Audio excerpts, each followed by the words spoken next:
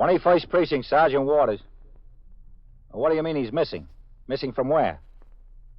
Yeah? Yeah? Well, how long ago did he leave? Uh-huh. How much money? You are in the muster room at the 21st Precinct, the nerve center. A call is coming through. You will follow the action taken pursuant to that call from this minute until the final report is written in the 124 room at the 21st Precinct. All right. I understand. Now, just hold the phone. I want to connect you with the detectives. Yeah. Just hold on. That's right. 21st Precinct. It's just lines on a map of the city of New York. Most of the 173,000 people wedged into the 9/10 of a square mile between Fifth Avenue and the East River wouldn't know if you asked them that they lived or worked in the 21st. Whether they know it or not, the security of their homes, their persons, and their property is the job of the men of the 21st Precinct. The 21st, 160 patrolmen, 11 sergeants, and 4 lieutenants, of whom I'm the boss.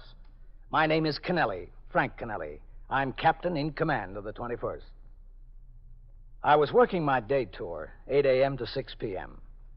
After I went through the customary routine of turning out the platoon, reading reports and communications, and inspecting the cells and other parts of the station house, I went out on patrol of the precinct in sector car number 3.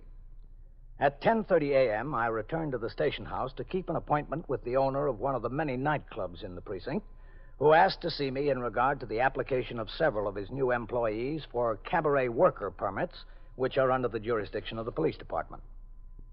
After he left, I went into the back room and up the rickety stairs past the 21st Detective Squad on the 2nd floor to the 3rd floor, where the precinct youth patrolman, the safety officer, the civil defense patrolman, and the precinct hack inspector each have their offices. As I walked down the narrow hallway, I could see inside the open door of the hack inspector's office. Patrolman Jaffe sat behind his desk, and a man wearing a baseball cap and a washed-out sports shirt stood in front of him. And how long after that was it before you noticed the briefcase in the back of your cab? Captain? Hello, Jaffe. Well, I took the car around the corner, and this lady flags me, and she gets in. When I turn around to listen where she wants to go, I see the briefcase. Listen, what do you want from me? I brought it into the station house, didn't I? You're supposed to thoroughly search the interior of the cab after discharging each passenger. There was trucks double parked and a line in back of me when he got out. How could I hold up traffic? I ought to send you down to the Hack Bureau on a violation. For what? For being honest? For not looking in the back of the cab as soon as possible. I told you. Jaffe. Yes, sir, Captain. I want you to call down to the license bureau and check on these for me. Yes, sir. The owner of the cabaret was just in my office. He's got these new people working for him, and he hasn't heard. Yes, sir, I'll get right on it. Could I go now? I'm only losing time. Yeah, you can go. But look in the back of your cab, will you? I will. Don't worry about that. Oh, Jaffe, if the desk officer calls, I'll be in the detective squad. Yes, sir. For being honest, you're getting a jam. You've got to be honest faster. Listen, I came in at the first station house I passed at the first opportunity. I brought the briefcase right in and gave it to the lieutenant down there. The lieutenant gave me a hard time for being honest. He just wants you to stay honest. Well, so long. Whole deal over nothing. Over a briefcase. Is Lieutenant King in his office? Oh, yes, sir, Captain. He's in there. Yes. Captain Kennelly. Come in. Hello, Matt. Captain? You busy, Matt? No, sit down, Captain. I was just going over the telephone record of the squad. Those guys are supposed to enter every outside call they make. Well, we batted a great percentage last month. There's entries for about half the calls. Well, I guess what you need, Matt, is bookkeepers, not detectives. Yes, sir, I guess so. What can I do for you, Captain? Hold on to your chair, Matt. Wow, it's up. The 2nd and 3rd floors are going to get a coat of paint. Well, no kidding. Yeah. They'll be here at 8 o'clock next Monday morning. Oh, I didn't think I'd live to see the day. Everything? Walls, woodwork? Everything. What about the muster room and your office? Well, they say that can wait until next year. Did they take a good look at it? It can still wait. Yes. Excuse me, Lieutenant. Yeah, Cassidy. Lieutenant Lawrence Kay of the 112th Squad is on the straight line, Lieutenant. All right, thanks. Yes, sir. Well, Matt. Wait just a second, Captain, if you have time. Yeah, sure, okay. 21st Squad, Lieutenant King. Hello, Matt. Larry, how are you? I'm all right. Listen, Matt. Yeah. A guy walked in the house out here and says he's office manager of the Sunning Hill Linen Service at 764 East 80th Street. Yeah. Lester Mappin, M-A-P-P-I-N. He said he went to the bank, the Hudson Trust Company, Lexington Avenue branch, to get his company's payroll. Yeah? He says two men forced him into a car just outside the bank, brought him out here, and dumped him on Queens Boulevard. How much was it? $3,129.60. You got a description of the men in the car? We're just starting to talk to him, Matt. He just this minute came upstairs. The desk officer sent him up. Sounds like a straight story, though. He said all they took was the cash. They left the bank book and duplicate deposit slip with them. Said they didn't want that. The slip shows a deposit of about a dozen checks. There's a timestamp on it. 10:38 a.m. Okay, Larry. I'll send a couple of men out there to get them. If you get anything that looks like it could be a line before they get out there, would you get back to me here? Yeah, sure will, Matt. All right, thanks. I'll mention it. What is it, man? Payroll stick-up, Captain. Yeah? Two men grabbed the office manager of a linen service as he was coming out of the Lexington Avenue branch of the Hudson Trust Company. They rode out to Forest Hills and took $3,000 off him. Cassidy, Yes, sir? come in here. Yes, sir. Any descriptions of the car or the men? Just starting to talk to him out there. Oh. Yes, sir, Lieutenant. What are you working on? Well, nothing much until just now, Lieutenant. What happened just now? I took a call from the Sunning Hill Linen Service, 764 East 80th Street. Yeah? Their office manager left for the bank over an hour ago to get a $3,000 payroll. He hasn't shown up yet, so they're getting a little bit worried. Well, they got a right to be worried. They got him out at the 112th squad. He was stuck up by two men coming out of the bank. They loaded him into a car and drove him out and dumped him in Forest Hills. Oh, yeah? Call him back over there at the linen service. Tell him what happened. Yes, sir. Who's out there with you? Novak, sir. Take Novak and ride on out to the 112th. Get this guy, all right? Yes, sir. All right, get going. Novak? Looked for a while like it was going to be a quiet day, Captain. You, hadn't counted on it, had you? No, sir, but I had my hopes up. Detectives Cassidy and Novak left immediately for the 112th Precinct in Queens, where the man who had reported he had been robbed of a $3,129 payroll was being interviewed. Before I went downstairs to the muster room, Lieutenant Kay, the commander of the 112th Detective Squad, again telephoned Lieutenant King, the commander of the 21st Squad. Lieutenant Kay's detectives had obtained more details from the victim and a description of the two men he said robbed him. He also gave a description of the car, but was unable to furnish a registration number. At noon, sector car number 4 came by the house for me, and I again went on patrol of the precinct. During the course of the patrol, we rode up Lexington Avenue, and as we approached the branch of the Hudson Trust Company, I saw the patrolman on post, Patrolman Charles Lasky, on the sidewalk. I instructed Patrolman Mercado, the operator of the car, to pull over to the curb. All right. Wait here, Mercado. Lasky? Yes, sir, Captain. Hello. Well, where were you? Where was I when, Captain? When those two stuck the gun on the fellow coming out of the bank and took a $3,000 payroll from him? Today? About 10:40. Today? Not last night. This is the first I've heard of it, Captain. What's your ringing time? 39. What happened? Well, the office manager of a linen service got a $3,000 payroll out of the bank. Came out here on the sidewalk. Two men accosted him, forced him into a car, and drove him out to Forest Hills. Didn't you hear about it? Well, I rang in at 11:40. The sergeant didn't tell me anything. Well, I don't think he knew about it then. No, it's been awful quiet on the post, Captain. Did you ring in on time at 10:39? Yes, sir, right on time. Where'd you ring from? Well, the call box right here in the corner. Well, how long were you on the corner? Didn't you see anything? No, sir, I didn't see anything out of the ordinary. Didn't you see two men walk up to another one on the street? One that was coming out of the bank? No, sir. You're sure?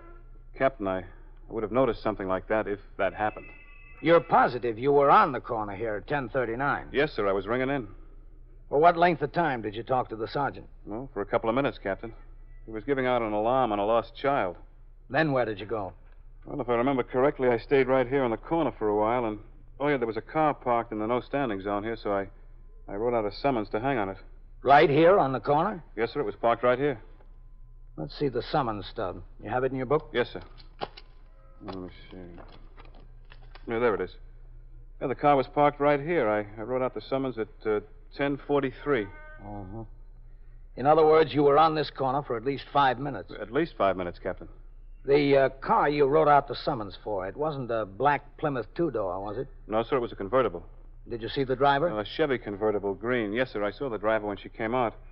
She'd been in the drugstore for a while, and when she came out, I was still writing the summons.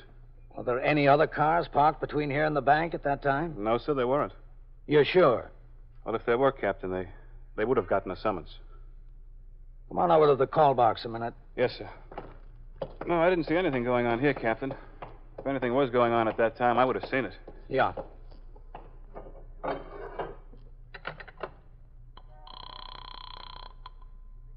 21st Precinct, Sergeant Waters. Captain Kennelly on box 14. Yes, sir, Captain.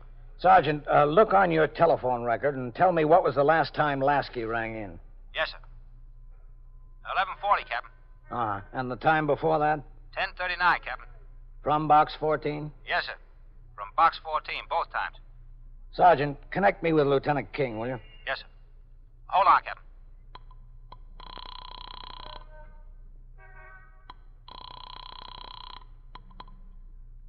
First Squad, Lieutenant King. This is Captain Kennelly, Matt.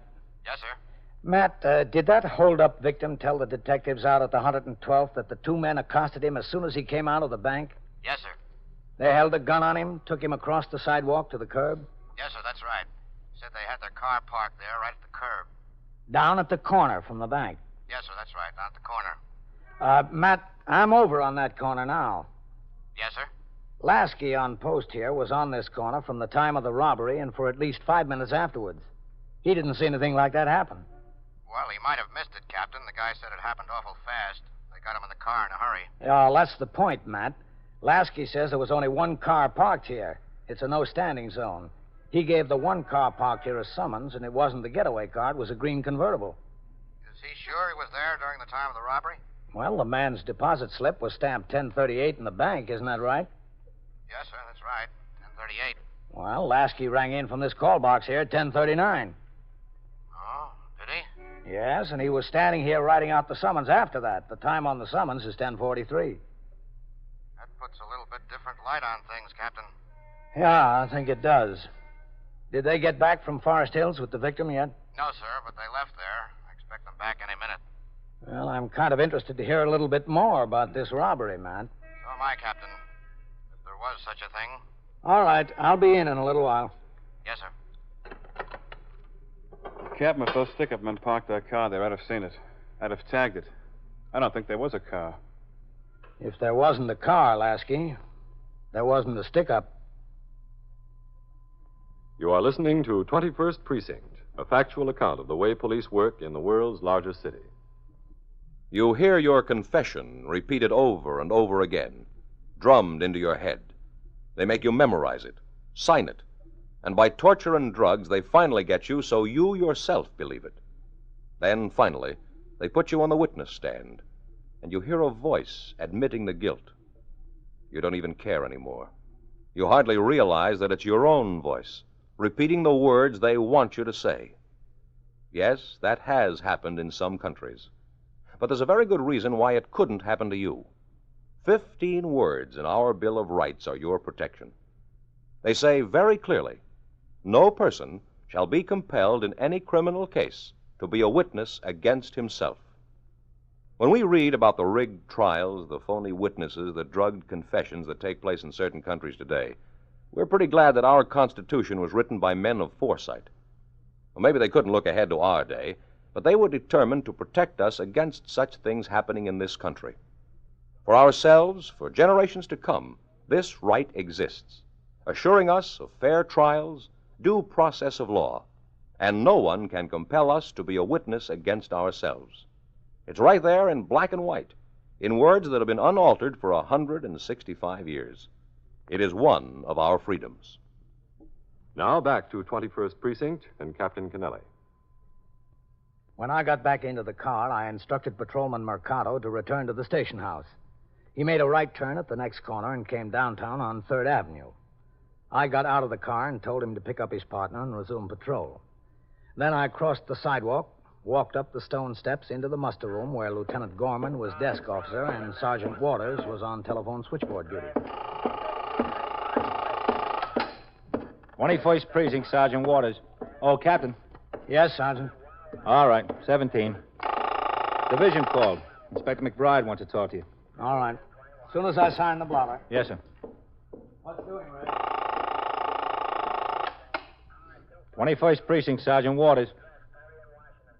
Well, what's the trouble, lady? Yeah? Yeah? Heavy smoke is coming out of the smokestack? Well, I'll tell you what you do.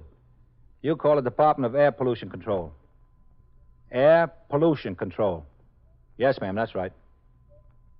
Worth 40495. Worth. W-O. Well, I agree with you. Something ought to be done about that. Yes, ma'am. You're welcome. Don't mention it. What time did Inspector McBride call, Sergeant? Oh, it was 12:14, Captain. Oh. I told him you were out on patrol. I asked him if he wanted you to get a radio call put out for you. He said no, just have you call him when you got back into the house. All right. Oh, and there's a couple of other messages. I left them on your desk. Okay. We go straight on through the back there, Mr. Mappin. Hello, Cassidy. Oh, Captain. Mr. Mappin, this is Captain Kennelly, commanding officer of the precinct. How do you do? Mr. Mappin? Well, it's too bad what happened to you. Yes, and in broad daylight, right on the street in broad daylight. Oh, Cassidy, will you tell Lieutenant King I'm back in the house? Yes, sir. And that I'll be upstairs in a little while. Yes, sir. All right, right back that way, Mr. Mappin. You just can't tell. You just can't tell about what? You just can't tell what's going to happen to you in broad daylight. Yeah. Well, lots of things can happen. Upstairs. Yeah. And how did they know I was going to be in the bank and when I was going? Oh, they have ways of finding those things out. In broad daylight. Yeah, well, it has to be in broad daylight. The bank isn't open at night. It's right over that way. Who is it I'm going to see? Lieutenant King. Oh, yeah. Go ahead. Thank you. It's all right. Right back there to that little office. I'd like to get a chance to call my office. Oh, you will, Mr. Mappin. I'd like to let them know where I am. You can call him. Yes. Cassidy, Lieutenant. Come in. Go ahead. Thank you. Lieutenant King, this is Mr. Mappin. Why, Mr. Mappin? Well, considering everything all right, I guess. Sit down, please. Thank you. Where's Novak, Cassidy? He's parking the car, Lieutenant. Okay. Well, that was some experience you had, Mr. Mappin. Yes, it was. I'd really like to call my office and let them know where I am. All right. Use this phone. Thank you.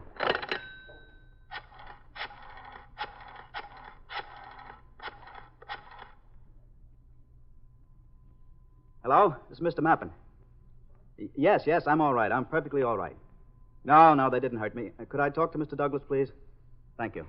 Did you bring back a description of the men in the car, Cassidy? Oh, yes, sir. Here's a copy of the 61 they took from him. Here's the bank book and the deposit slip. They gave that back to him. Uh-huh. Hello, Mr. Douglas? No, I'm all right. I'm perfectly all right. They didn't touch me. All they wanted was the money, I guess. No, I'm not worried. I'm all right. I called to tell you I'm back in New York.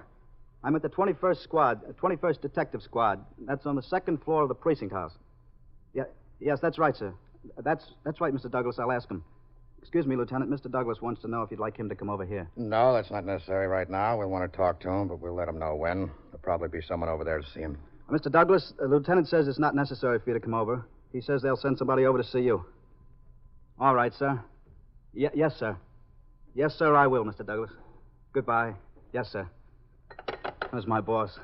He's really being very nice about the whole thing. Well, he's insured, isn't he? Oh, yes, of course he's insured. Mr. Mappin. Yes, sir. I'd like to get the whole story of this from beginning to end. Is that all right with you? Well, I told it to the detectives out there, and I told it again to your two detectives when they came. Well, you really ought to get used to telling it, because you'll be telling it a lot more times. Yes, I suppose I will. First of all, where do you live? I live at 22 West 80th Street. Manhattan? Yes, sir, in Manhattan. How old are you? I'm 34. How long have you been working for the Sunninghill Linen Service? A little over 5 years. You always been employed there in your present position? No, I was one of the cashiers when I first came. I was promoted about 2.5 years ago. Just what does that mean, office manager? Well, I'm in charge of the entire office, all the girls, stenographers, and the clerks, and the cashiers, everybody who works in the office. I see. Will you tell us what the routine is about the payroll? What do you mean, routine? I mean, just how is it made up and who gets it? Everything about the payroll itself. Oh, well, of course, it's not our complete payroll, you know. The office help is paid by check, and the drivers and the workers in the laundry get paid in cash. They get paid every week, and we get paid every 2 weeks, the office help. Well, why is that? I haven't any idea. It's just a system the accountant introduced several years ago. Must be some reason for it. Yes, I suppose there is. Now, payday is today, naturally. Naturally. Well, about 9:30 this morning, I phoned to the bank and told them exactly how I wanted the payroll made up. That is, I told them the payroll would be $3,129.60. I told them how many fives, how many tens, how many ones, and so forth that I would want. So they'd have it ready when you got there? Yes, that's right, in a package. You took a deposit to the bank also? Oh, yes, checks that had come in. There's no sense making 2 trips when you can make 1. Well, why isn't the payroll made up from the cash that the drivers bring in? It's mostly a cash business, isn't it? Yes, it is, but the money the drivers bring in comes late in the afternoon, and we take it over and put it in the bank in the night depository. Mr. Douglas doesn't like to leave all that cash around the office overnight. He says the safes are not very safe. The ones that we have, that is. He thinks it's wise to put it in the night depository. So do we.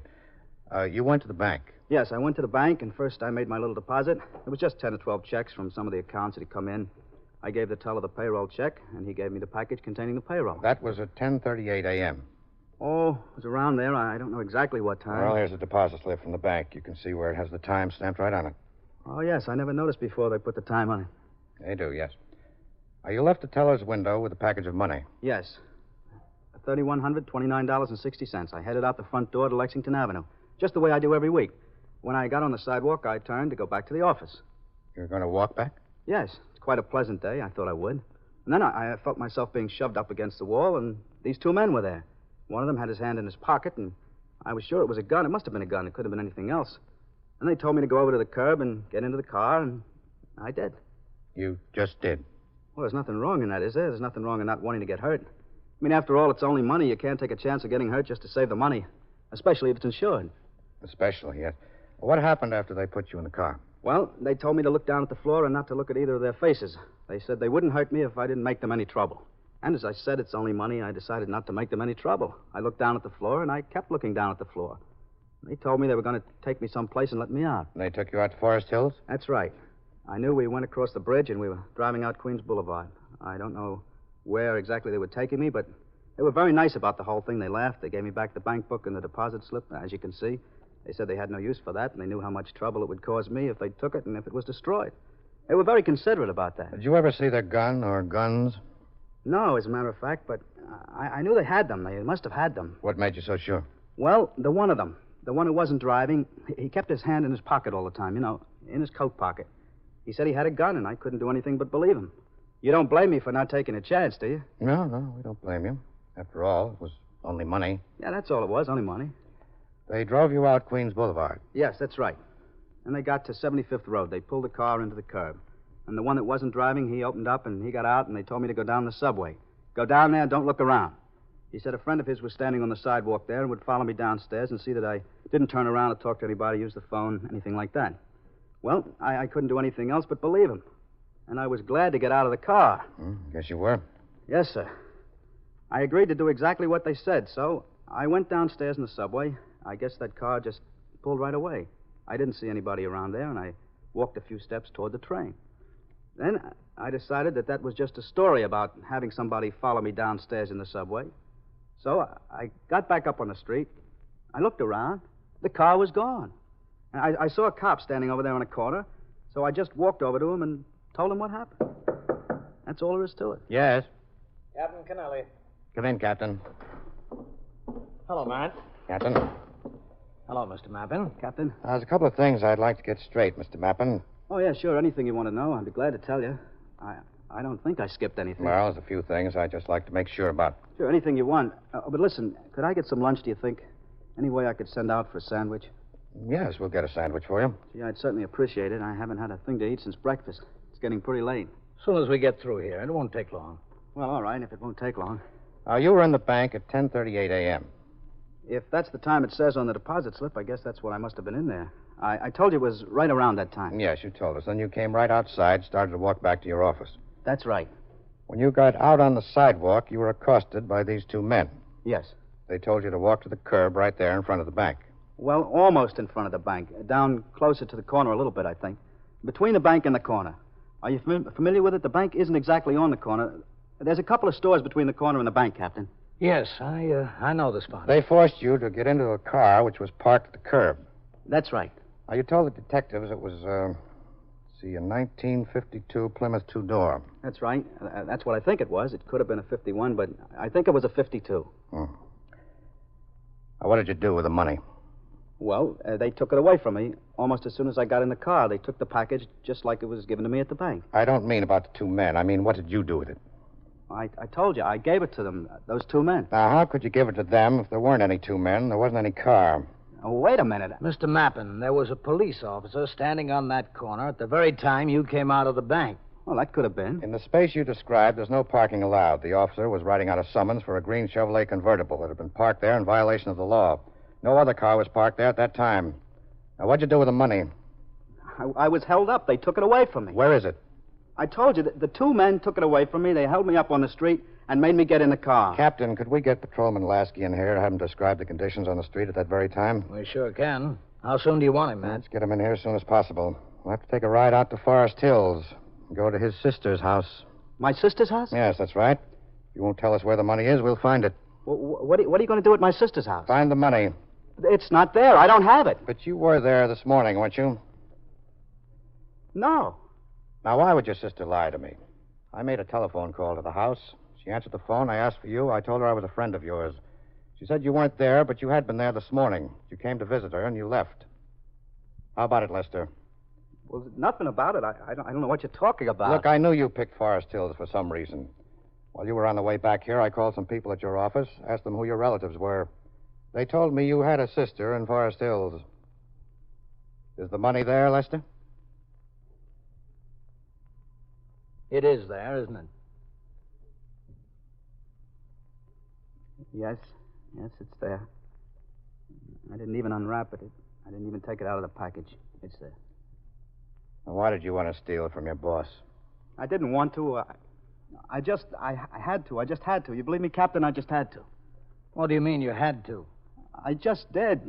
Well, what were you going to do with the money? I needed it. I wanted to go to Europe. Everybody was going to Europe. I wanted to go to Europe. I wanted to take a trip. Well, Lester, I don't think you'll get to Europe, but I do guarantee you a trip.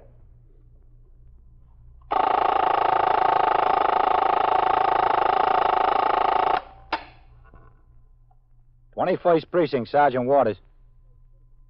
What kind of accident? Yeah? Yeah? Well, is anyone hurt? Do you need an ambulance there?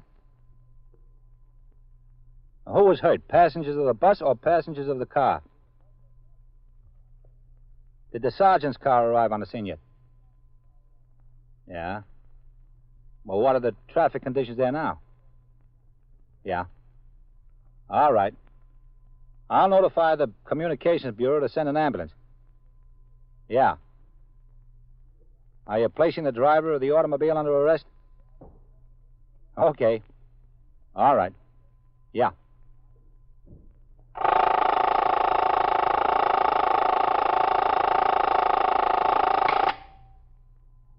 And so it goes. Around the clock, through the week, every day, every year.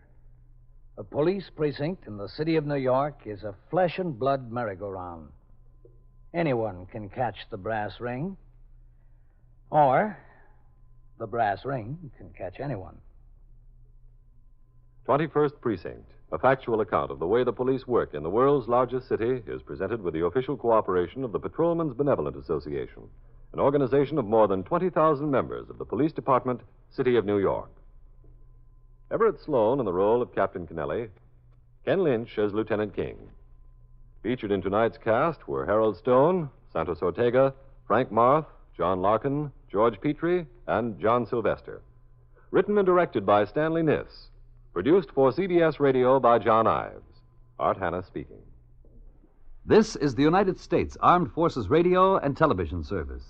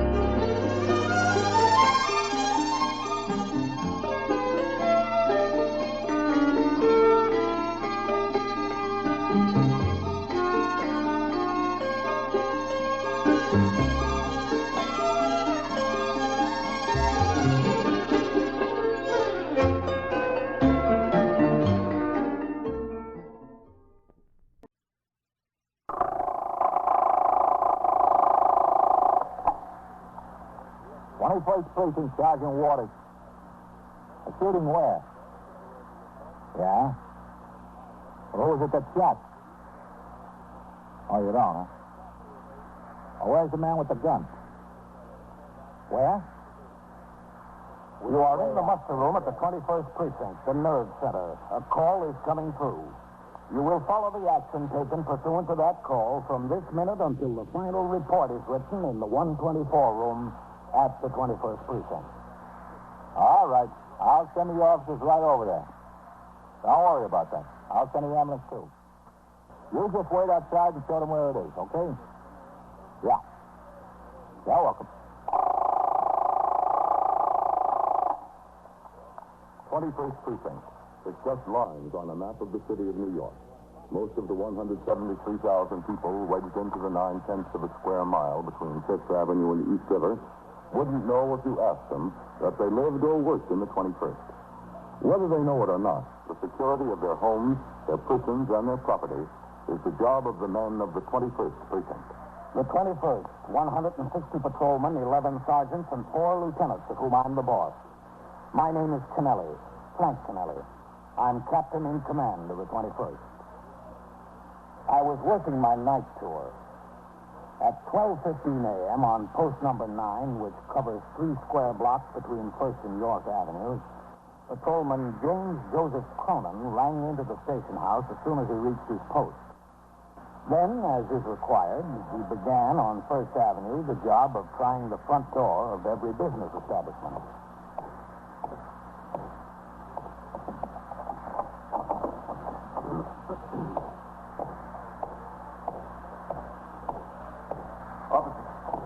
Hey, policeman. Yeah. What is it? You better come down to the Bar Grill there. What's the trouble? Some guy got shot. Who? I don't know, some guy. Well, who shot him? Some other guy, I don't know. Were you in there? Yeah, I was in there. I didn't pay no attention, though, until I heard the shot. Bang. Like to have jumped through the ceiling there. When did it happen? Just now? Yeah, just now, a minute ago. Less. Where'd the man go that did the shooting? I don't know. He ran out the door. You see which way he went? Look, he was the guy with the gun. I wasn't too curious about chasing him. In there, right in there. Okay. There, right back there in the booth. I was sitting at the bar there. They were talking to Jerry. That's him, the bartender. Who is he, Jerry? What? Oh, hello, Mr. Cronin. There's some mess, huh? Something I got here. Who is he? I don't know. I've seen him around. I call him Mac. Everybody calls him Mac. I don't know his full name. He was with him. What's his name, miss? I don't know, Officer. Mac. You were out with him tonight. Don't you know his name? I met him in a bar over on 2nd Avenue. Mac, that's all I know. I don't even know that. What do you think, Mr. Cronin? You think he's had it? They don't look like any spark of life in them to me. I'll get an ambulance over here. I called Mr. Cronin. I called into the police department. I've got to call again. You do? They said they were sending the cops in an ambulance over here. It is. Patrolman Cronin, 21st Precinct. The man shot and it looks like homicide at 3646 First Avenue. In a bar and grill. Yeah. That's right. Okay. Oh, would you connect me with the 21st? Thanks. I didn't call the precinct, only the headquarters. Hello, Sergeant. Patrolman Cronin, post number 9. There's a man shot and it looks like a homicide in the bar and grill, 3646 First Avenue. Oh, yeah? Yes. Okay. Yes. Well, I had it. Well, I told you. I told him. Well, now, what happens now? What's your name? Anna. Anna Voorhees. Where do you live? 735 East 92nd. Hey, Jerry, can you turn that jukebox off? Oh, yeah, sure, Mr. Cronin. Right away. I'll do it. You never saw him before tonight? No, I never saw him. I was in that bar over on 2nd Avenue. Oh, what bar is that? Oh, you know the name of it. Who introduced you to him? Nobody. We just got to talking, and then he invited me to have a drink. What's your name? Joe Hans. What? Hans. You didn't see what happened? No, I was drinking beer at the bar with my back turned this way. Oh, it's off, Mr. Cronin. Thanks, Jerry. Was there anyone else in here when it happened? No, just them back here in the booth, and Joe was at the bar. Yeah, I was at the bar. I didn't see nothing. My back was turned. Isn't that right, Jerry? I was talking to you. Well, where did this man with the gun come from? Well, he came in the front door, Mr. Cohen. You get a look at him? Sure, I got to look at him. I got to look at him when he came in. Instead of coming to the bar, he headed back there to the booth. Did he order a drink? Didn't have any time to order any drink. He didn't sit down. Just walked there to the booth where these people were sitting. Yeah, and then he come up to where Mac and I were sitting, and he stopped right there, and he says, hello, Mac. And Mac says, hello, Phil. And then he says, I don't like the one that came in, the one Mac called Phil. He said, I don't like what you've been doing, Mac. The words to that effect. And then he just pulled out a gun and he shot him. And I was sitting right there. I was sitting right across from him. He just pulled out a gun and he shot him. How you like that? Ever see this fellow Phil before? No, I never seen him. Where would I see him? You know him, Jerry? No, I can't say that I do. And you know me, I'm pretty long on faces. How about you? Well, I told you my back was to him. I was sitting at the bar there drinking a beer and talking to Jerry. Huh, Jerry? What do you think? You think he's dead? Sure don't look like he's breathing. I don't see him breathing. Who's that? Cronin? Yes, Sergeant. Cronin. What have we got? A shooting. Did the call come through ambulance responding, Sergeant? Yeah. He don't need no ambulance. He needs a hearse. What do these people got to do with the Cronin? They're witnesses. This is Anna Voorhees, Sergeant. She was with him. Mr. Joe Hans, he was sitting at the bar. And Jerry Gerard, this is his place. All right, Jerry. You better get down behind the bar there. Yes, sir, Sergeant. Behind the bar. And you better get over there with him. Who, me? Yeah, you. Okay, sure. Right where I was sitting when it happened, is that all right? Yeah, that's fine. And you sit down right here, miss. Do I have to stay so close to him? Just sit down. All right. The only name any of these people know him by is Mac, Sergeant. She said she met him in a bar over on 2nd Avenue tonight. They came over here for a drink. The other man came into place, walked up to the table. Mac addressed the other man as Phil. Phil pulled out a gun, shot him, and walked out the door. Was there any provocation, miss? What's that provocation? Did he threaten him? Oh, no, he didn't threaten him. Did they have words? The only words Mac said were, hello, Phil. That's not provocation, is it? No. I don't guess it is. Within a few minutes, an ambulance from Metropolitan Hospital arrived, and the victim of the shooting was pronounced dead by the ambulance surgeon. Within 20 minutes, a deputy medical examiner had arrived and completed a preliminary examination. Before the body was removed to the morgue, it was fingerprinted by a detective from the homicide squad and searched by Patrolman Cronin, the first member of the force on the scene. All personal property, with the exception of clothing, was removed from the body to be taken to the station house and turned over to the desk officer. How about his back pockets, Cronin? Yes, sir, Lieutenant? Oh, wait a minute. Vitaly, Yes, sir, Lieutenant. help roll him over so he can look in his back pocket. Yes, sir. Okay, I got it. Handkerchief. Comb. Here's a wallet, Lieutenant. All right, open it up. Any money? $12 in bills. 2 5s and 2 1s. Any cards in there? Yes, sir. Here's a union card. Oh, a Social Security card. What's the name?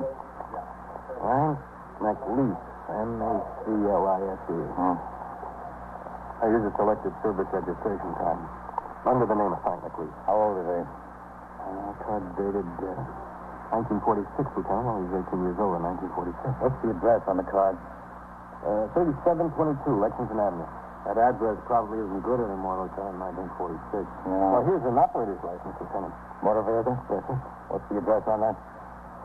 821 East 80th Street, Lieutenant. Anything else in there? Yes, sir. Yes, Captain, over here. All right, Cronin, go ahead and make your inventory. I'll look at the stuff in the station house again. Yes, sir. Get an identification on him, man? Yes, Captain. According to the cards in his pocket, his name is Frank McLeese. M-A-C-L-I-S-E. Resides at 821 East 80th Street, or did until recently. There was a motor vehicle operator's license with that address in his pocket. Mm-hmm. Did you talk to the girl yet, man? I'm going to right now.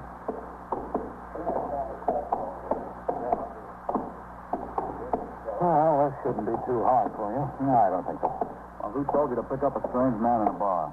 How did I know he was going to get shot? What's the trouble, all right? Well, she's worried. She has to get to work at 8 o'clock in the morning. Well, I do, and you know what time it is now? It's almost 2 o'clock, and I won't get any sleep at I all. don't think any of us will. Captain, this is Miss Anna Voorhees, Captain Kennelly, commanding officer of the 21st Precinct. How do you do? Hello.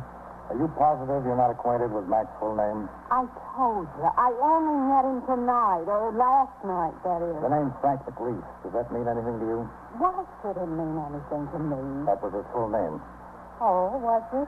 It appears to be. Well, it probably could be if they call him Mac.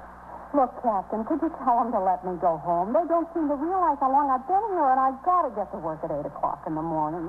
Well, this case is in the hands of the detectives, Miss. Well, you're a captain, aren't you? You could do something about it. Well, I'm afraid I can't. Take her into the station house, will you, Novak? Yes, sir. Station house? What do I have to go in there for? Let's talk to the bartender. Hello, Jerry. Oh, hi, Lieutenant. Captain, how are you? Oh, I'm all right, Jerry. Why does something like this always have to happen to me? Well, it didn't quite happen to you. I mean, in my place. Boy, I never should have unlocked the door today. Today was a big nothing. From beginning to end. Didn't seem to open up. The man's name was Frank McLeese, Jerry. Does that mean anything to you? Frank McLeese? Yeah, that's right. No, I can't say it does. I told you he didn't come in here very much, maybe 2 or 3 times before. I recognized him. I heard some of the people he was with call him Mac, you know? I didn't know whether that was his name or whether they just called him Mac like some people call everybody Mac. Frank McLeese. McLeese, yeah. Didn't mean a thing to me. What is this guy, nuts or something? He has to come in and shoot up a place of business. What's the matter with him? What makes a guy like that tick, Captain? I don't know, Jerry. When we get him, we'll wind him up and find out. You are listening to 21st Precinct, a factual account of the way police work in the world's largest city. Those schoolrooms your children have just gone back to, are they overcrowded, understaffed, and poorly equipped? The schoolhouse itself, is it used? Thus, the homicide investigation was underway. Detectives McInerney and Howard were sent to the East 80th Street address found on a card in the murder victim's wallet. The building there was an old law tenement. On a mailbox, they saw the name Frank McLeese. The super of the building admitted the detectives to the flat. There, they found little that would aid them in the investigation. The super knew nothing about his tenant, other than the fact that he lived alone and that he was once an employee of some dry cleaning establishment. Other detectives of the 21st Squad and of the Homicide Squad were busy trying to trace the killer, about whom they knew one principal fact. His first name was Phil. At 3:25 a.m., sector car number 2 and the sergeant's car answered a call to 590 East 77th Street. A resident of the building had complained of a disturbance in the hall. The disturbance was over by the time the officers arrived, but after they talked to a Mrs. Cotella, about whom the complaint was made, Sergeant Waters put in a call for the detectives. Detectives Vitale and Novak arrived at 3:40 a.m. and walked up the steps to the second floor. What did he say? In the rear? Yeah, in the rear. I don't see it there. That door's standing open. Yeah. Sergeant Waters. Yeah, come in. Hi, Sergeant. Sergeant, Mr. Catella? This is Detective Novak and Detective Vitale. How do you do? Hello, Mr. How Catella. do you do? Look, I don't see what all this fuss is about with detectives. It was just an argument between me and my husband, and that's all. You said he had a gun, didn't he? No, I didn't see it. I didn't even see him. I didn't even open the door for him. He's the one that said he had a gun. Maybe he was just trying to scare me, that's all. Well, he scared you enough so you wouldn't open the door, didn't he? What would you do? Would you open the door for your husband if he was out there in the hall drunk and hollering and beating on the door and he says he has a gun and he's going to kill you? Well, would you open the door for him? Well, you bet your life you wouldn't. Neither did I. Well, you two certainly didn't make enough noise. You woke up the whole building. Oh, let him be awake. Nobody in this building ever did anything for me anyway. Listen, Mrs. Catella. You said he might come back, didn't you? Well, he lives here. Sure, he's going to come back. Supposing he does have a gun. Now, what we ought to do is have these detectives find him before he does come back and see whether he's got a gun or not. Don't you think that'd be a good idea? I guess it would. You're telling me you had a picture of him.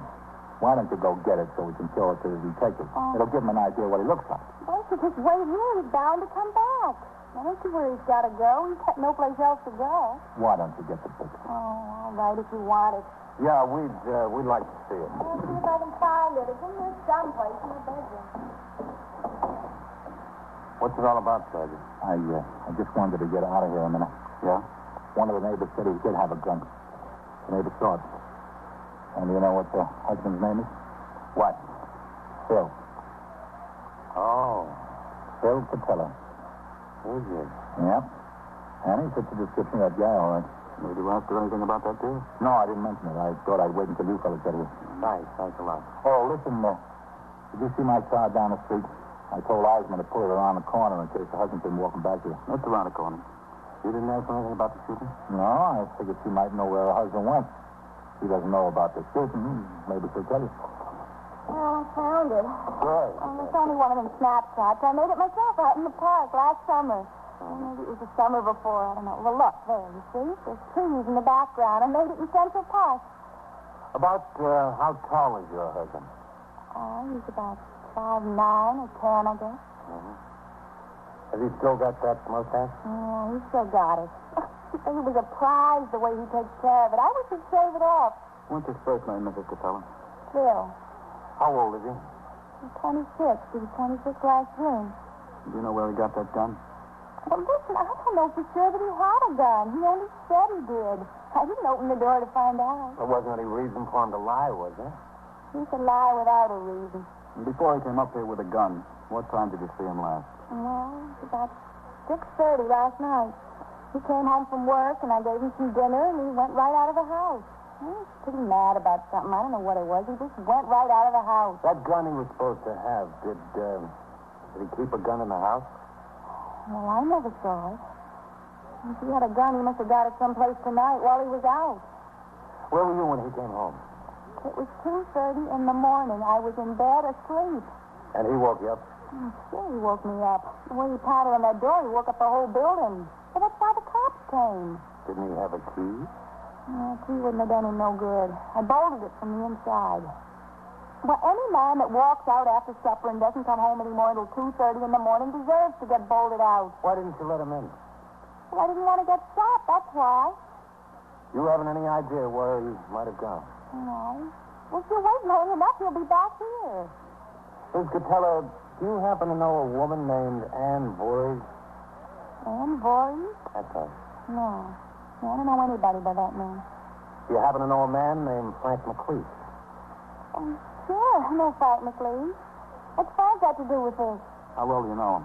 Oh, I know him pretty well. He's a good friend of mine. Well, I don't understand what he's got to do with this, though. Does Frank live at 821 East 80th Street? Yeah, that's where he lives. Does your husband know Frank? Sure he knows it. How well does he know him? Oh, pretty well. I mean, as well as you do? Oh, no, not as well as I do. You know Frank McLeese better than your husband does. Yes, I'd say I do. Look, I don't want you to drag Frank into anything here. I've had enough trouble with Phil over Frank now. Enough trouble. I just don't want any more. Now, what kind of trouble did you have with your husband over Frank? Well, Phil accuses me of going with him. He says I run around with him all the time when he's at work. Well, he just stands there and accuses me of it. Gets madder and madder and hollers all over the place. He says I run around with him. Calls me every name in the book. Well, you don't have to put up with that, do you? Well, to tell you the truth, there's not much I can do. It's plain fact. Oh, I see. What's Frank got to do with it? You haven't told me that yet. Frank got himself shot tonight. Frank McLeese? Yeah, that's fine. Well, how did he get himself shot? Was he hurt bad? Well, how bad is he hurt? He's dead. Oh, my goodness. Oh, my goodness. I'm sorry, Mrs. Capella. Oh, my goodness.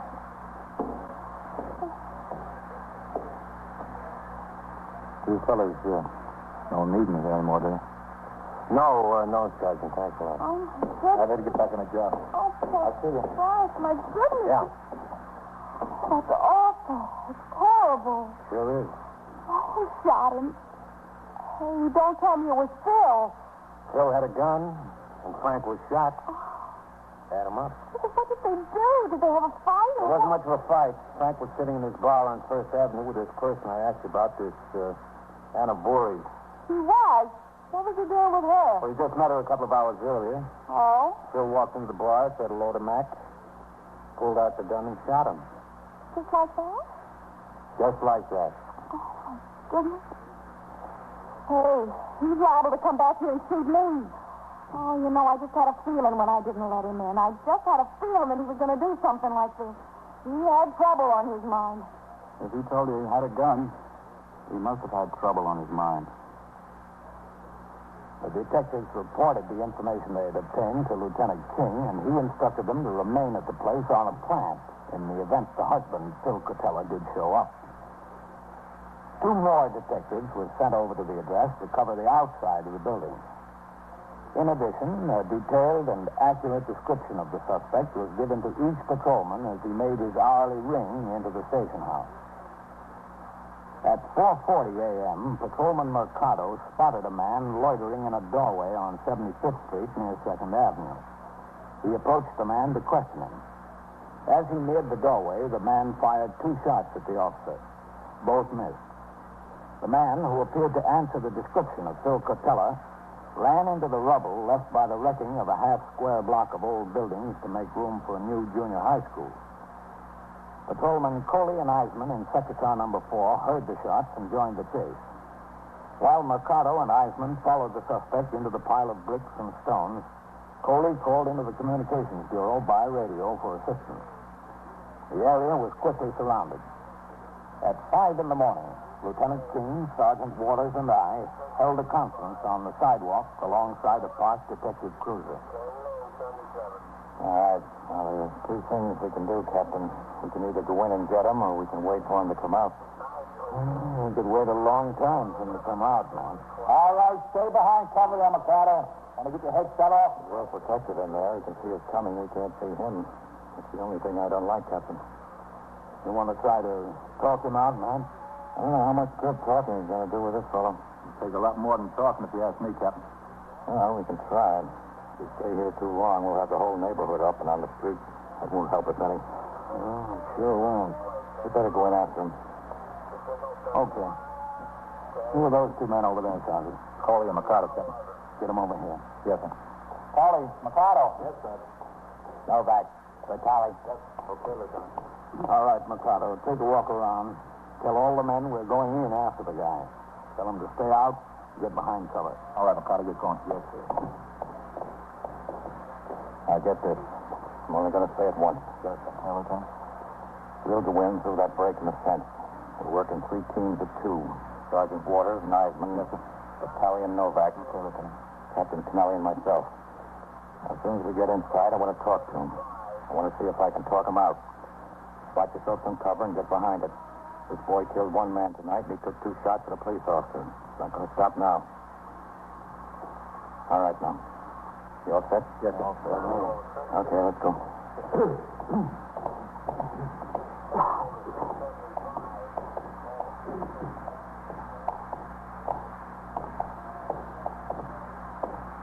Okay, hold it. All right. The captain and I are going to head straight for that pile of bricks. Okay, Captain? All right with me. Battalion Novak, over that way behind that stack of doors. Captain. Sergeant, you see your cover. Those timbers down there. I can. All right, Captain, let's go. Okay.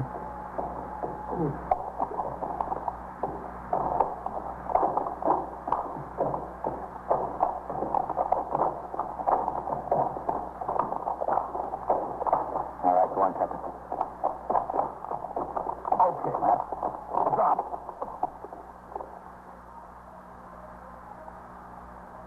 Vitale, you set? All set, Lieutenant. Sergeant, stay low. Where do you think he is, man? We'll try to find out, Captain. Phil, what do you say? You had a big night. Want to call it quits? What do you say, Phil?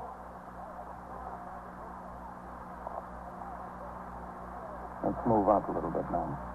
Okay. I'll go ahead. You cover me. Okay, Matt. Go ahead.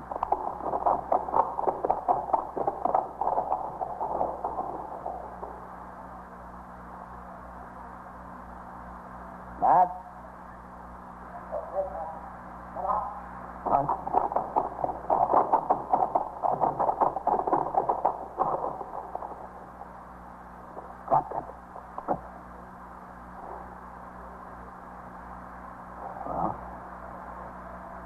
That's a logical spot for him. Over there. Yeah. There he is. Duck. Stay down. There he is, Ben. There he is.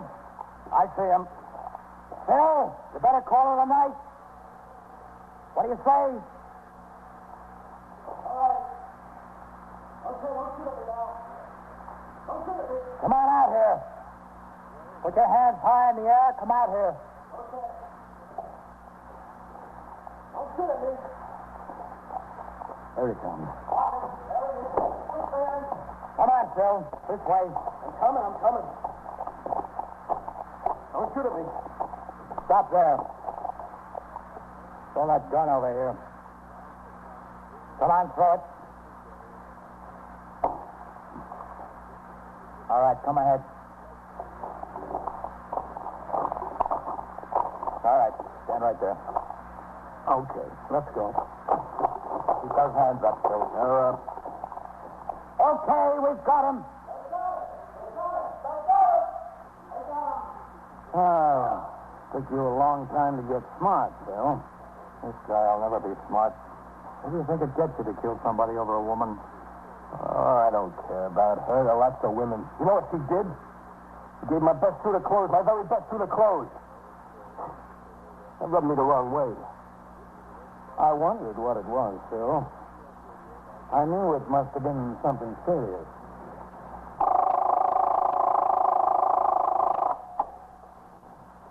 "21st Precinct, Sergeant Waters." Well, where's this? Yeah? Yeah? You hit a fire hydrant? Or is it damaged? Yeah? Really sprouting, huh? And so it goes. Around the clock, through the week, every day, every year. The police precinct in the city of New York is a flesh and blood merry-go-round. Anyone can catch the brass ring, or the brass ring can catch anyone.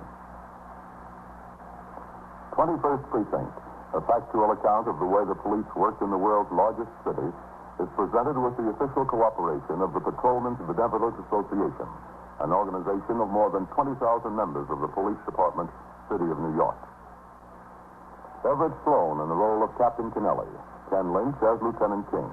Featured in tonight's cast were Hildy Parks, Eileen Palmer, Harold Stone, Larry Haynes, Bill Lipton, Bill Quinn, John Sylvester, and Bill Smith.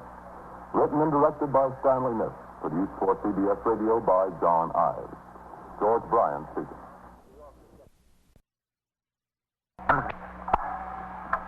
21st Precinct, Sergeant Waters. Well, who's this? Yeah. Oh, her daughter. Yeah, she was here. Yeah. No, we sent her on her way. What? Where's she supposed to go? Yeah. I see. You are in the muster room at the 21st Precinct, the nerve center. A call is coming through. You will follow the action taken pursuant to that call from this minute until the final report is written in the 124 room at the 21st Precinct. Okay. If you don't hear from us soon, let me know. No, don't worry about that. We'll take care of it. Yeah. Okay. Right away. 21st Precinct. It's just lines on a map of the city of New York. Most of the 173,000 people wedged into the 9/10 of a square mile between Fifth Avenue and the East River wouldn't know if you asked them that they lived or worked in the 21st. Whether they know it or not, the security of their homes, their persons, and their property is the job of the men of the 21st Precinct. The 21st, 160 patrolmen, 11 sergeants, and 4 lieutenants, of whom I'm the boss. My name is Kennelly, Frank Kennelly. I'm captain in command of the 21st. I was working my day tour, 8 a.m. to 6 p.m. Immediately upon my arrival at the station house at 7:35, I signed the blotter and went into my office where I changed to uniform. Then I sat down at my desk and read reports and communications to bring myself up to date on the occurrences in the precinct during the previous 24 hours while I was off duty.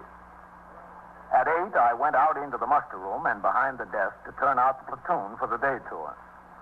Then I returned to my office to finish reading and signing the reports in time for the precinct messenger to take them to the 6th Division, which is located in the 17th Precinct Station House at 163 East 51st Street. Sector car number 2 came by the house at 9:30, and I went out on patrol of the precinct. It was 10 minutes after 11 when the car pulled up in front of the station house to let me out again. I crossed the sidewalk, walked up the 3 stone steps into the muster room, where Lieutenant Gorman was desk officer and Sergeant Waters was on telephone switchboard duty. I headed around behind the desk to sign the blotter. Hello, Captain. Sergeant? 21st Precinct, Sergeant Waters. Hello, Red. Captain? What's doing, Red? It's a quiet tour, Captain. Good. A teletype order came over. They shifted borough commanders in Queens and the Bronx. Just traded jobs between them? Yes, sir. Effective 8 a.m. tomorrow. Oh. Wonder if they'll like the new assignment. Well, there's no sense you worrying about it, Red. No, sir. I guess there isn't. I'll be in my office. Yes, sir. How's your wife, Sergeant? Better, Captain. How much longer does the doctor say she'll have to stay in the hospital? Till the end of the week, that's all. That's good. Wait a minute, just a second, lady. I don't understand you, lady. Tengo la dirección de mi hija, pero no puedo encontrarla. Don't you talk English, lady? Ella vive en el barrio, en alguna parte, pero no puedo encontrarla. Oh, what's the trouble, Sergeant? Got me, Sergeant. Vine en el subway de Brooklyn, de la casa de mi otra hija. All right, wait a minute. No comprendo. Oh, señor, yo le pregunté a un hombre y él me dijo que viniera aquí. No comprendo either, lady. No comprendo. Oh, lo siento mucho. Todo lo que quiero es encontrar a mi hija. Sergeant, ring it and ask the captain to step out here a minute, huh? Yes, sir. Eso es todo lo que quiero, mi hija. Está en algún lugar en este barrio. Aquí lo tengo escrito. Yeah, all right. Un momento. Sí, Captain, un momento. can you step down to the desk for a minute? We got an old lady who speaks nothing but Spanish. Creo que era la verdadera estación de la Un momento. Yes, sir. Perdóneme, siento mucho. He says okay. He'll be right out. Good. El esposo de mi hija trabaja en el Waldorf Astoria, en la please, senor, un momento. Sí. What's the trouble, Lieutenant? We can't understand this lady, Captain. ¿Qué le sucede, señora? Oh, usted habla español. Sí, yo hablo español. Bueno, gracias a Dios. Gracias a Dios que alguien puede hablarlo. Le agradezco mucho, estoy muy agradecida. Únicamente dígame qué le sucede. Bueno, no puedo encontrar la casa de mi hija. You can't find her daughter's house. Oh. ¿Sabe usted la dirección? Sí, mi otra hija lo escribió. Her other daughter wrote down the address. Aquí en este papel. It's on the west side. Señora, este es el east side. Está en el west side. Al otro lado del parque. Oh, ¿en el otro lado del parque? Sí, el parque central. ¿Tiene dinero para llegar allá? Oh, sí, tengo dinero. Mi hija me dio dinero para tomar un taxi del subway, pero me perdí, no sabía dónde estaba. Her other daughter gave her money to take a cab when she got out of the subway. Sergeant, get Fallon out here to put her in a cab. Yes, sir. See that the cab driver gets the right address. Yes. She's got it written down. Le diré a un policía que le ponga en un taxi, señor. Gracias, qué bueno, qué bien. Estoy muy agradecida. Fallon, can you come out to the muster room a minute? Okay. Estaba perdida, no sabía dónde estaba. Fallon, be right out, Captain. Okay. Señora, el policía estará con usted en un momento. Hey, mister. Where are you heading for? For me? Yeah, where are you going? To the detectives. I'm going up to the detectives. Through the back room, up the stairs to the second floor. Okay, thanks a lot. Oh, siento mucho haberles causado tanta molestia. Está bien, señora. What's the trouble now, Captain? Es que no me gusta molestar a nadie. Apologizing for bothering us. Oh. Lieutenant, did a guy in a brown sports jacket just come in here? Who are you? I'm Detective Ed Weiss, narcotics squad. My partner and I were cruising by and spotted this pusher we know. I thought I saw him duck in here. Oh, yeah. A fellow in a brown sports jacket asked for the detective. For the detective? I sent him upstairs. He's running from me, and he runs right into the police station. I'm Captain Kennelly Weiss. You come upstairs with me. Oh, yes, sir. Sergeant, take care of her until Fallon comes out. Yes, sir. Come on, Weiss. Yes, sir. Oh, Lieutenant. Yeah. If he comes back this way, don't let him get out. He won't. That's the only way out, isn't it, Captain? Past the desk? Yes, that's the only way. How'd you happen to run in here? Well, we were driving by on the corner, Captain. I spotted him. I told my partner to stop the car, and he must have seen us at the same time. He started walking faster. Up the stairs. Yes, sir. I got out of the car and took after him on foot. It was a one-way street going the wrong way, so my partner drove the car around the next block in case I couldn't catch up with him. Why'd he come in here? I don't know, Captain. I guess he couldn't figure any place else to go. Why did he ask for the detective? Well, he had to ask for something to get by the desk. Vitale, did a fellow in a brown sports jacket just come in here? No, Captain. No one just came in here. Is Lieutenant King in his office? Yes, sir. He's in there. Yes. Captain Kennelly. Come in, Captain. Matt, this is Detective Ed Weiss of the Narcotics Squad. Lieutenant Matt King, 21st Squad Commander. Lieutenant? Oh? He's got a suspect loose in the building, Matt. A suspect? Yes, sir. Where in the building? He stopped at the desk a minute ago and asked for the detectives. Desk officer sent him upstairs. What do you want to come up here for? You got me, Lieutenant. Weiss was after him on the street. His partner drove the car around the block to the other end of the street to stop him there in case he got through. He just came into the station house. He didn't come into the squad room, did he? No, Vitale and Howard are out there. They said he didn't. Did he come upstairs? Well, he went through the back room towards the stairs. Could have come up the stairs, or he could have headed out and back to the cells. Or down to the locker rooms. Well, it's the first time I ever heard of a cop chasing a suspect into the station house. Well, there's got to be a first time for everything, man. Well, there's no way out except the way he came in. Yes, that's the only way he can go. Let me talk to the desk officer a minute. Go ahead, Captain.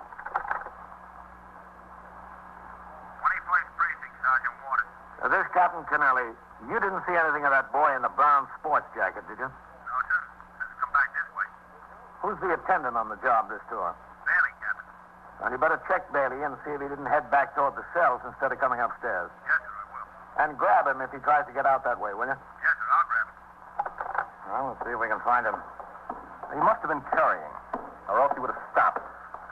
Back through there, the beds for the detectives. Mm-hmm. But he'd have had to come into the squad room to get through there.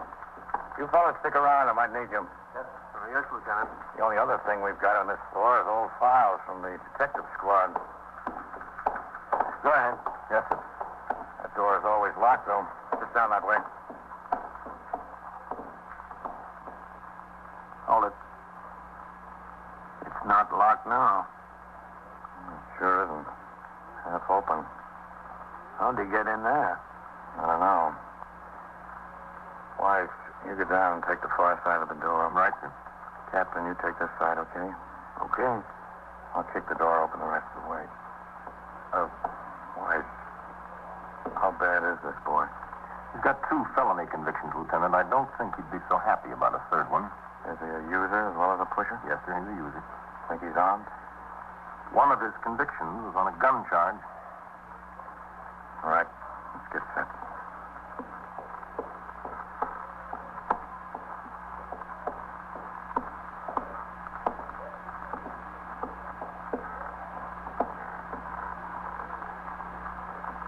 Okay. Okay.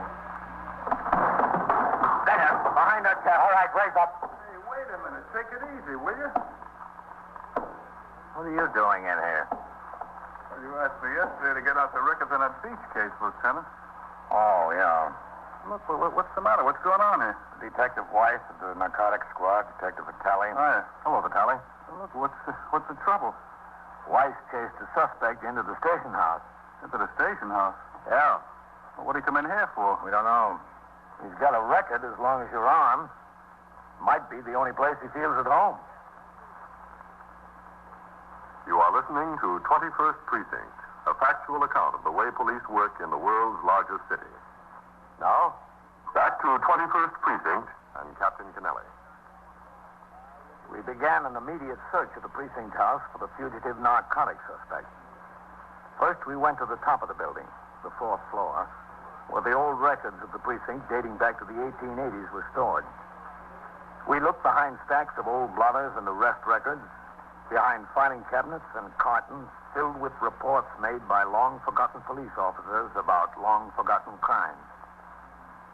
When we were satisfied that the suspect was nowhere on the 4th floor, we came down the narrow, winding stairway to the 3rd floor, where the precinct youth patrolman, the hack inspector, the safety officer, and the civil defense patrolman have their offices.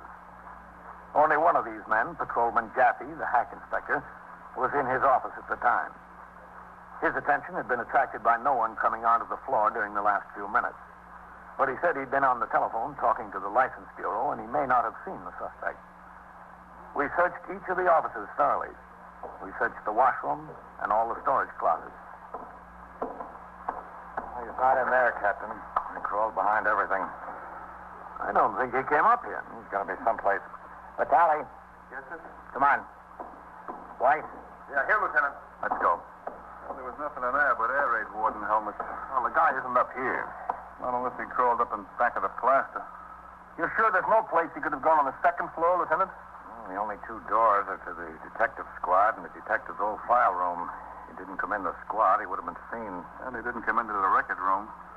Well, then he didn't come upstairs at all. When he walked into the back room, he went down instead of up. Let's go look for him. Yes, sir. Who was he kidding coming into the station house, Weiss, huh? I guess it was the only place he could go. He knew if he went down to the end of the block that my partner would be around there with a car waiting for him. The station house is the biggest building in the block. And he knew what he'd find in here. Didn't know what he'd run into in any of the stores. You might have thought that if you missed him and didn't see him come in here, you wouldn't figure it. Might have thought that, yeah. He sure did a lot of thinking. Just a second. I'm going to tell him I'm going downstairs. I'll be downstairs. Okay, Lieutenant. Yes, sir. Okay. You figure he was carrying when you saw him? Oh, yeah, he must have been. If he didn't have anything on him, he'd have stopped and talked to us. He had nothing to worry about if he wasn't carrying any goods. These guys are full of conversation when they got no stuff on. But when they're loaded, they make for the nearest exit. Well, we'll take a look in the locker room. What's the layout down there, Captain? Well, there's the lockers. Beyond that, the room with the beds. And there's the washroom with showers. Did anybody have been down there? There shouldn't have been. Not this time of day. Wait here a second. I want to go out and talk to the desk officer. Yes, sir.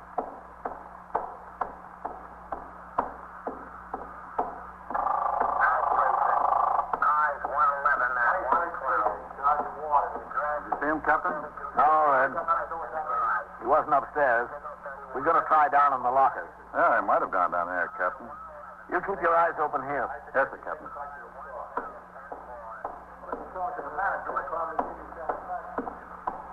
No sign of him out there, Captain?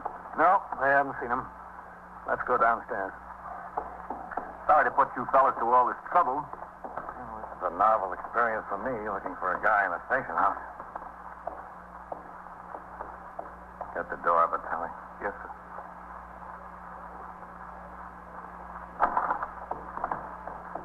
Okay. Let's go by the lockers first. There's a couple of empty ones there. All right. Open them up. You might have dropped the stuff in there. No, nothing in here. Try the other one. Nothing. All right, I'll tell you what. You two go look in the washroom. The captain and I will go in where the beds are, okay? Okay, Lieutenant. Come on, White. That's this way. All right. Okay, Captain? Yeah, man. This fellow sure can crawl into the wallpaper, can he? Yep. Gotta be down here someplace. I don't know where else it could be. Where's the light? It's a wall switch. On the left, after you open the door. Well, we better stand back and reach in. If he's going to do any shooting, he'll have a good shot at us standing in the door. Yep. Okay? Okay.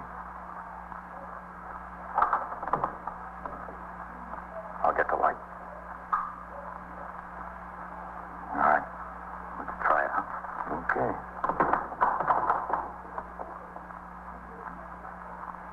Well, let me get down and look under the bed. Nope. How about those two closets? All right. This guy ought to get 10 years. Yeah, 20. 10 would be too good for him. What's in this closet? Bed linen, I think. And blankets.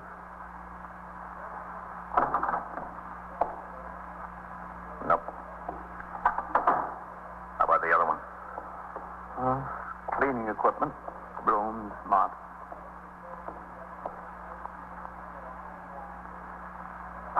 Get out of my way! Watch him! There he goes! Get out of my way! Vitaly, White, get him! There he goes, the locker room. Grab him! Get out of my way! Here he comes! All right. Hold it. Stop out of me now. All right. There he goes! There he goes! You okay, Lieutenant? Let me go. Come on, sit up there. Get on the bench. Sit up there. Let me go. Let me out of here. Sit up there, will you? Come on, Arthur. All right, I'll hold him. All right. Now, calm down, will you? I'm calm. I'm calm. Take it easy, boy. Now, what do you want from me? I'm taking it easy. All right. Now, get on your feet. Huh? Why? The man is talking to you, Arthur. Get on your feet. All right. Now, lean against those lockers there. Go on. Hey, what are you looking for? I ain't gonna find anything. What do you think he's looking for? I'm not carrying. I got nothing. Hey, you see? You see, I got nothing. You can't find a thing. Sit down on the bench there, Arthur. Go on, sit down. Vitaly, go look in that broom closet there. See if he dumped anything in there. What? What would I dump? I wasn't carrying anything. Go on, Vitaly. Okay, Lieutenant. Now, listen, you know me. I've been clean as a whistle. I don't mess around with that stuff anymore. Don't you? I didn't want any more trouble. I don't mess around with that stuff. Cost me a good 2.5 years last time. I don't want it anymore. I don't use it. I don't push it. It's no good. It stinks. It all stinks. Well, why did you run when we wanted to talk to you? I wasn't running. I was walking. Well, you walk awful fast. It's a habit I got, a fast walk. What did you come into the station house and ask for the detectives for? I thought I might like to talk to a detective. Now, look, Arthur, we've got no time to waste with you. We've wasted enough already. Now, where'd you throw the stuff? You were carrying a load of it when you came in here. What'd you do with it? I didn't have nothing. I wasn't carrying. I told you I don't want no part of that kind of deal anymore. I'm through with it. Roll up your sleeves. Why? Go on, roll it up. Well, I got a right to know why. Look, are you going to roll it up, or do you want me to roll it up for you? All right. Take it easy. I'll roll it up myself. I don't know why you don't leave somebody alone. Just leave somebody be in peace. You chucked the habit, huh? Didn't I tell you? What's that from? Oh, well, I've been going to a doctor. He's been giving me penicillin shots. I got a bad throat. What doctor? Some doctor. What's his name? I don't know his name. It's a clinic like. I go to a clinic. A different doctor every time. Where's the clinic? Near my house there. Where near your house? What's a clinic? Some hospital. I don't know. It's just around the corner from my house. What street is it on? I don't know. It's just near my house. Penicillin you've been taking, huh? Yeah. Yeah, penicillin, something like that. Let me see that arm again. Never heard of anybody getting penicillin shots in the veins. All right, maybe it wasn't penicillin. Maybe it was something else. I don't know. I don't know what they shoot into me. You go to a doctor, you don't ask questions. All you want is to get well. Nothing in the closet, Lieutenant. What'd you do with it, Arthur? What'd I do with what? The stuff you were carrying. I wasn't carrying anything. Now, look, Arthur. You just made a buy right before we saw you. We stopped the car, I got out, and you took off. Now, if you weren't carrying anything, you wouldn't have been in such a hurry. Now, what did you do with it, Arthur? I wasn't carrying anything. Why did you take off? Because I wasn't in any mood for conversation. Where are you living now, Arthur? Well, I still live in the same place up there on 113th Street. You know where I live. No, you don't live in the same place. I was by there last week. I stopped in to see you. Super told me you'd moved. He did? He did. Where do you live now? The super was lying. He knows I live there. He was lying.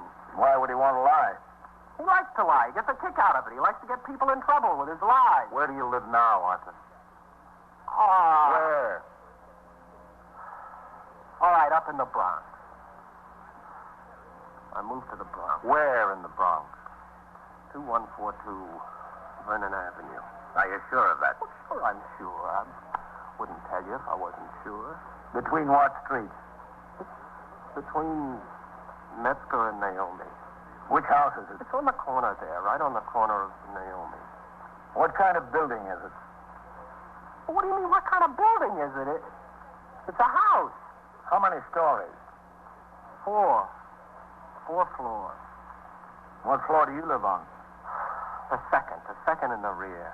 You live there by yourself? Yeah, all by myself. I got the room all by myself. Just a furnished room? It's 2 rooms.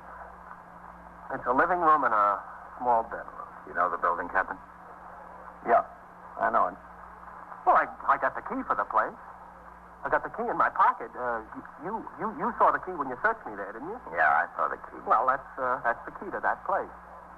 Well, what are we going to find there, Arthur? What do you mean, what are you going to find there? I mean, have you got any goods up there? I told you I was out of that business. And that's from penicillin, huh? All right. It's not from penicillin. It's not from penicillin, and you're not out of the business. Yeah, I'm out of the business. Oh, look, I'm only using. See, I'm not pushing. Not anymore. Are you working, Arthur? Yeah. Where? Well, here and there, odd jobs. For instance? Well, I pick up a day's work here and there. How do you expect me to know specific? Arthur, what did you do with the stuff? I didn't do nothing with it. Because I didn't have any. You came into this station house loaded with H, Arthur. Now, where is it? Oh, now, what do you want from me? I didn't. What we want from you is what you did with it. Where'd you throw it? I didn't have any. Now, look, we're going to search this place from top to bottom, Arthur. We've been crawling around in dust, behind old filing cabinets, and under beds looking for you for half an hour now. If you make us crawl around some more, you're going to owe me a new suit. I'll crawl around if you want. What do I care? What are we going to find up in that flat, Arthur? I don't know. Dirty laundry. You've got the works up there, haven't you? You've got enough stuff to take care of yourself, haven't you? That's good enough for a conviction. Now, what did you do with what you had in your pockets? Yeah, you guys are going to keep pestering me until you get an answer, aren't you? You want to know the truth? Yeah. All right, I'll give you an answer. Of all the times I'm walking down the street loaded to the gills, and this time they make me. A car pulls up, I make them, and they make me. I see this here guy get out, and he takes out after me. What am I going to do? Here I am, loaded to the gills, every pocket. Why did you come into the police station? Wait. I saw one of them come after me, and I saw the other one stay in the car. I knew what he was going to do. He was going to go around the block and come meet me the other way.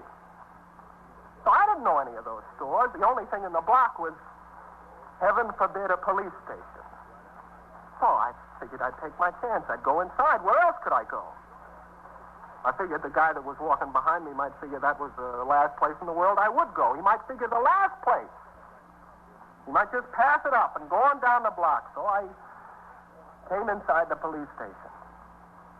Yeah, and you were standing in there when I came in, huh? Yes, I was right there. Talking to some Spanish lady. Yeah, that's right. So I asked where the detectives were. That was the first thing that came into my mind. And you said upstairs. So I figured you said upstairs, so I'd go downstairs.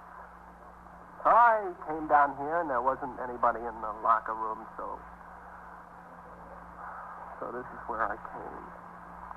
What did you do with the stuff you had in your pockets? Well, it was a shame what I did with it. A plain shame. What? I took it back there, and I flushed it down the toilet. Did you? Every last nickel's worth of it. You know how much I had? I had $180 in that stuff. I just made the buy this morning. $180. Good, cold, hard United States cash. Where'd it go? Down the drain. Down the drain. Every last nickel's worth. Oh, boy, the luck I got. The biggest buy I ever made. 5 minutes later, I get hooked. I'm on my way. Just when I was getting set up good in business. Oh, I don't know. It just ain't worthwhile. Nothing's worthwhile. Nothing. You break your neck to work. You make a buck, and where do you wind up? You wind up making heroes out of 4 cops. Big heroes. Arthur, if I had to depend upon you to be a hero, I'd quit tomorrow. 21st Precinct, Sergeant Waters. Oh, wait a minute, what's the address? Yeah? All right. Now, what's the trouble there? There's gas leaking? And so it goes. Around the clock, through the week, every day, every year. A police precinct in the city of New York is a flesh and blood merry-go-round. Anyone can catch the brass ring, or the brass ring can catch anyone.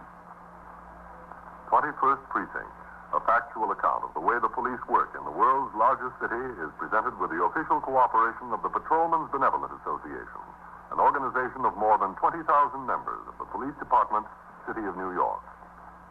Everett Sloan on the role of Captain Kennelly, Ken Lynch as Lieutenant King. Featured in tonight's cast were Bryna Rayburn, Billy Redfield, Harold Stone, Santos Ortega, John Larkin, and Frank Marth. Written and directed by Stanley Niss. Produced for CBS Radio by John Ives. Art Hanna speaking.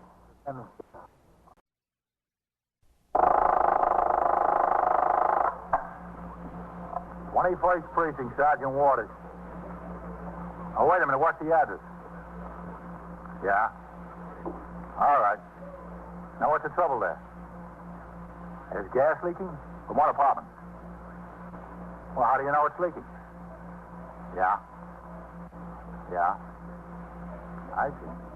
You are in the muster room at the 21st Precinct, the nerve center. A call is coming through. You will follow the action taken pursuant to that call from this minute until the final report is written in the 124 room at the 21st Precinct. All right. The officers will be right over there. Right away, yeah. You wait outside for them and show them where you think it is. Okay.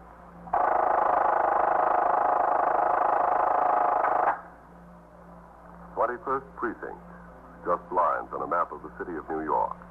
Most of the 173,000 people wedged into the 9/10 of a square mile between Fifth Avenue and the East River wouldn't know if you asked them that they lived or worked in the 21st.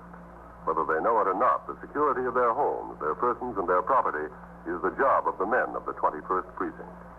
The 21st, 160 patrolmen, 11 sergeants, and 4 lieutenants, of whom I'm the boss. My name is Kennelly, Frank Kennelly. I'm captain in command of the 21st. I was working my night tour, 4 p.m. to 8 a.m. It had been a busy night in the precinct. Before midnight, there was a 3-alarm fire in a tenement house on 76th Street, a mugging in the 77th Street station of the Lexington Avenue subway, a pedestrian struck by an automobile on Park Avenue, and an armed robbery of a bar and grill on 3rd Avenue. With the exception of the mugging, in which case the victim took a cab to the station house, I had rolled on each of these calls. Following the last, the armed robbery, I got into sector car number 2, in which I was on patrol as recorder. I instructed the operator, Patrolman Daniel Mercado, to return to the station house, and he proceeded in that direction under the L structure along 3rd Avenue. I don't know, Captain. What did he say they were? 17 or 18 years old? Yep. 17-year-olds picking up bars. Yep. You hear about somebody over 20 getting in trouble lately? It's an exception.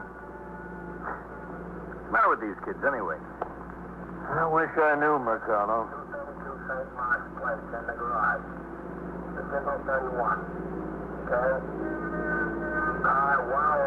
Guns and knives and gang fights and muggings. How will they have to get before they learn?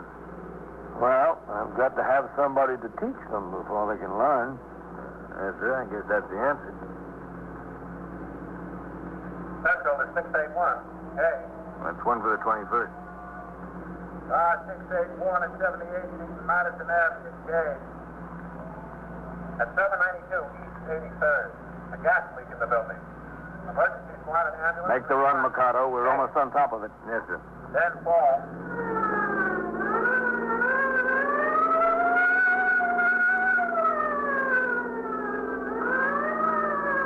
Go ahead. You're in the clear. Yes, sir. All right, go on. Make the turn. You're okay. There it is.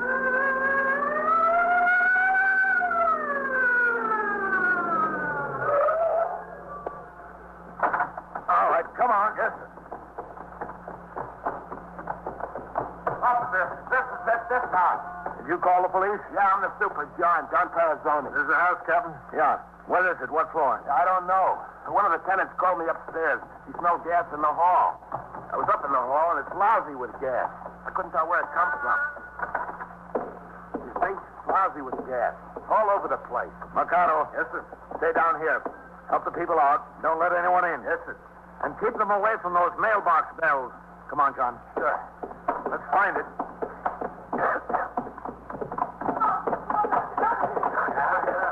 All right, folks, take it easy. You'll get out. Yeah, we'll get out to Come on. Folks, don't rush. Where do you think it was coming from, John? Well, it smelled to me like the second floor, but I don't know. It smells the same all over now. How many tenants in the building? There are 4 floors, 2 families to a floor. That's the Moors. I got them out. I thought at first it was from them. I knocked on the door, but it wasn't. What about the family in front? There wasn't no answer there. Captain Ellie. Who's that, Sergeant Waters? Yes, sir. Well, send somebody to get the people off the first floor. See they open their windows. Yes, sir. And then come up here. It's up here someplace. Yes, sir. Paulie, there's no doors down here. Find the people out. Open their windows. There wasn't no answer. Second floor front. See? Well, I don't think it's from here anyway. I think it's from upstairs. Wherever it's from, it just smells lousy. I was going to say ring all the doorbells and get the people out. No, that's no good. A doorbell might cause a spark. Could be an explosion. Oh, yeah. Never thought of that. Oh, those people left the door open. Well, it's not there. No. What about in front there? That's the Rosses. They could really cause an explosion, huh? The doorbell, I mean. Well, they have caused explosions. Doorbells and telephones. Captain, are you there? Yeah, here, Sergeant. They're all on the first floor. Windows all open. Where is it? Either here or on the 4th floor. Police officers. Anybody in there? Mikado, I thought I posted you down at the mailboxes. I left Farrell at the mailboxes and told Mikado to come up with me. Oh, okay. Sergeant, take Mikado and go upstairs. Yes, sir. Come on, Mikado. Okay, sir. Sergeant. Yes, sir. Be careful about causing sparks. Yes, sir. Don't worry. Police officers, open up. Could be in there. Is that what you think? Well, it could be. Yeah, I'd say so, too. It just smells pretty lousy here. You got a pass key, John? No, I don't have pass keys to these apartments. They all got special locks in this building. Captain, it's up here. Okay, coming. Where? In the front. What? That's the Heppels. Did you see them go up? No, as a matter of fact, I didn't. Didn't see the Heppels at all. Police officers, open up. You sure that's it, Sergeant? Yes, sir. Coming out from under the door, Captain. This is it for sure.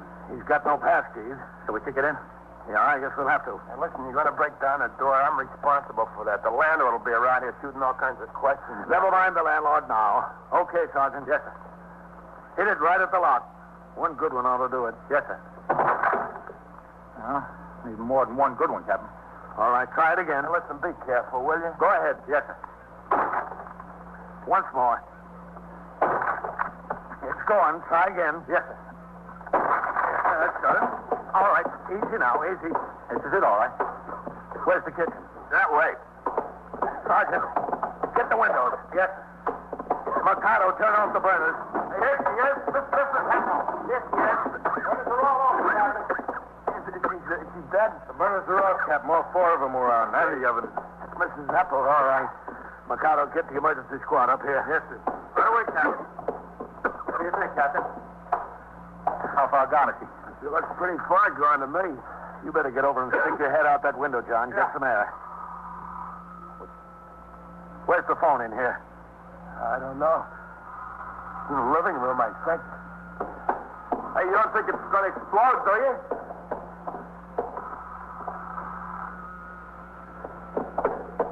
Find the phone, Captain? Yeah, here it is. Hold the wire a second. Sergeant. Yes, Captain. See if we can get more of a draft through here. Yes, sir. Okay. Hello. Region 44099? Yes, this is Region 44099. Hold on. Sergeant, see what you can do for her. Yes. Hello. Who is this? This is a police officer. Police officer? Well, where's my wife? Are you Mr. Heppel? Yeah, that's right. What's the matter? Well, where are you? Well, I'm in a sales meeting at the Astor Hotel. Where's my wife? I think you better come home right away, Mr. Heppel. There's been an accident here. An accident? What kind of an accident? Listen, is she hurt? Is she all right? Well, we don't know. We just got here. We found her on the floor. The gas burners were on. The gas burners? I'll be right there. Boy, that was lucky. Lucky there was no explosion. Yeah. You never think it from her. Nice woman. Very nice woman. You'd never think she'd do away with herself. Or try to.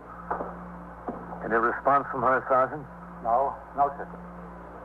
Have they lived here long, John? The Heppels, you mean? Yup. How long have they lived here? Oh, they were here before I came to work. I've been here 3 years. It's clearing out in here now. Yeah. John, what does he do? Mr. Heppel? Yeah, Mr. Heppel. He's a salesman. He sells something. I don't know what. He does all right, I guess. I think maybe they might have a cat for the captain. Good. That's with her. Boy, after all that gas.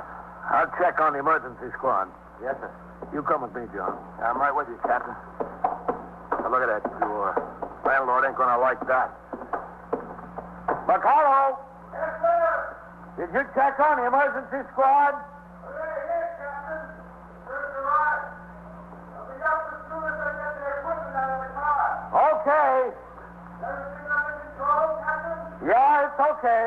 Oh, can I let the people back in their apartments? It's beginning to rain outside. All right, let them in. But no smoking. Yes, sir. John, did Mrs. Heppel seem despondent to you lately? What do you mean, despondent? Well, depressed. In a mood that she might do something like this. No, I wouldn't say that. Is the emergency squad on the way up, Captain? Yeah. Of course, I couldn't tell when anybody is depressed or despondent. I wouldn't know that. Is she going to be all right, you think? I don't know. Why would anybody want to do something like this? That's what I can't figure out. What could be a reason? I don't know, John. Let's hope we get a chance to ask her that. You are listening to 21st Precinct, a factual account of the way police work in the world's largest city. Within minutes, 2 patrolmen from the emergency service squad arrived upstairs with apparatus and were at work attempting to revive the gas victim, Mrs. Margaret Heppel. For this and other rescue work, 13 emergency service squads are strategically located throughout the city of New York. A specially designed truck equipped with hundreds of rescue devices is maintained by each of these squads.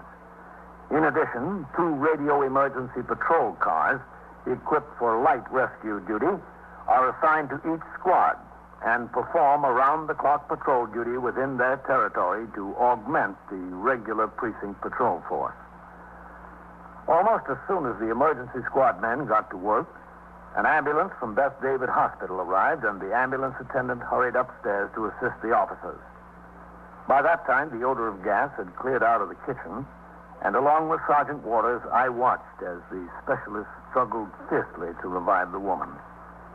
At the end of 15 minutes, there was still no response. How much pressure have you got on this? It's all right. It's fine.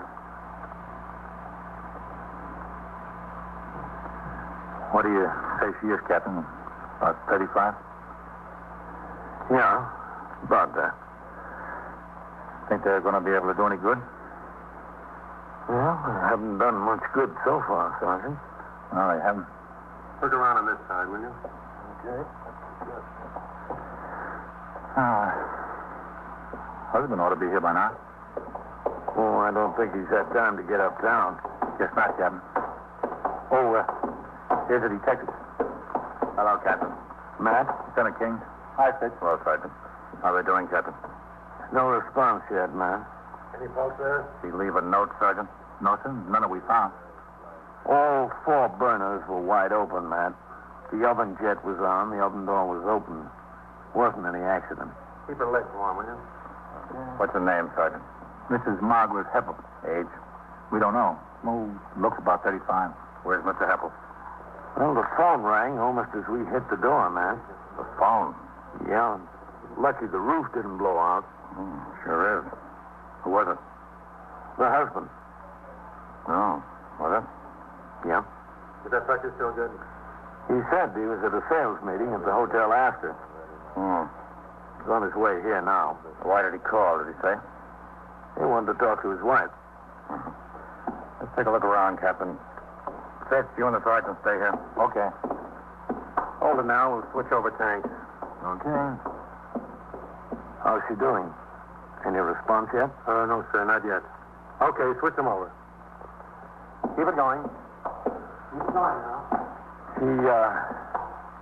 She took those too, man. I guess she wanted to make a good job of it. No telling how many she used out of the bottle. What are they, sleeping tablets? Well, that's what they look like. We haven't touched them. Fitz, come over here and get these sleeping tablets together. This window was closed tight, Matt, but not locked. What's in the other rooms, Captain? Find any notes there? We didn't see any. You want to take a look? Yes. All right, keep that pressure there. Who discovered it, Captain? That's it. One of the tenants smelled gas in the hall, called it the super. Super rang in with it. Mercado and I were heading back to the house from that armed robbery. We were just around the corner when the call came over. We got here first. Pretty nice furniture. They must not be too badly off. No, I guess not. How'd you get inside? We kicked in the door. Wasn't the chain on the door? No, but it was locked. You did kick it, Captain. 210 pounds kicked it in. Sergeant Waters. Captain, the husband's on his way up. I seen him get out of the cab. Okay, So I John. hurried up to tell you. How is she? No response yet. Oh, it's too bad. This is Lieutenant King, commander of the 21st Detective Squad.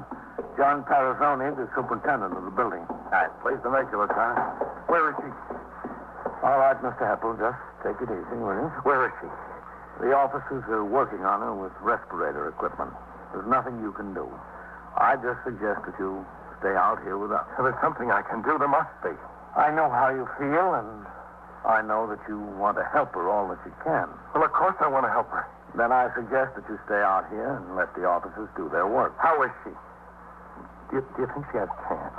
Well, they wouldn't be working on her if she didn't. Mr. Happel, why don't you come downstairs to my apartment? They'll let you know what's going on. Won't you, Captain? No, I don't want to go down there. I want to stay here. You can stay here, Mr. Heppel. Right here. But is she going to be all right? That's what I want to know. Is she going to be all right?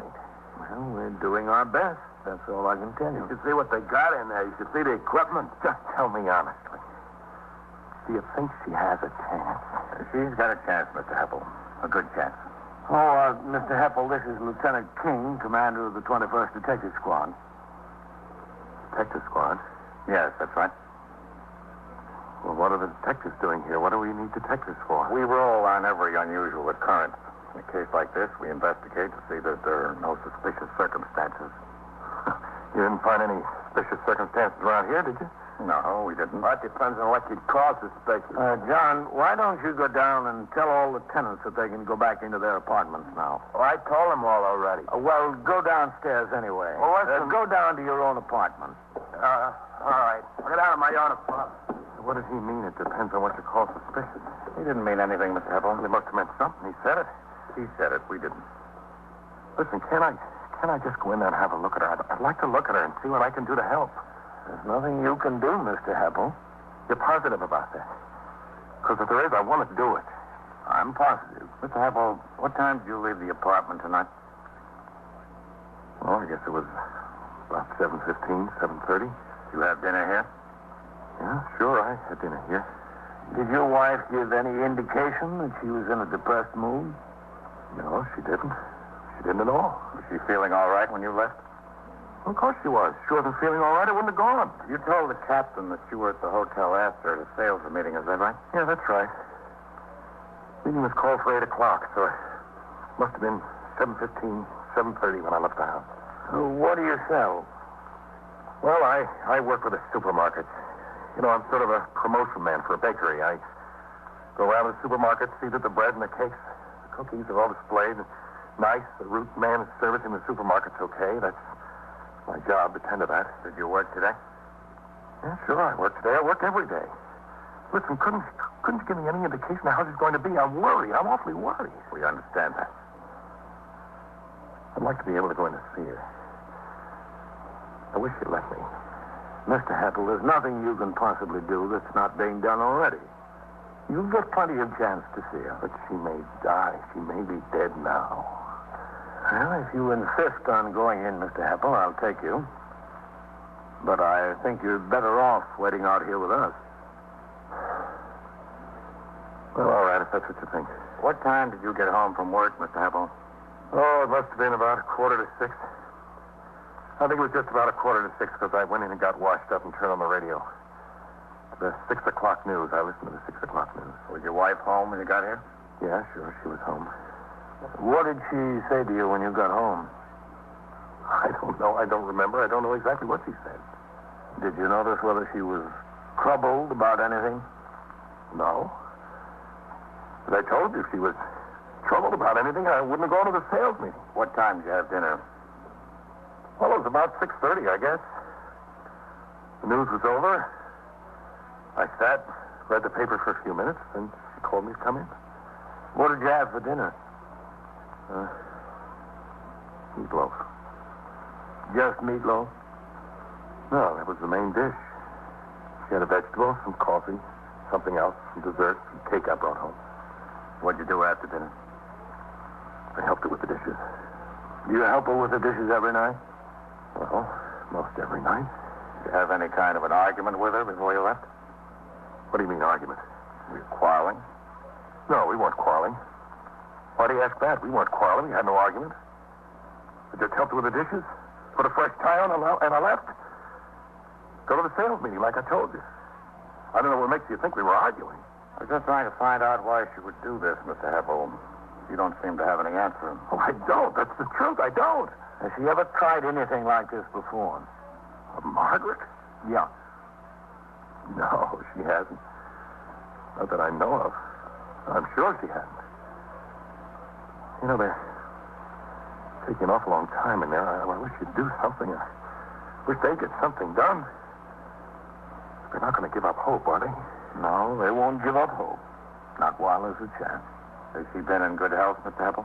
Oh, my wife? Yes. Well, she's been all right, I guess. Just all right? Well, like anybody else, she's had her bad days.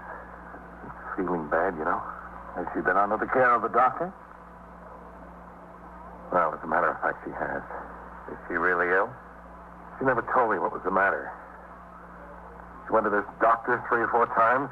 Whenever I asked her about it, she wouldn't say anything. I didn't think it was much. She wasn't in a despondent mood when you left the house? No, she was all right. She was fine. Are you sure about that? I'm positive. You don't have any idea why she'd do something like this? Oh, wait a minute. Wait a minute. She was worried about something. What? Well, she's been worried about her sister. Her only sister.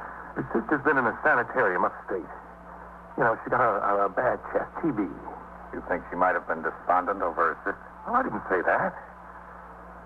Look, you're asking me to search my mind to see if I can think of something else she'd be despondent over. That's the only thing I can think of, her sister. Now, please, let me go in. I want to see her. I've got to see her. All right. Okay, man? Sure, Captain. It's okay.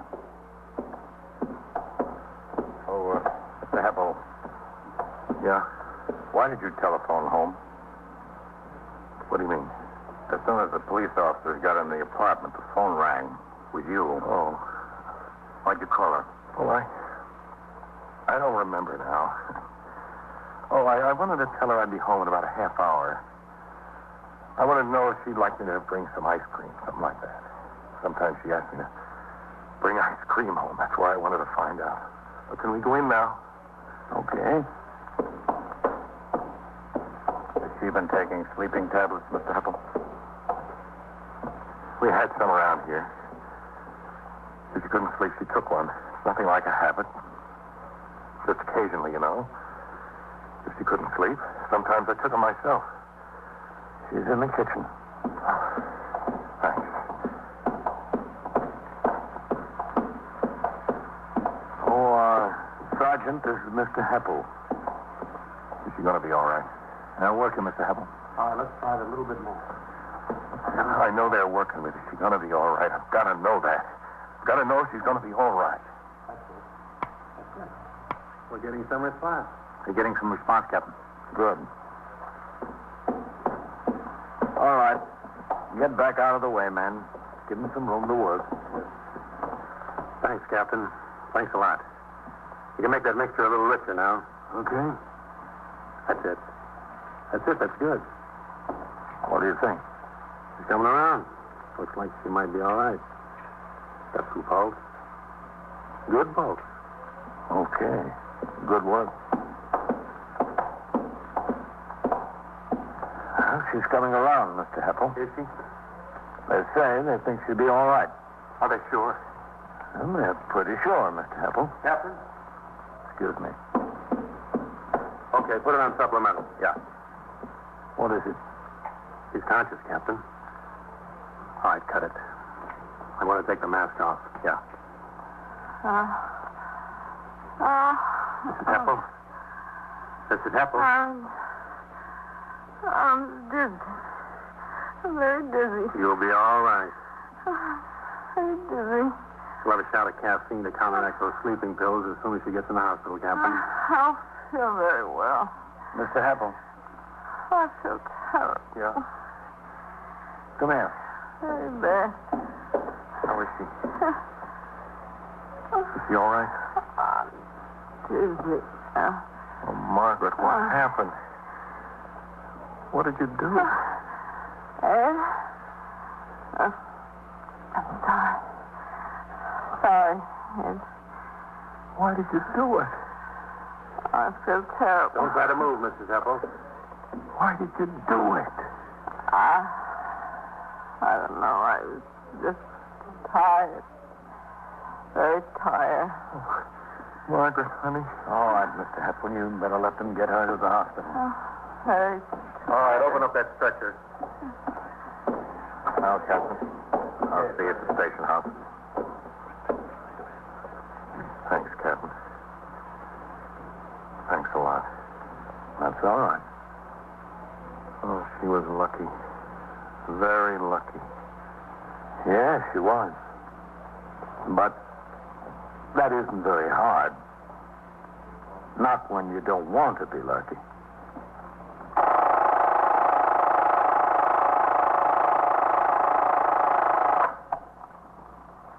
"21st Precinct, Sergeant Waters. Shooting where? Who's shooting? Well, are there police officers there? Yeah? Yeah? Where are you? Are you upstairs or down on the platform? Well, which way did he go? Oh, he did, huh? And so it goes. All right. Around the clock, through the week, every day, every year. A police precinct in the city of New York is a flesh and blood merry-go-round. Anyone can catch the brass ring, or the brass ring can catch anyone. 21st Precinct, a factual account of the way the police work in the world's largest city, is presented with the official cooperation of the Patrolmen's Benevolent Association, an organization of more than 20,000 members of the Police Department, City of New York. Everett Sloan in the role of Captain Kennelly, Ken Lynch as Lieutenant King. Featured in tonight's cast were Bryna Rayburn, Harold Stone, Bill Lipton, John Shea, Joseph Julian, and Phil Sterling. Written and directed by Stanley Niff. Produced for CBS Radio by John Ives. Art Hanna speaking.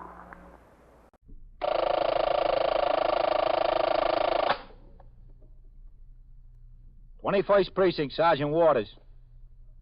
Shooting where? Well, who's shooting? Well, are there police officers there? Yeah? Where are you? You are in the muster room at the 21st Precinct, the nerve center. A call is coming through. You will follow the action taken pursuant to that call from this minute until the final report is written in the 124 room at the 21st Precinct. All right. Don't worry about it. I'm sending more officers over there. That's right.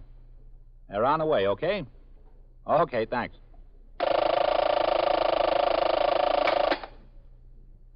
"21st Precinct. It's just lines on a map of the city of New York. Most of the 173,000 people wedged into the 9/10 of a square mile between Fifth Avenue and the East River wouldn't know if you asked them that they lived or worked in the 21st. Whether they know it or not, the security of their homes, their persons, and their property is the job of the men of the 21st Precinct. The 21st, 160 patrolmen, 11 sergeants, and 4 lieutenants, of whom I'm the boss. My name is Kennelly, Frank Kennelly. I'm captain in command of the 21st. I had finished my night tour at 8 a.m. and was not due back on the job for 24 hours. A precinct commander's duty chart is arranged so that there's at least one captain on the job in each division at all times. He reports for his day tour at 8 a.m. and is on the job until 6 p.m. Then, normally, he is off duty until the beginning of his night tour at 4 o'clock the following afternoon and works until 8 o'clock the next morning. But on duty or off, the precinct is still the captain's responsibility, and he is subject to call by the desk officer in the event of any major crime or unusual occurrence. Nothing out of the ordinary occurred in the precinct until 10:18 p.m., when Detectives Novak and Fitzpatrick of the 21st Squad, who had been investigating an apartment burglary, were returning to the station house, heading downtown on Lexington Avenue. So, what good is a manager without a team? That's not the point. The point is a good manager has to have a chance to build a good team. You can't expect a guy like Dressen to come into a club like Washington and build a pennant winner in 1 year. He's got to have a chance. He's got to have a chance to build the young players up and make a team out of them. Now, listen, when the light changes, take a right. I want to stop by that delicatessen and show them a few pictures I'm carrying. Oh, George's? Yeah, there've been some delicatessen stick-ups down in the 15th, too. I had some mug shots pulled on a couple of boys they think might be right for them. I'd like to have George take a look at them. Okay. You take a guy like Dressen. Yeah. What's he going to do with Washington in 1 year? He didn't perform any miracles out there with that Oakland, California team in 1 year, did he? What? Hold it here. What's the matter? That looks like Dutch Soaker. Who's Dutch Soaker? He's that friend of Harvey Brider's. Oh, yeah. Here, park the car. There he goes into that bar and grill.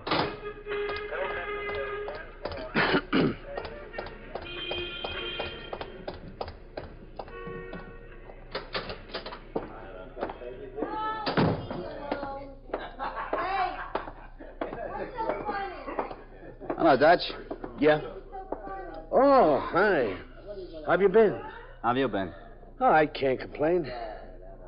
Let's see, where do I know you from? Where do you work out of? 21st Squad. Oh, yeah. Yeah, I remember. Now, you should. Now, let's go sit in the booth over there. I want to talk to you. Well, I just ordered a bottle of beer. Now, you can drink it in the booth. Yeah, I guess I can. Hey, listen, can I have that beer when it's taken the booth? Okay, it's coming. How about one for you? No, thanks. Can't give it to you till I take the cap off the bottle.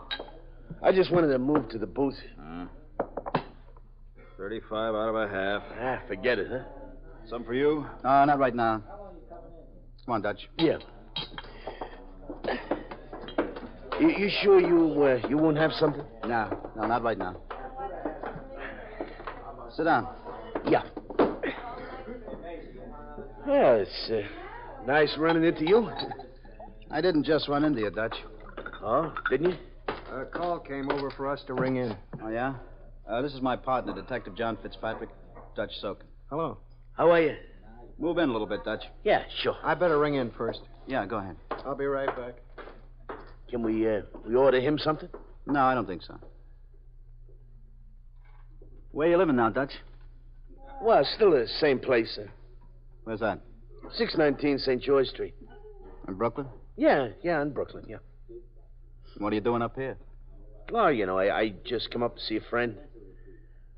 Where is he? Well, I seen him already. I just thought I'd stop in and have a beer before I got the subway home. Where you working? The same place, you know, truck terminal. You working steady? Yeah, sure. Every day. What do you hear from Harvey? Harvey? I didn't hear anything from Harvey. Well, he broke out nearly a week ago. You mean he hasn't been in touch with you? No, he hasn't been in touch with me. Why would he get in touch with me? I thought you were such good friends. Oh, listen, you guys got the wrong impression. We weren't good friends. We just knew each other, that's all. I had a beer or two with him once in a while. I don't see where that makes us such good friends. I'm having a beer with you. That doesn't make us bosom buddies, does it? Not necessarily. Sure. Hey, I had another flat burglary on Madison Avenue. Yeah? Whitey wanted us to take the squeal, and I told him we were tied up. Okay. He's giving it to Woods and Vitale. Move over, Dutch. Yeah. Dutch says he hasn't seen or heard from Harvey. Now, look, I don't know why you should come after me just because I'm acquainted with the guy. All the information I got was in the newspapers there. I know a couple of months ago you wanted to talk to him for shooting up some guy on the docks. I know you couldn't find him. I know he was collared up in Boston after a stick-up. Some guy got killed there. I know he walked out of jail up there last week. I didn't hear from the guy. I didn't see him. I don't want to hear from him. He's too heavy for me. You get mixed up with a guy like that, it can lead to nothing but trouble. I don't want any part of him. I don't blame you, Dutch. That's the truth now. I don't want any part of him. Guy is trigger happy. I got enough troubles of my own. I don't need his, too, you know. How much short time you owe, Dutch? I owe them about 19 months. What was that on? Oh, it's still that same 2.5 to 5 bit. Grand larceny. It was hijacking a truck, wasn't it? Oh, there wasn't any hijacking involved in the first place. The driver wasn't stuck up at all. That trailer was just parked there on a lot. It was broken open. Some guys broke it open. What do you mean, some guys? It was you, wasn't it? No, it wasn't me. You pleaded guilty? Yeah, well, I figured to cop out was the cheapest thing to do. I couldn't go argue with them. So I copped out for 2.5 to 5. I did 20 months. I owe them 19. Have you been seeing your parole officer regularly? Yeah, sure. I'm okay in that department. Been living up to your parole conditions in all respects? You betcha. All respect. I'm clean as a whistle. Been getting home by midnight? Every night. Now it's 10:30 now. You know, I'd be home by 11:15, 11:20 if I didn't stop to talk to you. You haven't been seeing any of the boys, have you? Oh, I told you, I don't run with that kind of crowd anymore. I'm a hard-working man. I got to be on that job 7:30 in the morning, yeah? How have you been as far as the drinking is concerned? Oh, now, listen, I stopped in here for one beer. You're not supposed to stop in for any. Yeah, but have a heart. You're supposed to abstain completely from intoxicating liquors. One beer, fellas. Now, listen. And you're supposed to walk right by bars, not go in them. Now, look, you're not going to make me go back and do that whole 19 months just for one beer, are you? You got to be reasonable at some point. It's not up to us to make you go back. I know, but you give a bad report to my parole officer, and I'm back up at Sing Sing, sitting out that 19 months. Oh, now listen, fellas, be fair, will you? One lousy beer? You're not going to hang a man over one beer. Now, you missed the point, Dutch. You're supposed to cooperate with police officers, not lie to them. What do you mean lie to them? I didn't lie to you. When did I lie to you? You told us you hadn't seen or heard from Harvey. Well, I didn't. What do you want from me? Just the truth, Dutch, that's all. I'm telling you the truth. I tell you what we'll do, Dutch. Look, all I'm asking you to do is be reasonable, huh? One lousy beer. I will take a ride over to the station house. Oh, fellas. We'll put it up to the lieutenant. It's the first time I've been in a bar since I got out. Well, looks like it's also going to be the last time. The two detectives, William Novak and John Fitzpatrick, took the parolee and known acquaintance of escaped killer Harvey Brider to their car and drove to the station house. There they parked, and at 10:51 p.m., they walked up the 3 stone steps into the muster room, past Lieutenant Snyder, who was desk officer, and Sergeant Collins, who was on switchboard duty, and into the back room where 2 division plainclothesmen were questioning, prior to booking, a woman they had arrested on charges of disorderly conduct. They escorted Dutch up the rickety stairs to the 2nd floor, where the office of the 21st Detective Squad is located. Right over there, Dutch. I know where to go. Okay. Listen, one lousy beer. Be reasonable, huh? It's not the one beer, Dutch. It's the principle of the thing. What principle? Go ahead. Whitey? Yeah. Did the lieutenant get in? Yeah, he's in his office. Keep him here a minute, Fitz. Yeah. Federal case over one beer.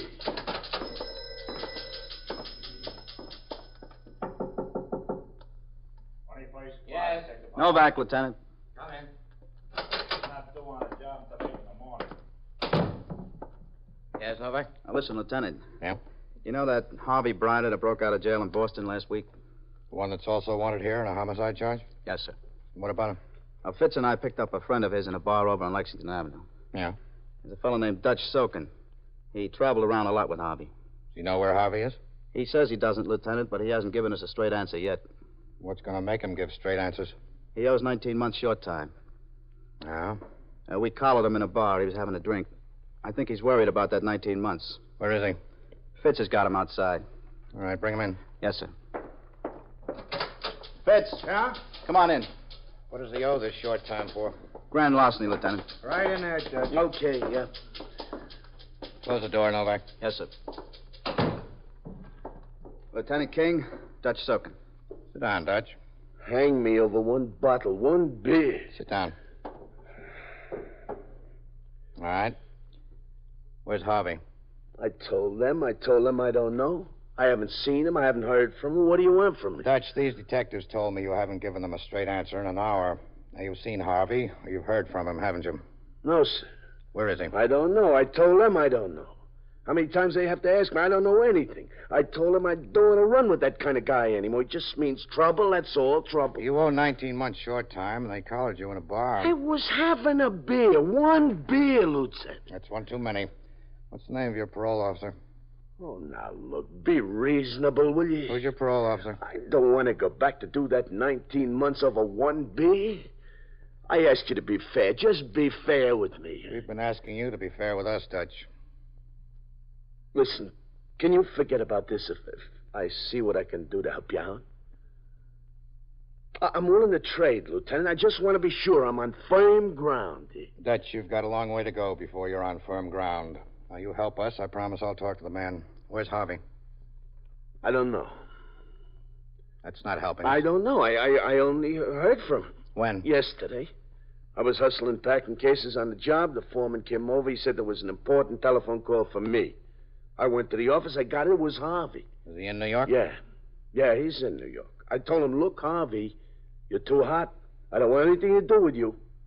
He said I got to do him a favor. I said, I don't want to see you, Harvey. I don't want anything to do with you.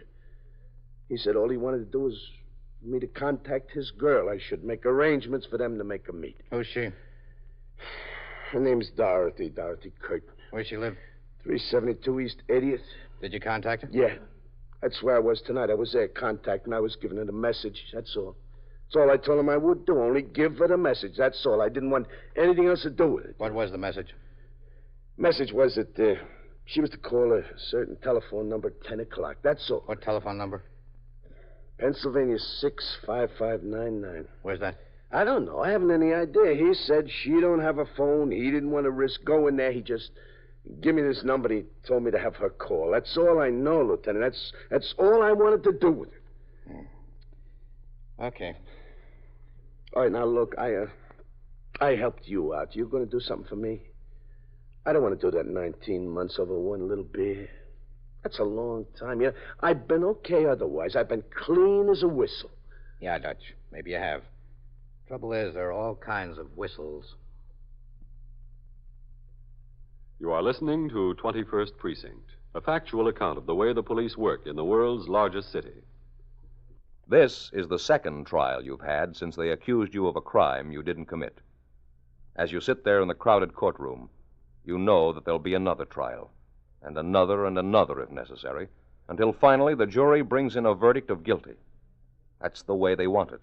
You wouldn't sign their phony confession. They can't pile up enough real evidence to make the charges stick.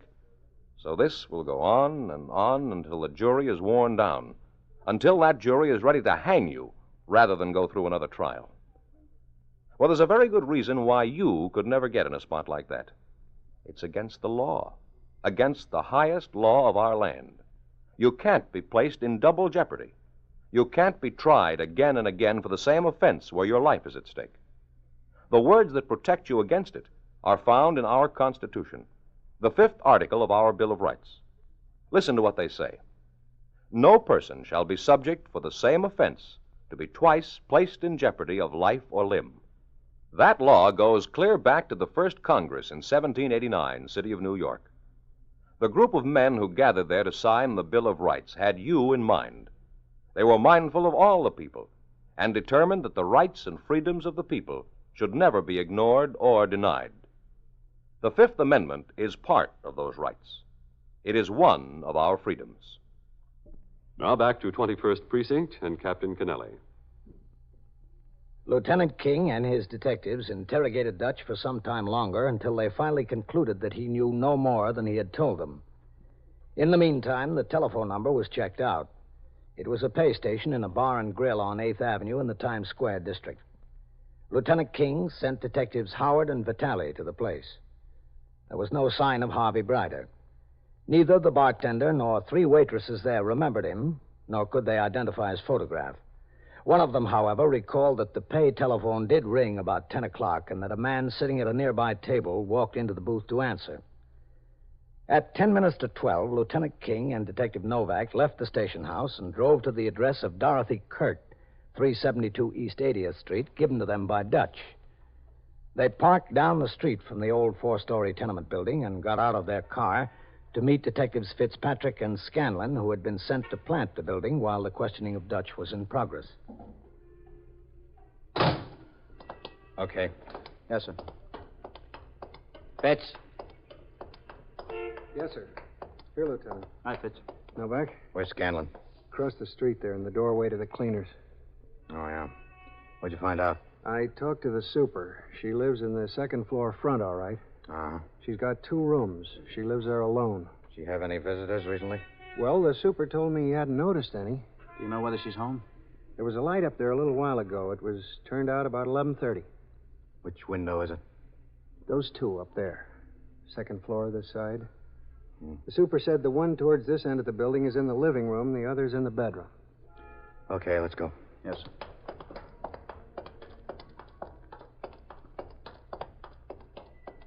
Did you get any more out of Dutch? No, nothing. Well, I guess we don't need any more. Yeah.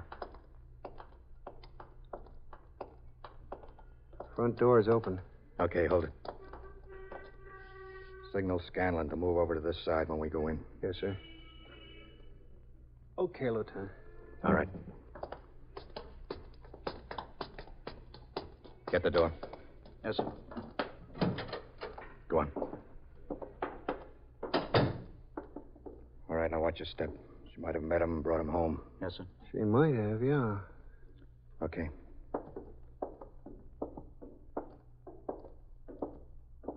Okay, go on.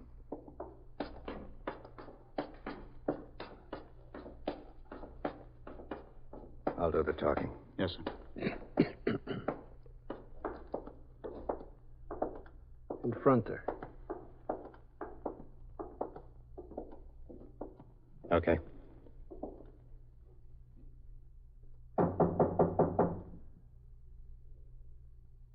Get set. Okay. Yes, sir.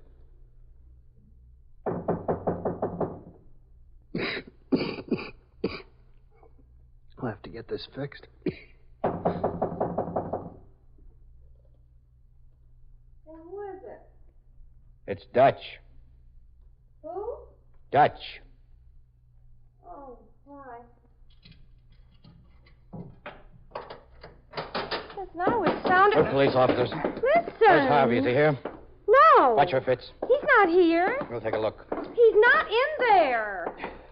Watch it. Kick the door open. Okay. That closet. You set? Yes, sir.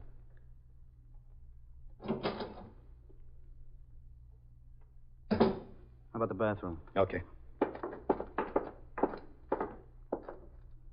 All right, open it up. There's the light. Push back the shower curtain. Yes, sir. There's nothing but laundry. Okay. Come on. Yes, sir. Think she knows where he is? We'll find out if she does. Going in my bedroom like that. All right, just sit down. I told you he wasn't here. You could have believed me. Where is he? I don't know. You spoke to him at 10 o'clock. Who told you that, Dutch? Doesn't make any difference who told us. It'll make a difference to Dutch. Now, look, you're in big trouble. This guy Harvey is as hot as a $2 pistol for homicide. One here and one in Boston. Better stop thinking about him. Start thinking about yourself a little bit. I didn't do anything. You can't hurt me. You've hurt yourself enough already. I'm not kidding you. You're in big trouble. Where is he? I told you I don't know. What'd you talk about on the phone? I didn't say I talked to him. Dutch said that. All right, Novak. Not getting any place here. Let's go. Come on, miss. Wait a minute. Where am I going? Where do you think? You've got no right to put me in jail. I didn't do anything. I didn't do a thing. You've been harboring a fugitive. I haven't been harboring anybody. I wouldn't be surprised if you helped him escape. What are you talking about? I didn't have anything to do with that. You can tell us all about it at the station house. Better put some comfortable clothes on and pack a few things to take with you. What do you mean, pack a few things? Well, you better take your toothbrush and toothpaste and anything else you think you might need in the next 3 or 4 days. 3 or 4 days? If you're lucky. Now, wait a minute. I didn't do anything. I was just sitting here in New York minding my own business, that's all. You can't put me in jail for minding my own business. Can he? Lieutenant, maybe she wants to help us. Maybe she's just scared of Harvey. You go in there with her, Novak. See that she gets those things together. Is that right? Are you just scared of him? Well, sure I'm scared of him. I'm scared to death of him. He killed 2 people, didn't he? What do you want me to do, be not scared of him? Well, if you're scared of him, we're willing to help you. Is that right, Lieutenant? She wants it all one way. She wants help, but she doesn't want to give any. Let's go. We're wasting time around here. Better go in and get your things together, miss. Look, tell him I want to help him. I'll help him if I can. You better get your stuff together. You're not giving me a chance now. I told you I'd help you. All right. If you want to help us, tell me where Harvey is. I don't know. I really don't. Honestly, I swear it. Not right now. You spoke to him on the phone tonight, didn't you? Yeah, I spoke to him. Dutch brought a message here that I should call a number. I don't remember what it is. I got it written down. I got it written down over there. Never mind. We know it. Well, Dutch brought the number. He said I should call it. 10 o'clock. 10 o'clock on the nose. Well, I got no phone up here, so I went down to the candy store at 10 o'clock and I made the call. It was Harvey. What did he want? Well, he asked me if I heard what happened to him. I told him I did. He said he was looking for a place to stay. He asked me if he could stay here, and I told him no, he couldn't stay here. I said that was out of the question. He said I had to help him because he was in a big jam and hot as a firecracker. He said I just had to help him. In what way did he want you to help him? Well, he said he needed money, most. You see, when he was in New York before, he left $300 with me. He said he wanted it back.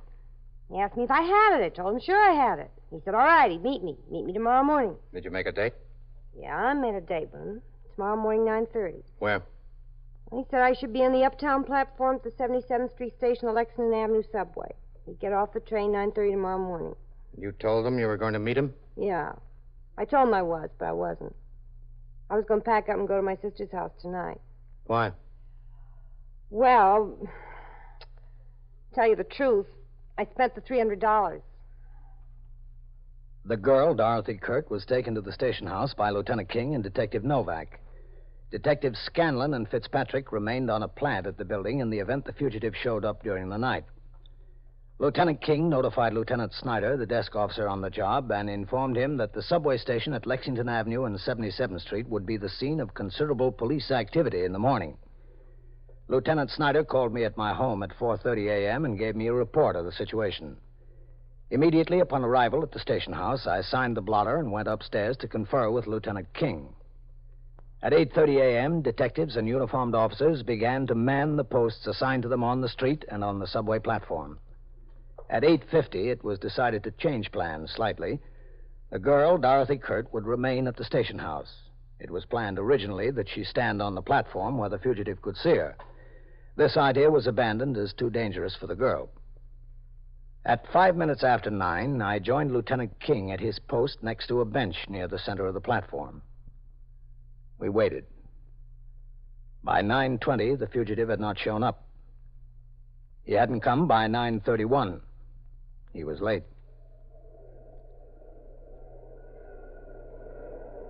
Here comes another train, I think, Captain. It's an express, Matt. Yes, sir. Well, the local shouldn't be far behind. 32 minutes after, Captain. What? 32 minutes after 9. Yeah. Think he's going to show? Well, he'd better, after all our preparation. Yeah, but it still wouldn't surprise me if he was supposed to meet that girl some other time, some other place. Wait a minute. Here comes the local. Yes, sir. Looks like everybody's set. He's coming. He ought to be on this one. 7 cars.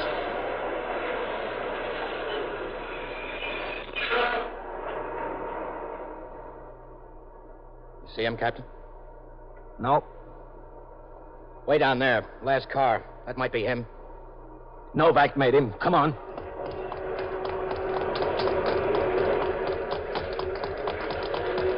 He's heading this way. Novak! Watch out! Come on. Take cover, Captain. Get behind that scale. Right. Where is he? You see him? There he is! He's down at the end of the platform. There he is! Duck! Novak, do you see him? He's over there behind that bench. The bench down at the end. Keep your head down. Stay down there! Stay down over there! Stay down! Matt? Yes, sir. Watch him! He's ready for it! Get him! There he comes! Here he comes, Matt. You've got him! You've hit him! Hold it up! Hold it up! He's down! Come on, Captain. Keep those people back. Keep them out of here. Yes, we're okay, Captain. Bring in for an ambulance. You all right, Novak? Yes, Lieutenant, I'm okay. How does he look, Sergeant? He could be better, Captain. I think he's had it. He got off the train. I walked behind him. I called to him to hold up. He turned on me, firing away. Guess when he didn't see the girl on the platform, he suspected something. Hey, one of you ring it for an ambulance? It's all taken care of, Sergeant. Well, this is one tough baby we won't have to worry about anymore, Captain. No, but don't be too hopeful, Matt. There'll be others.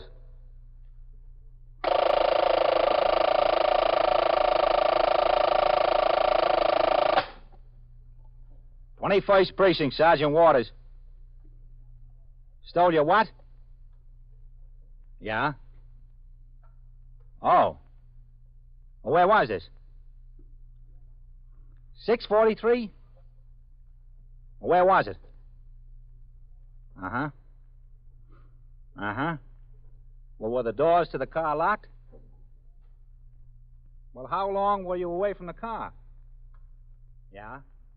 And so it goes. Around the clock, through the week, every day, every year. A police precinct in the city of New York is a flesh and blood merry-go-round. Anyone can catch the brass ring, or the brass ring can catch anyone. 21st Precinct, a factual account of the way the police work in the world's largest city, is presented with the official cooperation of the Patrolmen's Benevolent Association, an organization of more than 20,000 members of the Police Department, City of New York. Everett Sloan in the role of Captain Kennelly, Ken Lynch as Lieutenant King. Featured in tonight's cast were Elspeth Eric, Harold Stone, John Sylvester, Bill Zuckert, Ralph Camargo, and John Gibson. Written and directed by Stanley Niss. Produced for CBS Radio by John Ives. Art Hanna speaking. This is the United States Armed Forces Radio and Television Service.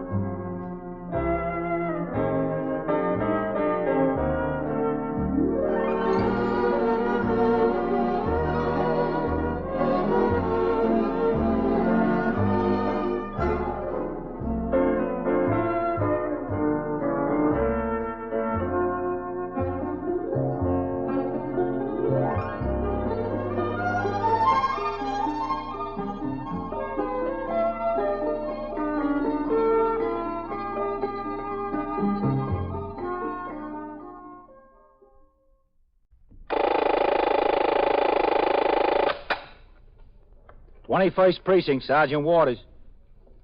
Stole your what? Yeah? Oh. Where was this? 647? Where was it? Uh-huh. You are in the muster room at the 21st Precinct, the nerve center. A call is coming through. You will follow the action taken pursuant to that call from this minute until the final report is written in the 124 room at the 21st Precinct. All right, I'll tell you what you'd better do. You'd better come into the station house and give a report to the detectives. Yeah, that's right. Between Lexington and 3rd. Okay, you're welcome. 21st Precinct. It's just lines on a map of the city of New York. Most of the 173,000 people wedged into the 9/10 of a square mile between Fifth Avenue and the East River wouldn't know if you asked them that they lived or worked in the 21st. Whether they know it or not, the security of their homes, their persons, and their property is the job of the men of the 21st Precinct. The 21st, 160 patrolmen, 11 sergeants, and 4 lieutenants, of whom I'm the boss. My name is Kennelly, Frank Kennelly. I'm captain in command of the 21st. I was working my night tour, 4 p.m. to 8 a.m. During the early part of the tour, I had been called in from patrol to investigate the attempted suicide of a prisoner confined in the cells in the rear of the station house. The prisoner, a young man of 23, had been arrested by detectives during the afternoon on a charge of grand larceny. After questioning, he had been booked by the desk officer and placed in a cell to await the opening of court. At the time of his booking, his necktie, belt, and shoelaces had been taken from him, but he attempted to hang himself using his shirt sleeve as a noose. Patrolman Bailey, the station house attendant who was in charge of the cells and the prisoners, prevented the suicide with the assistance of the 124 man, Patrolman Fallon. When I returned to the station house, I talked to the prisoner, who appeared to be demented. I instructed the desk officer, Lieutenant Gorman, to notify the Communications Bureau of the occurrence and to send for an ambulance. A UF-49 addressed to the New York State Commissioner of Correction covering the details of the incident was prepared by Patrolman Fallon and was on my desk for my signature when I returned from my meal at 10 minutes after 8. I signed the communications along with other reports and walked out into the muster room where Lieutenant Gorman was desk officer and Sergeant Waters was on telephone switchboard duty. 21st Precinct, Sergeant Waters. Captain. Hello, Sergeant. What kind of prisoner? What's doing, Red? Pretty quiet tour, Captain. Good. How's the boy that tried to string himself up back there? Did you hear? Yes, sir. Bellevue notified me he's ready for court. But they think he's a definite psycho. Well, there's not much doubt about that. Lieutenant. Yes, Sergeant. Coley's got a boy over there who's standing near a firebox and about to pull the hook. Yeah? He thinks it might be the kid who's been turning in these false alarms. I'm going to send a car around for him. Okay, send number 5. And I want to go out on patrol, Red. Yes, sir. Sergeant? Yes, sir. And have number 2 come by the house and take the captain on patrol. Yes, sir. Excuse me, is this where we report something stolen? Oh, yes, ma'am, right here. Oh, what is it that was stolen? A violoncello. Your what? His cello, a musical instrument. Oh. It's my Joseph. Darling, please. Where would I get another Joseph? Where? Let me tell them, darling. I'm sure they can find it. Never. Where would they find it? Where? Well, maybe we can if you just tell us what it's all about. Where was it stolen from? From under my eyes. From under my very eyes. Please, Igor. Where can I get another Joseph? Igor. All right. We were going to our place in the country in Rockland County. Nyack. You know where is Nyack? Yes? Well, we had the car parked in front of our apartment house. In front. Right in front. Where is your apartment house? 647 Park Avenue. Under my very eyes. My Joseph. Igor. My life. Please, darling. They'll try to get it back, won't you? We'll try, sure. Captain, number 2 is on the way for you. Okay. You had the car parked in front of your apartment. Yes, that's right. We were going to the country for the weekend. My husband had just gone upstairs with the doorman to get a suitcase, and I was down at the car. To leave the car with my Joseph inside. All right, darling. I'm sorry. Sorry? What could he sorry? Well, you see, I remembered something else I wanted my husband to bring down. So I just stepped inside the foyer for a minute to use the house phone. I was only inside a minute. 10 seconds was too much. 1 second. The cello was already in the car? I brought it downstairs myself, and the garage came with the machine, myself. Nobody is allowed to even lift up my Joseph except me. Now, where is it? Some thief, some bomb. That's where it is. Did you see the thief? No, I didn't see him. I couldn't from where I was phoning. Did you notice it was missing right away? I noticed it was missing when I came downstairs. Well, I had no reason to look in the car. You had no reason to look someplace else with my Joseph in there. I never dreamed it could happen in 1 minute. It takes less time than that to happen. What is your name, please? We are Mr. and Mrs. Rudgvik. Rudgvik. Your first name? Igor, I am. She is Irene. 647 Park Avenue. Yes. Aren't you the virtuoso who'll be soloist with the Philharmonic next Monday night at Carnegie Hall? In the main auditorium. Not without my Joseph. Darling, you can use the Amati. My Joseph or nothing. Or nothing. What is Joseph? A nickname for the cello or something? A nickname? It's a Joseph. Joseph is an instrument made by Giuseppe Guarnerius. I thought that was just what he called it. Giuseppe, Joseph, Guarnerius. It was made in Cremona in 1759. Like a Stradivarius, you mean? What, like a Stradivarius? There is no comparison, none. A Stradivarius is a tone sweet, sugary. A Joseph is robust, full, no comparison. A cello isn't that great big one, is it? That's a double bass. A double bass is not for a virtuoso. A double bass plays the boom, boom, boom in the full orchestra. Oh. A cello is this high, 48 inches. You can identify the instrument if it's recovered, can't you? Of course. How many Josephs are there? And how many in this country? But your particular one. I can identify it. Was it in a case? Naturally. I don't take it in the machine naked. It's in a case, a dark brown case. His initials are on it, IR. How valuable is this instrument? Very valuable. How much is it worth? Priceless, extremely priceless. How much did you pay for it? I paid nothing for it. He inherited it from his father. His father was a virtuoso before him. All over Europe. Well, how much would it be worth in today's market? It is impossible to say. There is no today's market because there has been no Joseph sold for years. For many years, they're unique. Do you have it insured? Is it insured? Yes, it's insured. For how much? $20,000. For one cello? Oh, the money is nothing. I don't want the money. I can get money. But where can I get another Joseph? I want my Joseph. Do you think you can find it? Never. It's gone. Well, we'll try. You better send them up to the detectives, Lieutenant. The detectives? Yes, they'll make an investigation and try to locate it. Captain, the car's here. Okay. Oh, thank you so much. That's all right. We'll see what we can do. Captain, what is it? Kennelly. Kennelly? Yes. The lieutenant will send you upstairs, and the detectives will handle the case. I'm going to roll, Red. Yes, sir. You go through that door and up the stairs. I'll see you, Sergeant. Yes, sir. Through that door there. That's right.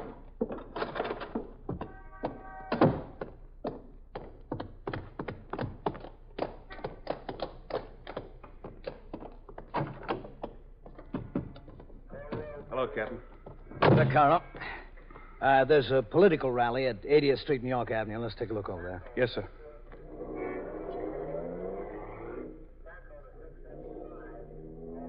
Well, who do you think it's going to be this year, Captain? In what? Republicans or Democrats? Oh. Who do you think?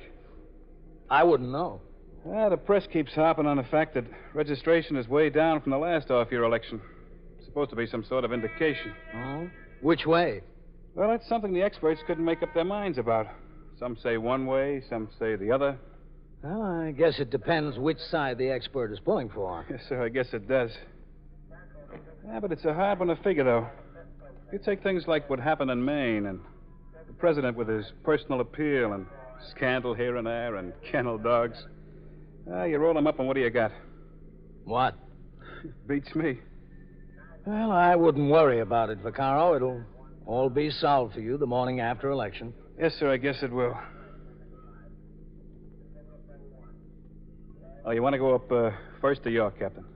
Either way. Yes, sir.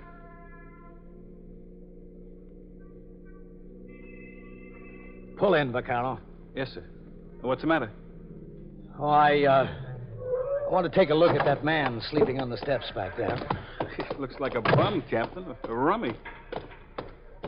Yes, sir, he is a bum. Boy, these guys will crawl in any place. What's that he's got with him there? Oh, come on, this guy isn't any working musician. No, I don't think so. All right, come on, mister.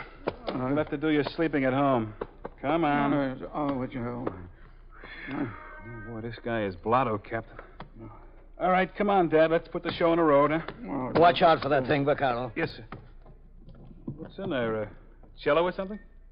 Yeah, a cello. All right, listen, Pops. You'll have to go someplace with room service now. Come on, huh? Little action here. Let's go. We'll go. Yeah. Look, Pop, you'll have to do better than that. What's he doing with the cello, Captain? Where'd he get it? I've got a good idea with those initials. All right, come on, Dad. All right.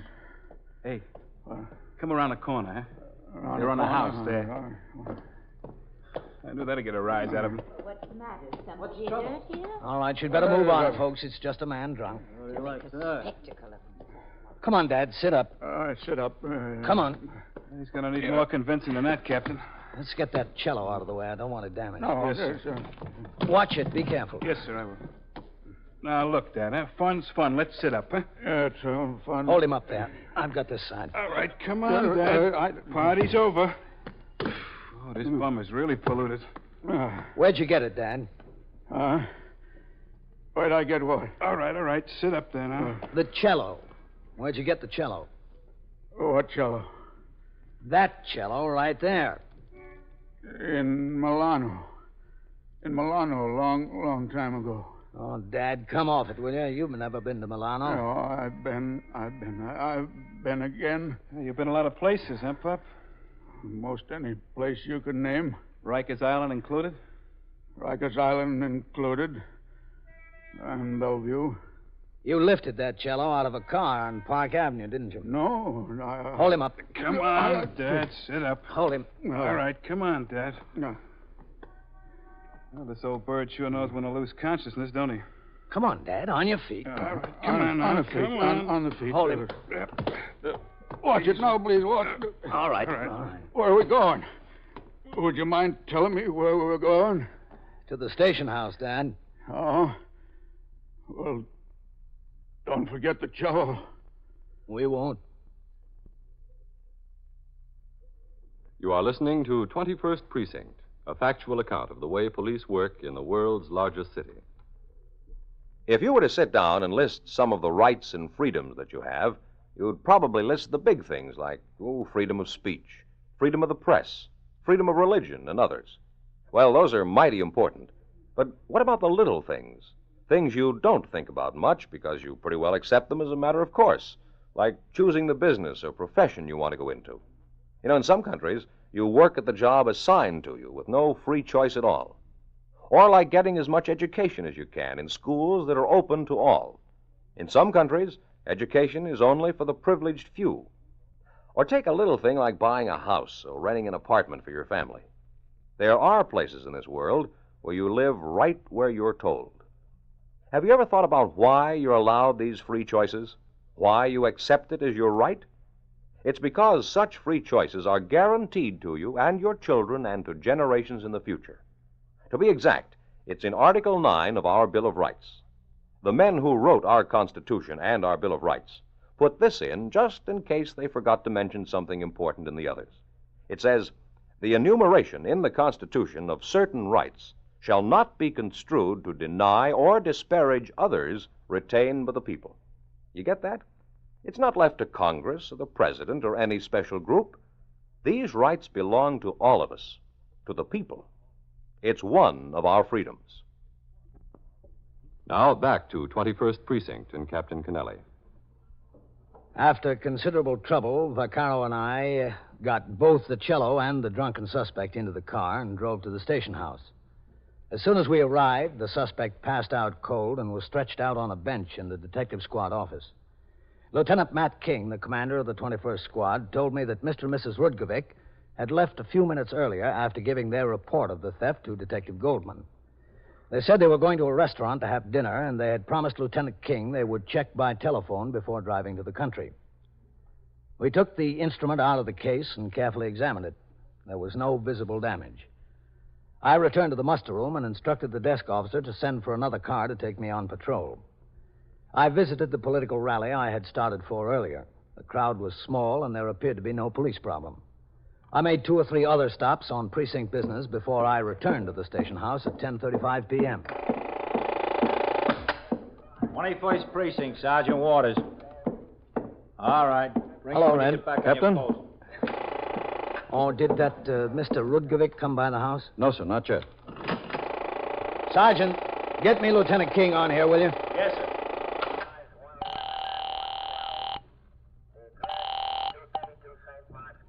Squad, Lieutenant King. Now, this is Captain Kennelly, Matt. Did you hear from Mr. Rudgovic? No, sir, not yet. But that stew bum has come around. I'm just beginning to talk to him. All right, I'll be right upstairs. Yes, sir. I'm going upstairs to the detectives. Yes, sir. Did you get a look at that cello, Captain? I did, yeah. Does it look like $20,000? Not to me. To me either. I'd rather have the cash. I'll be upstairs. Yes, sir. 21st Precinct, Sergeant Waters. Now, wait a minute, not so fast. Where is this you're talking about? Hello, Meister. Farrell. Well, Skipper. Farrell. Yes, sir. What tour are you working? 12 to 8, Captain. We came in early to talk to some of the fellas on PVA business. Oh, okay.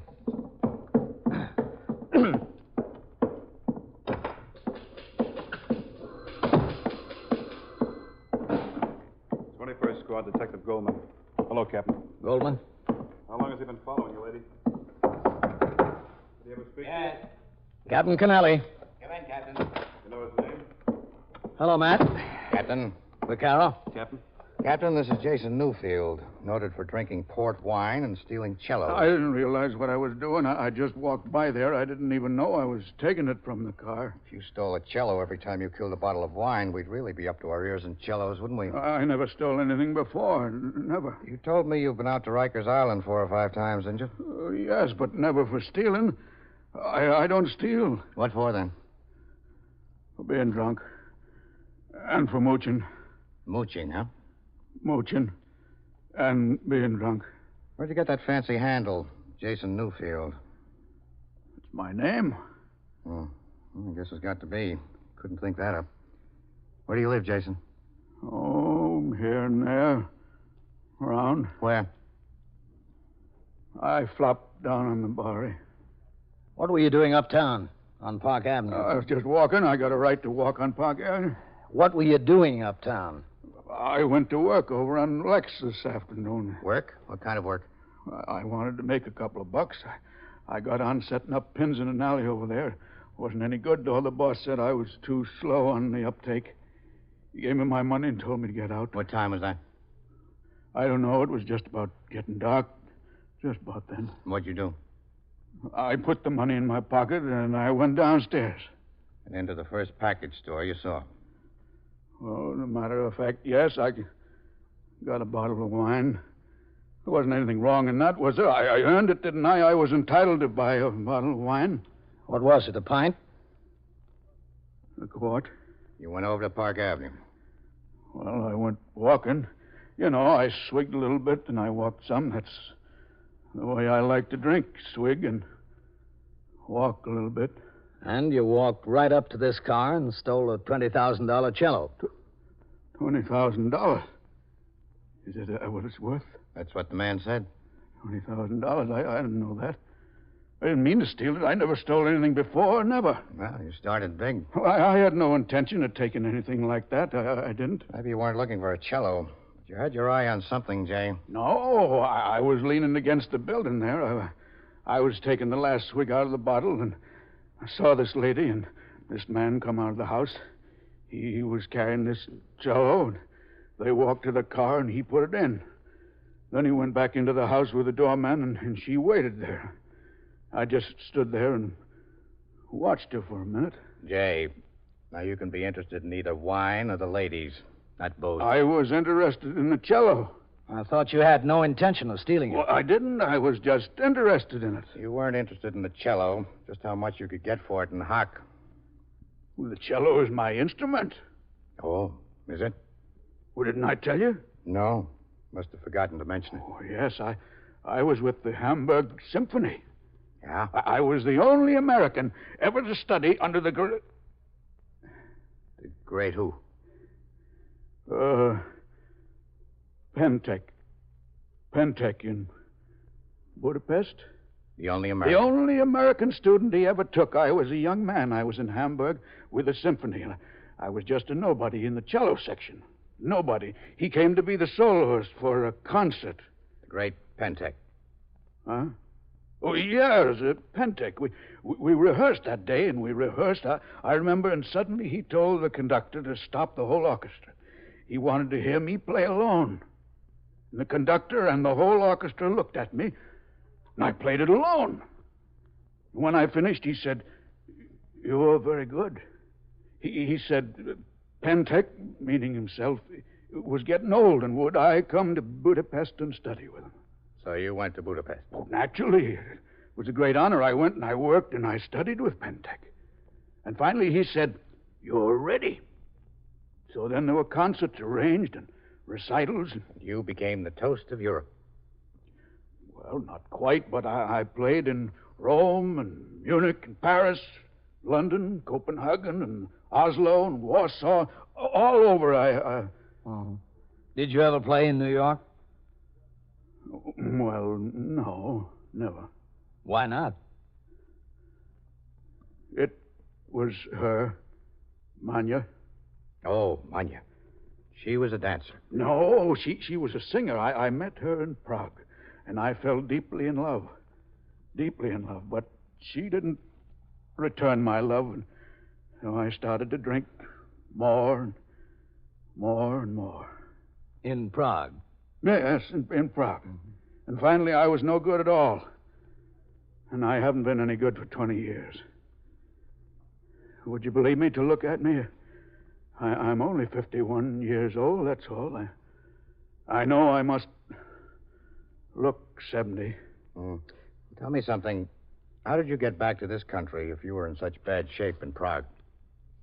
Well, some very kind friends took pity on me and bought my passage home to New York. They put me on the boat, yeah. The boat from Prague to New York? No, first the train to Hamburg, then the boat. You never saw Manya again? Never, and I never will. Jason, I've been in this job 14 years. I've seen a lot of everything, especially thieves and liars. You're the lousiest thief and the best liar I've seen to date. No, that's the only truth. boat trip you ever took was to Rikers Island. 21st Squad, Lieutenant King. Oh, yeah? All right, Goldman. Tell him I'll be right out. Mr. Rudkovic is outside, Captain. You want to come? Yeah. Oh, just a second, Matt. Jason, did you ever hear of Mr. Igor Rudkovic? Who? Igor Rudkovic.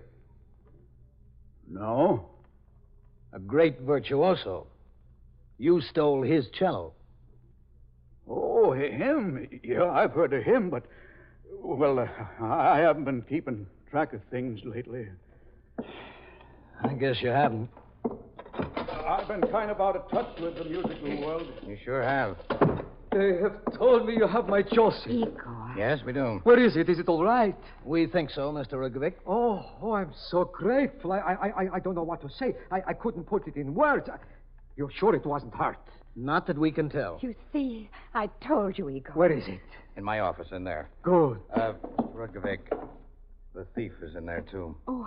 Oh, he is? Igor, please don't get upset. You have a concert Monday, remember? I don't care for the thief. My Joseph. Is he dangerous, Captain? No, I don't think so. Oh. There he is, Mr. Rudkovic. Yes, my case. We looked at it. We didn't see any damage. Listen, I want to tell you I'm sorry. Sorry? Irene, don't speak to him. I won't bite anybody. Yes, it looks all right. It looks fine, just fine. I wouldn't hurt it. That's the last thing I'd do. Mr. Rudkovic, this is Jason Newfield. He says he was once a cello virtuoso. That's why he was so attracted to the instrument. Oh? A virtuoso, too? Well, as one virtuoso to another, Igor. you stink. I didn't mean any harm. Okay, now A look. virtuoso. All right, Mr. Virtuoso. Play. Well, I haven't practiced. A virtuoso is a virtuoso. Practice or no practice. Play. I caused you enough trouble. Play. Maybe I could learn some technique, Mr. Virtuoso. Here, take it. Play. Igor, you shouldn't. I insist. He didn't steal it to sell, he stole it to play, so play. Sit down. Take the fiddle, take the bow. Here, so play. Play. Make beautiful music. No, please. Oh, you are shy, huh? Play. Well, if you want. So, that is it. The bow in the right hand. The fiddle between the legs. Ah, play. Oh, what should I play? Anything. Igor. All right.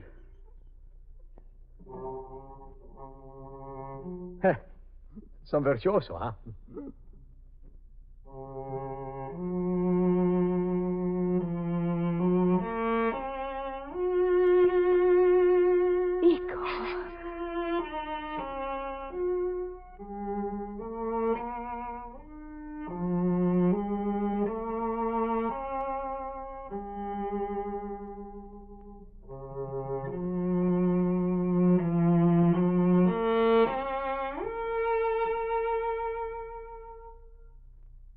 I'm sorry. I didn't remember all the notes. It's been a very long time. That was very good, Jason. Yes. Excellent. Very excellent. Thank you. Thank you very much. You stole my Joseph just to have it. It's a Joseph? Of course. A Joseph. I have never played on a Joseph. Come, we'll go home to my place. We'll forget this nonsense. You can play some more on the Joseph. Now, wait a minute, just a second. We have a little unfinished business here. What unfinished business? Come. Igor, please, look at him. Irene, an artist is not to be judged by his clothes. Look, folks. Wouldn't you like to come to my home to play my Joseph? Also, I have an amati. You can shave and eat. I have some clothes for you. This man is under arrest for grand larceny. What grand larceny? Forget it. Forget the past. Come to my home. Would you like that? You know what I'd like? I'd like a drink.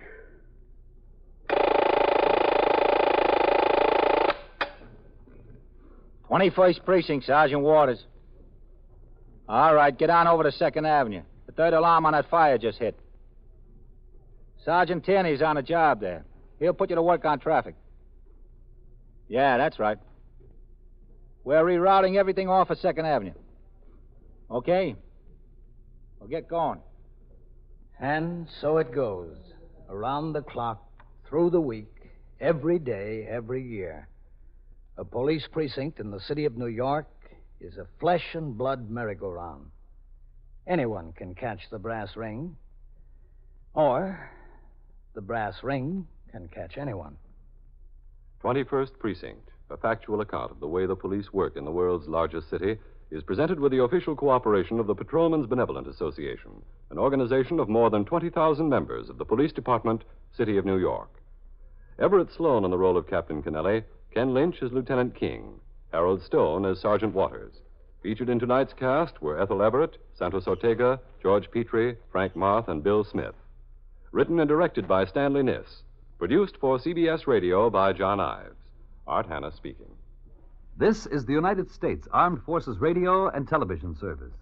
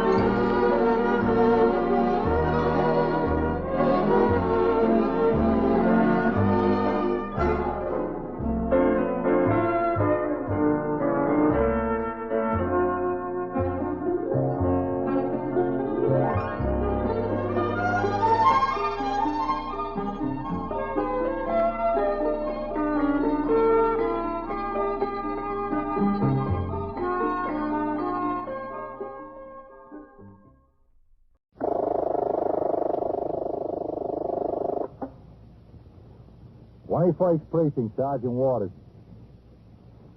All right, get on over to 2nd Avenue. The third alarm on that fire just hit. Sergeant Tierney's on the job there. He'll put you to work on traffic. Yeah, that's right. You are in the muster room at the 21st Precinct, the nerve center. A call is coming through. You will follow the action taken pursuant to that call from this minute until the final report is written in the 124 room at the 21st Precinct. Okay, you're gone. Ring in when you get back on your post. Yeah. All right. 21st Precinct. It's just lines on a map of the city of New York. Most of the 173,000 people wedged into the 9/10 of a square mile between Fifth Avenue and the East River wouldn't know if you asked them that they lived or worked in the 21st. Whether they know it or not, the security of their homes, their persons, and their property is the job of the men of the 21st Precinct. The 21st, 160 patrolmen, 11 sergeants, and 4 lieutenants, of whom I'm the boss. My name is Kennelly, Frank Kennelly. I'm captain in command of the 21st. I was working my day tour, 8 a.m. to 6 p.m. It was raining hard when I came on the job, and the 63 men who would patrol the precinct on foot and in sector cars for the next 8 hours turned out wearing rubber coats, boots, and cap covers. At 10 minutes after 9, Lieutenant Gorman, the desk officer, rang into my office and informed me of a 2-alarm fire in a loft building on 2nd Avenue. By the time a car came by the station house to take me to the scene of the fire, the 3rd alarm had hit. The teeming rain added to our difficulties, and it had not stopped until about the time the fire was out at 11:14. I returned to the station house to finish the paperwork and begin a required inspection of departmental equipment. My calendar showed that I was scheduled to give a talk on safety to the student body of Julia Richmond High School at 1:30 p.m. So at noon, I changed to civilian clothes and took my rain-soaked uniform trousers under my arm. It was my intention to leave them to be pressed while I went for my meal in a restaurant a few doors from the tailor shop on 3rd Avenue, operated by Philip Parazzoni.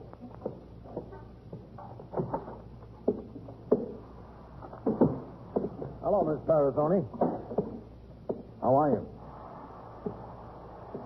I'm fine. I'm Captain Kennelly. Bill. Well, you don't have to bother him. Bill. Bill, come here. Well, Mrs. Parazzoni, Hello, Captain. Oh, Phil, how are you? Phil. Rose, you better get to 211 and pick up the work. Oh, all right. Yeah, the night doorman's uniform and the elevator operator's uniform from the super. 211? Yeah, 211. All right. I'll get them. Yeah, only press if they want them back by 5 o'clock, huh? Only press. Wives in the business. Yeah. Sometimes they ruin more customers than they're worth. Yeah, Captain the Pants. I got them soaked this morning, Phil. I'm giving a talk to some high school students at 1:30 this afternoon. I wondered if I could get them pressed. Oh, sure.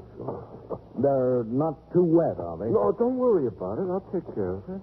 I'm going to have lunch down the block. Could I pick them up in about half an hour? Well, I'll deliver them to the station house if you want. No, that's all right. I'll pick them up. Yeah, okay. Thanks a lot, Phil. Oh, Captain? Yeah? Could I ask you something? Oh, sure. What is it, Phil? Look, Captain. Yeah? I'm sorry how Rose acted. Yeah, what happened? You two have a fight? Yeah, I guess you could call it a fight. Anyway, I'm sorry. Well, don't worry about it. Well, I am worried about it. You shouldn't treat people like that, customers, especially you. Oh, it happens in the best of families. Yeah, in the best of families. I left Phil Parazzoni's tailor shop and went a few doors down the street to a restaurant where I had my meal. When I returned for the uniform trousers a half hour later, Mrs. Parazzoni was not in the shop. At 1:30 p.m., I was introduced to the student body at Julia Richmond High School, and I talked for 20 minutes on the subject of safety, especially safe driving. It was 2:10 p.m. when I returned to the station house, where in the muster room, Lieutenant Gorman was desk officer, And Sergeant Waters was on telephone switchboard duty. Captain. Go ahead and take the call, Sergeant. Yes, sir. I'll sign the blotter. 21st Precinct, Sergeant Waters. Where were you born? The borough of Manhattan? Well, you go down to the Department of Health, 125 White Street. You can get a copy of your birth certificate there. 125 White Street. Well, where are you? On the east side? You take the Lexington Avenue Express downtown and change at 14th Street for the local. Right to White Street, and it's just upstairs there. Okay. You're welcome. Yes, Sergeant. Did you have something for me? Oh, yeah, Captain. What? You know that Phil Parazzoni from the Taylor Shop. Oh, what about him? Came in to see him. Yeah? He and his wife. I asked them to wait in your office. Are they in there now? Yes, sir. All right. 21st Precinct, Sergeant Waters. All right, where do you be? Where? Hello, Phil. Oh, Captain. Hello. You know my wife, Rose? Yeah, sure. Hello, Miss Parazzoni. Hello. Well, what can I do for you, Phil? Well... He told me it wasn't the right thing to do. He told me in so many words. I wouldn't listen. Now, Rose. That's what he told me. It wasn't the right thing to do. What wasn't the right thing to do? It was all my fault. He didn't have anything to do with it. Rose, let me talk to him. Would you wait outside, please? It's my fault. Would you just stand outside and I'll get it straightened out? Is that all right with you, Captain? Yeah, I guess so. Yeah, go ahead, Rose. Let me get it straightened out, huh? Yeah, all right. But it's my fault. Everything. Yeah, could I close the door, Captain? That's all right. I get it. Is it all right to wait here? Yeah, sure. That's all right. Well, what's the trouble, Phil? Captain, when you came in the store to get your pants pressed. Yeah? Well, that's why she acted so funny, because it was you. You see, she thought you came to arrest her. That's why she acted that way. Arrest her for what? Oh, it's a long story. It's a very long story. Well, what did she do? Look, Captain, when somebody has worked so hard for so many years, really struggled, can you blame them too much if they see an opportunity to make some money just like that? A big opportunity to make it? Well, I can't blame them if it's legitimate. Well, in this case, it's legitimate and it isn't. Well, it can't be both. Well, I mean, the money don't really belong to anybody. You better start at the beginning, Phil. Yeah, well, it was yesterday morning. We were in the shop. Uh-huh. Well, Rose was at the counter, like when you came in today, and I was in the back at the pressing machine. Yeah? Well, the door opened and a customer came in, a woman, a very pretty young woman. Yeah? Well, she came in mad as a wet hen. Well, I heard her talking to Rose, and I came up to see what the matter was. But she had on a nice wool suit, see?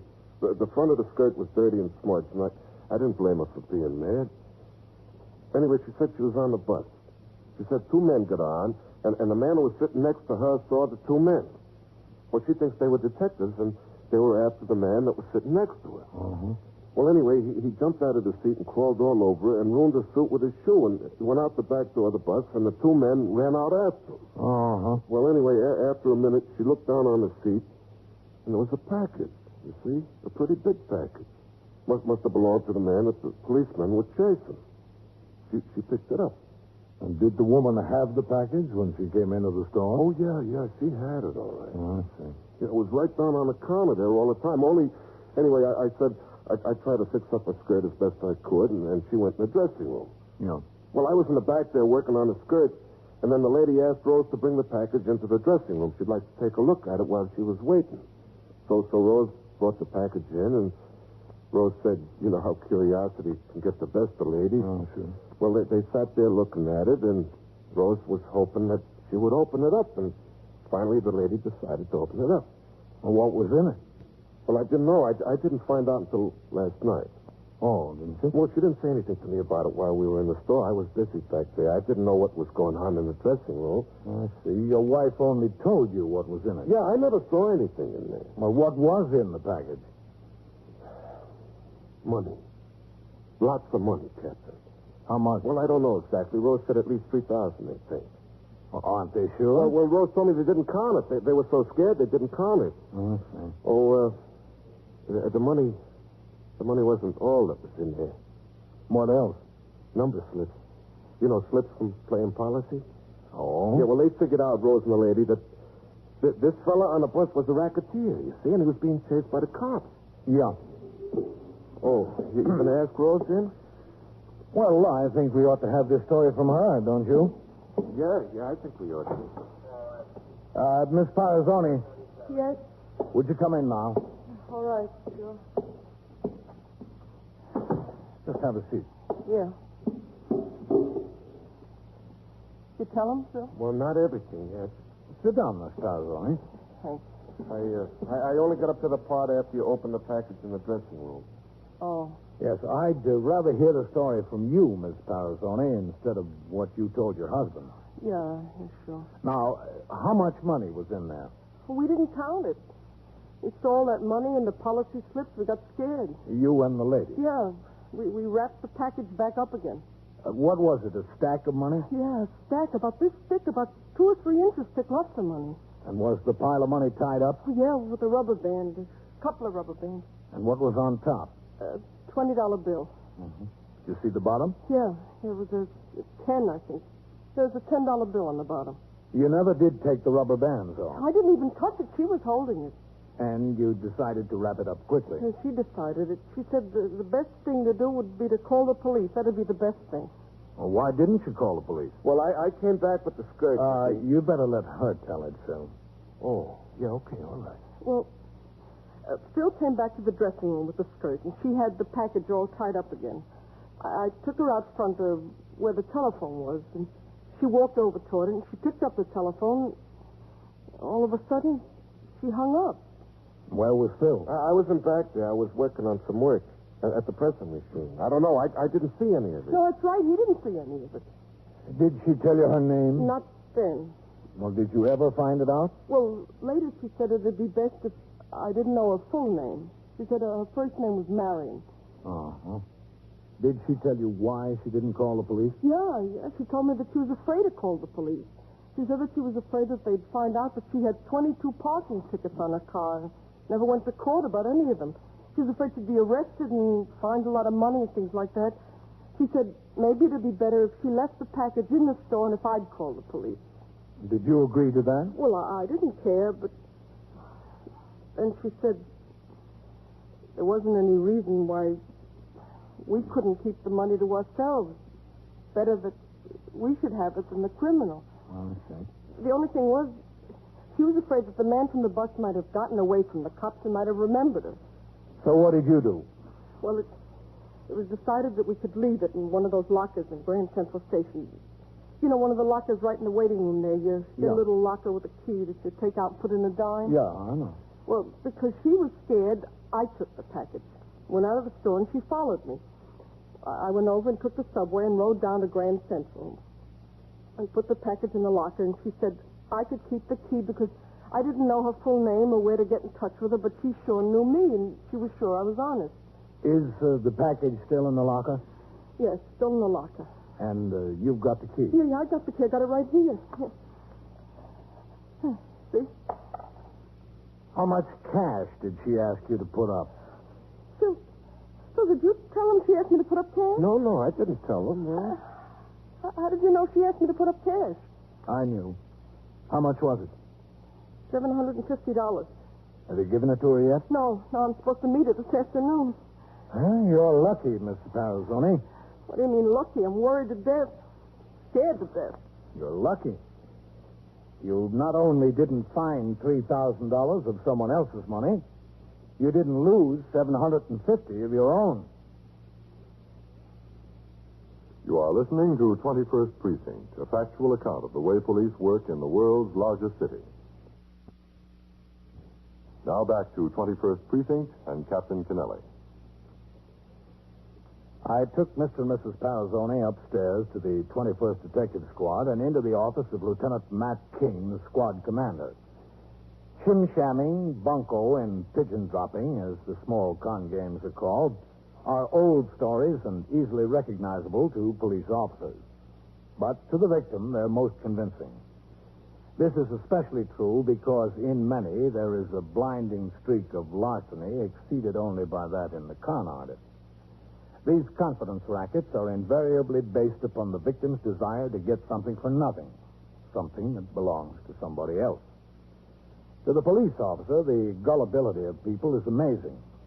It's incredible how many in the city of New York fall victim to these same old small con games year in and year out. In this case, Lieutenant King and Detective Louis DeLuca questioned the intended victim very closely as I listened. Why should she give you the key? If she were on the level, why wouldn't she suspect you'd go to the locker and get the package for yourself? Well, she told me that she trusted me because she knew where to get in touch with me. We were in business.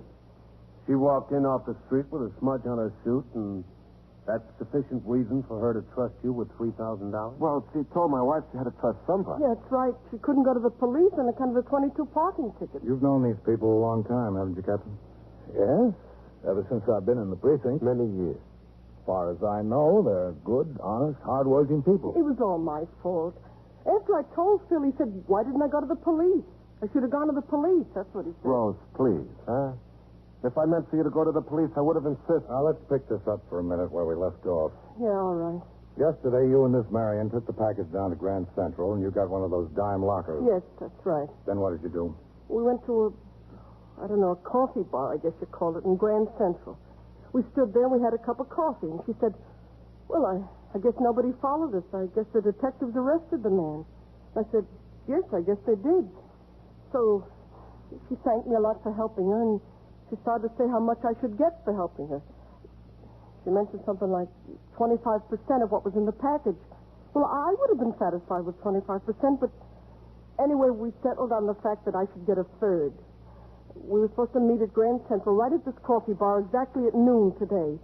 We take the package someplace and open up and then split the money. How did she happen to give you the key? Well, it was her own idea. It was very nice of her, wasn't it? I thought it was. Then you parted company. Yes. What time did you get back to the store? It was about an hour after I left. Your husband asked you where you'd been? Well, yeah, I asked her. She told me she had to go out with the lady to help her out. I asked her why she had to help out a stranger like that. She said she just did. She had to, that's all. You accepted that answer? Well, I couldn't do nothing except accept it. What else could I do? When did you tell him about the money?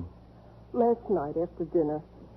I just couldn't keep it in me anymore. I told him about the package and about everything that was in it and how we went to Grand Central, how we put it in the locker, and how she was going to meet me there tomorrow and I was going to get 1/3. Your husband told you to go to the police, didn't he? Yes, he told me. Yeah, I told her, but with no enthusiasm whatsoever. But at least you told me. And you were intending to meet her at Grand Central Station at noon today and open up the package? Yes, that's right. Well, it was about noon that I came to your store. You were still there. Yes, I know I was there. I got a call from her on the telephone at 9:30 this morning. That's Marion? Yes, Marion. She said she was in awful trouble. She said she got home the night before, went to bed, and when she woke up in the morning, there was a policeman there. A policeman. The phone almost fell out of my hand. She said the policeman came to arrest her on account of the 22 traffic tickets that she didn't show up in court for. She said the policeman took her down to the magistrate's court, and she was sitting there just waiting for her trial. So she said she couldn't meet me this noon, but that I ought to go down and put another dime in the locker at Grand Central Station. I told her I'd do that. She made me promise to be sure not to open the package because we'd have to count the money together. And I told her I wouldn't, but I just put the dime in. Did you go down to Grand Central? Yeah, I went down there and I went out of the store when the captain was in there. You remember that captain that I left? Yes, I remember. I'm so nervous I didn't know what to do. I thought you came to get me. That's when I saw it, but when I found out you didn't, I went over and got the subway and went down to Grand Central and put another dime in the locker. Did you look inside to see if the package was still there? Yeah, I opened up the locker. I looked inside to see it was still in there, the package. Then you went back to the store? Yes. What time was that? It must have been about 1:45 that I got back. What time did you hear from Marion again? About 1 o'clock she called. What'd she say this time? Well, she told me she'd been up before the judge. She said the judge was very mad at her for ignoring the 22 traffic tickets, and he fined her $750. $750. She had to have the money right away. She'd go to jail. She had to pay the fine by 4 o'clock that afternoon. She said she didn't know what she was going to do. The judge wouldn't let her leave the building, but he let her go out in the hall and use the pay telephone so she could call some friends. And if she didn't have it by 4 o'clock that afternoon, she'd go to jail. What'd you say to her? Well, I told her she had all that money in Grand Central Station there. I said she ought to be able to use that. But she said no, she didn't want to do that. She didn't want to take the chance on opening up the package. Not down there because there are all kinds of cops around and everything. There's always all kinds of cops in the courthouse. Did you have any suggestions, Dowager? Yeah, I told her I could open it up and throw the policy slips away. I could go to the ladies' room in Grand Central Station and throw them in the wastebasket or something like that and just bring the money down. But she said, no, that wouldn't be any good because we'd have to count the money together and each take our share so that there wouldn't be any suspicion on either side. That seems fair, doesn't it? Yeah, but I knew she was in such trouble and she had to pay the $750 fine. Did she have any suggestions? Yes, she had a suggestion. She wanted to know if I had $750, if I could get it. And I said, yes, I could go to the savings account. And she said, please, wouldn't I do her a favor and draw out the money so she could pay the fine? And after she paid the fine, we'd go up to Grand Central and get the package, and we'd split it right away, and I'd get my $750 back. And she'd give me half of the rest instead of only a third. Did you agree to do that? Well, finally, I told her, all right, I would. And I told her that I'd meet her with the $750. Where was that? In the courthouse, down on Center Street. Where in the courthouse? On the second floor, right by the pay telephones there. She said that the judge had given her permission to go out and stand by the telephones to wait for calls and to make calls, but she had to be back inside the court and pay off the fine by 4 o'clock. What time are you going to meet her? At 3:45.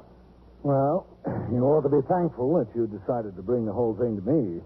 You'd have given her the $750 and never seen her again. Yeah, but the package, I had the key to the locker. The package is in there. Yes, you'd have gotten back 30 of your $750. 20 on top and a 10 on the bottom. But it looked like money to me. It always does. What made you decide to come and see me? Oh, that was Phil's idea. No, Rose. You decided it yourself. No, it's not true. It was his idea. See, he keeps the bank book in the drawer of the sewing machine. He was putting a new lining in a coat, and he wouldn't get away from it. Finally, he stood up to get something. I got the bank book. He saw me. So he asked me what happened. I told him. He says, no, I can't go to the bank and get the money. But I told him I promised. He said, I don't care what you promised. But she decided to come here herself. She decided. He told me. So I decided.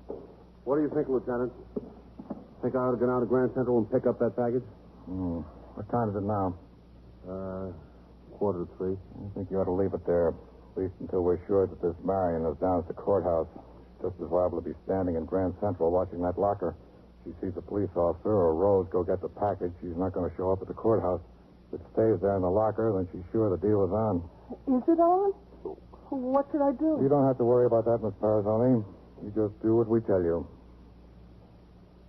It was decided that Mrs. Parazoni would go ahead and complete the transaction with the con artist she knew only as Marion.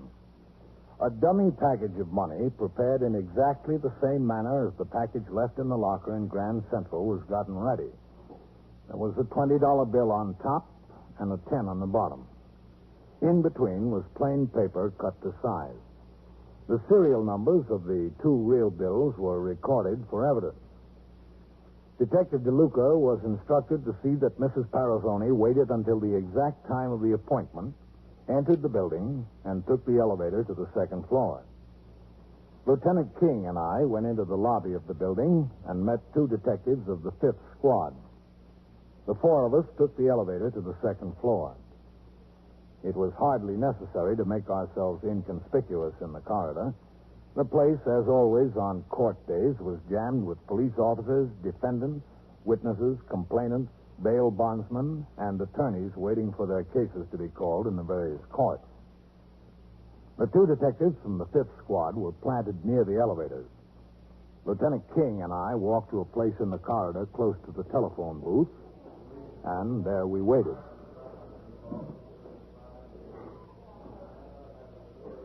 Captain, this is the first time I've heard of the criminal court building being part of a con game. It's impressive, Matt. You got to give her credit for that. That's impressive, all right. There's a woman waiting. Think that's her? She's pretty close to the description. Wait a minute. There's another one down there. Where? That's a drinking fountain. Oh, yeah. Lots of them, Captain. No, I guess we'll just have to wait and see. Guess so. How's the time? She's due up here now. How about moving across there where we can see the elevators? Yes, sir. Okay.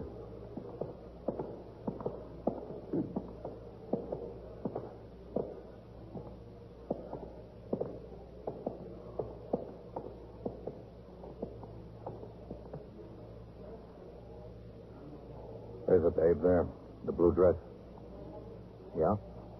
That could be her, too. Well, we'll see. Look, we better not both watch the elevators, man. No. I'll look this way. You just let me know what's going on, okay? Okay. There's another one that could be the gal. The description fits half the women in New York. Yeah. There's Miss Parazoni coming off the elevator. She's starting to look around. Does she see her? Not yet. Which way is she looking? This way. Here she comes. She stopped. You think Marion showed? Yes, sir, she showed. Miss Parazoni is walking over to her. The one in the blue dress. I'd better keep looking this way. Yes, sir. She's greeted her. They're making the change. Mrs. Parazoni is giving her the package. She's got it. All right, let's go. Good looking, all right. You, think that'll help her? Not so far. Don't know how much good it'll do from now on. Now, where will I wait for you? All right, we're police officers. I'll take that package. What package? When you've got there, I'll have it, please. Did you bring them? Why'd you bring them? Because you were cheating me. Give me the package. You want to tear your eyes out right out of your head. Let me go. All right, doctor, come on. I'm Cut it out. Hold still there. I'll kill her. You stand over there, Miss Parazoni. I'll kill her. I don't think so. No, I don't think so either, but let her believe it. What'd you do, open up the package in Grand Central? No, it's still there. What made her ring in the lock? You picked the wrong mark. She was a cinch. Yeah, but you didn't count on one thing. She's got a streak of honesty.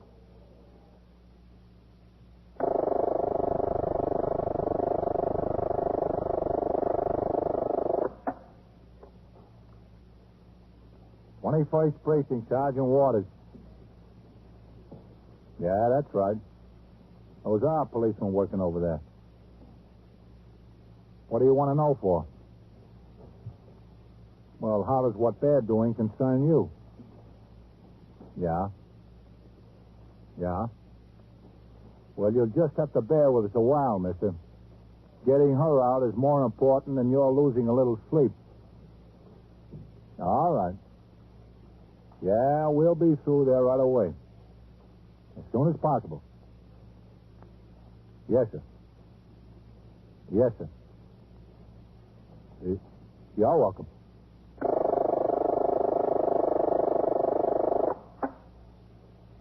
And so it goes. Around the clock, through the week, every day, every year. A police precinct in the city of New York is a flesh and blood merry-go-round. Anyone can catch the brass ring, or the brass ring can catch anyone.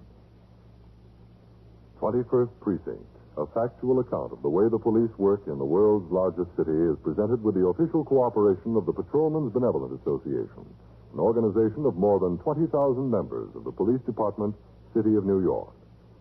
Everett Sloan in the role of Captain Kennelly, Ken Lynch as Lieutenant King, Harold Stone as Sergeant Waters.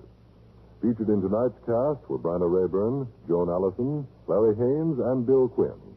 Written and directed by Stanley Niss. Produced for CBS Radio by John Ives. Art Hannes speaking.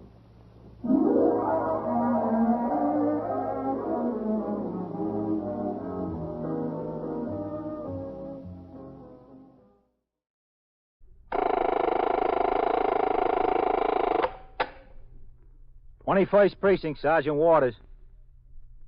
Yeah, that's right. There was our policeman working over there. What do you want to know for? Well, how does what they're doing concern you? Yeah? Yeah? Well, you'll just have to bear You with are it. in the muster room at the 21st Precinct, the nerve center. A call is coming through. You will follow the action taken pursuant to that call from this minute until the final report is written in the 124 room at the 21st Precinct. All right. Yeah, we'll be through there right away. As soon as possible. Yes, sir. You're welcome. 21st Precinct. It's just lines on a map of the city of New York. Most of the 173,000 people wedged into the 9/10 of the square mile between Fifth Avenue and the East River wouldn't know, if you asked them, that they lived or worked in the 21st. Whether they know it or not, the security of their homes, their persons, and their property is the job of the men of the 21st Precinct. The 21st, 160 patrolmen, 11 sergeants, and 4 lieutenants, of whom I'm the boss. My name is Kennelly, Frank Kennelly.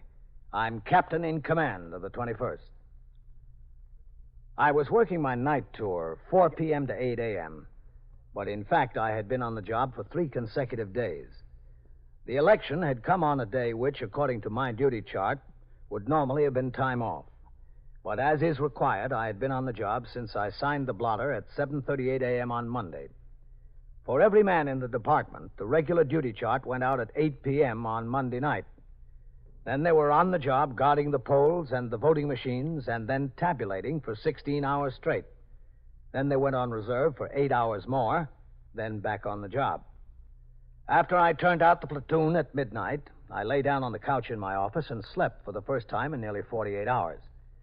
Meanwhile, the men were taking over their posts, and one of them, Patrolman Daniel Mercado, walked over the prescribed route from the station house to Madison Avenue. After relieving Patrolman Edward Farrell on his assigned post, he began to try the doors to the shops along the avenue. As he was in the process of this operation, the car in which Sergeant William Waters was riding as recorder and Patrolman Joseph Ahern as operator pulled up to the curb. Okay. Stay in the car while I talk to him. Yes, sir.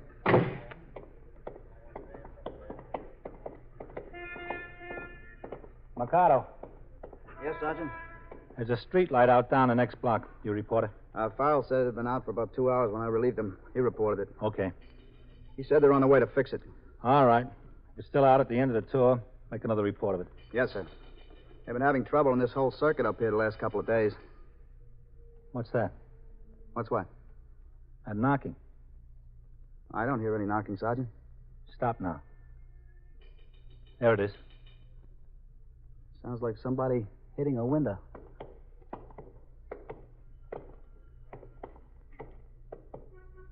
Well, where's it coming from? Well, everything's closed in the block. What about upstairs in one of the apartments? It could be, Sergeant. Hold it. I don't think it's from upstairs. Oh, hi. Sounds like it's from way down that way, Sergeant. Yes, Sergeant? Come here. Yes, sir. There it is, Sergeant. Yeah. I think it's from way down that way, the next block. Yes, Sergeant. Hello, Murr. Joe?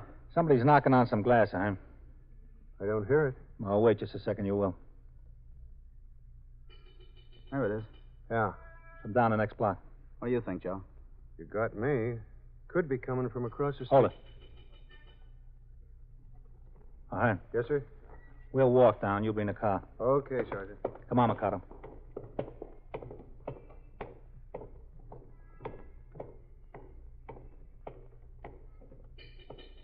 There it is. Still sounds from down that way. Come on.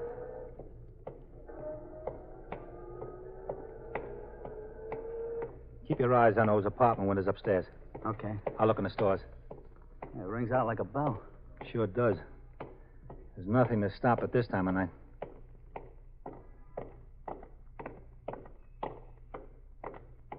Sergeant? Yeah? It's down here, the drugstore. Okay. The drugstore's closed. Hi. Who is it? Somebody inside. What? Somebody inside the drugstore, he said. There's somebody inside. Burglars? No, Sergeant, no burglars. A woman's locked in there. All right, lady, take it easy. Take it easy. Can you get me out? How did you get in? I was locked in. I was using the... Lady, you'll have to come closer to the door and talk a little bit louder. I can't hear what you're saying. I I was in the telephone booth when the store closed. In the telephone booth? Yes, that's right. Wouldn't you know it? All right. I was in the telephone booth when all of a sudden the lights went out. I didn't know what happened. I hung up and the place was closed. It was locked tight. How long ago was this? What? How long ago was it? I don't know. I hadn't any idea. About 10 or 15 minutes ago? He usually closes between 12 and 12:30, Sergeant. He was closed when I came on post. I think he was. What did he say? He was talking to me. Oh, I've been trying to attract somebody's attention.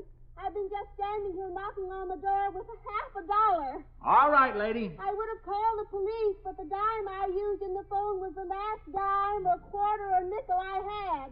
All I had was the $50. Now, look, don't get panicky. Just take it easy and we'll get you out. I'm not panicky. I'm just trying to tell you what happened. I know I'll get out. Good. I was getting a little worried until somebody heard me, but I know I'll be all right now. Yeah, you'll be fine. Now, what I want you to do is reach up on the inside of the door. See if you can find a latch to turn. You mean a knob? That's right. See if you can find a knob. The only thing is this, and I tried that before. That won't do it. The key's the only thing that'll open that, Sergeant. Listen, if the store has a burglar alarm service, they always have a key at the office. There'd be a sign that says protected by Holmes or Burns Patrol or whoever it is. Yes, sir, usually. There's no back door, is there, Mikado? No, sir, this is the only way in or out. Let me put my light up on the transom. There's no transom, Joe. Do you think there's anything you can do? We'll get you out. Don't worry about it. I'm not worried. What building is this in, number 24? Yes, Sergeant, 24. All right. Ahern, walk around the corner of the building entrance. Find what apartment the superintendent lives in. See if he's got a key to this door. Yes, sir. All right, get going. I'm on my way, sir. Mikado. Yes, sir.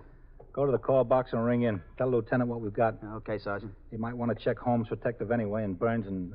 What's the name of that druggist? Erridge. Paul Erridge. All right, go on. Okay, Sergeant.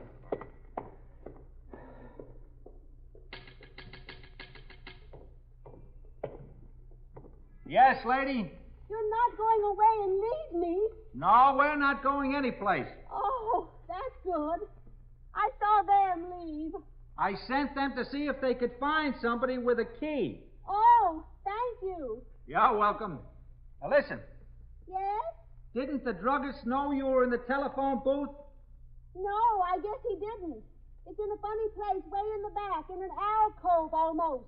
Was he alone in the store? I think so. Didn't he see you come in? What? Didn't he see you when you came in the store? Maybe he did, but I was in the booth so long I guess he forgot. What's your name? Grace Nader. How do you spell that? Grace. The last name. Oh, Nadder. Is that Miss or Mrs.? Miss. Where do you live? Around the corner there at number 22. Don't you have a phone in your apartment? Oh, yes. Why didn't you use that instead of coming down here? Well, the call I was making was of rather a personal nature. I didn't care to have my roommate overhear it. Oh, I see. What did you say? I said I see. I understand. Oh, thank you very much. You're welcome. How long do you think I'll have to stay in here? Until we can find someone with a key. Do you know someone? Well, it's in this apartment building. The super might have a key. Do you think so? Maybe. And if the druggist subscribes to the burglar alarm service, they'll have a key for sure. It doesn't look to me like he subscribed to it. It's such a small store. And besides, there's none of that silvery tape on the windows. There's all kinds of burglar alarms. Oh. Supposing he doesn't subscribe. Then we've got the owner's name and phone number on file at the station house. We'll get him down here to open up. I don't think he's going to like that very much. Well, he should have looked around the store before he locked up. What did you say? He should have looked around the store better. Hey, what's the tumult here, huh? What's the tumult? All right, keep moving. Excuse me, officer. I didn't mean to usurp your prerogative. You're not usurping anything, mister. You just better go on home and get in bed. Oh, what do we got? A damsel in distress. Ah, yoo-hoo. Go on. You better hit the ties. Who put her in there?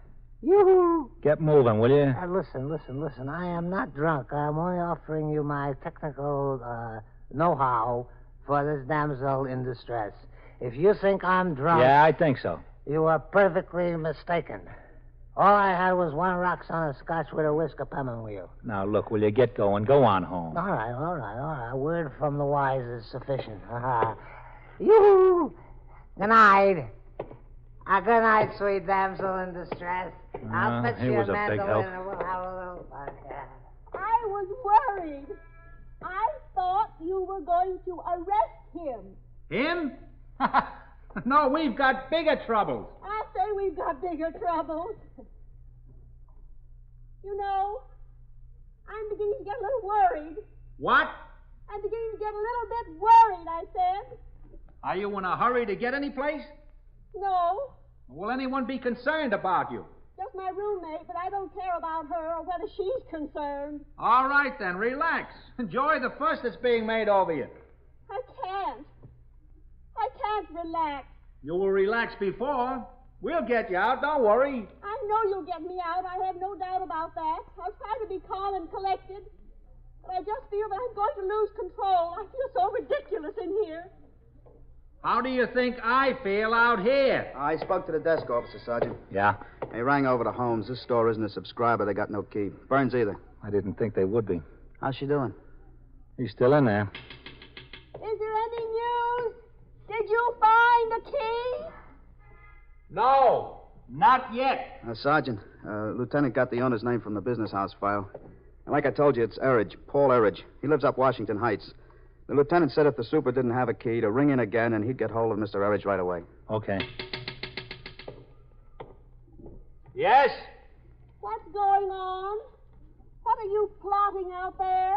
We're not plotting anything, lady, except how to get you out. Here's a hand, Sergeant. How'd you do, Joe? I woke up the super, Sergeant. Yeah?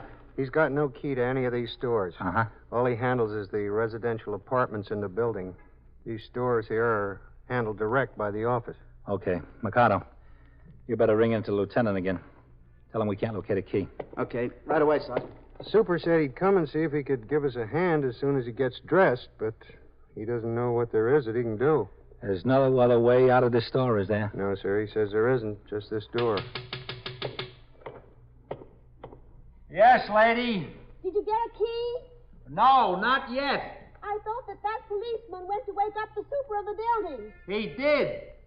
The super's got no key to any of the stores. Well, what are we going to do? How am I going to get out? We'll get you out. You keep saying that, but you don't do anything. Just don't worry. I am worried. I'm getting worried to death. We've got the home telephone number of the druggist in the files at the station house. The other officer went to call the box. He's going to ask the lieutenant to phone the druggist to come down here. Do you think he'll come? He'll come, yeah. He might not feel very good about it. He might not feel very good about it, but he'll come. Oh, well, I hope so. What's that super's name, huh? Charlie. He said he'd come out as soon as he got dressed. Yes, Sergeant. He doesn't know what he can do, though. Yes, ma'am. Where does this druggist live? In Washington Heights. How long should it take him to get here? About a half hour, a little more, maybe. My goodness. What? I said, my goodness. Oh. Sergeant? You ring him, Mikado? Yes, sir. I rang in. Desk officer called up the druggist's home. Is he coming down to open up? No, sir. His wife said he wasn't there. Well, maybe he didn't have time to get home yet. Well, he's not coming home. He doesn't live there. His wife told the lieutenant they were separated about a month ago. Well, where does the wife say he's living now? She told the lieutenant she doesn't know. She knows how to get in touch with him when she has to, doesn't she? Yes, sir. She knows that. Well, where does she reach him? Right here. Right here at the store. You are listening to 21st Precinct, the factual account of the way police work in the world's largest city. You have a horrible feeling that something is wrong when the radio goes dead. You turn on the television set. Nothing there either. You walk out on the street to look for your newspaper, but it isn't on your porch, your front lawn. No place. And then you notice the silence all around you. No voices, not a one. The theater lights are off. The public auditorium is boarded up. You're frightened. You don't know what's wrong. I'll tell you what's wrong. You've just found out what it would be like to live under a system of government that controls the freedom of speech. There are such systems in the world today. But a group of men took care that it wouldn't happen to you. They did their work 165 years ago, when they wrote the Constitution and the Bill of Rights. In the first article of those 10 original amendments, they said, Congress shall make no law abridging the freedom of speech or of the press. Those men like Franklin and Jefferson, made it official, made it a law. Every time we have our say in public or in private, we're exercising that law, and exercise is good. If someone else doesn't like what we say, he's entitled to his own opinion, and he's entitled to voice it just as loudly and clearly as he wants.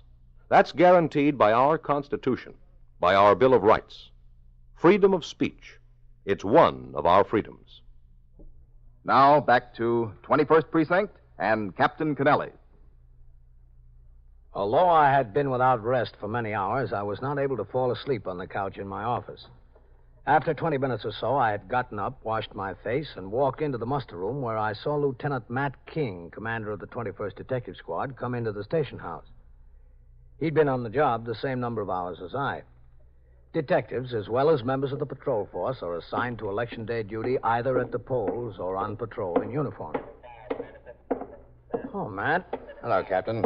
I saw you coming in when you should be going out. Why don't you go home?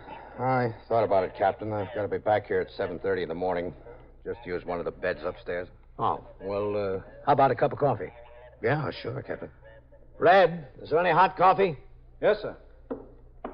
The sugar's in the drawer, Captain. Good. Well, it was a pretty quiet election, Captain. Yeah, pretty quiet. Go ahead, man. How do you think you like the new governor? Oh, I don't know. We'll see what he does after the first of the year. Here you are. Thanks. That's enough, Captain. Okay.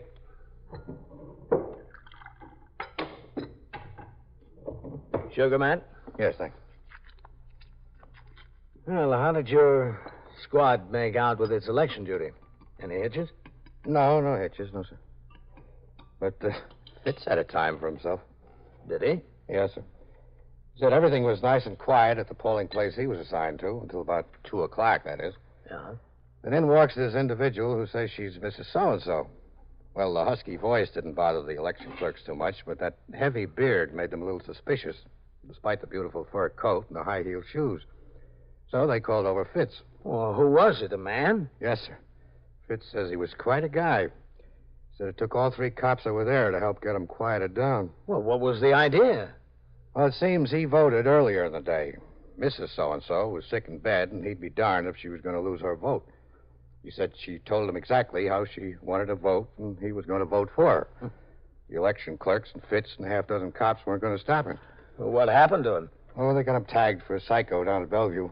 It's going to be a long time before Fitz lives down that closed eye he got from a lady. I guess it will. Excuse me, Captain. Yes, Lieutenant. Hi, Red. Matt, we've got a woman locked in a drugstore over on Madison Avenue. Well, how'd she get in there? She was in the phone booth when the druggist closed up. Yeah? Super of the building said he's got no key. We got out the druggist's phone number from the business house file. His wife says she's separated from him about a month, and she doesn't know where he's living. Well, have they got a burglar alarm service? I checked Holmes, Captain. Store isn't a subscriber. Well, who's on the job over there? Sergeant Waters, Captain, and Mikado and Ahern. Sergeant says the woman started off kind of cool and collected when they first got there, but she's getting a little panicky now. Are you making any further effort to locate the druggist? Yes, sir. He's got a mother who lives in the Bronx. According to the wife, the mother's got no phone. She doesn't think he's living with the mother, but the mother might know where he is. I got the 50th Precinct to send a man over there to talk to the mother. Any friends with the man or employees of the store? The wife says he's got a pharmacist working for him, a new one. She doesn't know his name. He came to work after they got separated. She used to help him out in the store herself. She doesn't happen to have a key around the house there. No, sir. Sergeant Waters wanted to know what I thought about sending for the emergency squad to take the door off or cut the glass out or do whatever they could to get her out. You better hold up on that for a while, Red. Yes, sir. I'll take a ride over there and see what it looks like. Have a car come around for me. Okay. Right away, Captain. You want to come take a look, man? No, Captain, no thanks. I spend too much of my time now seeing people who are locked up. In a few minutes, sector car number 3 came by the house for me and drove me over to the drugstore on Madison Avenue, where by this time a few people had gathered despite the lateness of the hour. As the car pulled to a stop behind the sergeant's car, I could see considerable activity in the doorway. All right. What's the matter? You wait here. All right, folks. There's nothing to see. You might as well move on. Captain? Hello, Aaron. Where's Sergeant Waters? In the doorway there, talking to her. Okay. Yes, sir. Just keep moving. Keep moving. Sergeant? Oh, hello, Captain. Well, how you doing? Well, she's still in there. Miss Snyder? Yes? I sent one of the officers with the super of the building. They went to call somebody from the real estate company. We'll see if they've got a key. It's getting to be an awfully long time. We'll know something in a few minutes. You've been saying that. You've been saying we'll know something in a few minutes, but an awful long time has gone by. We're doing everything we can. I don't know about that. I don't know if you are. I'm still locked in here. I'm Captain Kennelly. We'll get you out. We'll get you out soon. What? You've got to talk closer to the door, Captain. I said we'll get you out very soon. I hope so. I only hope so. Ah, if she's in there too much longer, Captain, she's going to go to pieces. I don't know whether I'd blame her. No, sir. Neither would I. I was thinking about getting the emergency truck over here and taking that door off or the glass out or something. Oh, I don't think they could take the door off. They're butted hinges. They could jimmy it open. Well, that'd cause a lot of damage. Best thing might be to cut the glass out. Yes, sir. Mercado went with the super? Yes, sir. Mm-hmm. Who are they calling? Some executive from the real estate company that manages this building. Oh, yeah. Super says he might know where there's a key to the store, and if he doesn't, he might know who to call. There she goes again. Mm-hmm. Officer, Yes? any news? They haven't come back yet. Oh. I'm getting very thirsty. Thirsty? Yes, very thirsty. Well, why don't you go behind the soda fountain and get a glass of water? You think it would be all right? It'd be all right, sure. If you say so. Yes, go ahead. All right, I will. Well, that'll keep her busy for a minute anyway. Yeah. Hearn. Yes, sir? Did you call me, Sergeant? Captain did. Yes, sir. Take a walk down to the call box. Ring in to Lieutenant Gorman and see if he's had any luck in locating the druggist. Yes, sir? And tell him I'll be here until we get her out. Okay, Captain. I'll tell him. Let me know what he says. Yes, sir. The 50th was going to send a man around to his mother's place. Yes, I know. All right, Miss Nader. We're right here. I got my drink of water. That's good. And I found this chair, too. There's no sense standing here when I can be sitting. Yes, you'll be a lot more comfortable. It's not how comfortable I am that makes a difference, but I'm getting very nervous. What? I'm getting very nervous. I want to get out of here. We'll get you out. I want you to get me out now. Right now. There's no reason why I can't get out right now. Like I told you, lady, if we can't find somebody with a key, we'll get the emergency squad over here to take off the door. I'd sure like to know when. Very soon. You've been saying that. Captain? All right. Just relax. You'll be all right. Yes, Mercado. Captain, this is Charlie, super at number 28. Glad to know you, Captain. Hello. Some deal we got here, huh? Yeah. You have any luck? No luck at all. I went inside and I called up my boss, which is Mr. Doyle. Well, did he have a key? Well, Mr. Doyle has got charge of residential rentals only, so he told me to call up Mr. Matthews, which is in charge of business rentals. I said, look, Mr. Doyle, Mr. Matthews don't know me from a hole in the ground. So Mr. Doyle called up Mr. Matthews, and Mr. Doyle called me back. Well, did Mr. Matthews have the key? I know, sir. They said they got no keys to any of these stores. At least that's what Mr. Doyle told me. Mr. Matthews told him. I talked to Mr. Doyle, Captain. He said that Matthews assured him there was no master key to these stores in their office. The only one who has a key is the tenant. I rang into the house, Captain. Yes, Ahern. Lieutenant Gorman says the 50th got back to him. They sent a man by the house of the man's mother. She doesn't know where he's living. She hasn't heard from him in over a month. Captain. Yes, okay. Now, look, Miss Nader. Put that chair down. Put it down. No, I'm going to get out of here. Look, we've got the emergency squad on the way, Miss Nader. You've been saying that. Now, put that chair down. What's the trouble, Sergeant? You better get back, Mikado. Keep the rest of them back. Yes, sir. Come on, Ahern. Let's get him back. Miss Nader! I'm getting out. You better get out of the way. I think she means it, Captain. Get back.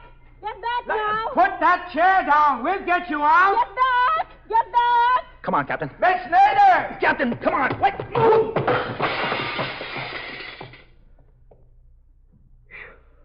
Well, are you all right, sir?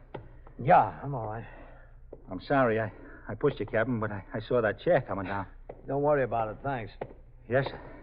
Well, I did it. Yeah. You did it. I had to. Please help me. Now, don't step through there yet. There's a lot of that jagged glass hanging there. Mikado! Yes, Captain. Yeah, right here. Take your nightstick. Clean that glass off around there. Yes, sir. Stand a few feet back in there, Miss Nader. I want to come out. You'll be able to step out in a minute. All right. If it's only going to be a minute. Excuse me, Sergeant. Go ahead, Mikado. It's all yours. Yes, sir.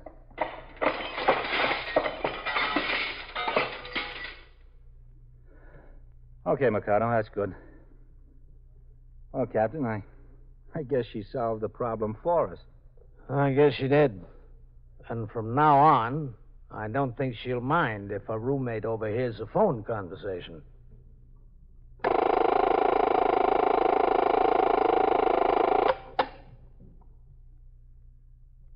21st Precinct, Sergeant Waters. Who are you, the watchman? Well, what'd they break into? Did you see the thieves? Yeah? Yeah? Well, what's missing? Oh. Yeah? Well, what was all that doing in a tool shack? Yeah? And Oh, so what's it the lie? goes. Around the clock, through the week, every day, every year. A police precinct in the city of New York is a flesh and blood merry-go-round. Anyone can catch the brass ring, or the brass ring can catch anyone. 21st Precinct, a factual account of the way the police work in the world's largest city, is presented with the official cooperation of the Patrolmen's Benevolent Association, an organization of more than 20,000 members of the Police Department, City of New York. Everett Sloan in the role of Captain Kennelly, Ken Lynch as Lieutenant King, Harold Stone as Sergeant Waters. Featured in tonight's cast were Abby Lewis, John Sylvester, John Gibson, Santos Ortega, and Bob Dryden. Written and directed by Stanley Niss. Produced for CBS Radio by John Ives. Ed Fleming speaking. This is the United States Armed Forces Radio and Television Service.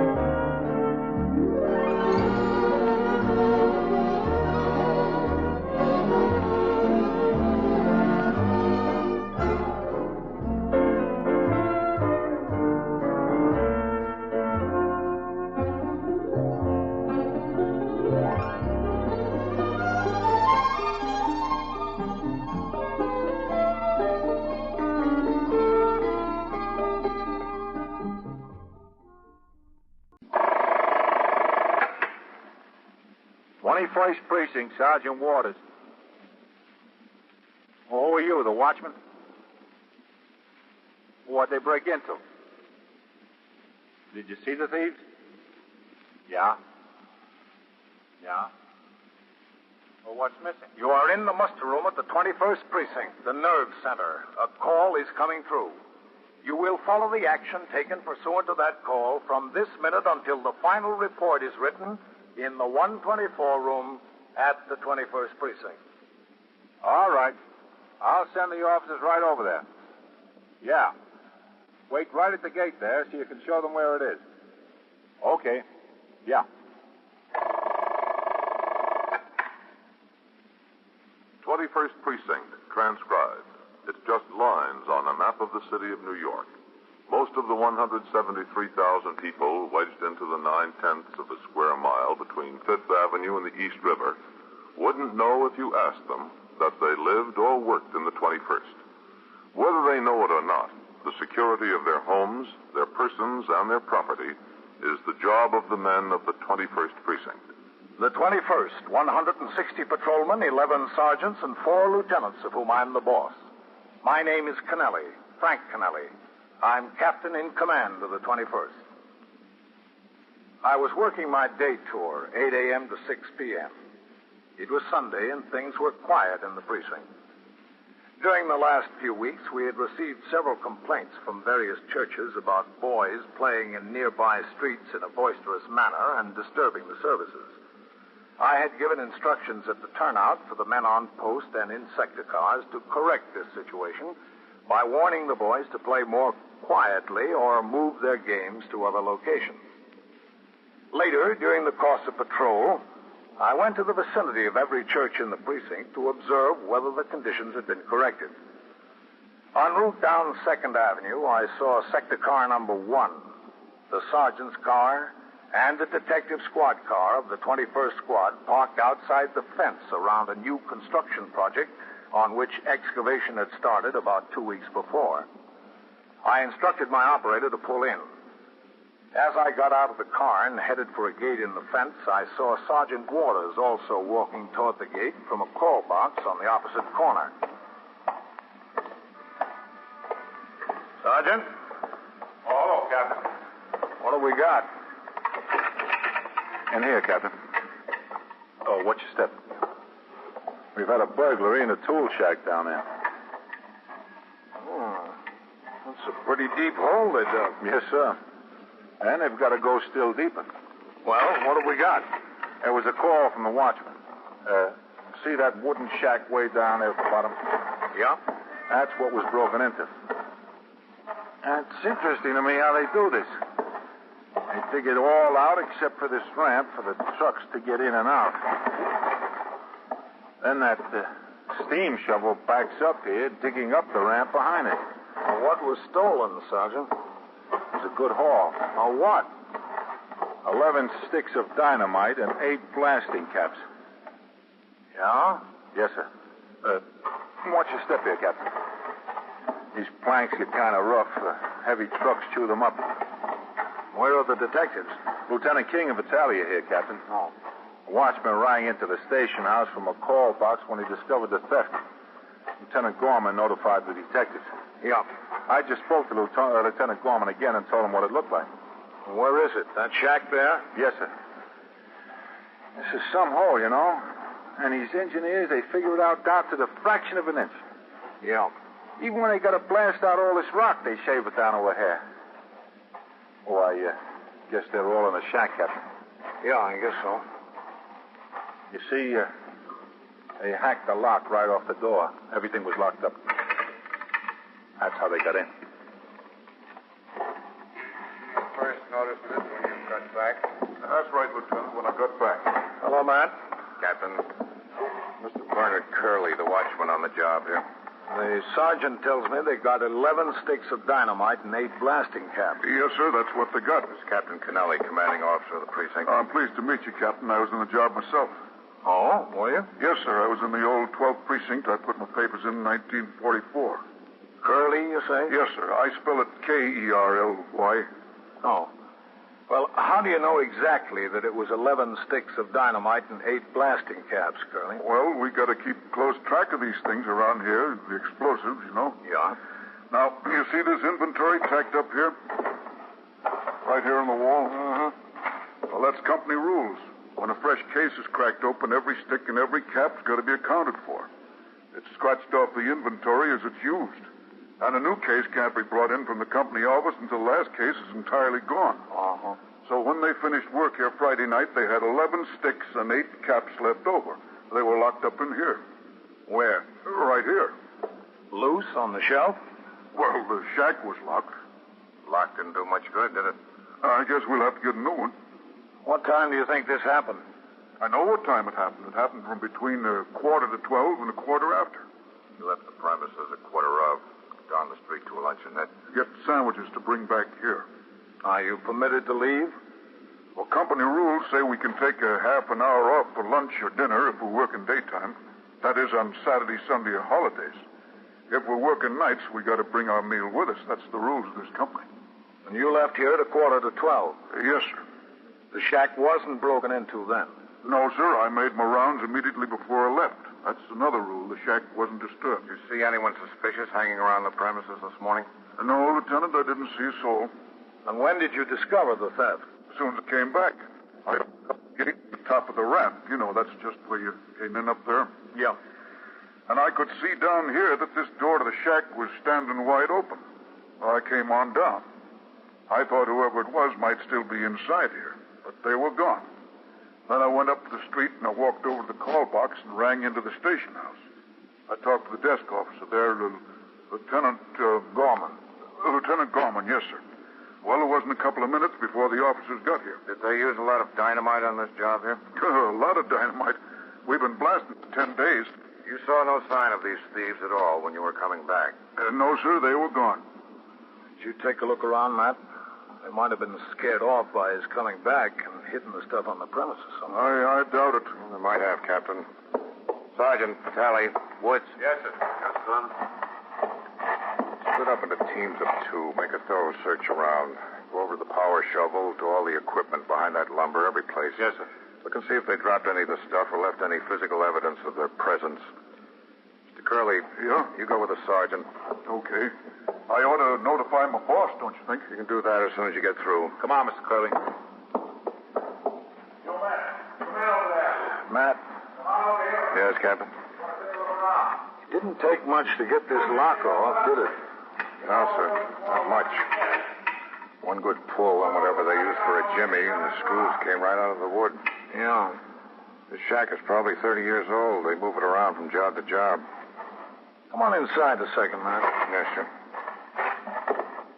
That can cause a lot of trouble. 11 sticks of dynamite and 8 blasting caps. You're telling me. But the boys that got it knew what they were after, I'm sure. They know how to handle it. Safe burglars? Yes, sir. That's what it looks like to me. They'll take it and boil it down to nitroglycerin and use it to shoot a safe someplace. It's been a long time since I've heard of anyone using nitro to shoot a safe. Yeah, I know. That ought to make it easier to spot them. As soon as we get back to the station house, I'll ring down to the safe and loft squad and tell them what we've got. Burglars today rip a safe or cut it open, don't they? Well, generally, yes, sir. But the safe and loft squad might know of some old-timer that's been released lately. You ought to be able to come up with something on this. Matt, if they were safe burglars, why didn't they take this stuff? Here's a tank full of acetylene, oxygen, cutting torch.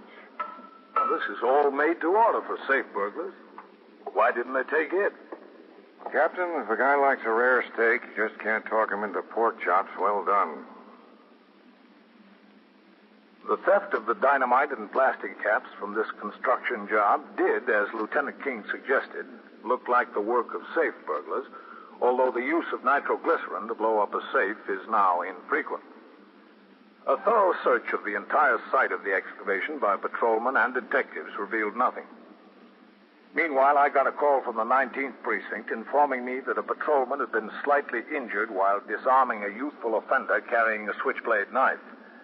The patrolman had been taken to Bellevue Hospital, and as senior officer on duty in the 6th Division, I was required to conduct an investigation of the occurrence. I went to Bellevue and got the details of the case from the officer who suffered a long gash on his right hand. I entered the results of my investigation in the blotter at the 19th Precinct and then returned to the 21st, where Sergeant Leo F. Rosen was on telephone switchboard duty and Lieutenant Patrick Gorman was desk officer. I walked around behind the desk and signed the blotter.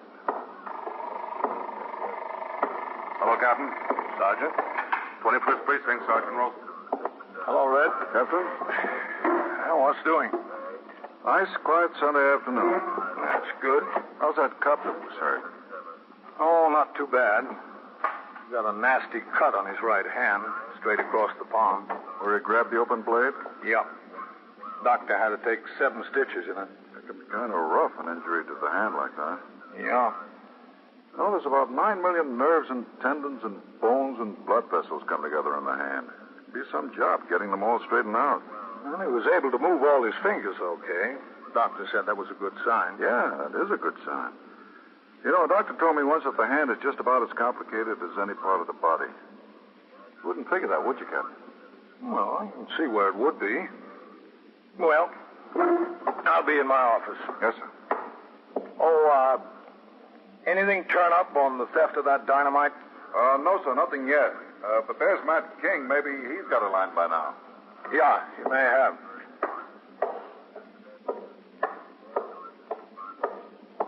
Matt? Hello, Captain. Anything on that dynamite theft? No, sir, not yet. You know, that's got me plenty worried. It's got me worried, too, Captain. I'll tell you why. King? Excuse me, Captain. Yes, Sergeant? The tally's ringing down for you. Wanted to catch it before you go out. All right. You want to take it in my office, Matt? Yeah, thanks. I'll take it in the captain's office, Sergeant. Yes. Tally is carrying the squeal on this. He might have something. Go ahead. Help yourself. 21st Squad, Lieutenant King. Yeah, Pete. Yeah, what'd they say? Well, who was it you talked to? Who?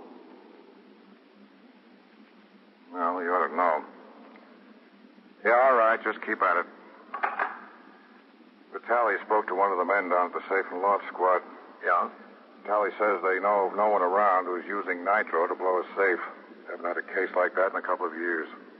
Have there been any penitentiary releases? None they know of. We're checking into it. Well, makes it kind of rough going, Captain. You know what I think, Matt? What? I don't think it was safe burglars at all that broke into that shack. I think it was a bunch of kids. I don't know, Captain. It was timed out just right. They knew when the watchman left. They knew when he got back. They got in, got the stuff, and got out. All in a half an hour. Well, that may be so, Matt, but... Oh, excuse me. 21st Precinct, Captain Kennelly. Lieutenant Gorman, Captain. Yes, Red. A call just came over the air, Captain. An explosion on a vacant lot over near York Avenue. What kind of explosion? The call didn't say, Captain, but there must be at least one person injured. It came over ambulance responding. All right. Get a car to take me over there right away. Yes, sir. Well, Matt, I think we found the dynamite. Yeah? But I think we found it a little late.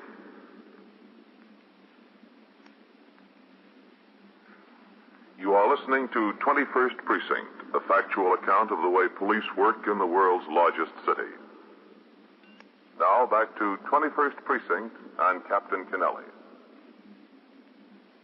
While I waited for the car to come by the house for me, the first officer to arrive on the scene rang into the station house, reporting that the explosion in the vacant lot, the site of a recently wrecked tenement, was apparently caused by the detonation of blasting caps.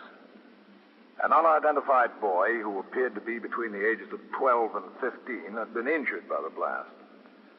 Within another 2 minutes, sector car number 2 arrived at the station house. I got into the car and was driven to the scene of the occurrence with siren wide open. As we pulled into the block, I could see that a fair-sized crowd had gathered on the sidewalk and were being kept back by 2 of the patrolmen already on the job. The ambulance had not yet arrived.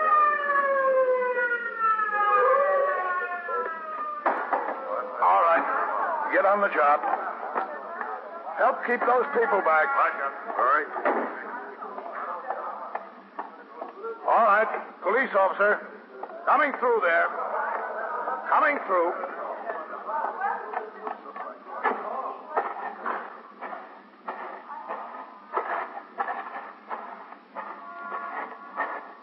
Mike, behind. What are you ringing for that ambulance again?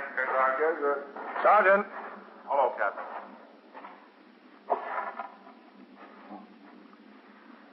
Well, I guess we know who got the dynamite. Yep. I guess we do. He looks pretty bad, doesn't he? Yes, sir. Has he been conscious at all? No, sir. Awful bad. You know who the boy is? There's no identification in his pockets, Captain. Who, want to take a look over here? Yeah. Apparently, he was playing around with the blasting caps. Those two sticks of dynamite were right here where they're laying. It's lucky he didn't have them close enough to be set off when the caps went. Be dead for sure.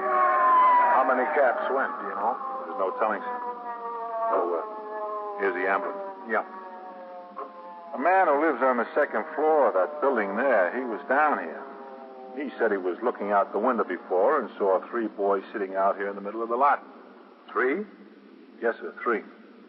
Said they had something. He didn't know what it was. Then a little while later, 2 of them were gone, he said, and there was just this one left. Man went back into his flat to do something. A few minutes later, he heard this explosion out on the lot. Did he recognize any of the boys? No, sir. He didn't think they were from this block. All right, you men. Give him a hand. Help them bring that stretcher back here. Did anybody around say they knew the boys, Sergeant? Nobody we've talked to yet. All right. You better get those explosives into the station house. Yes, sir. I told Farrell to stay right with them. Good. All right. Bring it right over here, please. Hello, Doctor. Captain, All right. Open up that stretcher. Act alive. what happened to him? He was playing with some blasting caps. Was he? Sergeant, can you give me a hand here a minute? Sure. I'd like to put him on his right side for just a second. All right. Wait a minute. I'll tell you when. Okay. Easy now. All right. With me. Yeah. Now. Easy. You hold him there? Sure. That's good. That's fine. Hold him. Just hold him. I'm holding him, Doctor. All right. Let him rest back now. Okay. Easy. That's it. That boy's seriously hurt, Captain. Will he be all right, do you know? We'll find out when we get him admitted to the hospital. What did you say he was playing with? Blasting caps? Yes. They never learn, do they? I hope this one does. The ambulance surgeon, assisted by the ambulance attendant and police officers, placed the injured boy on the stretcher. Meanwhile, detectives of the 21st Squad arrived on the scene to begin their investigation. After I left the scene of the occurrence, I continued on patrol until a few minutes after 2 p.m., when I instructed the operator of my car to drive to the emergency entrance to Beth David Hospital. I got out of the car, walked through the emergency room, past the admitting office, and down the corridor to the place I was told I could find Dr. Margaret Westphal.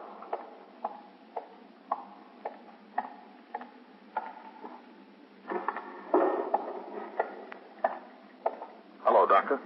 Captain, How's the boy? not so good. Will you be able to do anything? He's in there. Emergency surgery. Uh-huh. We went back to X-ray. We made some pictures. He's in bad shape. Well, the blast tore a hole in his chest. We called in our chief thoracic surgery. He's on the way. In the meantime, we're giving him plasma. Do you need any whole blood? We don't know yet. Every man in the precinct is typed. I think we could get some volunteers over here on a few minutes' notice. Thanks a lot, Captain. We'll see. All right, you just let me know. I will. Lieutenant from your precinct is here. A detective. Lieutenant King? Yes, Lieutenant King. He's right back there. When did he get here? A few minutes ago. Told me he knows who the boy is. Oh, does he? That's what he says. In here. Thank you, Doctor. Hello, Matt. Captain. I understand you've got an identification. Well, it's a tentative identification. Vitale ran it down. We think the boy's name is Frank Harrods. He lives near where the stuff was stolen. They ought to be more careful about the way that dangerous material is left around. Well, Doctor, I don't see how they could have been more careful. It was locked up in a tool shed in the middle of an excavation surrounded by an 8-foot fence. Well, I have to be angry at something. I think I better get back to him. All right. Thank you, Doctor. You're welcome. Shall I leave this open? Yes, please. All right. Has the family been notified, Matt? According to the neighbors, the boy's got no mother. The father wasn't around the flat. Vitale is trying to run him down. Are you sure that's the boy? Sure as we can be at the moment. The doctor got me these clothes he was wearing. If Vitale brings the father down, he can look at the clothes first. What about the other 9 sticks of dynamite and the rest of the blasting caps? We're trying to locate them. A neighbor over where the boy got hurt said there were 2 others with him earlier. Did you get a line on them? Well, we know that they were up to this boy's flat this morning while the father was there. You ought to know who they are. Who found that out, Vitale? Yes, sir. Old man lives on the first floor of the building. He said he saw the 3 boys go out at the same time the father did. Said the father acted very friendly to the other boys. He'd seen them all around there before. You haven't been able to find out who they were from any other source, have you, Matt? Oh, not yet, Captain. Well, we better find out soon. There's still 9 sticks of that dynamite missing. We don't know how many percussion caps. No, we don't. Yeah, these kids. They sure can get themselves in a mess. Excuse me, Lieutenant King? Yes? There's a detective at Vitale and another man outside. Oh, all right. I didn't want to send them back here until I got your okay. It's okay. All right, I'll send them back. Wonder where Vete found him. Maybe he came home.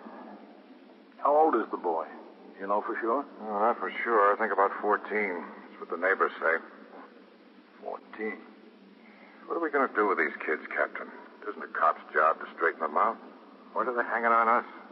The trouble is, Matt, it doesn't get to us until somebody else has already missed the boat. Oh. Right back there, Mr. Harris. Thank you. Come in, Vete. Oh, Lieutenant. Captain. Vitale? This is Mr. Carl Harrods. Captain Kennelly. Mr. Harrods? Hi. And Lieutenant King. Hi. You sure it's Frank they got in there? Pretty sure, Mr. Harrods. You shut the door, Vete? Yep. Well, how is he? Is he all right? They've got him over there in the operating room. We're waiting for the sergeant. That surgeon? Hope he's not going to cost an arm and a leg. I'm not made of money, you know. Let's not worry about it now. Are these Frank's clothes, Mr. Harrods? Are these? Yeah. They're his. Those are his pants. I recognize the pants. Listen, who is this surgeon, anyway? What is he going to operate for? The detective Vitale told you what happened, didn't he? I told him, Lieutenant, yes. Those caps exploded against his chest. It's a chest surgeon that's coming. Oh. That's pretty bad, huh? Yes. Well, how bad is it, Lieutenant? How bad, Captain? Bad enough. Harrods, you know where Frank got hold of that stuff? No, the detective told me he broke into a construction shack. That's right. Well, what kind of proof he got? He got no proof that he broke into anything. Nobody saw him. The stuff he stole blew up and almost killed him. That's proof enough, isn't it? For you, maybe, not for me. Mr. Harrods, do you think you ought to notify Frank's mother? How can I notify her? I don't know where she is. Ran off 3 years ago, left me holding the sack with the kid. He's your boy, isn't he? Yes, sir. He's my boy, but I got to work for a living. I got no time to raise him. That should have been his mother's job. You don't know where to find her? No, sir. You ever hear anything from her? Kidding. Listen, give it to me straight now. Now, how is he? He's not good. Not good, no. Who were the 2 boys he was with this morning? Why do you want to know that? There's still 9 sticks of dynamite missing and probably most of the blasting caps. Who were they? How should I know who they are? We were told that they were at your flat this morning with Frank. They'd been there often. You know them. Oh, now, look, I'm not turning in any kids. If you want them, go and find them. Mr. Harrods, the same thing is liable to happen to them as happened to Frank. That's not my worry. Supposing it happened to one of them and Frank was running around with explosives, you'd want it cleared up fast, wouldn't you? I don't know. Have all kids all down in that court? I'd take the chance on Frank handling himself okay. He sure handled himself fine, didn't he? Now, look, find out for yourself. I don't want to get involved in this any more than I am already. Now, wait a minute, Mr. Harrods. It's not just those other two boys that are involved. They're liable to try something with that stuff. They're liable to hurt some other people. Now, who are they and where can we find them? Go find them yourself. It's not my responsibility. Isn't it? You just think it is. It isn't. You can't make it mine. Come in. I'm not going to let you. Excuse me. Captain, can I see you out here a minute? Yeah, sure. You can't make this my responsibility. Yes, Doctor? Is that the boy's father? Yes. I've got bad news, Captain. The boy died. Oh. The whole thoracic cavity was badly damaged. Both lungs, the heart. He was hemorrhaging. There really wasn't much that could have been done. No. Not after he stole the explosives. What's the father's name? Harrods. Carl Harrods.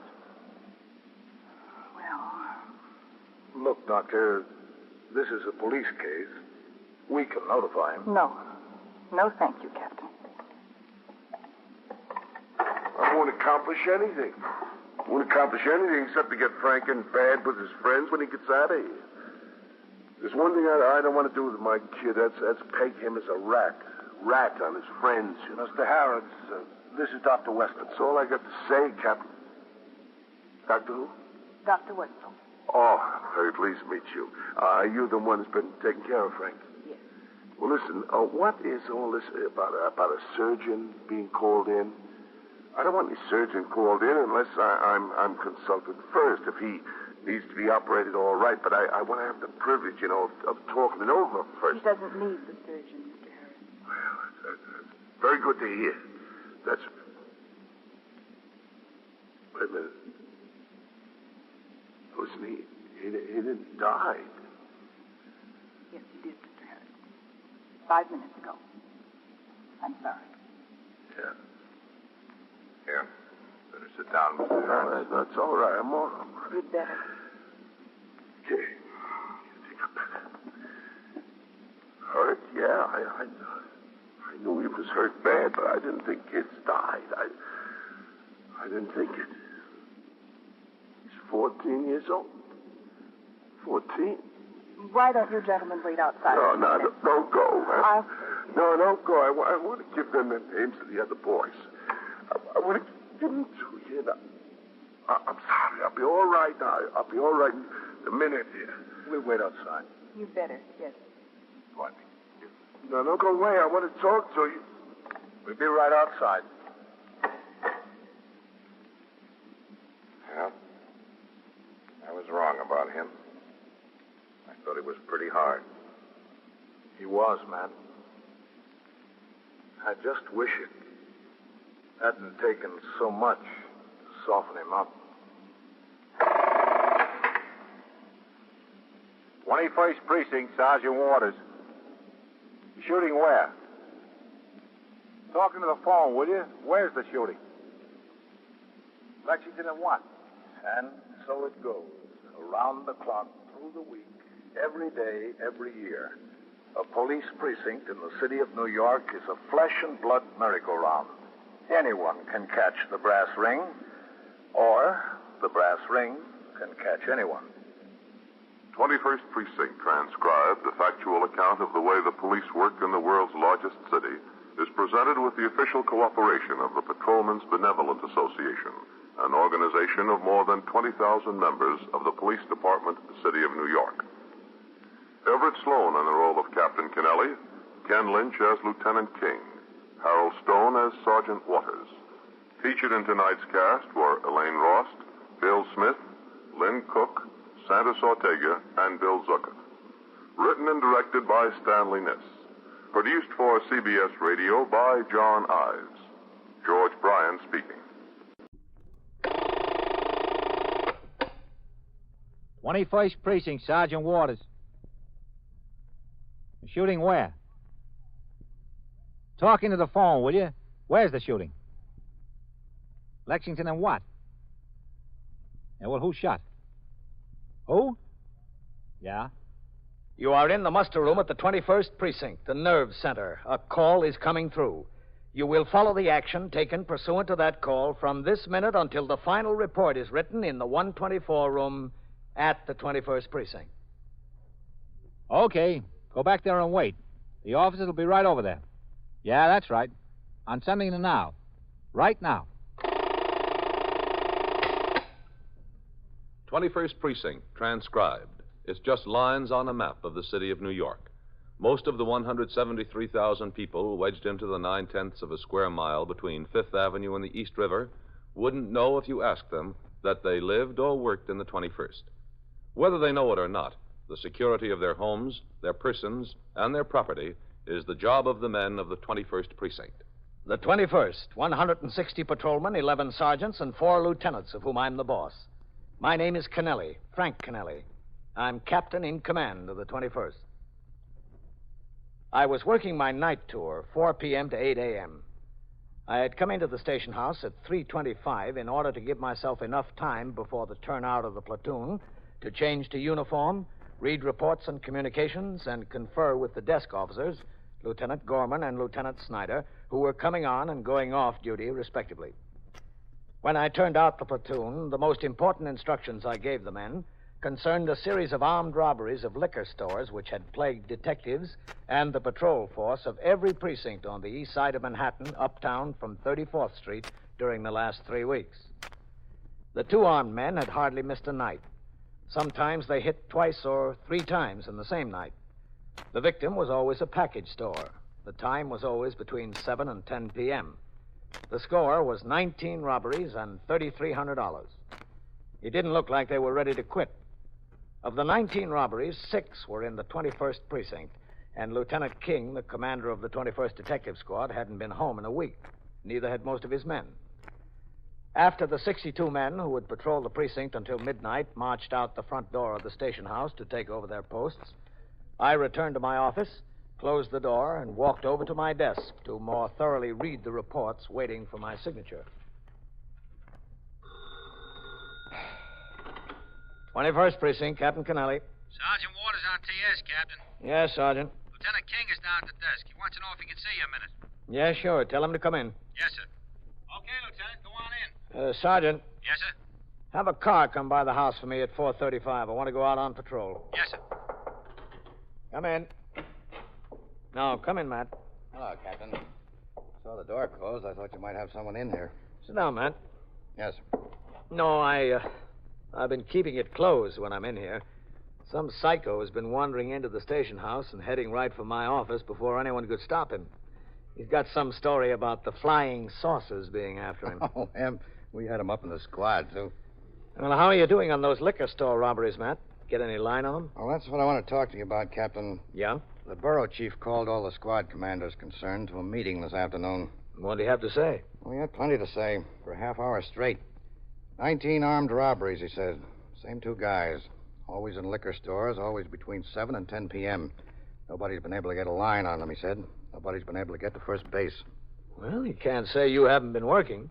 No, sir, you can't say that. We've been running down every angle we get. We've been planting a few stores we thought they might hit. They've been doing the same thing in the other squads. What'd the chief say? 19 robberies and no shooting yet. He said to stretch it to the 20th, it'd be going too far. Said if we don't get them right now, they're going to kill some victim. Yeah, well, I don't think he's far wrong about that. Well, sir, neither do I. I've been worrying about it all along. Well, what are you going to do? We're going to put almost 100% plant on package stores between 34th Street and 96th Street.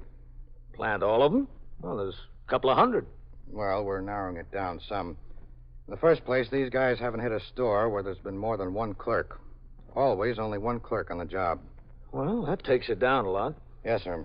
And out of the 19 jobs, only 2 of them were on cross streets. The rest were on avenues. Why do you figure that is? I don't know. Must be something in their mind, I guess. That takes it down some more, eliminating all the stores on the cross streets. Yeah? And they haven't yet hit a store that's been on a corner. Oh, haven't they? No, sir. Every one of the 19 has been in the middle of the block, or at least away from the corner. Well, I guess they figure there's more chance for someone to see inside the store if it's on a corner. Yes, sir, that might be it. So we've got it down to within reason. Well, are you going to plant 2 men in each? Yes, sir. There's been 2 stick-up men in every case, both of them armed. We'll need 2 to handle them. That'll take a lot of men. Well, everybody from the 5 squads is working. Yeah? The chief is putting half the men from the Manhattan East Homicide Squad and half the men from the Youth Squad on the job. And the chief of detectives is sending as many men as he can spare. 5 here, 6 there, 10 there. Yeah? The central office bureaus are giving us about 12 men. We've got a couple each from the safe and loft and narcotics squad. Mm-hmm. The chief got hold of every division commander in Manhattan East, and they're giving us about 20 plainclothesmen. And, we're asking the precincts concerned to furnish 4 or preferably 6 patrolmen to work in plain clothes. You caught me on a night when I'm kind of short, man. Well, I won't ask you for 6, Captain. How about 4? All right, I'll get you 4 men. Each of them will be assigned on a plant with an experienced detective. Yeah, that's the way it should be. When does this go into effect? Tonight. We've got the surveys made. We know the stores we're going to plant. It's all set for tonight. And how long do you expect it to continue? I don't know, Captain. Depends on when we get them. Immediately after conferring with Lieutenant King, I went out into the muster room and around behind the desk to apprise Lieutenant Gorman, the desk officer, of the situation. After considerable discussion, we determined the names of 4 patrolmen to be assigned to work with the detectives on this case. They were called in off their posts, told to change to civilian clothes, and report to Lieutenant King forthwith. Within an hour, Lieutenant King furnished to Lieutenant Gorman a complete list of 31 package stores in the precinct that would be planted in the hope of catching the stick-up men in the act of committing robbery. As patrolmen on post rang in at their stated times, they were informed by the desk officer of the stores on their posts in which detectives would be on duty. Patrolman Fallon, the 124 man, typed up complete lists for the men in sector cars and the sergeants. At 6:45 p.m., Detective William Novak of the 21st Squad and Patrolman Paul Vaccaro, who had been assigned to work with him in plain clothes, were on Lexington Avenue walking toward the Fairbridge liquor store, which they were under instructions to plant. Plant's the worst deal in the book. It's better than walking post. Yeah, well, you told me that 3 hours from now, and you're a liar. Hey, wait a minute. That's it, isn't it? Yeah. Let me talk to the guy, Vaccaro. Oh, yeah, sure. Okay.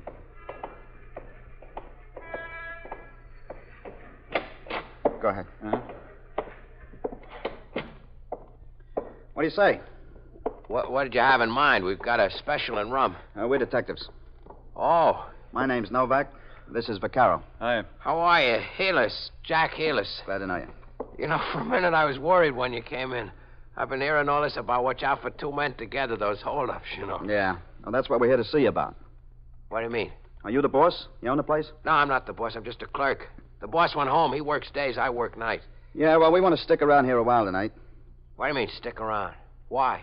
Well, I'll tell you, Jack, it's not that we're expecting anything, but just in case these guys do walk in, we want to give you some protection. Okay? Listen, you're sure? Sure about what?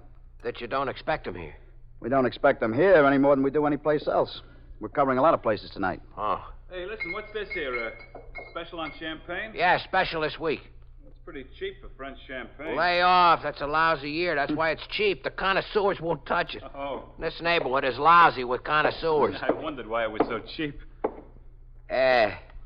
These guys have held up a lot of package stores, huh? 19. I've been working here 8 years. Nobody has ever stuck me up yet, knock on wood. Well, you can never tell when your number's up. So what we'd like to do is stay back there in the stock room while you just go about your business. Okay? It's all right with me. Let's take a look back there. Yeah, sure. It's not much. Go ahead. After you. Thanks. I'll get the light. It's not much back here. You said it. But if this is where you want to stay, I guess up to you. Well, I'll tell you what we'll do. We'll move a couple of these cases around so we can sit on them. All right? Yeah. Wait a minute. I'll give you a hand there. Get that one over there, Vaccaro. Okay. Make it a little more comfortable. Yeah. Where do you want it? Yeah, right here. Now, let's see how this is going to be. Shut that door about halfway, Vaccaro. Okay. Now turn out the light, huh? All right. Yeah, this is going to be all right. We can sit back here and see everything that goes on out in the store with a bird's eye view. You want the light on now? Yeah, for a minute. That's generally where you stand? At the counter, isn't it? That's where all the customers come into you? Yeah, that's right there. Good. And where can we put our coats? I don't think I've got any more hangers back there. Oh, never mind. We'll just throw them over the cases. All right, if you want to. Okay, Vaccaro, take your coat off. Yeah, okay. Now, before we get settled down, let's go out in front again a minute. All right. You don't think they'll come, but just in case they do, what happens? Well, that's what I was going to tell you. Now, one of these guys always comes up to the counter. The other one stands near the door. Yeah. We can see both the counter and the door from back there, so we can see both of them. Here comes a customer. Okay. Good evening, madam. Good evening. I'd like a fifth of scotch, please. Did you have any particular kind in mind? Well, This is very nice. Selkirk and Peebles. Selkirk and Peebles? A very fine brand of Scotch whiskey. Well, I'll have to admit I never heard of it. Hey, look at that label. Selkirk and Peebles, established in 1778. Must be good if they stayed in business that long. Must be. But don't you think I ought Lady, to... I'll sell you anything you want, but you take my word for it. You take this Selkirk and Peebles, and you'll be back for more. Let me put it to this gentleman here. Now, what do you think of S&P? I'll tell you the truth, I'm not a scotch drinker.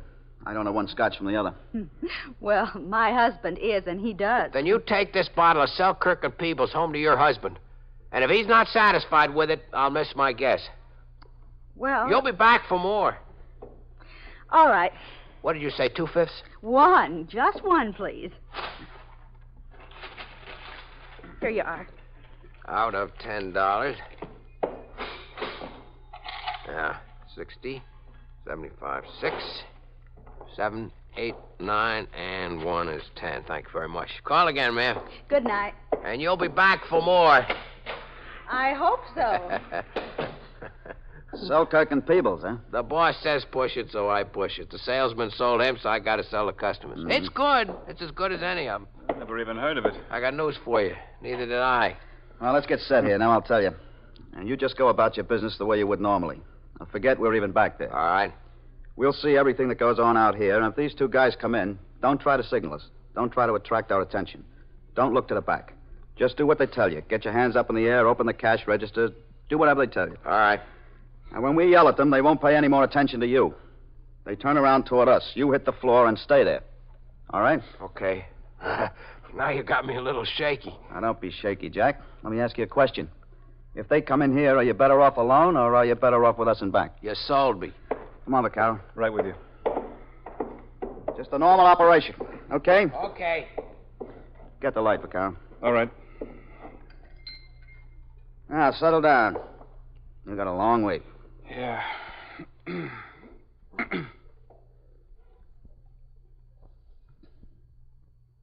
Think we ought to smoke back here? I don't see why not. Just keep it covered.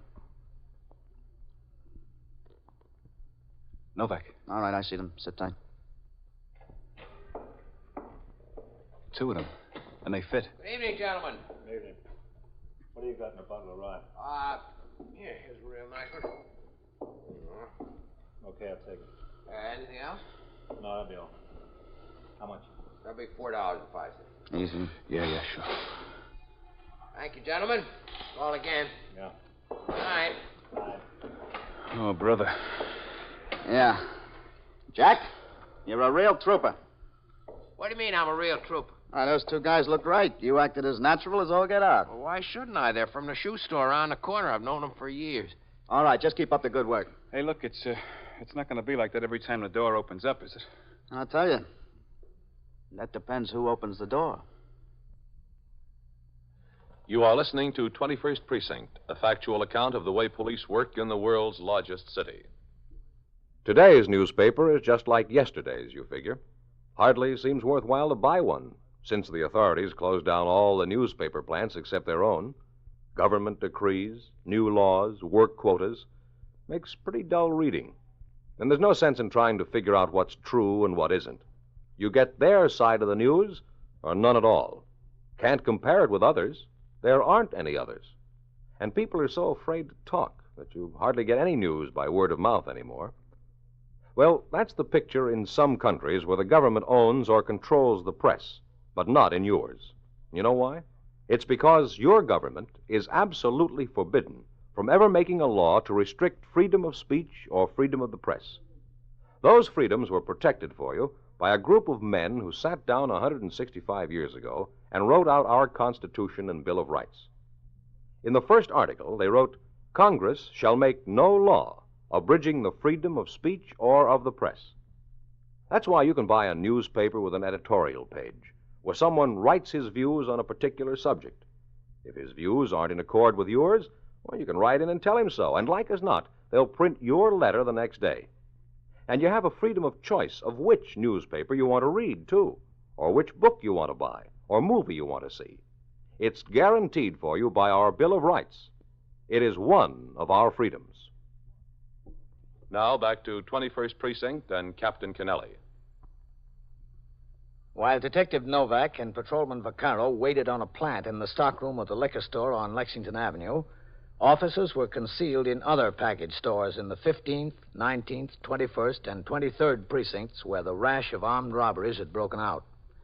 Meanwhile, the entire patrol force in these districts, which together comprised the 6th Division, was on the alert for the stick-up men who had committed 19 robberies in 3 weeks. As part of this alert, I remained on patrol for a longer period than usual and was still out at 9:40 p.m., nearly 3 hours after Detective Novak and Patrolman Vaccaro first went on the plant. During that time, the front door to the shop had opened nearly 30 times. Each time, the officer tensed. Then they relaxed. Well, tell me, Vaccaro, what's better? Walking the post or sitting on a plant? Well, this sure isn't any pleasure. You said it isn't. Oh, Jack, Yeah, when's closing time? 10 o'clock. Good. What? I said good. Want another cigarette? No, thanks. Hey, look, tell me something. You pull down this kind of a job often? I mean, sitting on a plant like this? No, not too often. Well, that's good. Stop complaining. You've only been here 3 hours. Wait till you've been on one for 16 hours straight. On your feet, out in the cold, waiting for some guy to show up who's never coming. Then you can complain. You fellas gonna be back tomorrow night? We don't know yet. Well, you made nice company. Thank you. Oh, my aching back. Stand up a while. I tried that. Nothing helps. Hold it. Customers. Evening, gentlemen. They don't fit. Quiet. What'll it be, gentlemen? What do you got in a rye? Rye whiskey? Well, we've got those over here. Never mind that. Just put those hands on the counter. Take it easy. Yeah, all right. Hold it now, hold it. Now, just be a good boy. We both got the difference here, and you could get your head blown Now, off. take it easy. Come on, let's get the door. Easy. Hold it a second. Wait till I kick the door open. Yeah, sure. Come on, move out of the way. All right. Set. Yeah. Looks pretty good, eh? All right, now. Police officers! Cut! Get him! Get him up! Shoot! Duck! Watch it! Get him! Get away from there! You got him! Hold up there! Hold up! All right. All right. Now get the hands up. All right, get him up high. Drop that. Vaccaro, take a look at one that's down. Yeah, all right. All right, now you. Kick the gun over here. Go on, kick it. All right. I think this one's dead.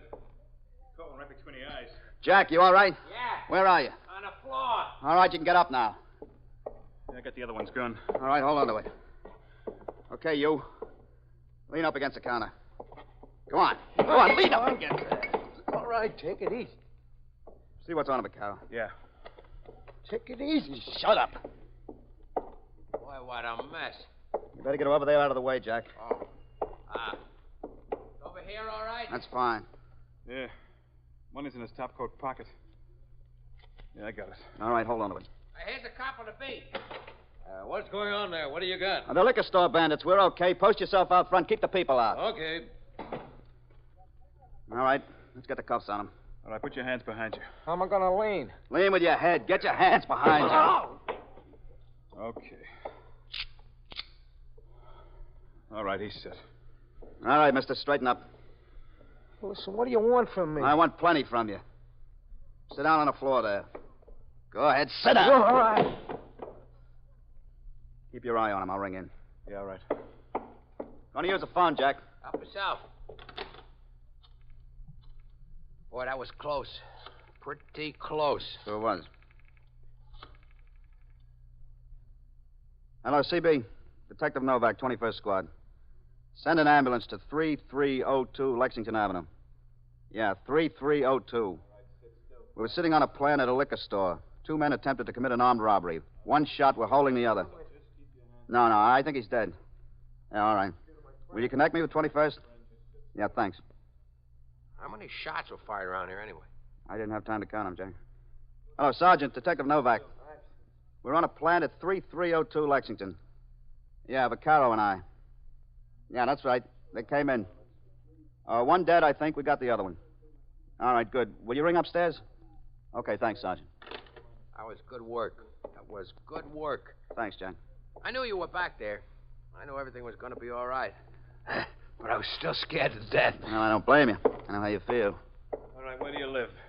What's this slob got to say for himself? Nothing yet. Just that his name is Earl Creedy. Earl Creedy, huh? Where do you live? Downtown, the village. Well, you've been living up here on the east side lately, haven't you? What do you mean? 19 stick-ups in 3 weeks, that's what I mean. You're out of your mind. Don't tell me I'm out of my mind. All right, what's your friend's name? Nathan. Richie Nathan. Where does he live? In the village, too. How old are you? 24. How old is he? Oh, no. Same age, I guess. I never asked him. You been in trouble before? Yeah, I've been in trouble before. How many times you arrested? I don't know, 4, 5, 6, something like that. You ever do any big time? Yeah, I did some big time. What for? Grand larceny. How much did you do? 27 months. I got news for you, mister. You're gonna do some more. Yeah, guess I am. Well, listen. Is he dead? Yeah, it looks that way. It's too bad. He was a nice guy. Yeah. A sweetheart.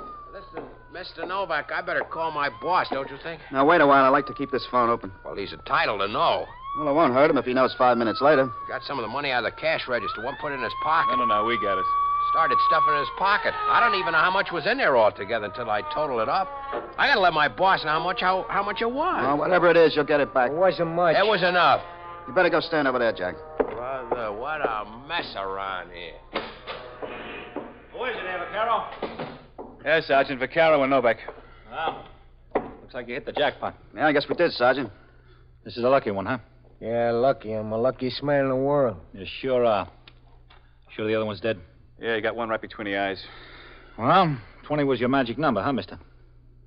What do you mean, 20? You guys sure get dumb in a hurry, don't you? What happened? Well, we got on a plant here at 6:45. We sat in back there. These two guys walked in about 9:30. We didn't think too much of them at first. No, sir, we didn't. They're not very close to the description. What description? You just sit there and keep your mouth shut. But we kept our eyes on them anyway. They asked for a bottle of rye, and they walked over to the counter. And that one there stayed by the door, and this one talked to the clerk.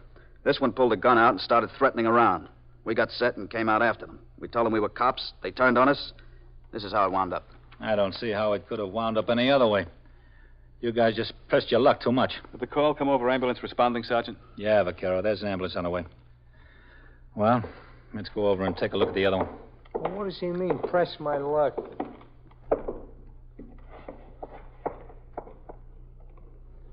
Yeah, I think he's had it. Who's a good marksman? You or Novak? Well, to tell you the truth, Sergeant, I don't know. I was shooting at both of them, first one and the other. How many shots you fire? Well, I think I got a 4. I don't know. Let me take a look.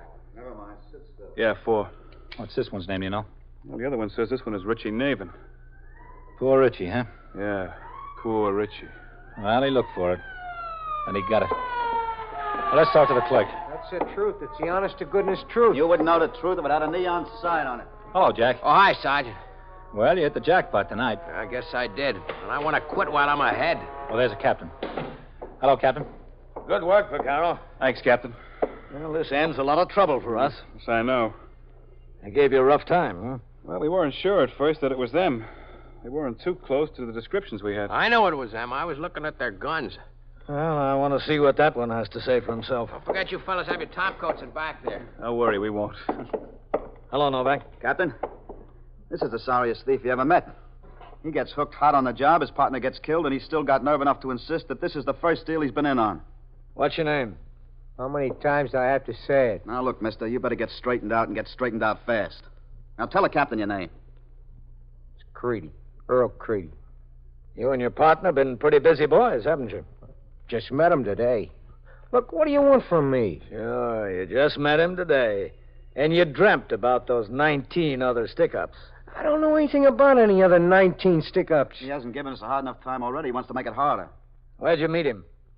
I told you wouldn't believe me anyway, so what's the use of telling you? You tell me and let me make up my own mind. Where'd you meet him? In a bar down in the village. What bar was that? I don't know, some bar on 7th Avenue. When? Today, this afternoon.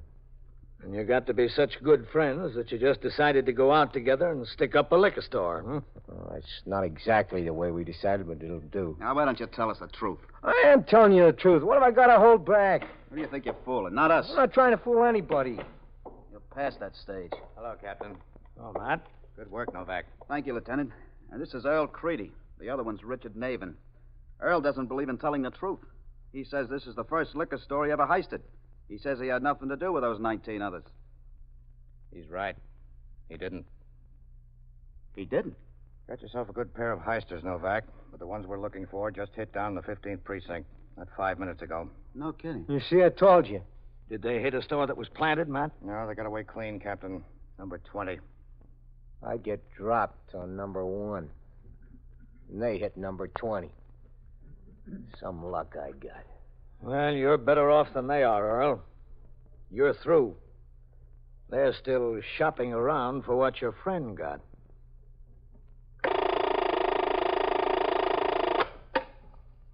"21st Precinct, Sergeant Waters." Yeah? Yeah? How many women? Well, what is it, a bargain sale there? What do they want? Yeah? Yeah? And so it Has goes. he opened the store? Around the clock, through the week, every day, every year. A police precinct in the city of New York is a flesh and blood merry-go-round. Anyone can catch the brass ring, or the brass ring can catch anyone. 21st Precinct transcribed, a factual account of the way the police work in the world's largest city, is presented with the official cooperation of the Patrolmen's Benevolent Association, an organization of more than 20,000 members of the Police Department, City of New York. Everett Sloan in the role of Captain Kennelly, Ken Lynch as Lieutenant King, Harold Stone as Sergeant Waters. Featured in tonight's cast were Martha Greenhouse, John Sylvester, Frank Marth, Mason Adams, and Lawson Zerby. Written and directed by Stanley Niss. Produced for CBS Radio by John Ives. George Bryan speaking. This is the United States Armed Forces Radio and Television Service.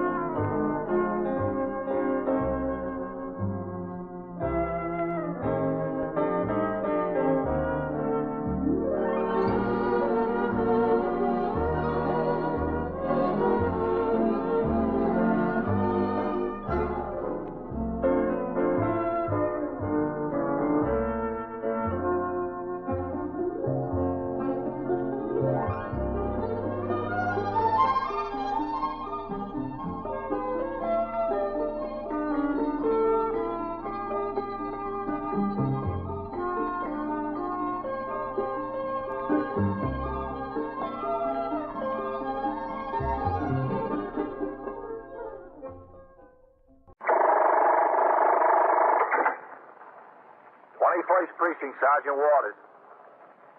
Yeah? Yeah? How many women?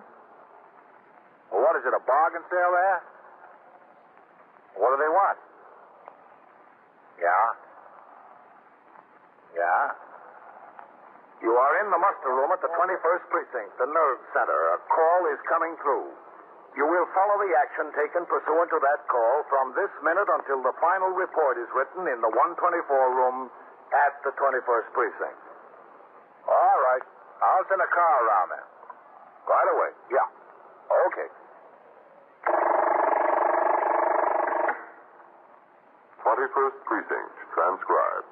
It's just lines on a map of the city of New York. Most of the 173,000 people wedged into the 9/10 of a square mile between Fifth Avenue and the East River wouldn't know if you asked them that they lived or worked in the 21st. Whether they know it or not, their persons and their property is the job of the men of the 21st Precinct. The 21st, 160 patrolmen, 11 sergeants, and 4 lieutenants, of whom I'm the boss. My name is Kennelly, Frank Kennelly. I'm captain in command of the 21st. I was working my day tour, 8 a.m. to 6 p.m.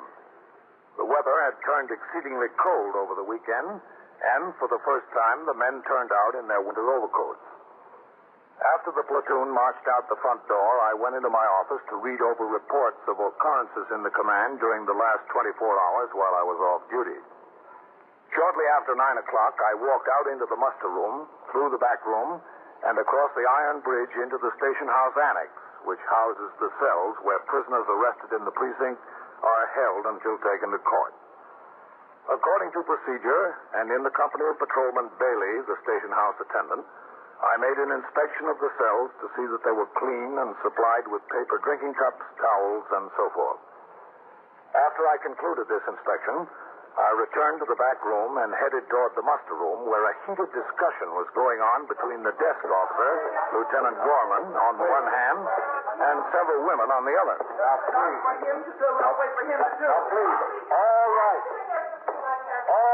All right, ladies. What's the trouble, Sergeant? I haven't been able to make it out yet, Captain. All right, now look.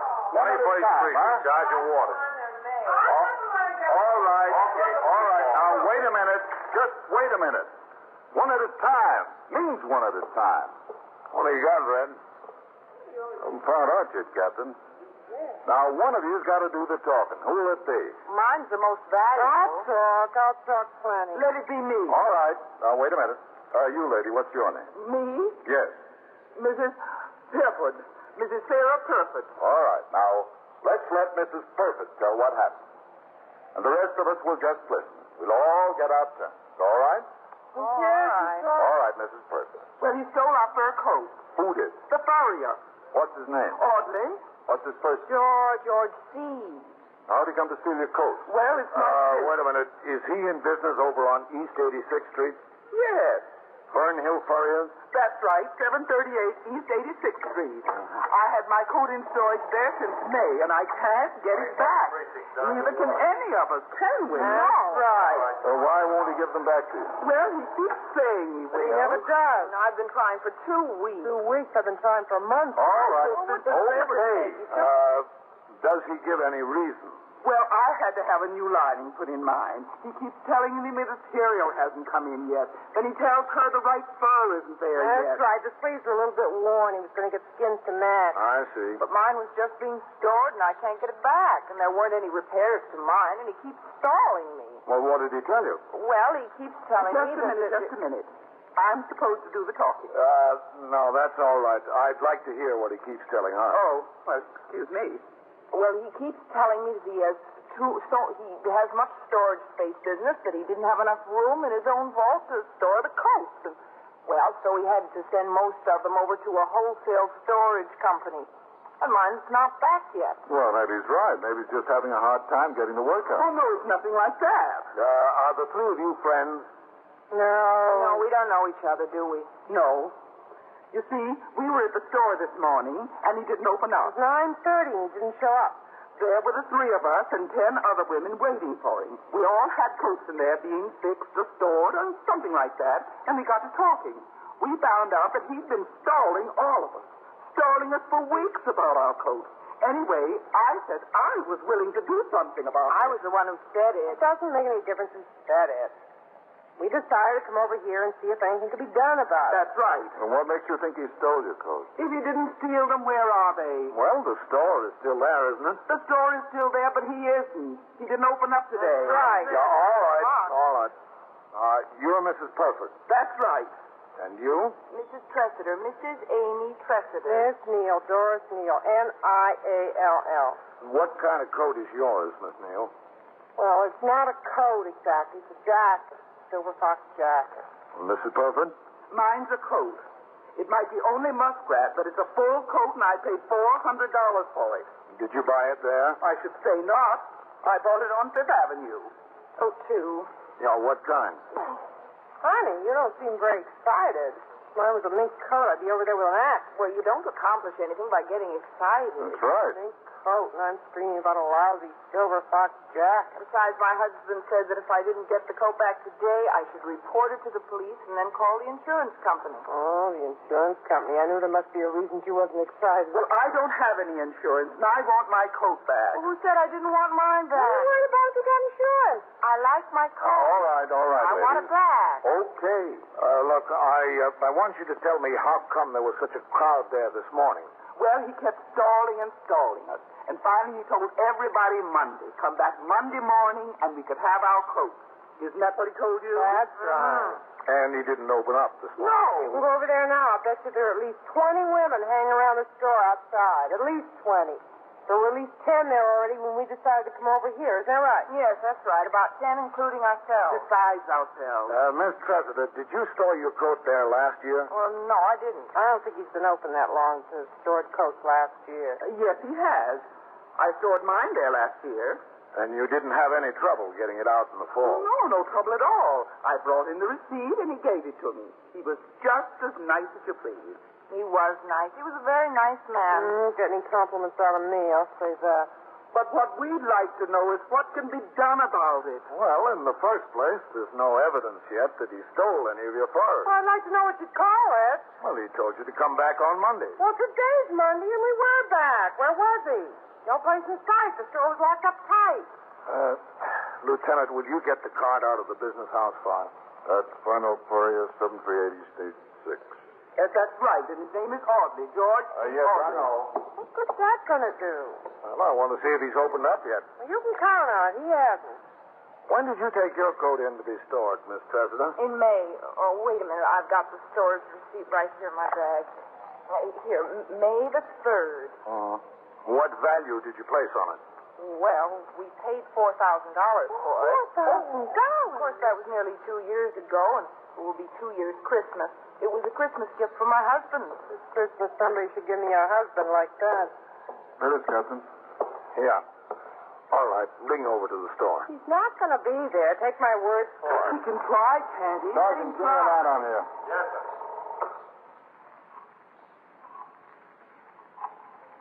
I don't think he'll be there. I know he won't be there. If he was coming, he'd have showed up by now. He's not coming. It's ringing. Could ring all day. This is all well and good, but it's not going to get my coat back. Still ringing. I want some action that will get action. That's what I say. Oh, we've got to have a little patience. When the wind is blowing and I got chills, I don't worry about patience. No answer, Captain. Home number listed there? Yes, sir. Try that. There's the lineup, Sergeant. Yes, sir.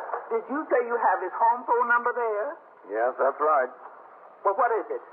Well, I'm sorry I can't give you that information. Anybody's entitled to it now. We are, aren't we? After all, he's got a coat. It's ringing there. Well, just give us a chance, and we'll try to get it straightened out. That's what I say. A lot you've got to worry about. Hello? Is this the residence of Mr. George C. Audley? Yeah. Yeah? I see. Is he there? Oh, is that so? Yeah. Well, when was that? Did it? Well, what is it? Oh, he didn't. All right, thank you. Wasn't he there either? Woman said she was his landlady. Yeah? Wasn't he there? Mr. and Mrs. Audley rented a furnished room there. They moved out yesterday. Moved out? You see? Well, where did they go? I don't want to know what you're going to do about it. Now, just a second. Oh, it's awful. All right. Looks like you're right. Looks like Mr. Audley did skip. So what are we supposed to do? You know how I scraped to get that jacket? If you listen, I'll tell you what to do. Yes, sir. You go back through that door there and up the stairs to the second floor. You'll see the detective's office up there. You go right in and they'll take care of it. Will they be able to find him? They'll try. That's not the important thing. Will they be able to get our coats back? You make a complaint up there and they'll handle it. Is there any particular detective we should see, or is just one as good as the other? They'll tell you who to see. We are not getting the runaround now, are we? Because my husband works for the city, and he knows a few people, you know. The detectives will handle it. You just go on upstairs. Might as well. Detectives are higher than them, anyway. On the second floor? Yes, that's right. Well, we got to lose. Get our coats. Who's touching upstairs, Sergeant? Gannon, Lieutenant. Well, I hope he likes to hear women talk. At least he ought to be used to it. He's got 4 daughters. Oh, is that so? Hold on. Lieutenant. Yes. Coley ringing in. He's on post up there on 86th Street. He says there's about 15 women congregating around that floor shop. He said they're boiling, every one of them. Yeah. He says he's afraid they'll break in the door. He can't handle them alone. All right, send a car around to help him get it straightened out. Yes, sir. I'll send a car to give you a hand. You ought to put someone on a fixer up there, Ren. We're awful short today, Captain. Yeah, I know. I could double up post 3 and 5 and send Cale up there. All right, try that. I would leave a school crossing open this afternoon, though. Well, things will probably quiet down by then. That's it, probably. 21st Precinct, Sergeant Waters. Yes, sir, hold on a second. Hey, the detectives bring it down, Captain. Lieutenant King wants to talk to you. All right, I'll take it here. Yes, sir. 21st Precinct, Captain Kennelly. This place has turned into a hen house, Captain. Yeah, I can imagine. They're all cackling, too. Well, just get their coats back, Matt. That's all it'll take. Believe me, I'm going to try. Look, can I have that home address on Audley? I want to send a man up there to check him out. Oh, yeah, sure. Give me that card, Ren. Listen. Matt. Yes, Captain. The home address is 63 West 79th Street. Yes, sir. And the phone over there is Academy 2 3598. 3598. Yeah, but he's supposed to be gone from there. Yes, so the ladies told me. Thanks, Captain. Okay, Matt. You think the detectives will get any results, Captain? Well, Red, I know they're going to try.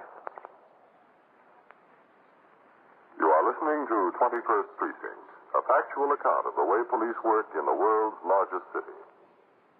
Now, back to 21st Precinct and Captain Kennelly.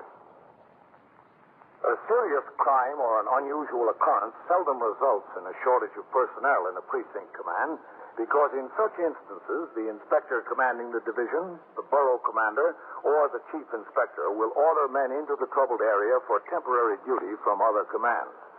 The real pressure for manpower comes when a multiplicity of small everyday occurrences within the precinct requires the force to be thinly spread. Such was the case on this day when 3 patrolmen were in court as witness duty, 1 went sick, 1 had a prisoner in custody while he was questioned by detectives, and 1 was assigned to a fixed post to prevent angry women from breaking into a door and show windows of a furrier shop. Out on patrol about an hour later, I rode by the closed shop. The patrolman assigned there on a fixer had the situation under control, still gathered on the sidewalk. They had been told to take their complaints to the detectives. I instructed the operator of my car to pull into a parking space down the block, and I walked back toward the furriers. As I approached a luggage shop several doors from the place, I saw the proprietor standing in the doorway.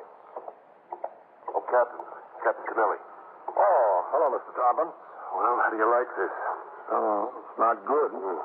Some reputation the merchants on the block can get from one rotten apple. Well, I know it doesn't help. You know how business has been with me this morning? Terrible. I attribute it to this.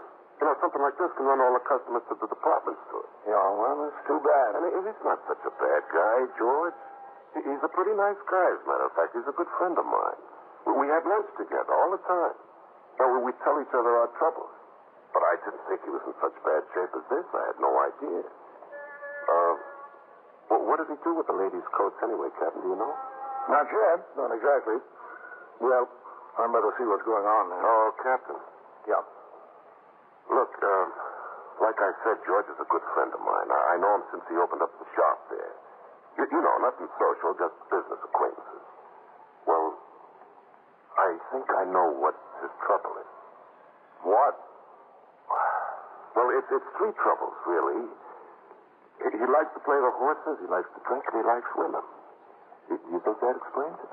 Well, it explains a lot. He had a good business there, and there's no competition within blocks. He could have done all right, fine.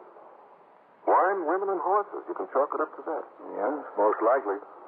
Look, Captain, what can happen to him? I mean, is he really in big trouble here?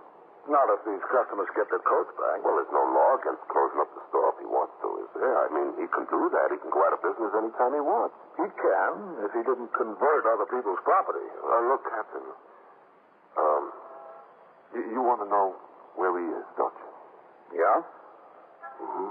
Well, if I tell you, you won't let him know, will you? I don't want him to think that I turned him in, that I was disloyal. But I think it's for his own good. He's got to get straightened out. That's right, he does. Where is he?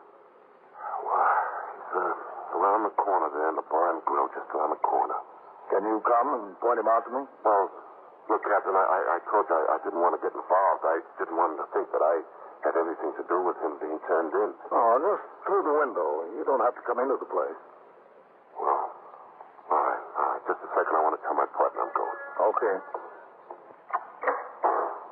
Charlie, I'm going around the corner for a minute. I'll be right back. You know what it is, Captain? It's another story of a good guy gone wrong. That's all there is to it. Did you see him this morning? Yeah. He called me up in the store. He said to meet him in the bar and grill. He didn't dare come near his place with all the women around. Uh-huh. Well, I went there, and he poured his troubles out to me. Captain, the guy's really in a jam. He wants to do the right thing. I know that. He wants to. He told me that. And why is he planning on skipping town? Oh, I didn't know he was planning on skipping town. He moved out of his flat yesterday, left no forwarding address. The landlady thought that they were going to Chicago, he and his wife. Okay. He never told me that. Oh, there's the place right down there.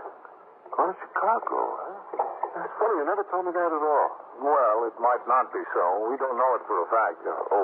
Look, I don't want to go in there, Captain. I don't want him to see me with you. All right, we'll walk by the place once.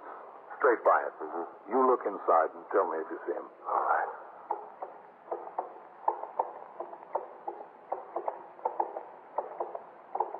Well? Yeah, I see him. He's in the second booth toward the window there. All right, Lou. Thanks. Oh, Captain, please. Don't tell him it was me that turned him in. You know, friend's a friend. And I think I'm doing it for his own good. You agree with me? Yes, I agree with you. Yeah, well, I better get back to the store. Go ahead. Yeah, I'll see you, Captain.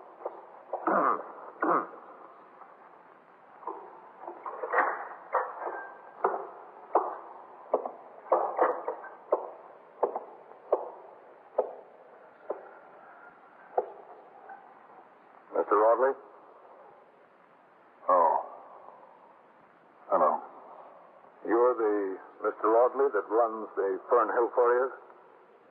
I'm the Mr. Audley who did run the Fernhill Furriers. A lot of women are looking for you.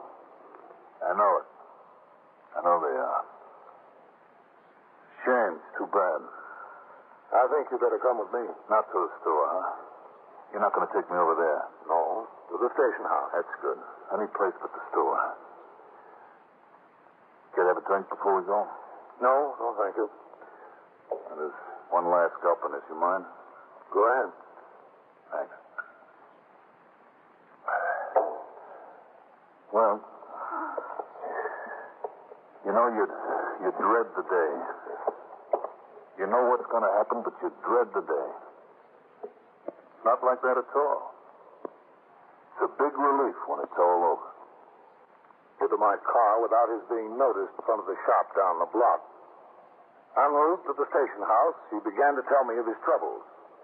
He continued as we got out of the car, walked up the front steps and into the muster room. Everything went wrong. Nothing went right. Right here, Mr. Audley. Oh, Captain. Red, this is Mr. George Audley. China's been causing a revolution, huh? Well, I didn't know it was that bad. You didn't? It's been like ladies' night on a Turkish bath around here. Red, are there any complainants upstairs in the detectives? According to my last census, Captain, there was 7 steaming mad females up there, all with murder in their hearts. I can imagine. Red, ring upstairs to Lieutenant King.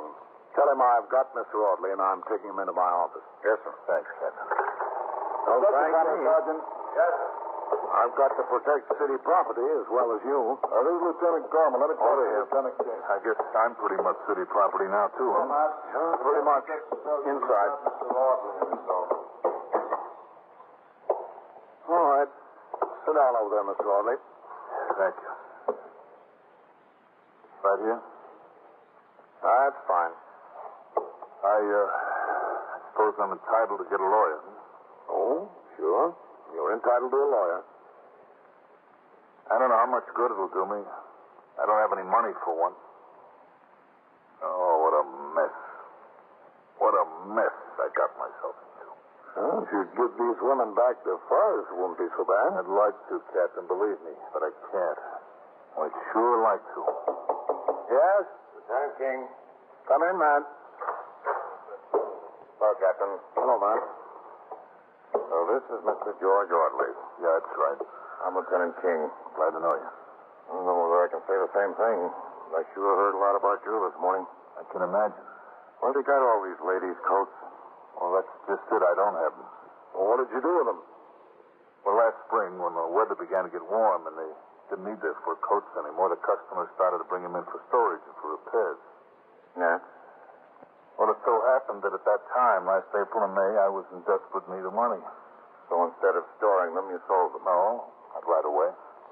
I had every intention of giving the women back their coats. Every intention in the world. When I first started, I pawned them. I took them around to different shops, and I got loans on them.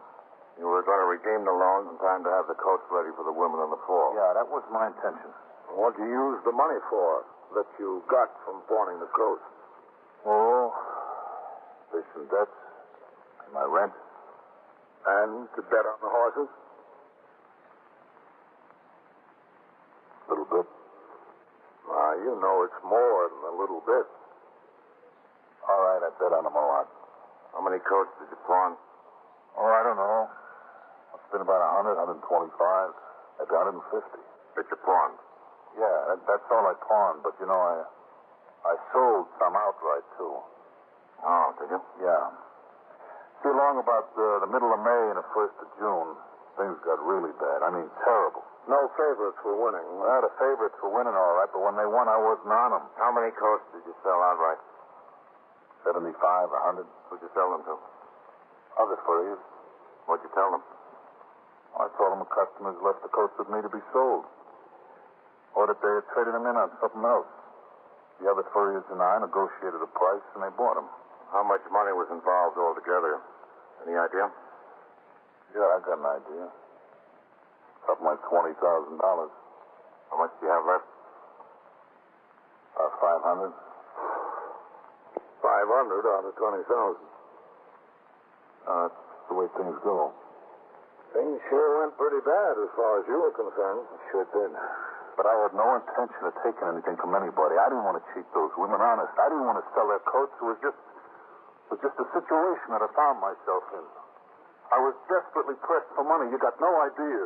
Yeah, sure I don't. I was being squeezed from all sides. No, you haven't seen any squeezing yet, Mr. Audley. The worst of it is just about to start. Yeah, I know.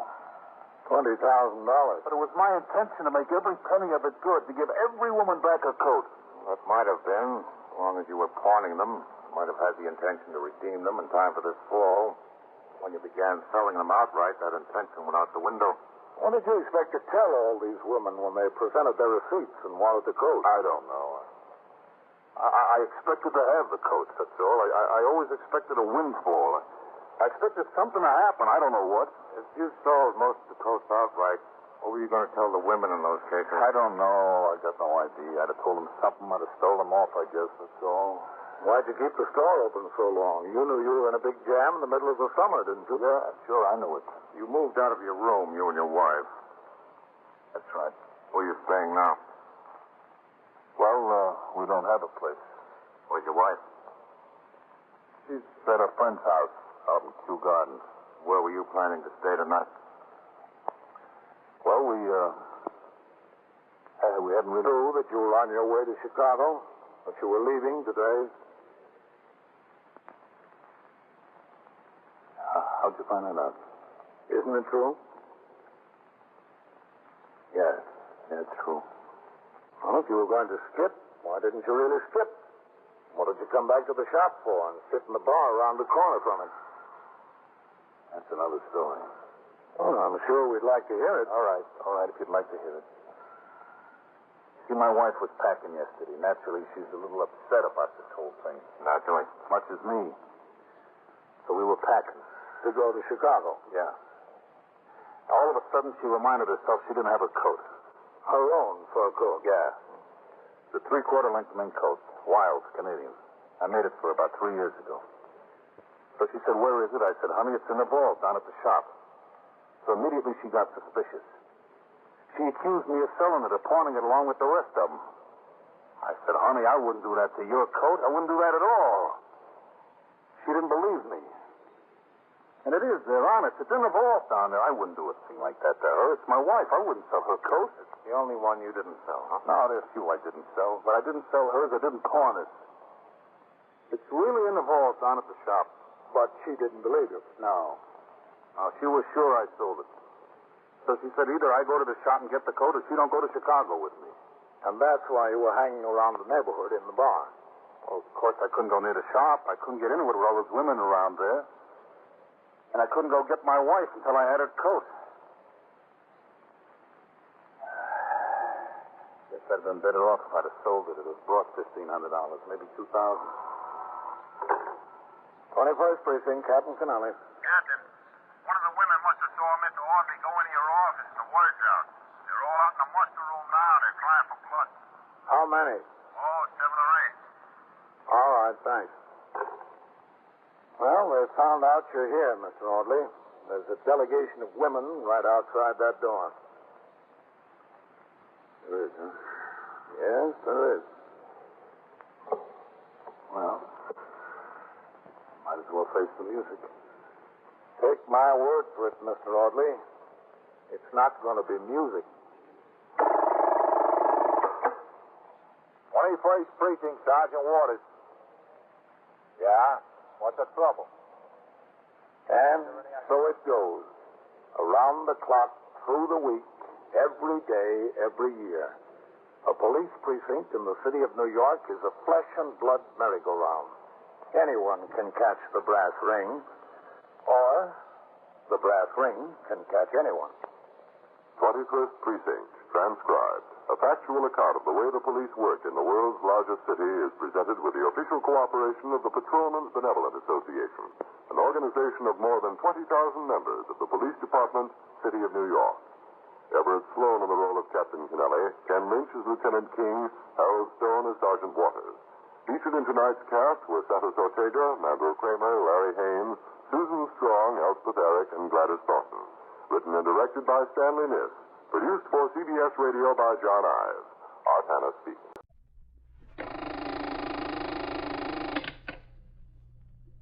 21st Precinct, Sergeant Waters. Yeah, what's the trouble? Is there any identification on a person? Yeah? Yeah? Well, what does she say when you ask her who she is? You are in the muster room at the 21st Precinct, the nerve center. A call is coming through. You will follow the action taken pursuant to that call from this minute until the final report is written in the 124 room at the 21st Precinct. All right. We'll bring her into the station house. Stay there. I'll send a car around for you. Okay. Yeah, all right. 21st Precinct, transcribed. It's just lines on a map of the city of New York. Most of the 173,000 people wedged into the 9/10 of a square mile between Fifth Avenue and the East River wouldn't know if you asked them that they lived or worked in the 21st. Whether they know it or not, the security of their homes, their persons, and their property is the job of the men of the 21st Precinct. The 21st, 160 patrolmen, 11 sergeants, and 4 lieutenants, of whom I'm the boss. My name is Kennelly, Frank Kennelly. I'm captain in command of the 21st. I was working my night tour, 4 p.m. to 8 a.m.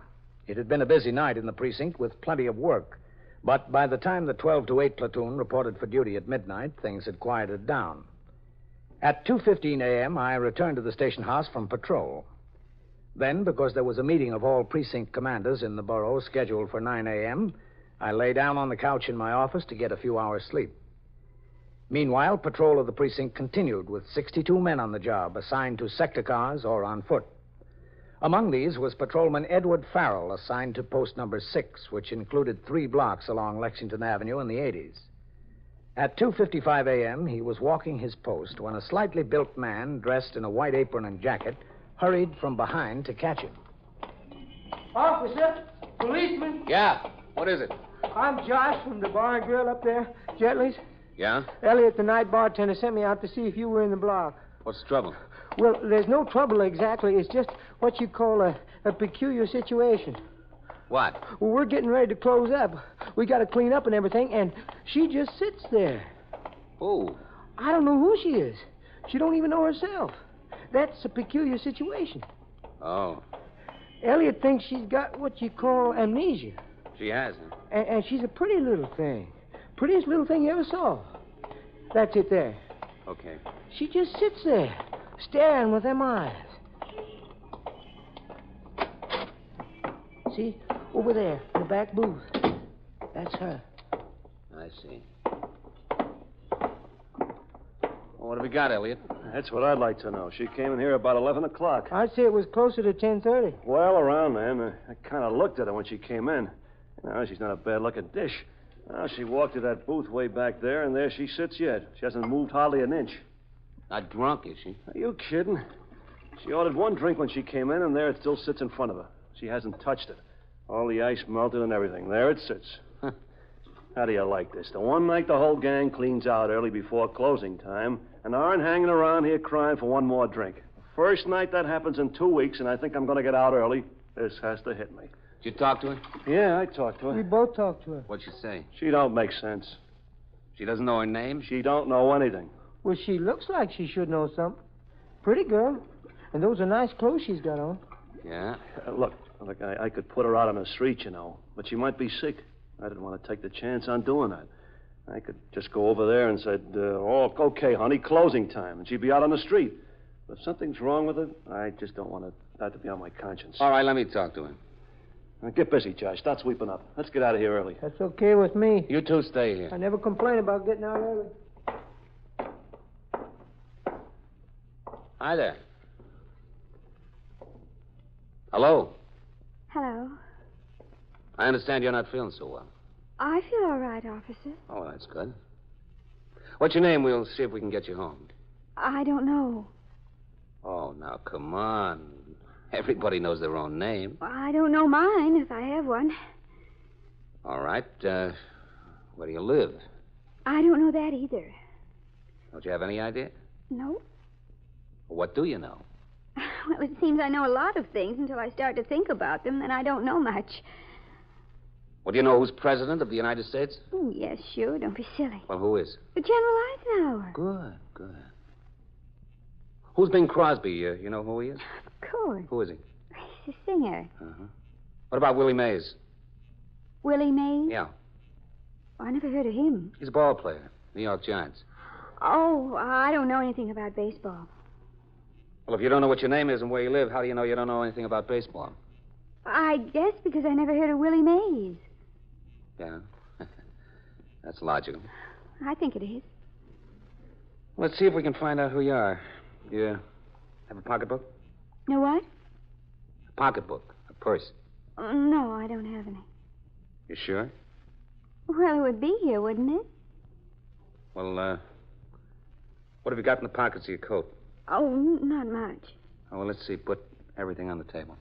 Right there? Mm-hmm. Put it out there. Oh, all right. There's a handkerchief and a little money. Mm-hmm. About $6 and some change. Yes, about. Now, the other pocket. All right. That's all, just a compact and a lipstick. Is there a name on the outside of that compact? No.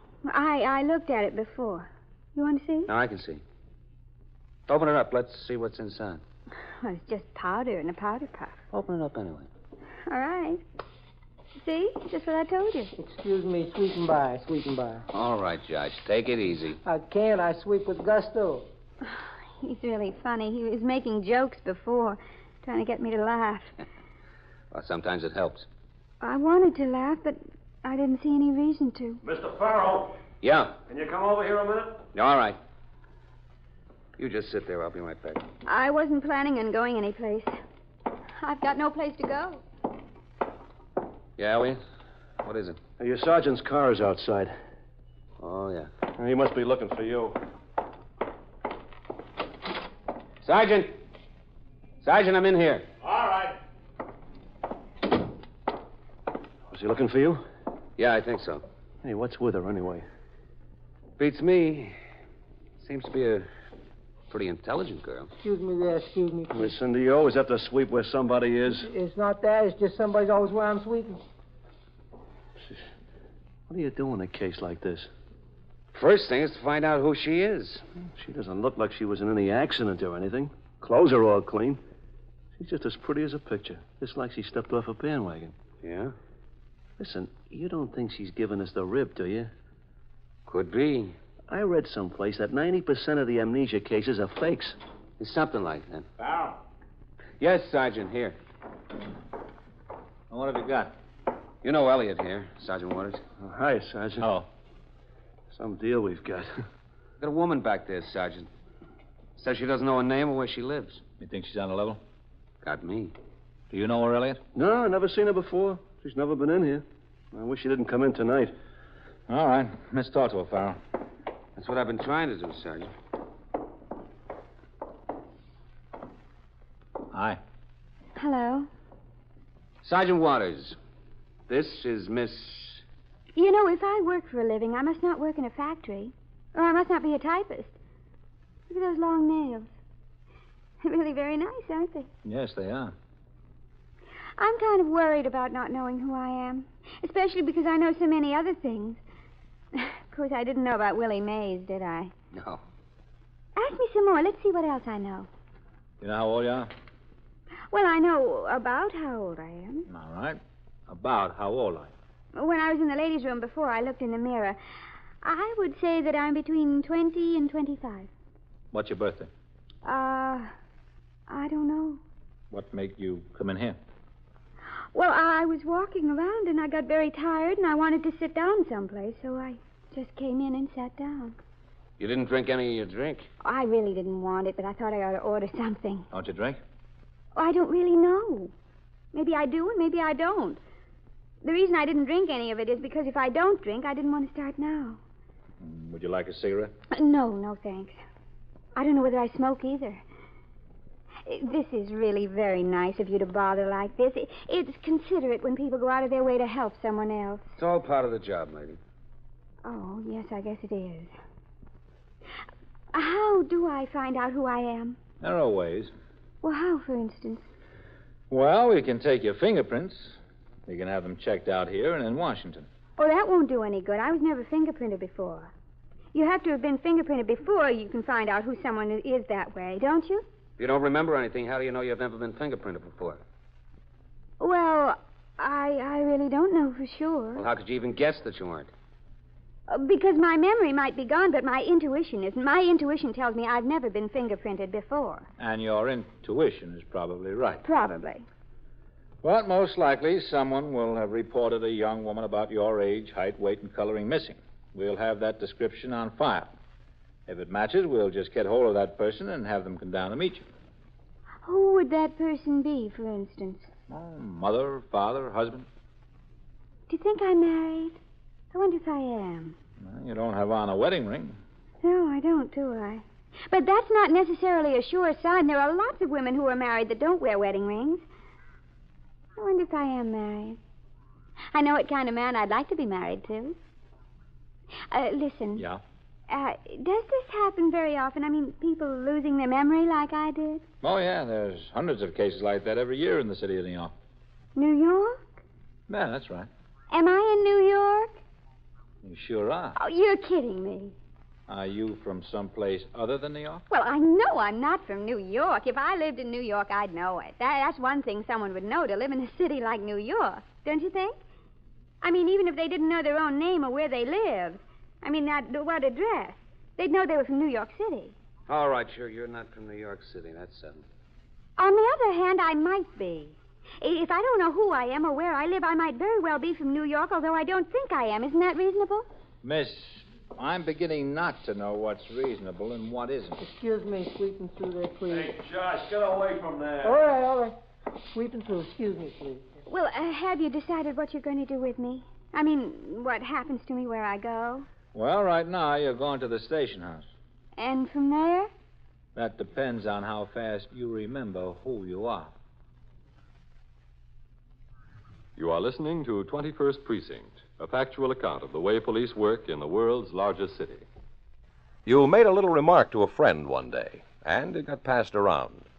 At the time it reached the authorities, it had been twisted and changed so that it wasn't your statement anymore. But that didn't make any difference. You were hauled into the prison, forced to sign a confession that you couldn't even read, and found guilty of uttering poisonous and dangerous remarks. The verdict? Guilty. The sentence? 10 years at hard labor. But what about the right of free speech, you say? Yes, that's exactly why such a thing could not happen to you. But it is happening in some countries today.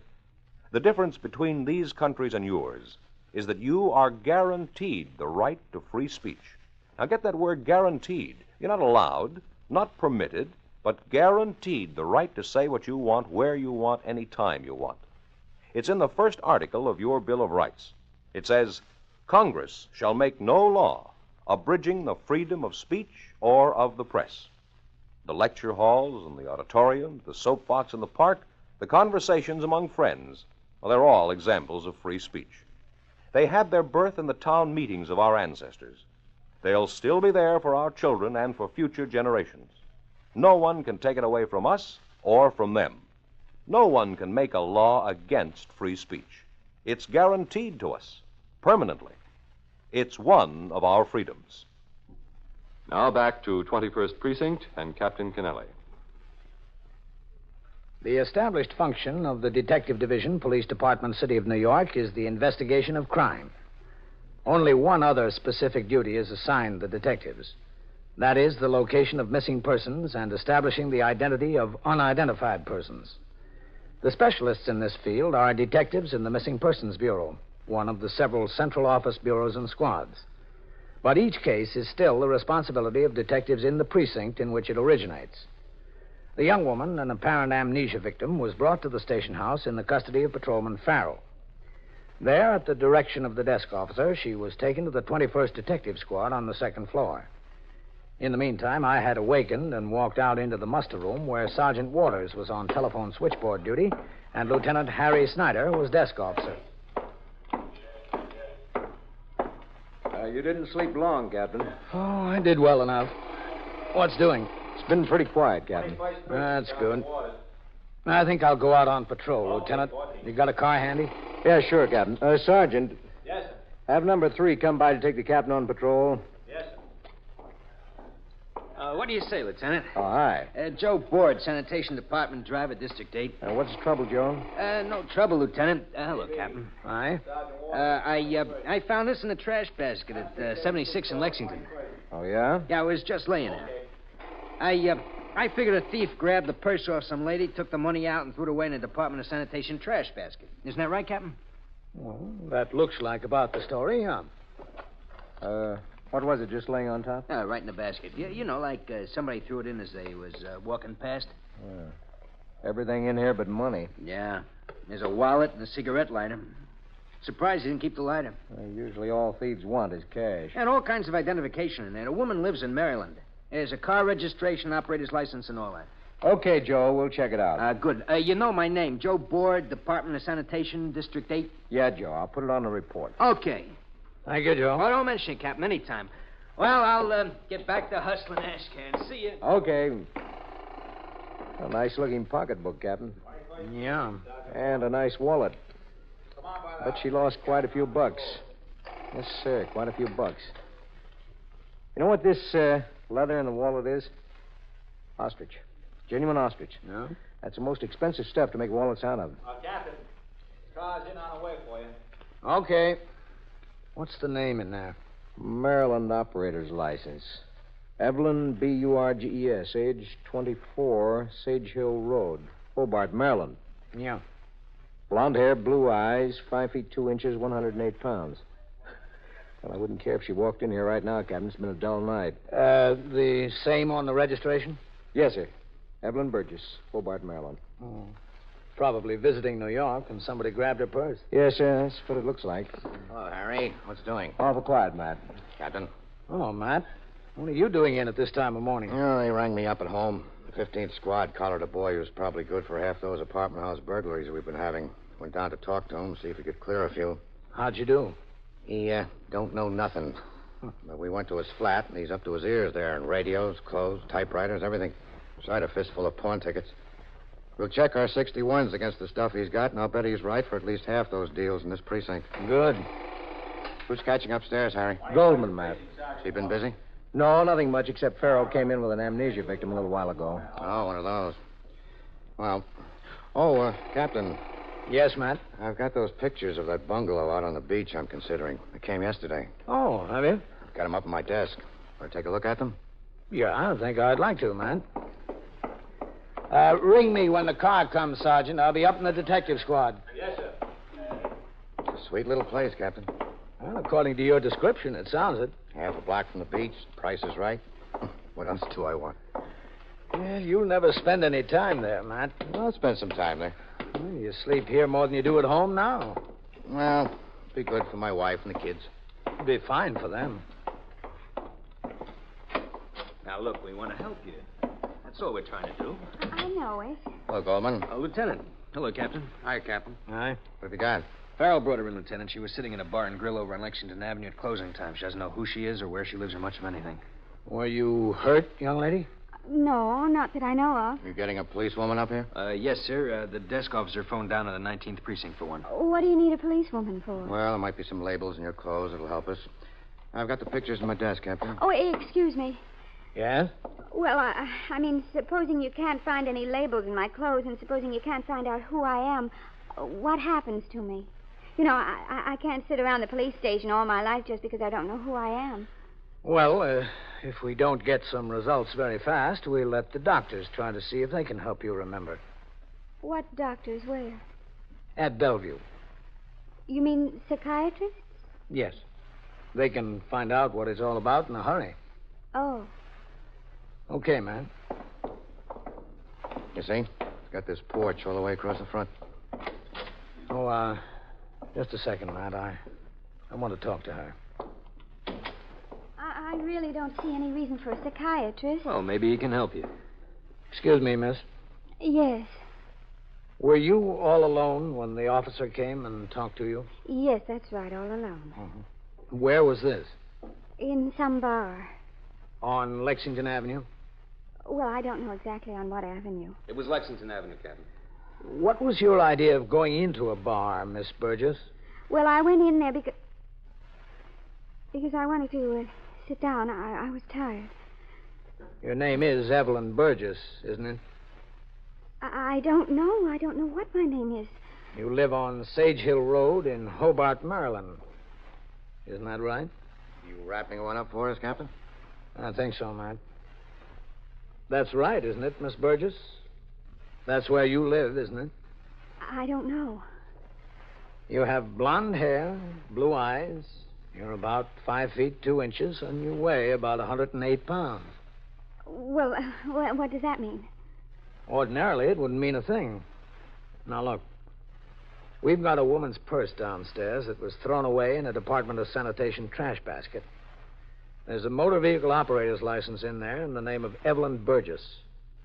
The description on there fits you. That doesn't mean anything either. I know that doesn't mean much in itself. But the purse is made out of leather that exactly matches your belt and your shoes. Now, you don't want to carry this on any further, do you, Miss Burgess? It's Mrs. Burgess. This whole amnesia thing is just a fake. Isn't that right? Yes, that's right. One great big fake. 21st Squad. Well, what's the Detective reason Goldman. for it? Well, Excuse me, Captain. Sergeant Waters is ringing up here. He said the car's come by the house for you. Oh, well, tell him I won't be going out on patrol now. Yes, sir. I had a good He won't be reason. going out on patrol now. A very good reason. Yeah. It better be good. You've wasted a lot of time for a lot of people. These officers are supposed to be out catching robbers. Don't mind helping people that really need help. We're glad to do it. If you put on a fake act like this, how do you think we feel? Oh, I'm sorry. Excuse me, Carl. Can I get in this desk? I've got to type them 61s. Oh, yeah, sure. Fine, Miss Burgess. Let's move over here. Come on to my office. Come on, Farrell. Yes, sir. I really didn't mean to do anybody any harm or cause any trouble. But you sure did. Well, I said I was sorry. Now, you want to sit down right there? Farrell, come here. Yes, sir. I don't think there'll be any arrest in this case. You better get back on the job. Yes, sir. Thank you, Captain. Where did that policeman go, that Mr. Farrell? He's very nice. He went back to work. You wasted enough of his time, didn't you? Yes, I guess I did. All right. What was the idea? Whose benefit was this for? Not ours. No, not yours. Whose then? Well, mine, I guess. All right, let's have it. Well, you see, I'm married to this boy. He's very nice. He lives down there in Hobart. Hobart, Maryland. Yes. His father's a lawyer, his grandfather's a lawyer, and he's a lawyer. They're the only lawyers in Hobart. And really, things get kind of dull. Not my husband. I mean Hobart. Nothing happens. Didn't you know that before you got married? Well, you see, I came from Baltimore. I met him there. That's where he went to school. I see. And we got married and we moved to Hobart. Well, it just got to be so bad that I had to come to Baltimore every once in a while to see my friends and my sisters, you know. It just got so bad I couldn't stand it. I had to get away from Hobart. Just for a little relief from those same people and those same faces and the same smile in the grocery store and same everything. So today was one of the days I drove to Baltimore. Yeah? And while I was driving, I got to thinking, I never want to go back to Hobart again. So I left my car in the garage in Baltimore, and I got on a train, and I came to New York. I thought coming to New York would be best. Best for what? Well, best to get away from everything. I wasn't going back. I was never going back. I was going to get a job here. I was going to settle down. I was going to make a career for myself, and finally, when I got good and established, I was going to write and tell him I wanted a divorce, and that would be it. I thought I could get into television or something like that. You sure got off to a fine start. You end up in a police station not 24 hours after you arrive. Well, that was really on purpose. Oh, was it? But I got to thinking maybe it wasn't a real brilliant idea. I'm inclined to agree with you. But anyway, I was determined to go through with it. I walked around, and then all of a sudden it was dinner time, and I knew that I had to eat alone.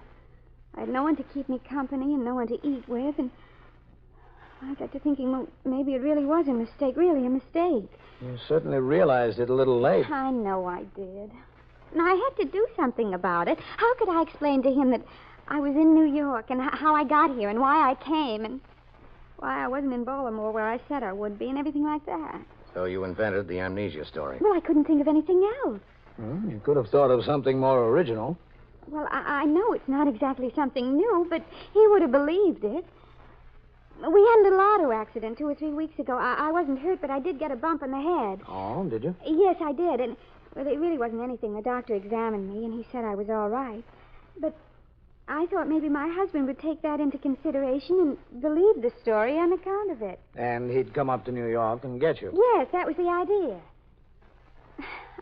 I really want him. I want to go back. I don't care about him living in Hobart. All I wanted was him. Honestly. That's the truth. You can say anything you want to say, but that's the truth. I want to go back to him. But what do we do about your wasting all our time here and making a false report to an officer? I didn't make any false report. Is there a law against telling someone I don't remember anything? There's no law against that. All I said was I didn't remember. Well, I guess she's got us there, man. Guess she has. All right. I suppose we'll have to get in touch with your husband. What are you going to tell him? That you're here in the police station. Oh? Is there anything else you want to tell him? I wish you'd tell him that I really didn't remember my name and that I didn't know where I was or how I got here. Oh, you'll have to tell him that yourself. Can I do that? You can tell him anything you want. Well, I hope it works. I just hope it works. Oh, I don't think you have anything to worry about. You'll manage.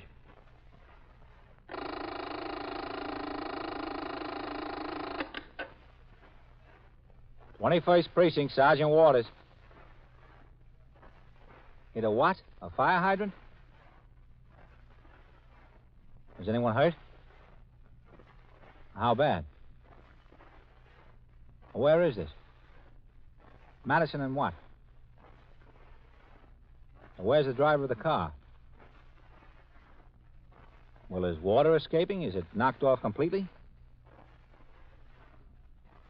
All right. I'll send the officers right over. Yeah. Okay. And so it goes. Around the clock, through the week, every day, every year. A police precinct in the city of New York is a flesh and blood merry-go-round. Anyone can catch the brass ring. Or the brass ring can catch anyone. 21st Precinct transcribed. A factual account of the way the police work in the world's largest city is presented with the official cooperation of the Patrolmen's Benevolent Association, an organization of more than 20,000 members of the Police Department, City of New York. Everett Sloan in the role of Captain Kennelly, Ken Lynch as Lieutenant King, Harold Stone as Sergeant Waters. Featured in tonight's cast were Gene Gillespie, Bill Quinn, Lawson Zerby, Frank Campanella, and Bill Lipton. Written and directed by Stanley Niss. Produced for CBS Radio by John Ives. Art Hanna speaking. 21st Precinct has come to you through the worldwide facilities of the United States Armed Forces Radio and Television Service.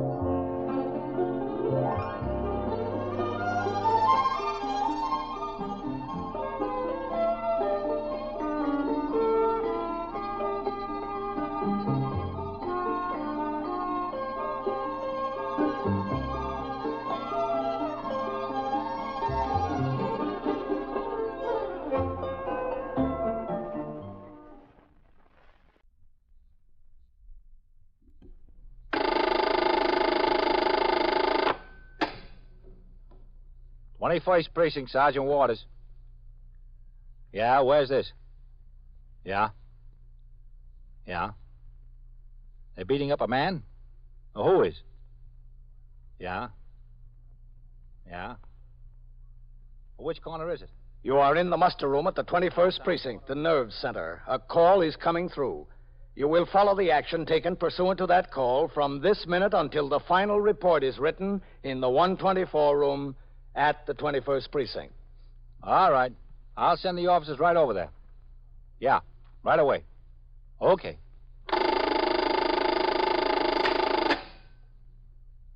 21st Precinct, transcribed. It's just lines on a map of the city of New York.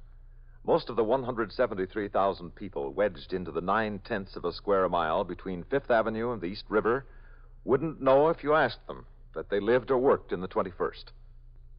Whether they know it or not, the security of their homes, their persons, and their property is the job of the men of the 21st Precinct. The 21st, 160 patrolmen, 11 sergeants, and 4 lieutenants, of whom I'm the boss.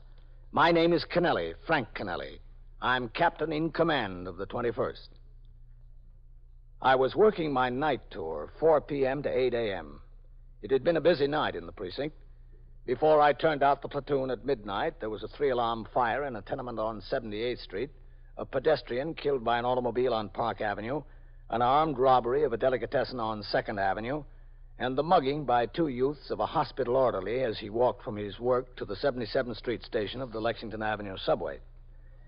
Things quieted down after the late tour took over, however, and I was able to stay in the station house and clean up the paperwork, reading and signing reports and communications that normally I would have finished hours earlier. While I was so engaged, patrol of the precinct continued, and among those on the job were Patrolman Paul Vaccaro as operator and William Coley as recorder in sector car number 3. At 1:10 a.m., they were driving in a downtown direction on 2nd Avenue in the 70s. Well, I don't know about that. The wife and I looked at some of them out in Jamaica last week. The price hasn't gone up any. Hasn't gone up any since when? Since last Christmas. You kidding? No, I'm telling you. What'd you look at, the large ones? No, we couldn't get a large one in the house. A medium-sized one.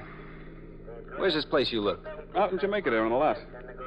I don't know. I can't find any bargains. Well, the fellow told me there wasn't any shortage or anything like that. There's plenty of them around. Paul. Yeah, I see them. They're beating up a guy. Pull in. Well, let's go. Come on. Hold up there. Hold up. There they go. See you later. There goes one in that doorway. I got him. Get the other guy. Hold up, you. Hold up.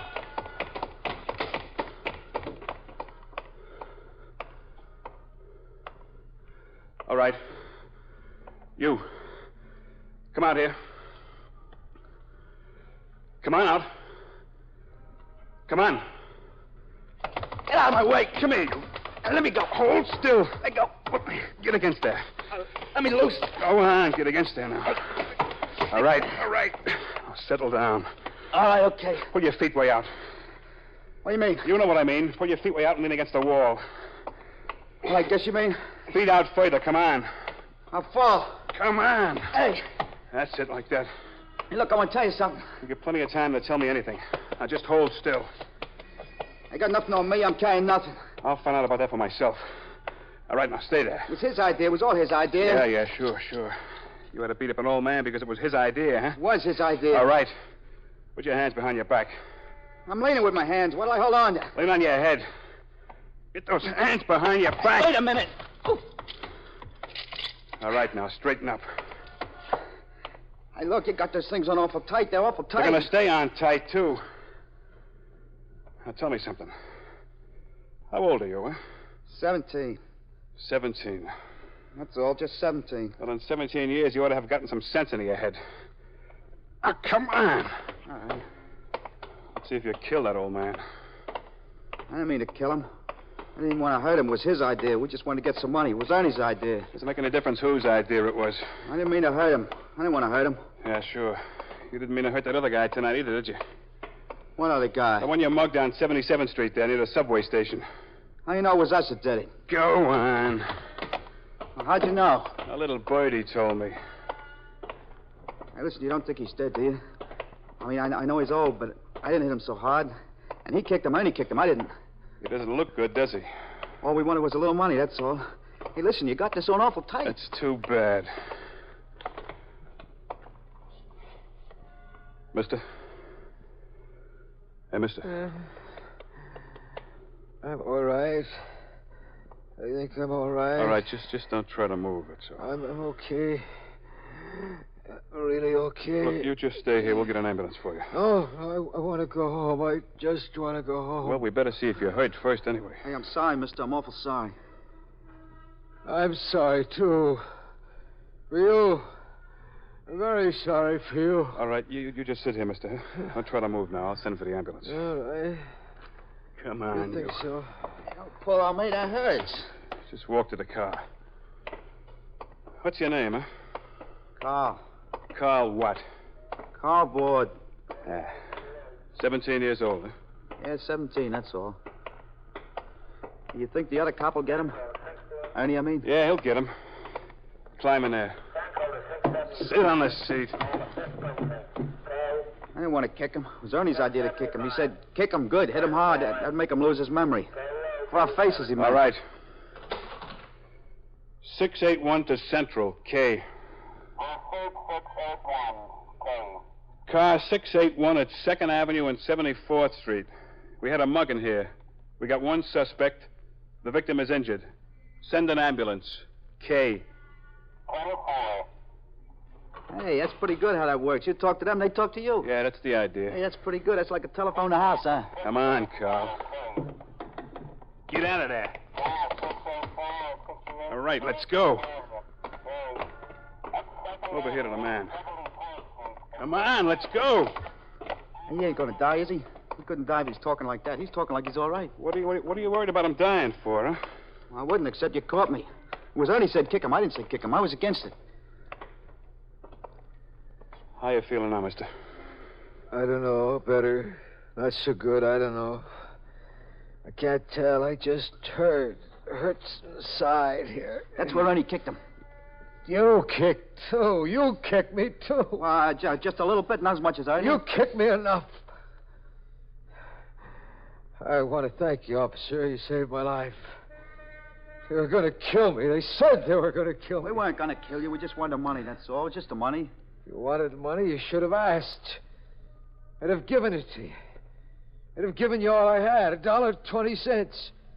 You just asked me for the money, I'd have given you the $1.20. You all right? I don't know. I think so. Well, the ambulance is on the way. Hey, you think he got Ernie? Wouldn't be fair if he didn't get Ernie. Get me and not get Ernie. Look, don't worry about Ernie. We'll get him. Well, you bet. It's not fair. He did the most. It was his idea. What's your name, mister? Sokin. Philip Now, look, Carl, don't move around so much. Well, thing's tight you got all Well, the more you move, the tighter they get. Now, just take it easy. Where do you live, Mr. Sokin? Around the corner. 387. My wife is there waiting. She won't know what happened to me. We'll send somebody around to see No, her. I think I ought to see her myself, or she'll get scared. She's sick. She's not a well woman. Well, look, let's see how you are first, then we'll wait until the ambulance gets here. All right. Do you think I ought to wait? I'll wait. Yeah, I think so. Is that the ambulance? Is that it? No, I think it's another police car. Hey, where's that cop with Ernie? You ought to get Ernie. It's not fair me being caught and him not. We'll get him. You're going to get him. Where is he? I don't see him. More policemen, huh? Is that who it is? Yeah, that's who it is, Mr. Sokin. Now, look, just lie back there now and take it easy. Huh? What do you got, Vaquero? A mugging, Sergeant. Yeah, this boy here and another one jumped this man. They were killing me. The cops saw it just in time. Hey, we're not killing You keep quiet. Coley took off after the other boy while I grabbed this one here. Which way did he go? Well, I saw him turn a corner down there. Hein. Yes, Sergeant. Go around the corner there. Coley was chasing a boy that way. Take a look for them. Yes, sir. How are you feeling, mister? You hurt very bad? I don't know. Not too bad, I guess. Hey, listen, couldn't you loosen this thing up a little bit? I mean, it's awful tight. You know, I'm not going to run away. I'm not going no place. I just want to make sure of that, Carl. I give my word of honor. I wouldn't try to sit up, Dad. I think I'm all right. Well, we better wait and see what the ambulance doctor has to say. Just stay like that, huh?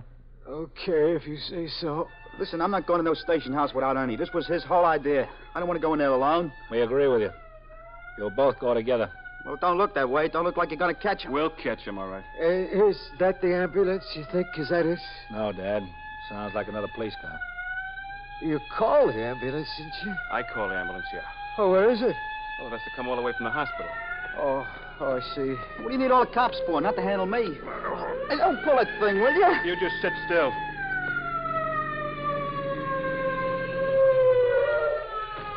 It's Meister and Farrell, Sergeant. Don't get out here. Coley's chasing another boy around the corner on foot. Go take a look for him. Okay, Sergeant.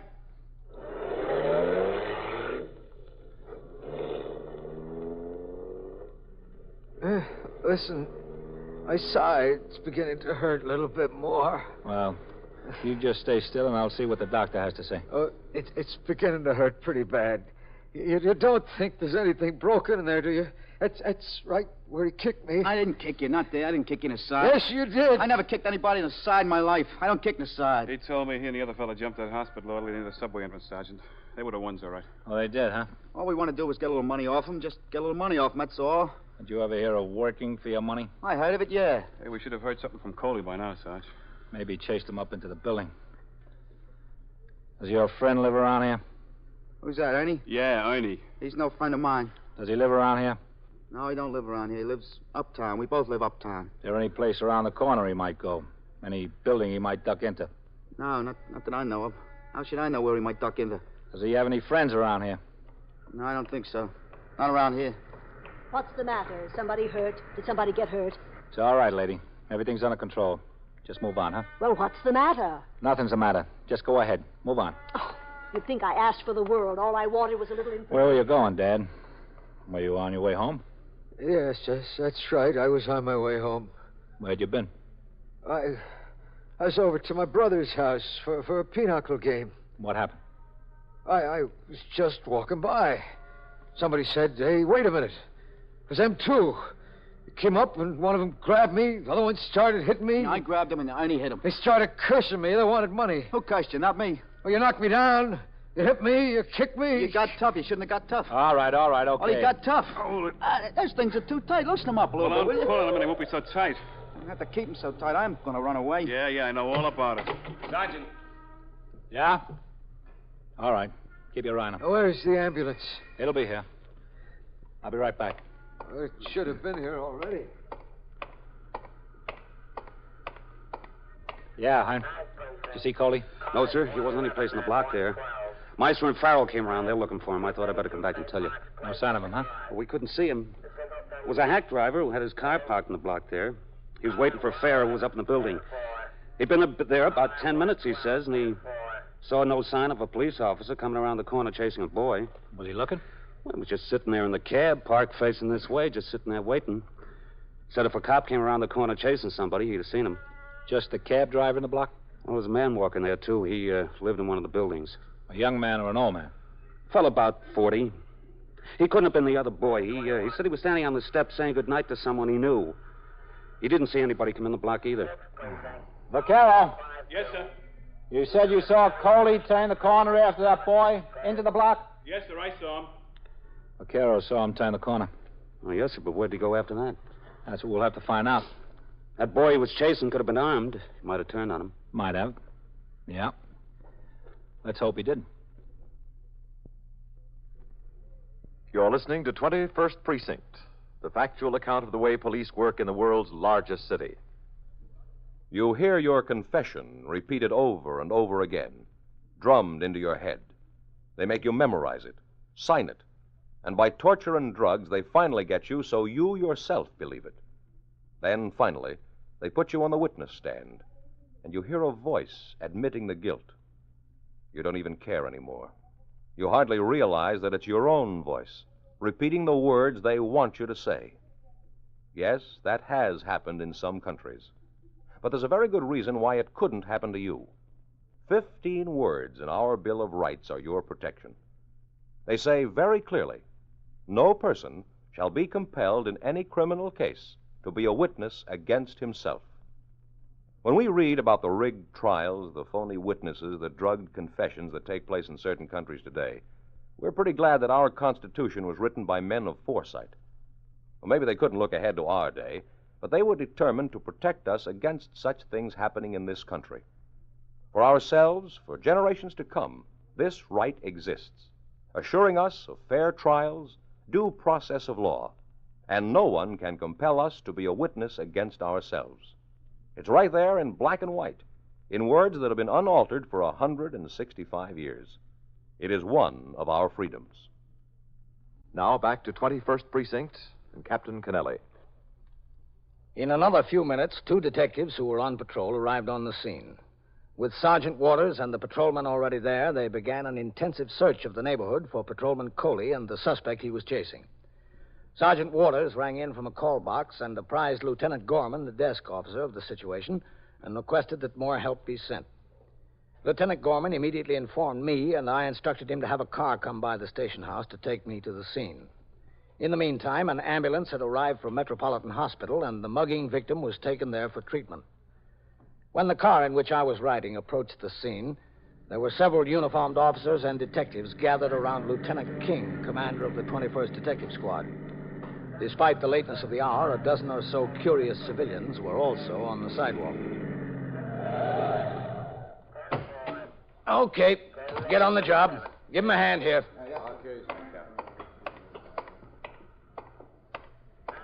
And you two go on down to the other end of the block. Yes. Hello, Captain. Sergeant, any word from Coley yet? No, sir. Looks like he might have chased the boy into one of those buildings on the block, Captain. We've got men out looking. We're getting ready for a building-by-building search. Good. Going to start through them all, from the basement to the roof.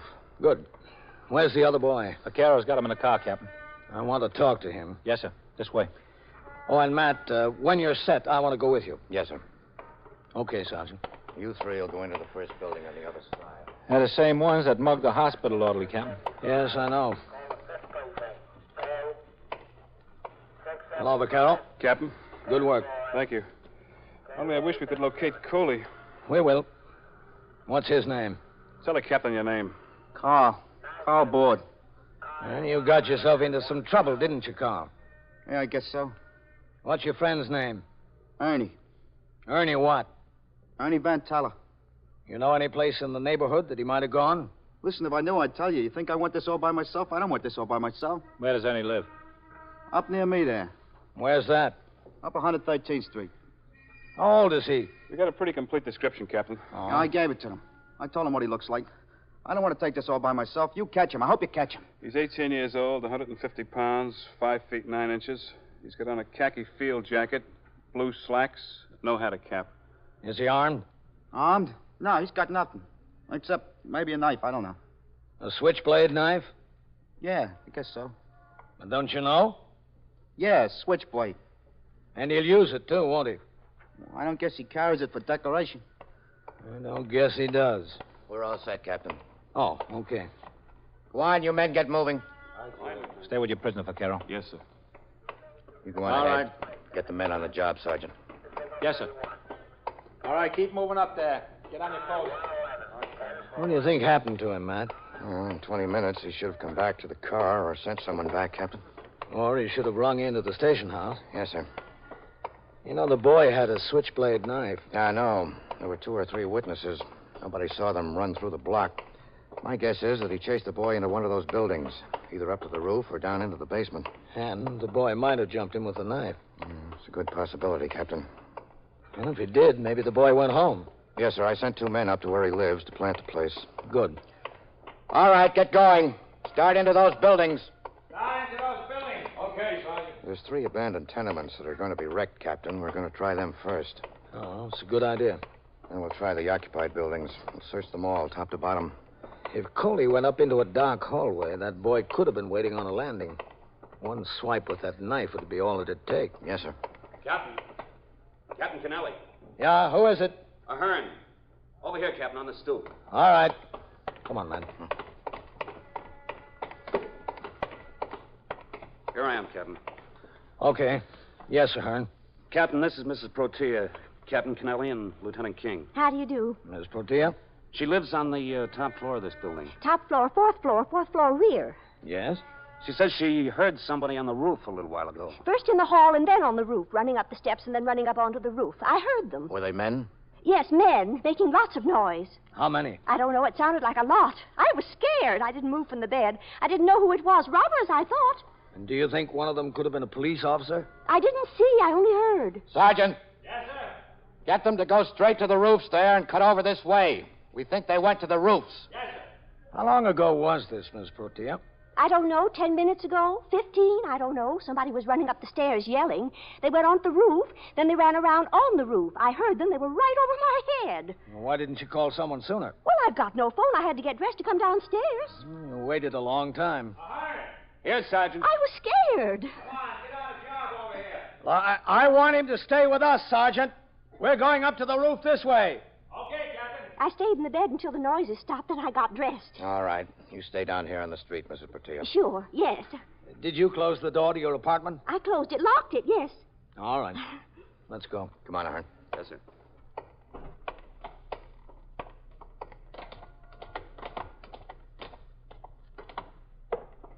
Watch it now. Yes, sir. He's liable to have come back down the steps. He might be on any landing. Okay, Captain.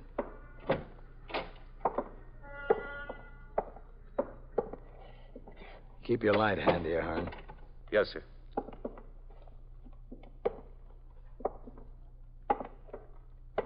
Okay. These buildings are all the same height, Captain. Could have jumped from one roof to another. Yeah. Think we ought to try the doors, Captain? No, not yet. Let's not wake up any more people than we have to. Okay, go on.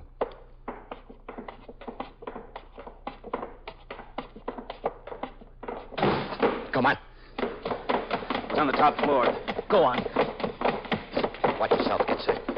In the front, I think. Easy, easy. Take that side of the door, Ahern. Yes, sir.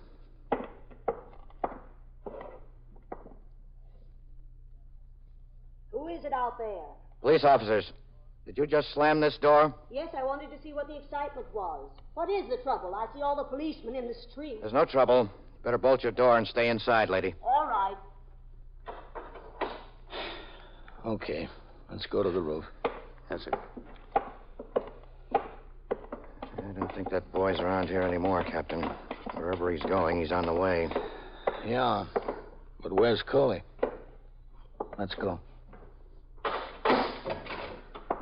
Go ahead.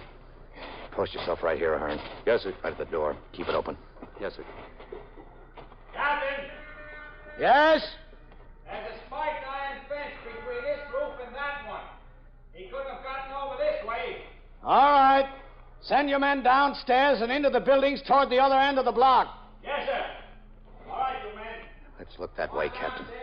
Okay.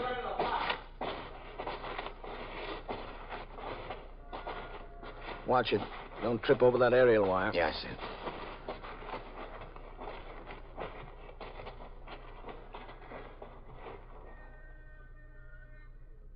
Toward the back, huh, man? Okay.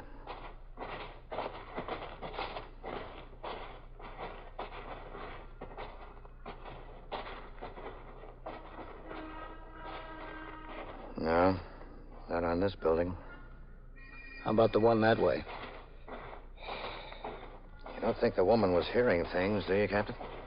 I don't know. Now watch it going over. Copper flashing can rip into you. Yep.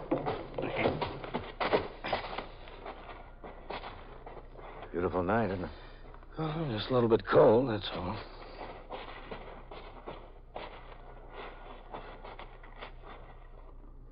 No, nothing back here. Let's try the front.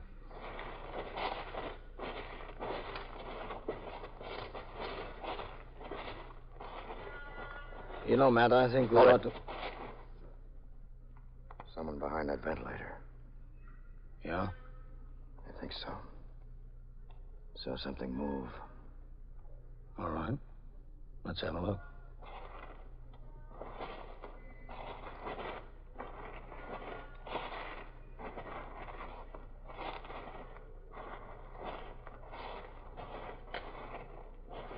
Okay. All right, you. Raise up. Take it easy, Matt. It's Coley. Coley. He's out, Captain. Coley. All right. Take it easy. You'll be okay. Ahern. You'll be all right, Coley. Cut. We found Coley. I'm all cut up. Go downstairs, ring in for an ambulance. Chased him up here. All right, Coley. Take it easy. Put your light on him, man. Yes, sir. all right. I guess I just passed out for a little while. I'll be all right. It's awful sticky on my neck. What is it, blood? You were bleeding a little bit. Stuck me 3 times that I remember. All right. You can tell us about it later. I'm all right now. Chased him up here. About 10 yards ahead of me all the way. I saw him come out on the roof, and when I got over here, he was laying for me. Jumped me. Okay. Don't worry about it. Did you say which way he ran? Well, I went that way. Over the next roof, I think. I think I saw him go that way before I passed out. The ambulance is on the way, Captain. Okay, good. Hi, Sergeant. Coley? Stay with him, Sergeant. We want to take a look over here. Yes, sir. Well, he ran this way, Captain. Over to the next roof. He didn't run over to the next roof, Matt. He jumped. Oh, that's some jump. Good 10 feet across there. At least. Well, we know where he lives. We'll get him. Just hope Coley's going to be okay. I think he will, Matt. His passing out worries me, though. It's a bad sign. Not necessarily. Looks more like a 12 or 14-foot jump, Captain. Matt. Yes, sir? Put your light down there in the courtyard. Sweep it around down there. Okay. Maybe you're right.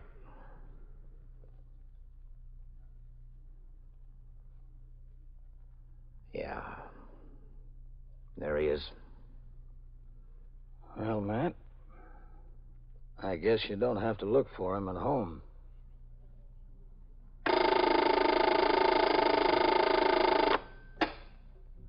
21st Precinct, Sergeant Waters. Well, who got bitten? How old? 4? Where's the dog? Is a dog there? Where? Oh. What's the name of the girl who was bitten? And so it goes. Around the clock, through the week, every day, every year. A police precinct in the city of New York is a flesh and blood merry-go-round. Anyone can catch the brass ring, or the brass ring can catch anyone. 21st Precinct, transcribed, a factual account of the way the police work in the world's largest city, is presented with the official cooperation of the Patrolmen's Benevolent Association, an organization of more than 20,000 members of the Police Department, City of New York. 21st Precinct has come to you through the worldwide facilities of the United States Armed Forces Radio and Television Service.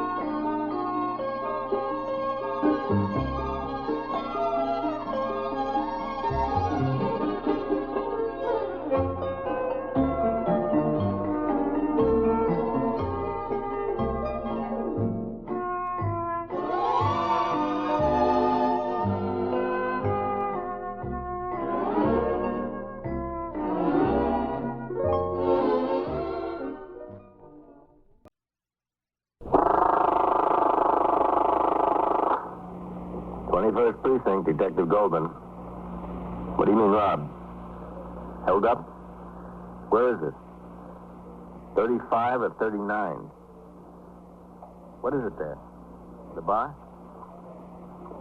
How many hold up? You are in the muster room at the 21st Precinct, the nerve center. A call is coming through. You will follow the action taken pursuant to that call from this minute until the final report is written in the 124 room at the 21st Precinct. All right. I'll send the officers right over there. Yeah, right away. They'll be there. Okay. Yeah. 21st Precinct, transcribed. It's just lines on a map of the city of New York. Most of the 173,000 people wedged into the 9/10 of a square mile between Fifth Avenue and the East River wouldn't know if you asked them that they lived or worked in the 21st. Whether they know it or not, the security of their homes, their persons, and their property is the job of the men of the 21st Precinct. The 21st, 160 patrolmen, 11 sergeants, and 4 lieutenants, of whom I'm the boss. My name is Kennelly, Frank Kennelly. I'm captain in command of the 21st. I was working my day tour, 8 a.m. to 6 p.m. It was a cold, windy day in the precinct, and our patrol problems had been increased enormously because of men drawn away from the command for temporary duty elsewhere. Orders had come via teletype at 7 a.m. from the Bureau of Orders to detail 4 men to the Manhattan West Borough Command because of a parade on Broadway. In addition, the Shah of Iran had been scheduled to visit the exhibit of ancient Persian relics at the Metropolitan Museum of Art at 11 a.m., and consequently, 6 patrolmen and a sergeant were assigned from the 21st to duty on Fifth Avenue in the vicinity of the museum. Because we were short of men in the precinct for the day, I went out on patrol in sector car number 2 as soon as I had turned out the platoon and remained out for the balance of the morning. In the meantime, the everyday business of the precinct went on.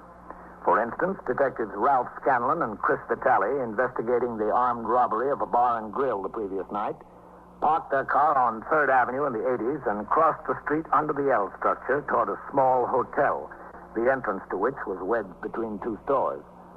The visit to the hotel was in response to a tip from an informant, sometimes reliable, sometimes not, but worth checking out because a customer had been shot during the course of the robbery.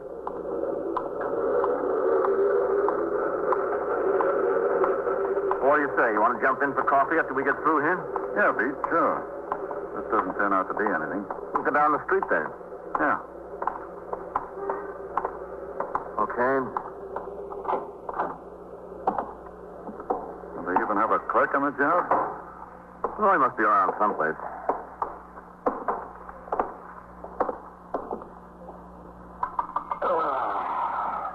What's the matter? I don't know. Something's the matter with me. When I don't get any sleep, I seem to get tired. Oh, you should see a doctor.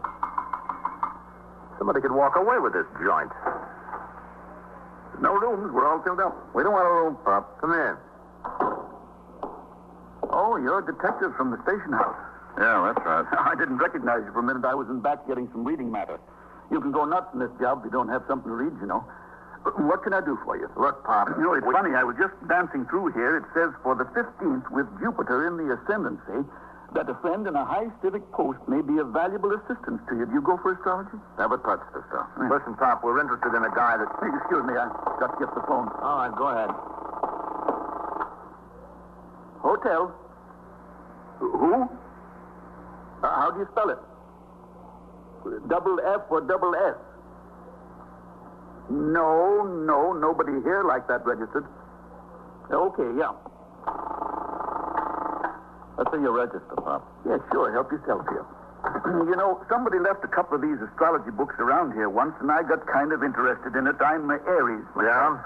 But when you get right down to it, 2/3 of the stuff they print in there is just plain guesswork. Then why do you read it?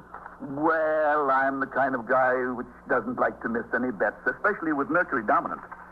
What are you looking for there now? Maybe I can help you. What's this guy's name registered here? I can't read the writing. That's Binfield. Floyd R. Binfield. What room's he in? He's in 22. You know something? I thought there was something the matter with him when he checked in. He looks like a Sagittarius. I had him pegged for a Sagittarius. When did he check in? Yesterday. Yesterday morning, just about this time. Is he in his room now? Yeah, he's in there. Have you seen him this morning? Yeah, I seen him. He came down for coffee, and he went back up. He's in there. Where is 22? Up the stairs, straight down the hall, and the first one around the bend. What'd he do, this guy? We got a couple of things we want to talk to him about. Where do we get these characters? Where do they come from? Don't ask me. Let's have the pass key. Listen now, do you want me to come up and open the room for you? We want you to just stay here, right here. Oh, he's a tough customer, huh? We don't know. We'll find out after we talk to him. Yeah. I always like the way you guys say talk. How about the pass key? Yeah. Be my guest. Thanks. Oh, listen. Yeah? What's your birthday? June 10th. Oh, you're all right. Gemini. Don't you worry. Well, it's good to hear. Well, at least he's here, Ralph. Yeah. Oh, listen. Yeah? If you need some help now, just holler. Okay, Pop.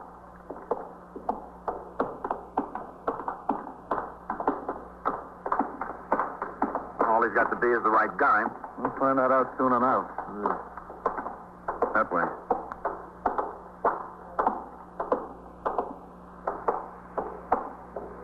It's 16. Keep going.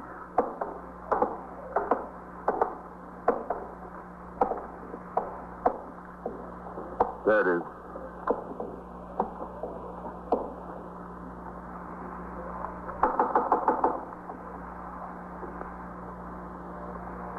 Hit it again.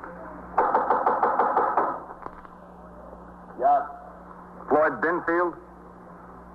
What is it? Police officers. We want to talk to you. All right. Just a second.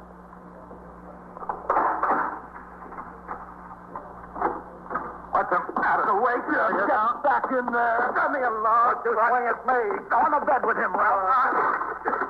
Oh, still. Give me that hand. Study him. Slow. Get the cuffs on him. Cut it out. Oh, damn. Let me go. Hold him, Ralph. I got him. Yeah. Will you let me up? Okay. All right. Sit up. He said, sit up. Okay. What are you trying to do? Get yourself killed? Who are you guys, anyway? We told you who we are. We're police officers. Oh. I thought you were somebody else. Yeah, I did. I thought you were somebody else. Well, we're not. Look, you don't have to put these things on me. You need them. You can't control your hands. What did you think we were? A couple of guys. Yeah, a couple of guys I met in a bar. Yeah, they were trying to hustle me for a couple of bucks. So I let them have it the other night. You see, they said, come on downtown to the village. We'll have a couple of drinks. Yeah. Well, they had a car outside. As soon as we got into the car, I saw they were going to try to get the dough I had on me, and I let them have it good. Both of them? Oh, I could handle both of them. Could almost handle you two, couldn't I? Almost, yeah. Yeah, so that's it, police officers, huh? Well, what do you want with me? You signed the book downstairs as Floyd R. Binfield. What's your right name? That's it, Floyd R. Binfield. That's my right name.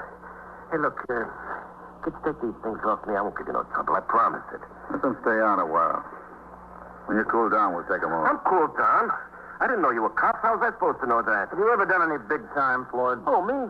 Yeah. Have you? Well, yeah. Yeah, well, what's that got to do with now? That's got nothing to do with now. What'd you do this time? Lewisburg. It was a federal deal. For what? A car. A friend asked me to drive a car from here to Campton. I didn't know it was hot. He didn't tell me anything about it being hot. Yeah. I didn't. Well, I didn't have that bit coming to me. Yeah, well, what's the beef now? What do you want with me? What have you been doing this week, Floyd? Well, what do you mean? What have I been doing? Where have you been? Well, I've been out of town until yesterday. I just got back in town yesterday. From where? From Boston. What were you doing in Boston? Oh, I was up there a couple of weeks, hanging around, visiting some friends of mine. What did you do since you got back in town yesterday? Not so much, Hey, listen, fellas, have a heart. Will you take these things off? I won't be no trouble, I swear to you. What did you do last night? I saw this girlfriend of mine. What time was that? You mean that I saw her? Yeah. Well, she works in this cafe. She's a waitress. She got off about 9:30, and I picked her up there. Where'd you go with her? Oh, we went out and had a few drinks. And where was that? Some bar out near where she works there, in Long Island City. You stay in the bar very long? Well, yeah, it's a pretty long time. How long? Oh, until about 1:30, 2 o'clock in the morning, I guess. What's this girl's name? Martha. Martha what? Martha what? Well, to tell you the truth, I don't remember her last name. Yeah, she told me what it was, but it kind of went over my head. I thought you said she was a friend of yours. Well, I know her. Yeah, I met her yesterday. That's just an expression, a friend of mine. You remember where the cafe she works is? Yeah, sure. I've been there a lot of times. Listen, what's the beef? Is there something serious? Because if there is, I got a right to know what it's all about. Don't you agree with me? This Martha can account for your time last night, huh? Oh, yeah, sure, every minute. Well, then relax. You've got nothing to worry about. Okay, sure. So how about taking these days off, huh? Well, I'll tell you, Floyd. Maybe you've got nothing to worry about. But we have. You are listening to 21st Precinct, a factual account of the way police work in the world's largest city. Now back to 21st Precinct and Captain Kennelly. After making a thorough search of the room, Detectives Vitale and Scanlon returned to the station house with their prisoner.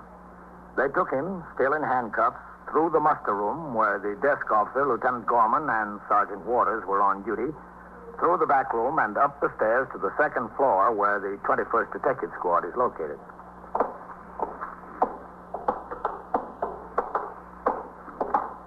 All right. Back that way. All you got to do is talk to her. Okay. Yeah, we know. Go on, inside. Yeah, sure. That way. 21st Squad, Detective Goldman. Okay, hold it here. Hi, Pete. Hi, Goldman. Where'd you lose it, mister? Yeah. Yeah. All right, you know where the station house is? Yeah, that's right. You come in here and make a report of it. Come up to the detectives. Yeah. Okay, you're welcome. On the second floor. Okay. Well, who've you got here, Scanlon? A champ? He thought he was the champ. He didn't last one round. Is Lieutenant in, Goldman? Yeah, he's in. Anybody with him? No. Sit down there a minute, Floyd. Listen, couldn't you take these things off now? Please sit down. Yeah, that's right. I want to talk to the boss, Pete. I'll watch him. Yeah. Hey, how about reaching in my pocket for a cigarette, huh? Which pocket? Yeah, this one right here. Yeah. Vitale, Lieutenant. Come in. Lieutenant? You got that boy? Yes, the Scanlon's got him out there. What does he have to say for himself? Well, he denies it. Yeah? He says he was out with a girl between 9:30 and 2 in the morning. He was sitting in a bar in Long Island City. That's what he said, huh? Yes, sir. What do you think? Well, he gave Scanlon and me a hard time when we hit the door. The boy wanted to fight. Huh? But both of us had put him down on the bed and get the cuffs on him. He's still full of fight? Well, he's cooled down some, Lieutenant. And what do you think? Is he one of the two that heisted that place last night? That beats me, Lieutenant. He fits, but if his story about being with his girl stands up, I guess he isn't. Well, let's talk to him, huh? Yes, sir. Bring him in. All right. Just a second. Yes, sir. 21st Squad, Lieutenant King. Goldman, Lieutenant. Captain Kennelly's ringing up here on 2. All right. 21st Squad, Lieutenant King. Captain Kennelly, Matt. Yes, sir. Matt, I got a call from Inspector McBride. He wants an explanation of my endorsement on that gun permit renewal we were talking about. I guess you'll get a call, too. Just a second, Captain. Yeah. Pete, I'll be with you in a minute. Oh, yes, sir. Bring that boy in when I call you. Yes, sir. What do you say, Pete? He's busy on the phone. He'll be with us in a minute. Look, I got a lot of things to do today, you know. Christmas shopping, Floyd? I got plenty to do. Sure. How do you spell lavalier? Never mind, how do you spell it? What is it? No, I know the lady had her stolen. Lavaliere. Muchas gracias.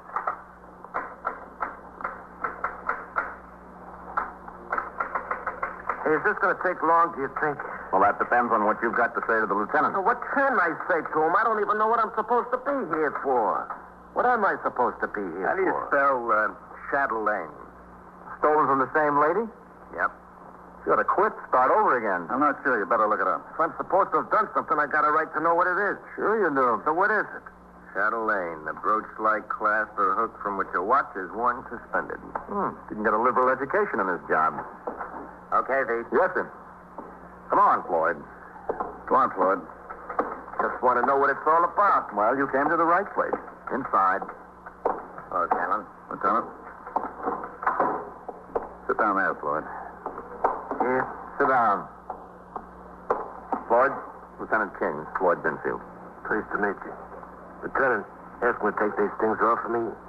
I'll admit I lost my head a little before, but I guarantee I won't give you no trouble. I guarantee it. Take them off and scan. Oh, they're mine, Lieutenant. I'll get them.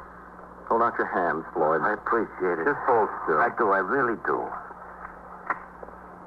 All right, relax, Floyd. Thanks a lot. Let's get right down to business, eh, Floyd? Yeah, that's all right with me. Good. Now, these detectives came to talk to you this morning, and you tried to fight your way out. Well, it was a mistake. You see, I thought there was somebody else. A couple of hustlers that tried to put the bite on me. All right, maybe you did think that. Now, you told them you were with some girl between 9:30 last night and 2 this morning. Yeah, that's right. Martha. We were in this bar out in Long Island City. Then you couldn't have been one of the two guys that stuck up a bar and grill on Lexington Avenue about 11 o'clock. Oh, of course not. Well, sometimes we get information that's a little bit wrong, Floyd. Oh, sure. That could happen to anybody. I appreciate that. This girl's name is Martha, you say? Yeah, that's right. What's her last name? Well, I don't really know that. She told me, but I had a couple of drinks, and it didn't sink in. Where can we find her?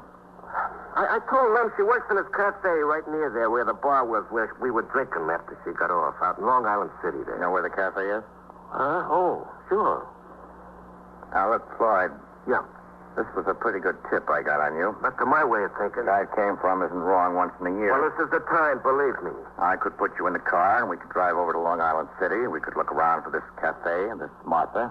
But it could be we'd have a time finding her. Isn't that right? Oh, we'd find her. But we might have a time. Well, as a matter of fact, I don't know that neighborhood too good. Now, this bar on Lexington Avenue that was stuck up last night, there were 2 bartenders in there and 5 or 6 customers, besides the one that was shot. Oh. Well, was he shot dead? Caught him right here. Doctor says he'll be all right. Oh, that's good to hear. Well, the 2 bartenders say they could recognize both of the stick-up men any time, any place, anywhere. They described them head to toe to a T. Some of the customers in there said they could recognize both. Some said they could recognize one or the other. One guy said he couldn't remember what either of them looked like. Well, that's vicious. I guess some people got better memories than others. I suppose we ride out to Long Island City and we look around for this cafe. Suppose even we locate this Martha you were talking about. Suppose she says she was drinking with you between 9:30 and 2 in the morning. Yeah? Why should I believe her any more than I believe you? Well, it's 2 people's words. The best thing to do is get those bartenders and a couple of the customers in here and let them have a look at you. Gee, if we could only go out and locate Martha. You're the guy. They're going to make you. Don't worry about that. Why don't you stop wasting the time of everybody concerned and tell us the truth about this thing? That's what I've been doing. Now, you know there's nobody named Martha. Just grabbed that out of thin air. You and another guy put the heist on that bar last night, didn't you? Well, what's the use of kidding you? That's right. You'd get those witnesses down here. They'd make me in a minute. In less than a minute. Okay. It was me. Who was the other guy with you? Well, if I tell you, what's in it for me? Who was the other guy with you? Oh. His name is Ted Bryan, Bill Ted Bryan. Where does he live? I don't know exactly. What do you mean you don't know exactly? I don't. He's got a place in New York, a room someplace. You don't know where? Well, he never told me where. The only thing he told me was sometimes he stays with his aunt. Where's she live? Out there in Bayside. What's his aunt's name? It beats me. He never told me. Never told you much, did he? He don't talk much. Where are the guns you used last night? I never had a gun. There was only one gun. Bill had it. He still got it? Well, he had it when I left him. Anything in this room up there, V? No weapons, Lieutenant. About $185 in cash, and that's all. Did that money come out of the bar and grill? Yeah, that's where it come from. When did you see Bill last? Right after the deal. We split up the money. He went his way. I went mine. Did you make plans to meet him again? Well, he knew where I was staying. He said he'd be in touch with me. How many other deals were you with him on? Just this one. This was the only one. In New York, that is. Where else? Oh, we worked a little bit in Boston last week. I told you I was in Boston tonight. Yeah, you told me. Well, there was a couple of little small deals up there. Why'd you go to Boston? Well, to tell you the truth, it was Bill's idea. He knows a girl up there. He wanted to see her. It was his idea to do some work to pay the expenses. Where did you go after you left Bill last night? I went and had a couple of drinks. Hey, I'll bet you I know where you got that information on me. There was a couple of guys I was drinking with. Yeah, guess I said too much. I guess you did. Yeah, me and my big mouth. My big mouth gets me into trouble every time. That's an unbeatable combination for getting into trouble. A big mouth and a little brain. Lieutenant King continued to interrogate the suspect until he had obtained all the information he believed to be in the man's possession. In the meantime, a detective called the Bureau of Criminal Identification at Police Headquarters, 240 Center Street. The name William Tedburn was checked through the files, and within a few minutes, Lieutenant King received the information that a man of that name, and answering the same general physical description, had been arrested 3 times on charges of robbery and grand larceny, and had 1 conviction. The folder, which listed the relatives of William Tedburn, showed that he did in fact have an aunt residing in Bayside, Queens, and on the occasion of one of his arrests, gave her address as his own residence. The New York County District Attorney's Office was notified, and an assistant district attorney came to the 21st Detective Squad to question the suspect already under arrest and to assist the detectives in arranging a lineup at which the victims and witnesses would have the opportunity to make an identification. 2 detectives were sent to check out the other addresses given by the suspect William Tedburn at the time of his previous arrest, and the hotel in which Floyd Binfield resided was planted in the event he showed up there. Lieutenant King instructed Detectives Vitale and Scanlon to drive to Bayside to the residence of Tedburn Vant. At 1:15 p.m., they found the street, parked the car down the block, and walked back toward the 2-story brick house.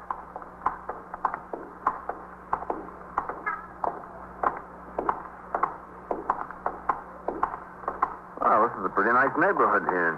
Yeah. Must be rough on the aunt. Probably rougher on the parents. Okay. See those aluminum stonefish? Yeah. That's what I want to get. What? Are you kidding? They cost an arm and a leg. You can get them financed, FHA. You still got to pay for them. You've got to pay for everything. You think he's there? Well, he could be. There's someone.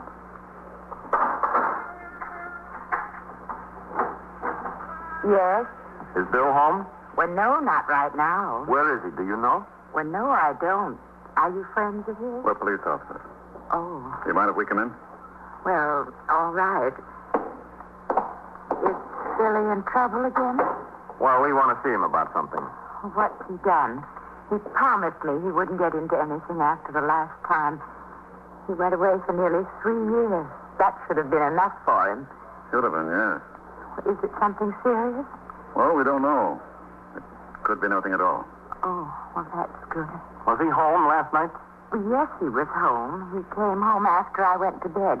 And he left early this morning. He didn't even have his breakfast. Do you mind if we take a look in his room?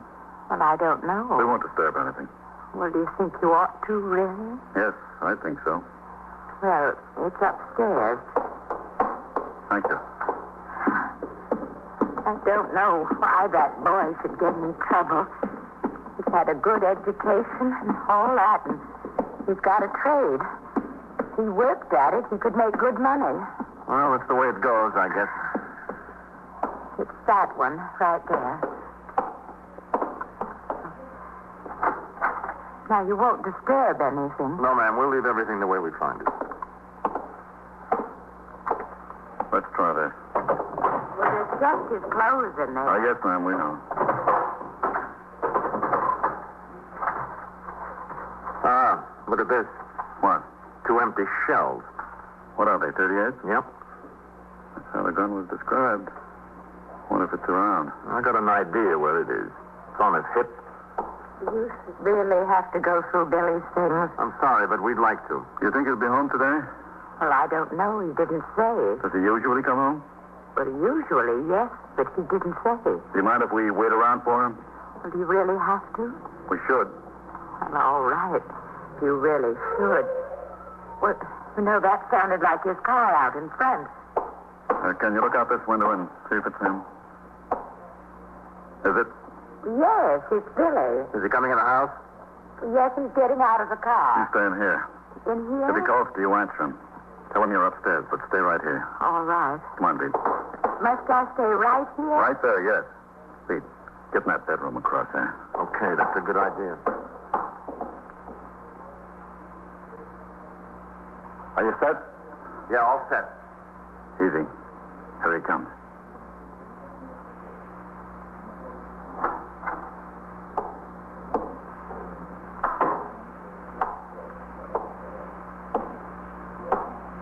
Auntie? Auntie, where are you? Up here, Billy. All right, I'm coming up.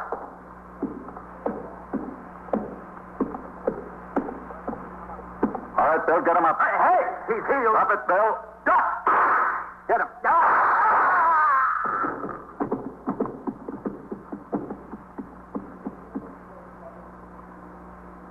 What do you think?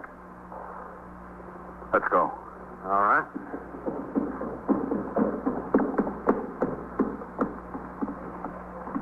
Watch him. Get his gun.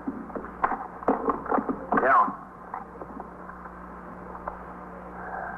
Well, I guess that's that. I guess I'd better go up and talk to her. Well, she'll be better off. No question about that. But who's going to make her believe it?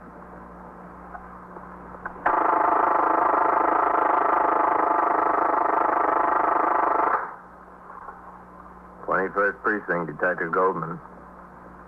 Who's dead? Who? She was killed?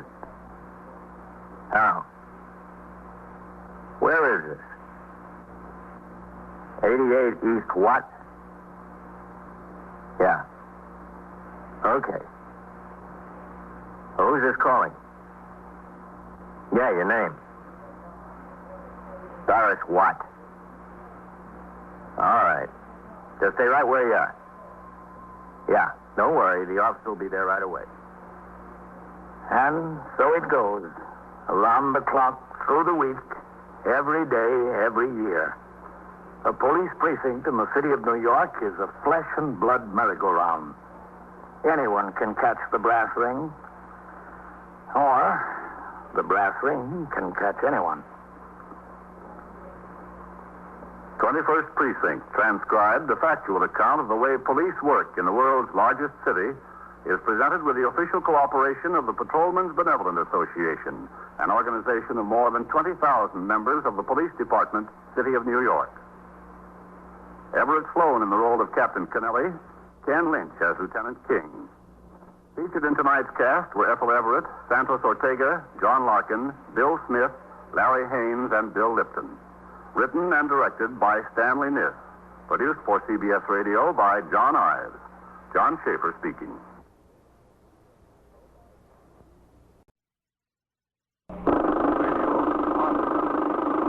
Well, 21st Precinct, Sergeant Waters. Where is this? Yeah. Yeah. How many people are hurt? How many? Were there two cars involved or a pedestrian? Yeah. You are in the muster room at the 21st Precinct, the nerve center. A call is coming through. You will follow the action taken pursuant to that call from this minute until the final report is written in the 124 room at the 21st Precinct. All right. The officers will be right there. Yeah, and the ambulance, too. Just stay there. Okay.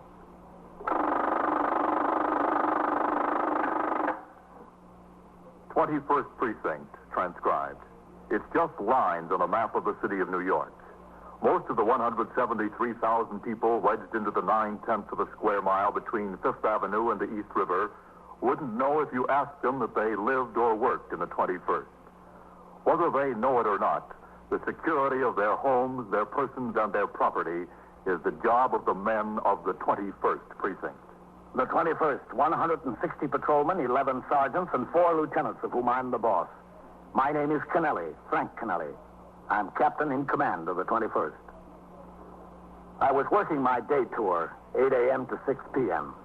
As soon as I turned out the platoon and the men who would patrol the precinct for the next 8 hours marched out the front door, Patrolman Bailey, the station house attendant, and Patrolman Winkler, the precinct youth patrolman, appeared with 3 large corrugated cartons to begin decorating the muster room for the Christmas party, which would be held for neighborhood children in the station house the following afternoon. I went into my office to read and sign reports which would be taken to the 6th Division by the precinct messenger. When I finished the job at 9:15 a.m. and came back out into the muster room, Winkler and Bailey already had the tree up and were beginning to decorate it. I walked around behind the desk where Lieutenant Gorman was desk officer and Sergeant Waters was on telephone switchboard duty. 21st Precinct, Sergeant Waters. Captain. Hello, Sergeant. Well, what was he doing? What's going on, Red? Pretty quiet, Captain. All right. Winkler, Yes, sir. Yeah, isn't that tree smaller than the one we had last year? No, it's about the same size. No, I think the one we had last year was a little fatter, Red. Yes, sir. I guess that's it. Lieutenant, Yeah? Vaquero's got a lost child over there. He's bringing him into the station house. Well, doesn't the kid know where he lives? Vaquero says he's only about 3 years old. He's been looking around for about 20 minutes in the stores over there. Kid says he was with his mother shopping. All right. Where are you going to put the tables, Winkler? What'd you say, Captain? Where are you going to put the tables? Right here along this wall. Refreshments there and the presents here. I think that'll be all right. Yes, sir. Red, have you got a car to take me on patrol? Yes, sir. Sergeant, have number 3 come by the house to take the captain on patrol. Okay, Lieutenant. All right. I went down and got the summons. Now, what are you going to do about it? Do about what, lady? You know very well about what. I told you about what. Did you? I was here yesterday, and I told you all about it. You told me there wasn't anything the police could do, and that I would have to go down to the magistrate's court and get a summons. That's what you told me. I didn't tell you anything, lady. I didn't even talk to you. Oh, yes, you did. And I did just what you said. I went down to the court, and I got a summons out for it. Lady, I wasn't even here yesterday. I was off. Was he? Yes, he was off. He wasn't here. When you were sitting right where you're sitting now? We've got 4 lieutenants in this job. Well, he looks just like you, except that I don't think he has red hair. He doesn't. I suppose I'll have to go through the whole story again, then. Who's paying for that Christmas tree? Not the taxpayers, I hope. No, ma'am. The men pay for it themselves. Oh, well, that's good. Suppose you tell me what the trouble is. Well, as I told him yesterday, I had a perfectly legitimate complaint. This old man who lives across the hall from me is conducting a business in the building. People come in there all day and all night long disturbing my peace. Trooping up and down the stairs with packages. You think it was a store on Fifth Avenue instead of an apartment. That's not a police case, lady. So I was told yesterday. And did you complain to the super of the building? Oh, you can't get very far with him. All he told me was, why don't I leave the old man alone? He's not hurting anyone. So I said, he's disturbing my peace. Well, he wouldn't do a thing about it. Not a thing about it. Then I came over here yesterday, and the man without the red hair who was sitting right there told me if I wanted to make a complaint against him, I would have to go down to the magistrate's court and get out a summons, and that's exactly what I did. Here it is. Winkler. Yes, sir. You've got too many blue ones together in a bunch there. Wait, Lieutenant. Right there. Oh, yeah. I'll fix it. I bet you haven't been paying a bit of attention to one word that I said. I sure have, lady. I heard every word. Well, I wish you'd look at me when you listen. You said you got a summons out for him. That's right. And when I got it, I told them clerks down there at the court that it's a shame I couldn't just get a policeman to go up and arrest him. That it has to be up to a woman like me to act on her own initiative. So he told me what my rights are. He told me I should go to the station house and talk to the desk lieutenant, and that the desk lieutenant would have to send a policeman to serve the summons. No, he didn't tell you that. Oh, yes, he did. I know what he told me. He told you that if you were afraid you might be harmed physically, that a police officer would be sent along to stand by while you served the summons. You're the one who has to serve it. Well, what's the difference? Oh, there's a lot of difference. Are you going to send someone over there with me or not? May I see the summons, please? Of course. Thank you. His name is Ernst Wolfschmidt, That's right. and your name is Myra Beaven. I spell it B-E-A-V-A-N, but I pronounce it Bevan. The address is 761 East 77th Street. I live on the 3rd floor, and he lives right across the hall. And if I don't get some satisfaction out of this, I'm just going to withhold paying my rent. That's all there is to it. It's just making me a nervous wreck. Do you know whether he's home now? Well, I don't know for sure. I haven't been there myself. Is it Mrs. Bevan? Yes, Mrs. Bevan. I'm a widow. What's this man selling out of his apartment, do you know? He's selling everything imaginable. For instance? Well, I saw some portable typewriters in there, radios and fountain pens, toasters, electric clocks, watches, fitted cases, everything like that. You were in and looked at it? Oh, I should say not. Yeah, his door opened last night, and I saw into his place. The merchandise is up to the ceiling, and people keep parading up the stairs all day and all night and keep going out with packages. All brand new merchandise? Well, it looks new to me. And did you tell the other lieutenant that when you were in here yesterday? No, how could I tell him if I didn't get a good look inside his place until last night? Did Mr. Wolfschmidt ever offer to sell you anything? I don't even talk to him. How old is he? Oh, in his 70s, I'd say, early 70s. Does he work? Not that you could notice, he doesn't. How long has this been going on, Mrs. Bevan? You're selling to people, you mean? Yes. Would you mind telling me who you are, please? I came in here to talk to this lieutenant. I'm Captain Kennelly, the commanding officer of the precinct. Oh, thank you. How long has it been going on? About 4 or 5 days now. And you never noticed it before. He was doing business from the apartment, I mean. No. Winkler. I never noticed. You better hold that ladder for him. It looks a little shaky. Do you have any idea where this merchandise came from? No, not unless he stole it. I wouldn't be surprised if he did. I wouldn't put it past him. Supposed to be such a lovable old man. I bet you he's a thief. I bet you that. Well, that's a conclusion you can't jump to hastily. But I wish you'd do us a favor, Mrs. Bevan. Oh, what is that? I'd like you to tell the detectives about this. About Wolf Smith? Yes. I would be delighted. Yeah. Will you see that Mrs. Bevan gets upstairs, Red? Yes. Captain. All right. I'm going out on patrol, Red. Oh, Captain, before you go, Yes, Miss Bevan. if I don't see you again, I wish you a very Merry Christmas. Thanks, Miss Bevan. And the same to you. I went into my office for my overcoat, then out through the front door and down to the curb where Patrolman William Coley was sitting behind the wheel of sector car number 3. I got in and instructed him to patrol toward the northern boundary of the precinct, where I made 2 stops on precinct business, both at garages in connection with applications for renewal of their tow car licenses. Procedure in these cases requires the precinct commander to personally interview the applicant.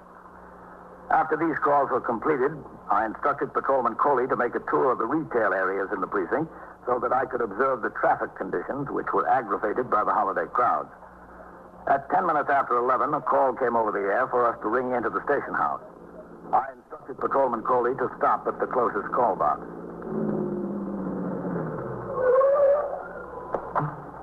All right, you stay here, Coley. I'll ring in.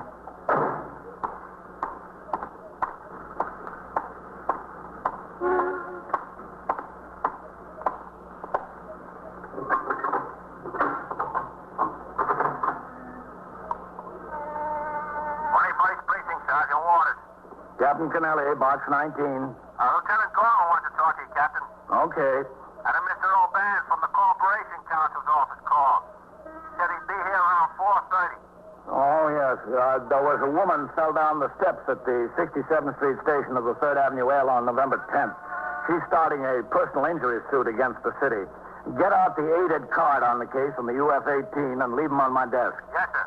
All right. Let me have Lieutenant Gorman. Yes, sir. Lieutenant, Captain Kennelly's ringing in. Hold on, Captain. All right. 21st Precinct, Lieutenant Gorman. Yes, Red. Captain Kennelly. I sent that Mrs. Bevan upstairs to the detectives, Captain. Yeah? Lieutenant King, listen to what you have to say. Was he interested enough to go over to the building? Well, at first he sent Novak and Scallon over there to have the super let them in for a look around. Then about a half hour later, he went over himself. He just rang in here and asked me to get in touch with you. Well, what'd he find, Red? Just like this Mrs. Bevan said, Captain. The place is loaded to the ceiling with all kinds of expensive goods. Typewriters, watches, radios, fountain pens, everything. Brand new. I thought you might like to take a ride over there. And what's that address again? 761 East 77th Street, Captain, 3rd floor. Did Lieutenant King say the stuff might have been stolen? He says that's what it looks like, Captain. Well, have they got any idea who the old man has been selling the stuff to? Well, that's what makes the whole thing so funny, Captain.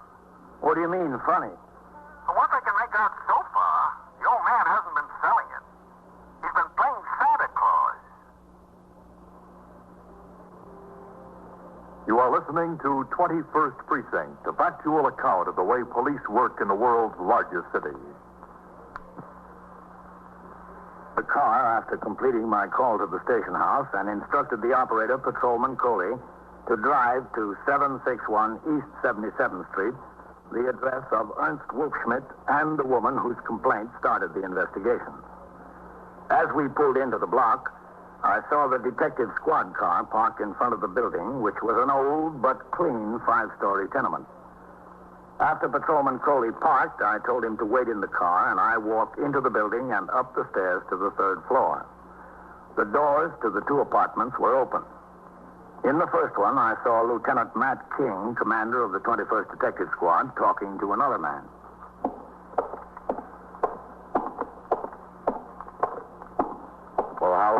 with here? Oh, let me see. Hello, Captain.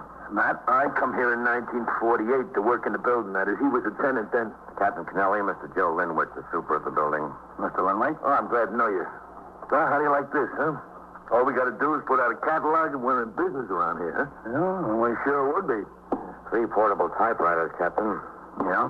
I count 11 portable radios and clock radios, different makes. Oh. Half dozen toasters, 3 waffle irons, 7 electric clocks, the 5 dozen pen and pencil sets, about a dozen Swiss watches, 2 kitchen mixers. Well, that's only in this room. You should see in there. Do you know where he is, man? No, sir, not yet. Well, he'll come back. He's never failed to come back. Oh, my car is parked downstairs, Matt. We better get it out of there. Yes, sir. Scanlon's with Mrs. Bevan. He'll take care of it. Good. Scanlon. Coley's the operator. Coley's downstairs waiting in Captain Kennelly's car. Go down and tell him to pull around the block. Okay, Lieutenant. Well, this looks like stolen goods for sure, huh? Well, I can't make it for anything else, Captain. I don't know what got into the poor old guy. He's the nicest fellow you ever met. Don't bother nobody. Minds his own business. I understand he doesn't work. No, he don't. He told me he's on a pension. He was 25 or 30 years with some company downtown. Pension must not be much, though, because every once in a while he runs short. He comes to me and borrows $1, $2. Until his check comes, he says. I give it to him. He never fails to pay it back. Never fails. Have you any idea how he got this stuff? Well, I got a sneaking suspicion. What's that, Joe? Oh, it was one afternoon last week. Well, I wasn't around here. I got another job I work part-time at, you know. My wife told me there was a man knocked at the door and said he had some cartons to be delivered to Ernst Wolfschmidt, and there wasn't any answer from the bell. Well, she said, all right. She let him in. She got the pass key. She went upstairs and opened the door. The first thing you know, she told me 2 guys come up the stairs. They're carrying a big box each. They set them down in the middle right here, and she started to lock the door. They said, no, wait a minute, there's more. So they make 2 more trips upstairs. 6 cartons altogether, my wife said. They put them inside. She locked up, and that was that. Did she see the truck they came off of? Well, not that I know of. Did she sign a receipt for them? Well, she never mentioned it. What is your wife now? What do you think? Christmas shopping. What time you expect her home? When they chase her off 34th Street, she'll come home. She's the kind of woman, when she gets inside a department store, she loses all sense of time, direction. You know what I mean? Well, we'll talk to her when she gets home. Did Wolfschmidt say anything to you about the stuff that was delivered? No. No, he didn't say a word, except like I told you. Well, he gave me a radio, just like this one here, only in black. Didn't you think that was kind of peculiar? Well, I didn't think it was peculiar, but I told him he didn't have to do it. He said he wanted to. He said me and my wife had been very nice to him when we didn't have to be. Of course, I didn't know about all this stuff at the time. I didn't see it yet. I figured maybe he hit a horse or something like that. Didn't you think there was something peculiar about all the people coming up to his apartment? Well, to tell you the truth, no. I mean, if a guy goes into business, he goes into business. What's peculiar about selling something out of your flat? What I thought was peculiar was when I found out he wasn't selling it. He was giving it away. When did you find that out? Oh, to be honest with you, not until last night. The kid that works in the delicatessen down the block told me. It was going on right under my nose, and the kid that works in the delicatessen has to tell me he's been giving it away. You give this kid a $25 electric razor. How do you like that? Who else did he give this stuff to? From what I understand, he was stopping people on the street right and left. Strangers. Telling them to come on up to the place. He had a Christmas present for them. Well, some of the people came, and some thought he was a little mixed up in the head, which I guess isn't too far from the truth. I don't know. But I can't figure it out. What is he doing with all this stuff? Where'd it come from? When you find out, will you let me know? Yes, Joe. When we find out. I understand Mrs. Bevan complained to you about the people coming up here. Ah, that. Well, she complained about anything. She complains about no heat, too much heat. No hot water, water's too hot. Well, she even complained once about the full moon shining in her window, like I could turn off the moon, you know? Do you think I'm going to have to give my radio back? Well, if it's stolen, you will. I don't know. That's what I get for dreaming. I was picturing myself sitting on the stoop next summer on a hot night, you know. Can of beer, at radio, listen to ball game. Officer. Speak to the devil. Yes, Miss Bevan? He's coming. I saw him coming. Yes? I was looking out my window and I saw him coming down the block. That thief, that criminal. You sure it was him? Of course I'm sure it was him. You get back inside your apartment and close the door. We'll handle it. I'm entitled to stay here, don't you think? No, I don't. I'm entitled to serve my summons. You do that later after we get this straightened out. Now, I suggest you get in your own flat. If that's the way you feel about it, all right. But you don't seem to remember who started it. See what that means, Captain? Yeah, I see. You want me to get out of here, too? I just as soon. I kind of like the old... No, I think you better stay, Joe. All right. You go out in the hall and take a look. See if he's coming up the stairs. Okay. Come right back in. As soon as I see him? Yeah. Well, I guess you'll get your answer soon, man. Yes, sir. I guess I will. Sure got hold of a lot of merchandise. Yeah, he didn't buy it. That's a cinch. He's coming up, Lieutenant. All right. Let's shut the door. Did he see you, Joe? No, I don't think so. Poor guy. I hate to see him in a mess. All right. Quiet. Here he is.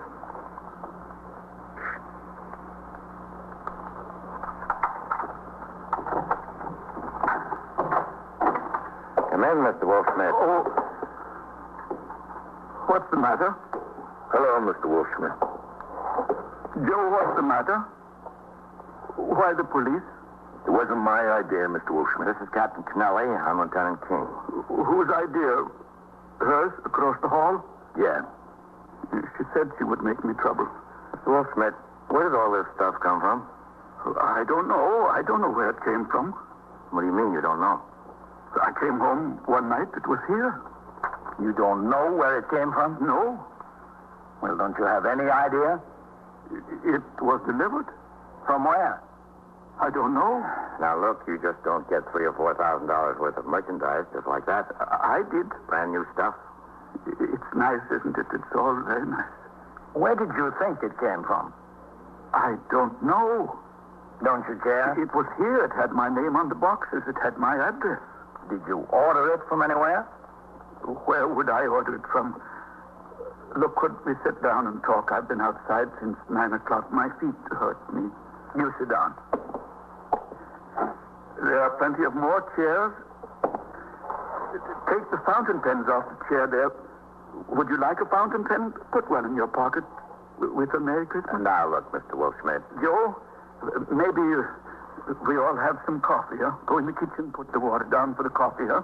I don't think I care for any, Mr. Wolfsmith. The captain would like some? And the lieutenant? No, we don't care for any, thank you. So there's no use having coffee alone. I'd like you to tell us how you got all this merchandise, Mr. Wolfsmith. It came, that's all. Did you steal it? Me? Did you? No. Did some friends of yours steal it? My friends don't steal. If my friends stole, they wouldn't be my friends anymore. Well, where did it come from? It was here. I found it here. Well, did you care where it came from? It came to me. My name was on the boxes. Well, who do you think sent it to you? I don't know. Do you have any idea? I thought who might send it to me. I thought. I couldn't think of anybody. Then how do you think it got here? In the cartons. Didn't you think it was a good idea to make some inquiries about it? My name was on the boxes, my name and my address. And you did nothing about it? Oh, sure, I did something about it. I did a very lot about it. What did you do? Well, I had no idea what was in the boxes. I opened them up and I saw all the beautiful things that people want and need and love to have. So I did something about it. What? Well, whoever sent it knew that I couldn't use 5 typewriters. I couldn't listen to 11 radios. I couldn't write with all those pens. So I thought I was the one who was chosen to make people happy for Christmas. To give them away to good people who wanted them and needed them to use. Well, who do you think chose you to do this? Well, it could have been some good person who chose me, but then I don't know anyone who would have that money to spend. So I thought... What did you think? Oh, it would sound silly saying it to you. But thinking of it, it doesn't sound so silly. I thought maybe God sent them. Oh. To make people happy with. I see. There are so many people that can be made happy and need to be made happy. When all this arrived, I thought that was what for. I went out and found people who needed it and could use it and deserved it. I didn't care about any of it for myself, really. Listen, I think I could use some coffee. I'll go put it up. Can you find everything, Joe? Yeah, sure. It wasn't right to give it away? We'll get it all straightened out. I'm sorry if I did something wrong. Well, at least your heart was in the right place. In another few minutes, I left the apartment and resumed patrol.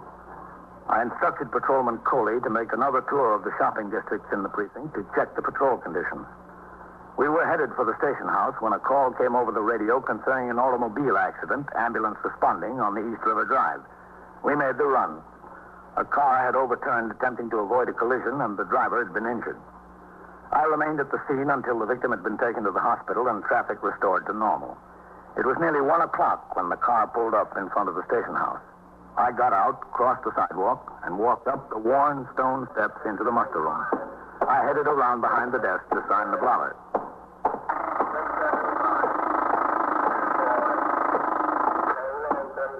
Precinct, Sergeant Waters.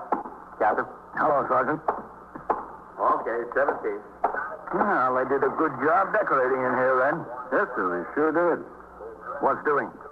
Nothing much, Captain. Except that Matt King came in with that old man. Oh, yeah?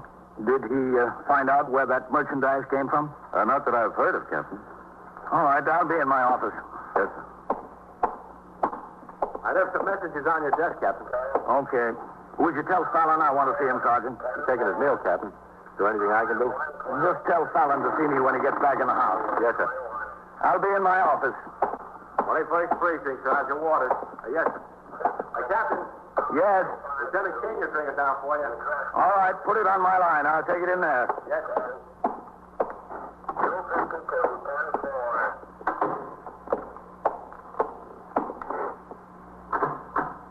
21st Precinct, Captain Kennelly. Lieutenant King, Captain. Yes, Matt. We've got that old man, Mr. Wolfschmidt, up here in the detective squad. Yes, I know. I found out where that stuff came from. Where? Well, Scanlon had a brainstorm. Yeah? He got out the Manhattan telephone directory and looked up Wolfschmidt. There happens to be a discount store at 761 West 77th Street run by an Ernest Wolfschmidt, E-R-N-E-S-T. Our friend is Ernst, E-R-N-S-T. The same number on the west side. Yes, sir, that's right. I called over there. The Wolfschmidt who owns the store told me he bought a bankrupt stock in Jersey last week and ordered it shipped in by truck. This merchandise, all right. He was wondering what happened to it. As a matter of fact, he'd already called the trucking company. And they addressed the shipment east 77th instead of west 77th. Yes, sir. That's what it looks like. And the similarity of names clinched the deal. How about our Mr. Wolfschmidt? Well, he's a little bit bewildered. I told him we'd get the whole thing straightened out all right. But he's worried about putting everybody to so much trouble. He really enjoyed playing Santa Claus. Too bad that stuff didn't come from where he thought it did.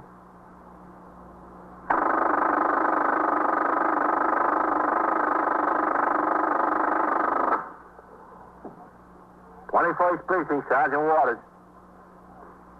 Yeah? Well, what's the address? 205? 209. Yeah? Yeah? Was anybody hurt? They have a gun? Yeah? Yeah? Which way? Was he on foot? What kind of car? And so it goes. Around the clock, through the week, every day, every year. A police precinct in the city of New York is a flesh and blood merry-go-round. Anyone can catch the brass ring, or the brass ring can catch anyone. 21st Precinct transcribed a factual account of the way the police work in the world's largest city is presented with the official cooperation of the Patrolmen's Benevolent Association. an organization of more than 20,000 members of the police department, City of New York. Everett Sloan in the role of Captain Kennelly, Ken Lynch as Lieutenant King, Harold Stone as Sergeant Waters. Featured in tonight's cast were Santos Ortega, Bill Zuckert, Abby Lewis, and Bill Smith. Written and directed by Stanley Niss. Produced for CBS Radio by John Ives. Bob Pfeiffer speaking.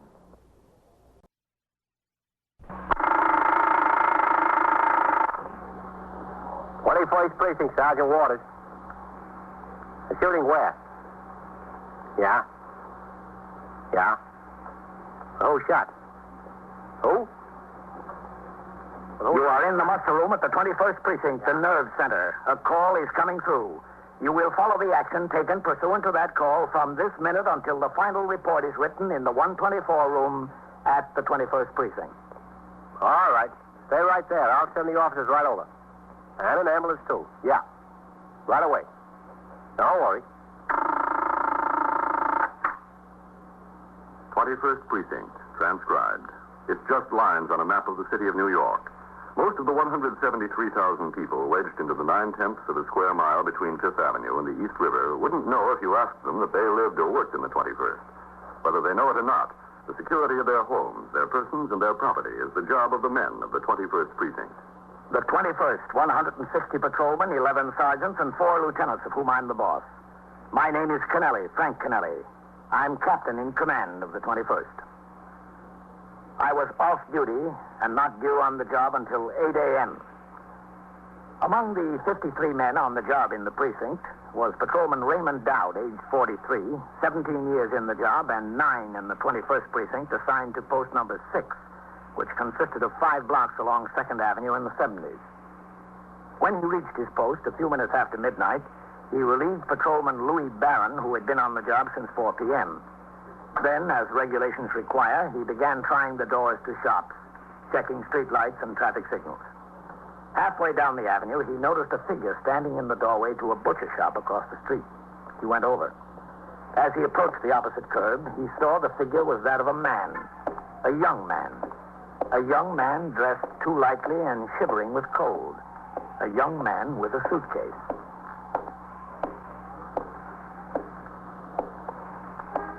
What's the trouble? There's no trouble. What are you standing out here in the cold for? I'm waiting for my brother. He's supposed to drive by and pick me up here. Where do you live? Downtown, Avenue A. What are you doing up here? Oh, I was just visiting somebody. Friend of mine. What's in that suitcase? Huh? Oh, a tuxedo. Yeah? I borrowed it from my friend for New Year's Eve. Yeah? What's your name? Elliot? Elliot what? Elliott's my last name. Jack Elliott. Has he got any identification, Jack? Oh, what do you mean? Like a driver's license? That'll do, yeah. Oh, sure. I got a driver's license. Let's see it a minute, huh? Well, I'm just waiting for my brother. Let's see the license. Okay. I think I got it in my wallet. That's where Okay, get back there. Now, look, boy. Stand back there. I'll kill you, I swear. Give me that gun. Get back. Give it here. Get away from me. I told you. I told you I would. Hold up. Hold up. Boy, hold up.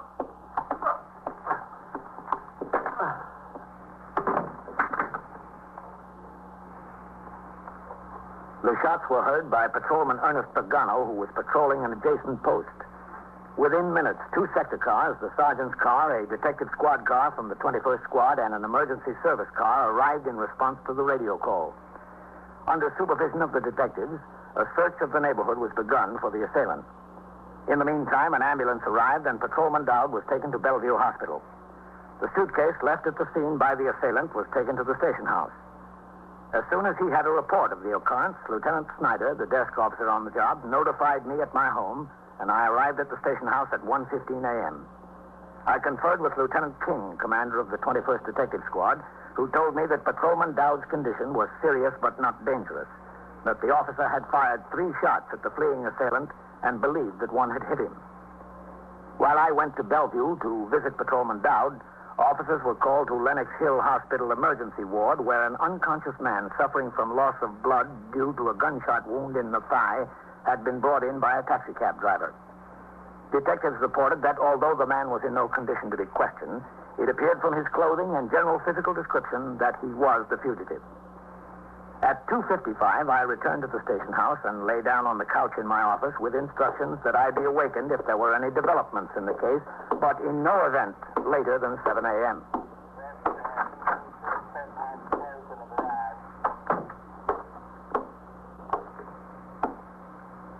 Captain. Captain. Yeah? It's 7 o'clock, Captain. Oh, thank you, Sergeant. Some nice. Yeah. We got some hot coffee going. That's good. As soon as I wash my face. Yes, sir. Lieutenant Snyder spoke to the doctor down at Bellevue. Dow's going to be okay. Definitely. Good. And that boy in Lenox Hill. Yeah. He's regained consciousness. Does he admit shooting down? I don't know if the detectives have been able to talk to him, Captain. But his wife's here. Oh? Yes, sir. There was an address in his pocket. Detectives went up there, they found her and brought her back. It's her husband in the hospital? Yes, sir. They took her over to Lenox Hill. She identified him. He was under anesthetic. Uh-huh. Oh, Lieutenant King asked if he can come upstairs when you wake up. He wants authorization to visit him this morning. All right. Is Lieutenant King up there now? Yes, sir. Oh, I'll go right up. Oh, there's the tally. He's carrying the squeal. The tally? Yes, sir. Good morning, Captain. You going upstairs? Yes, sir. Well, I got to get back on the board. Okay, Sergeant. How does it look, Veed? Well, for one thing, whoever it was shot down was a burglar. Yeah? The suitcase full of goods at the scene came out of an apartment on 79th Street. The victim identified it and reported his flat was broken into sometime between 10 last night and when he got home at 3:30 this morning. What about the boy in the hospital? Well, he denies shooting Dowd. But we'll know about that for sure in a little while. The ballistic squad has got the slug that came out of his thigh. They're comparing it with the test slug from Dowd's gun. If it matches, that's the boy. Do you have any doubt about it, Veed? No, sir. He didn't have the gun on him? The one that shot down? Well, we figure he threw it someplace before he hailed a cab. We got men out looking. Oh. Oh, that's the wife, I think. She's young. Yes, sir, and pretty. Yes, I'll let you know later. Yeah. It's sort of rough, but what can you do? Mrs. Wagon, this is Captain Kennelly. Oh, how do you do? Miss Wagon? Are you the one I'm supposed to talk to about getting into Jack? Yes, that's right. Well, can I? Oh, it's up to me to issue the authorization, but this is a felony case, and I have to talk it over with the lieutenant of detectives. What does that mean, felony case? That your husband is suspected of a serious crime. Oh. 2 serious crimes, as a matter of fact. Burglarizing an apartment and shooting a police officer. I don't think Jack would do anything like that. Are you sure about it? I mean, he never said anything to me. Oh, well, it seems that'd be the last thing he would do. Say something to you. I guess so. Would you tell me something? If I can, sure. I don't know anything about the police or what's supposed to be done. What happens to him now? Well, he's in a private hospital under a police guard.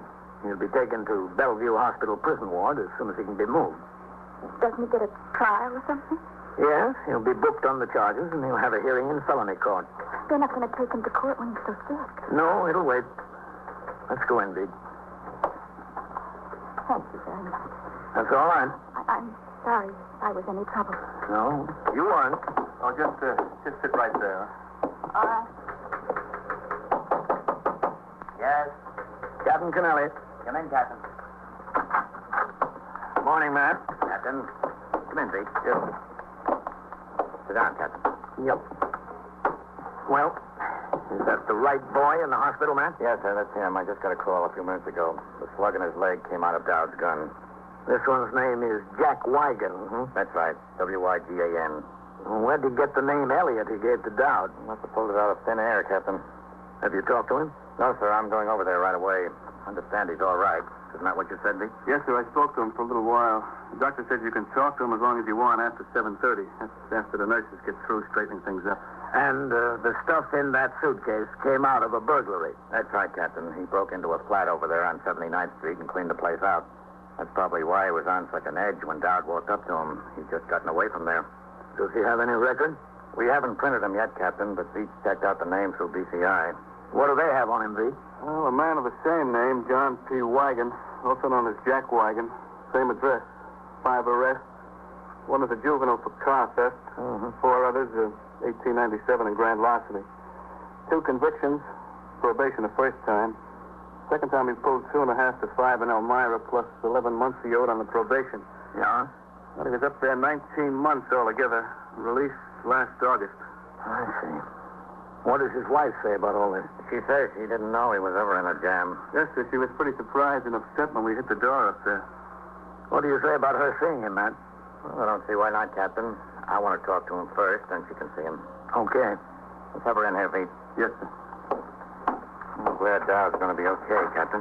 Yeah, he's lucky. Mrs. Wagon? Very lucky. Could you step in here? I don't know whether I'd call it lucky, Captain, to get his plug in you. You want me in there? That's right. In here, please. Want to sit down over here, Mrs. Wagon? Yes, thank you. Thank you very much. How long have you been married to Jack? About 3 months. You were married in September? Yes. September 23rd. How old are you? 19. Did Jack ever tell you he'd been in trouble before? No. He never told you he was away for a while, that he's on parole now? No. Does he have a job? Well, off and on. He did work on the docks. You know. More off than on, though, huh? Yes, I guess so. Where do you think he got the money to support you? I don't know. I never asked. He just brought it home. Didn't you care? I cared. I just never asked. Can I go over and see him? That's what I'd like to do if I can. You can see him, yes. If that's what you want. You are listening to 21st Precinct, a factual account of the way police work in the world's largest city. Back to 21st Precinct and Captain Kennelly.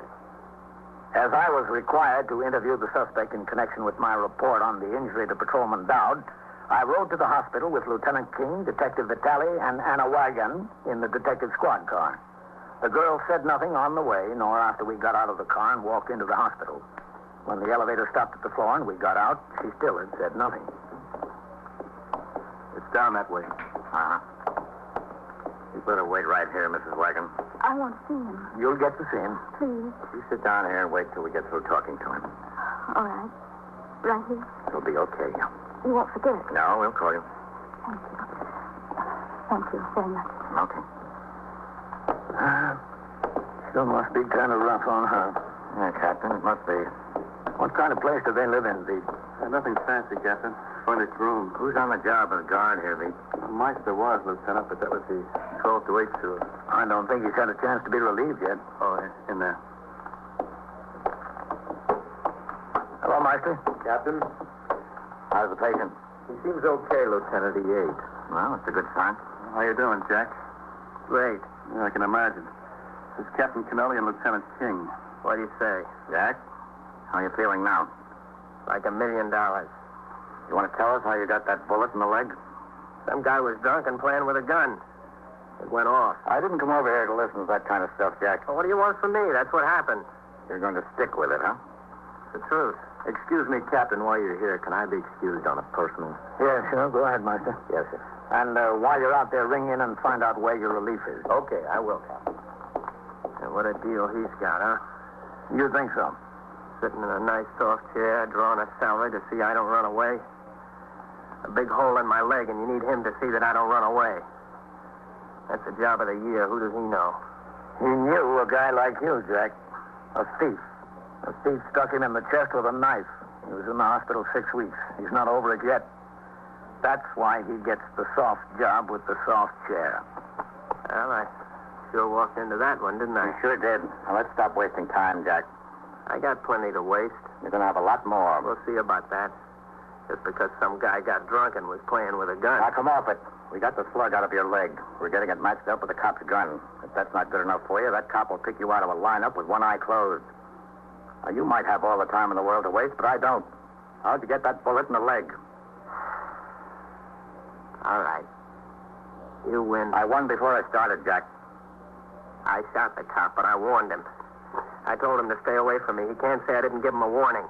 What's that supposed to get you? I don't know. Why'd you shoot him? It was just one of those things. Listen, will you hand me one of them tissues there? These? Yeah. Oh, thanks. I don't know why. It was just one of those things. You shot him because you had a bag full of stuff you took out of that apartment on 79th Street there, didn't you? Oh. You got that worked out, too, huh? We've got everything worked out, Jack. Okay. I don't guess there's any use holding back anything. I made this apartment, see? I piled the stuff up and got a suitcase out of the guy's closet and put it all in there. Then I walked out and went over to 2nd Avenue. I wanted to get a cab and get out of there fast. So, just my luck, where are the cabs? Not a cab in sight, no place. Yeah? So it's cold, and I step back into the doorway there to keep a little bit warm while I'm waiting for a cab to come. And all of a sudden, a cop comes across the street. I didn't do nothing to attract his attention. First thing I know, he wants to talk to me. He asked me what I got in the bag, what my name is, and where I live. You told him your name is Elliot. Why'd you get that? Oh, I don't know. It was the first thing come into my mind. I got a friend, Elliot. Then he wants to see some identification. Well, I got no identification with Elliot on it, so I figured here I am. Unless I do something, I'm hooked. I got a bag full of goods. I got this gun in my pocket. I figure I'm dead for burglary. I'm dead for having the gun on my hip. I owe him a lot of short time. I mean, I can see him throwing away the key. So I decided to do something. To kill him? No, I swear. I swear not to kill him. All I wanted to do was get away from there clean, that's all. I mean, you can ask him. Ask the cop, didn't I tell him to stay back from me, but he come at me. And you shot him? Oh, he asked for it. If anybody ever asked for it, he did. I could have killed him if I wanted to, but I didn't want to. I just wanted to get out of there. So he sort of bunched up and I lit out. I ran down the block. Well, the first thing you know, he was shooting after me, and one of them shots caught me. But I kept on going. I knew it'd be crawling with law around there in a minute. So I cut over toward 3rd Avenue. Oh, boy, it was killing me. That leg was just killing me, bleeding. Just bleeding like crazy. What'd you do with the gun? I don't know. I threw it someplace. Down some cellar steps over there, I think. I threw it and I kept on going. I didn't even want to see it anymore. And I tried some doors and I went in the hallway and just sat there for about a half an hour, I don't know, until I thought it was okay. When I thought it was okay, I got up and I could hardly stand. That's how bad it was. But I got out on the street and went on over to 3rd Avenue, and there was a cab there, and I got in it. He just went a couple of blocks, maybe 3. Started to get dizzy, and that's that. And the next thing I know, here I am. Lenox Hill. The cab driver brought you in. A big favor. He's looking for you. There was 65 cents on the clock, plus a mess in the back of his car. That chance he's got. So what happens to me now? He'll probably move you down to Bellevue this afternoon. Oh, this is so delightful. I'll enjoy it while you can. Captain, Lieutenant Gorman wants you to ring in when you get a chance. Okay, Master. Nothing urgent, he said. Somebody down in the Motor Maintenance Bureau wants to talk to you before noon. All right. Where's your relief, Master? On the way, Captain. You've been hitting a lot of flats in this precinct, haven't you, Jack? No. I ain't been working around here at all, I swear to you. Where have you been working the flats? I ain't been working any place. Well, I'll tell you what I'm going to do with you, Jack. I've got a fistful of squeals on burglaries the last 3 or 4 weeks. Going to bring them over here this afternoon before you get moved to Bellevue. We're going to go over them one by one. You're going to tell me what flats you were in and what flats you weren't. I wasn't in any. And we'll have to take another look around your room. You must have a load of pawn tickets someplace. Another look? Were you there already? I was there, yeah. How'd you find out where I lived? It was in your pocket. Oh, yeah. Did you see Anna? Yeah, I saw. Did you tell her what happened? Yeah. Well, I guess she had to find out sometime, huh? She's all right, that kid. You know that? She's okay. Yeah, she looks all right. Too good for you. That's the truth. That's the sad truth. Does she know I'm here? I mean, that I was hurt? Yes, she knows. What'd she say? Nothing much. Well, she must have said something. Well, I told her, but she didn't believe it. That's Anna. That's Anna for you. But she believes it now. She's outside there waiting. Oh? Is she? Yeah. Well, can I see her? Why not? Master? It's all right, Captain. Pete and I are going. We'll send her in. Okay. You want to ride back to the house? No, I'll ring in and have a car come by. I have to go on patrol. Okay. We'll see you this afternoon, Jack. Yeah. See you later, Master. Yeah. Take it easy. Oh, boy. Hey, listen. Could you give me another piece of that tissue there? I don't know where I got this cold. Must be from breaking into drafty flats. Oh, that's funny. That's very funny. Yes? Oh, Anna, baby. Can I come in? Yes, come in.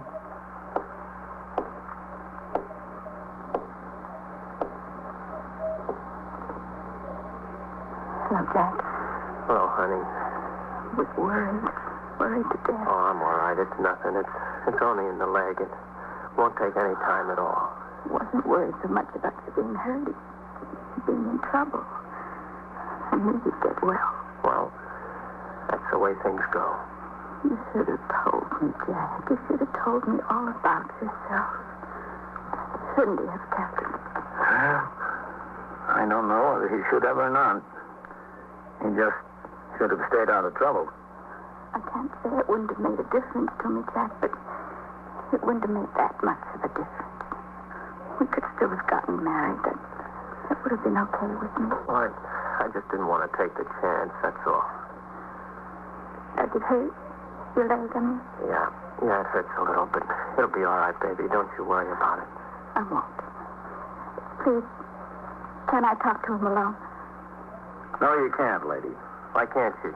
It's just not permitted, that's all. Well, what kind of a rule is that? A guy can't even talk to his own wife alone. I don't know what kind of rule it is, but it's there. What are they going to do to you, Jack? Nothing. They can't do a thing to me. I'll be out of here in a week, baby. Less than a week, maybe. They said you shot a policeman. They told you that, huh? Yes. Now, how do you like that? Did you do it? It couldn't be helped, Anna, baby. It was just one of those things. And that you were in a lot of trouble before we were married. That you were away. Listen, what's the idea of telling her all these things? Man's got a right to keep something to himself. Has he? You bet your life he has. The man has.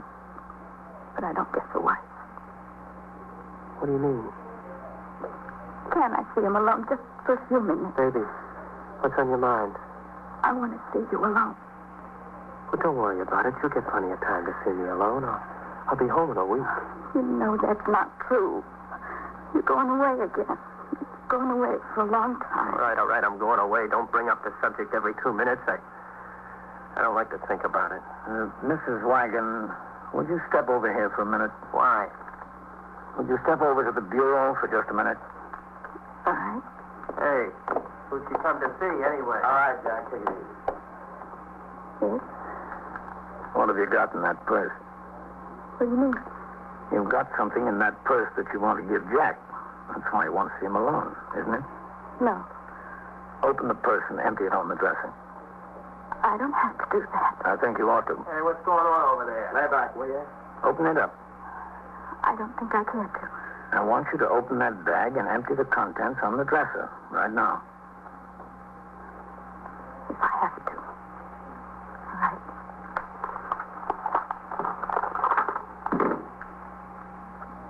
Is that what you came here to give him?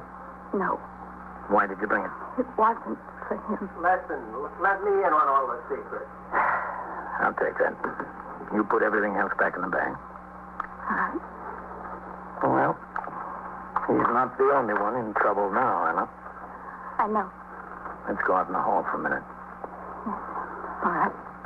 Hey, where you going now? We'll be right in, Master. Yes.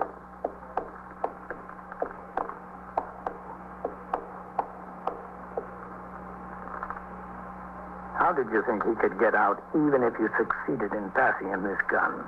It wasn't for him. Obviously it was. You brought it here. Where did you get it? It was at home. He kept it at home. You carried it from your home to the station house to here? Yes.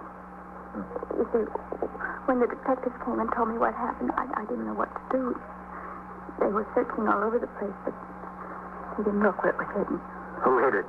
You or Jack? Jack. He hid it, but I found it. I knew where it was. It was 3 o'clock in the morning when they came. I was asleep, so they asked me to get dressed and come with them. When they stepped out of the room, I went and got the gun and put it in my bag. To give to Jack? No, that's not so. Then why did you want to see him alone? To tell him I think I'm going to have a baby. Oh. The detectives told me how to policeman and that he was in terrible trouble. He was going away. I didn't know what I was going to do. I was going to take care of the baby all alone. What people would say. How Jack would worry. So I made up my mind. You were going to use it on yourself? Well, I'm ashamed to say it. That's the reason I brought it. Not to give it to Jack. He had so much to worry about. I just wanted to get some of his worries out of the way. Do you want to go tell him now, before we go? No. I don't think I'll tell him at all. I don't think it would make any difference to him. Let's just go to the police station. Wherever else we have to go. I wish there was some other place to go. Believe me. And so it goes. Around the clock, through the week, every day, every year. A police precinct in the city of New York is a flesh and blood merry-go-round.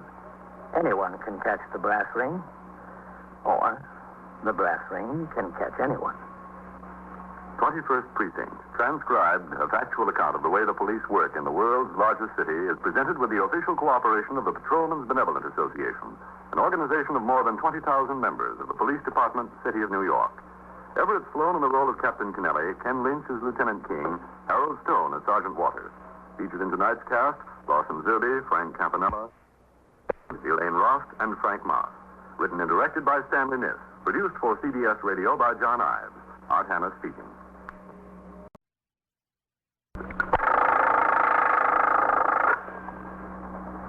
First Precinct, Sergeant Waters.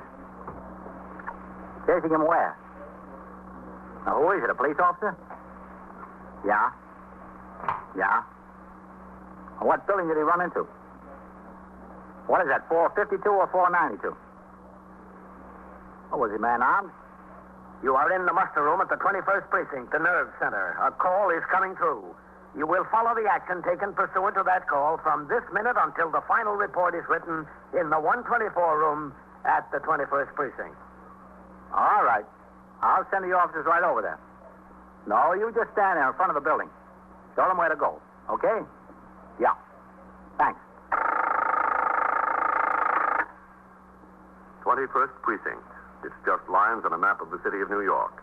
Most of the 173,000 people wedged into the 9/10 of a square mile between Fifth Avenue and the East River wouldn't know if you asked them that they lived or worked in the 21st. Whether they know it or not, the security of their homes, their persons, and their property is the job of the men of the 21st Precinct. The 21st, 160 patrolmen, 11 sergeants, and 4 lieutenants, of whom I'm the boss. My name is Kennelly, Frank Kennelly. I'm captain in command of the 21st. I was working my night tour, 4 p.m. to 8 a.m. The weather had turned exceedingly cold, and consequently it had been a quiet night in the precinct.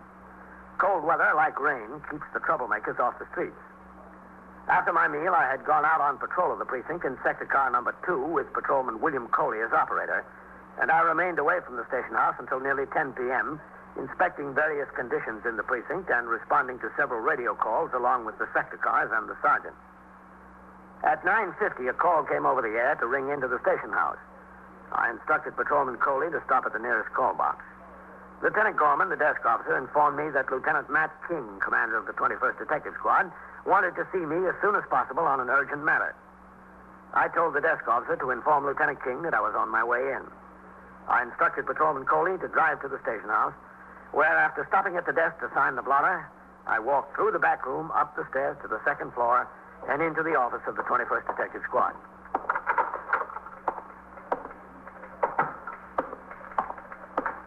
Hello, Captain. Hello, where's Lieutenant King? In his office, Captain. He asked me to ring in there when you got here. Okay. Who's with him? Fitzpatrick, Captain, and a suspect. Sergeant, would you ring Lieutenant King's line? Yeah, thank you. What's doing tonight, Pete? Oh, nothing too much, Captain. It's been pretty quiet. Battalion, Lieutenant. Captain Kennelly's out here. Okay. Yes, sir. He's coming right out, Captain. All right. 3 guys were in here within an hour. Every one of them had his overcoat stolen. That's a sure sign of winter, Pete. Yes, sir. It's better than the calendar. Well, I'm glad you could come in, Captain. It's all right, Matt. What have you got? Could you come over here a minute? Yeah. Fitz brought a boy in here. The boy's got a pretty wild story. About what, Matt? About a cop taking $700 off him. Yeah? Where? Up on Lexington Avenue. Well, can he identify the cop? He says he can. He'll be on at 8 o'clock. Who's it supposed to be? He just says he can identify him. He doesn't know who it is. Okay. Who is this boy, man? His name's Augie Bookham. Yeah? He's been pushing narcotics up there as long as we know him. He's done 2 bits on it. Fitz spotted him on the street and went over to talk to him. He lit out. Fitz chased him into a building and collared him on the roof. Well, how does a cop taking $700 off him figure into it? Maybe you ought to hear that from Augie. I'd like to. You think he's giving you a straight story, man? I don't know, Captain. Batali, Yes, sir. hold up my calls for a while. Yes, sir. Go ahead, Captain. Oh, Fitz. Captain? Captain, this is Augie Bookham, Captain Kennelly, commanding officer of the precinct. Glad to know you, Captain. You told these detectives a cop took $700 off you? Is that right? I wouldn't have told him if it wasn't. When was this? Tonight, about 8:30. Just a little while before he jumped me, Mr. Fitzpatrick. Where? Right up there, near there. He said he was standing under the marquee of that old picture house there, Captain. I was waiting to meet a fella. The car drove up, and the cop got out to talk to him. The police officer was all alone? Yeah, all alone. By himself. And he was in a car? Yeah, squad car, you know. Do you know who this police officer is? Well, I don't know his name. I've seen him around the neighborhood. He's been around a long time. Was he in uniform? Yeah, he's in uniform. What kind of car was it? Regular police car, I told you that. What did it say on the side of the car? What do you mean? What was written there? Oh, 2-1 precinct. I saw that, 2-1 precinct. All the men in cars ride with partners. Where was the other police officer? Listen, don't ask me. There was only the one. How come he stopped to talk to you? Were you causing a disturbance there? No, I was just standing there waiting for this friend of mine. Well, then how come he stopped? Listen, I'm the kind of a guy, when a cop sees me, he stops to talk to me. Ain't that right? Ask Mr. Fitzpatrick here. I got a natural attraction for cops. All right. The car pulled up and he got out. What happened then? Well, listen, I told these fellas all about it. Let them tell you. I don't feel like going over and over it. You'll go over it plenty. You come in here, Augie, and made a statement about a police officer being guilty of misconduct. It's the captain's job to find out the identity of that police officer. Oh. Now, you answer his questions. All right, if I got her, I got her. You got her. He got out of the car and walked over to you. Yeah. What did he say? I said, hello, Augie. He knew your name? I told you, everybody knows my name. But you didn't know his? No, I didn't know. I didn't care. All right, then what did he say? He said, when'd you get out? You see, I've been doing this bit over Rikers Island. What for? Same old thing. Misdemeanor, Captain. Reduced from a felony on a plea of guilty. Then what? Well, I told him when I got out, so he said, maybe I'm going back. He said, stick my hands up against the wall there, and I did. He looked me over. Oh, what did he find? He found us $700. And what else? Oh, I had 6/4 of H in my shirt. He found them. An ounce and a half of heroin. Yeah, so he said, Augie, this time you get the book. No more Rikers Island. This is a big-time rap for sure. And I said, well, what can I do? So he said, go on, get in the car. I started to go over, get in the car. Then he said, wait a minute. So I waited a minute. Yeah. And the cop said to me, he said, look, Augie, you're an idiot. I told him I agreed with him because I can count on myself to get in a jam like this every time. So he says, why do I lay myself open for a felony by carrying more than a quarter ounce? You see, if a guy's collared with more than an ounce, they got some gimmick that he's got it to sell, prima facie, something like that. Yeah, we know it, the lawyers. Well, that's 2 to 15 years. Between a full ounce and a quarter ounce is still a felony, possession. But under a quarter is a misdemeanor, just another couple months at Rikers Island. So? So I agreed with him I was an idiot. But I had to carry all that good because I was just going to make a meet. It was only my wish I had less than a quarter on me, or preferably none at the time. So he says, how would I like that wish to come true? I said, what do you mean? Then he said, supposing we only take a quarter into the station house.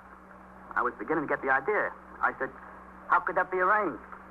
So he wondered, wouldn't I like to trade the 700 for about 7 years? Yeah. Well, that didn't seem like too bad a trade to me. So he took 5 of the quarters and threw them in a pile of junk there. Then he took the other quarter and the 7 bills and put them in his pocket. And he said, come on. So we walked over to the car. Why didn't he bring you in? Oh, wait, I'm coming to that. We walked over to the car. He opened up the door.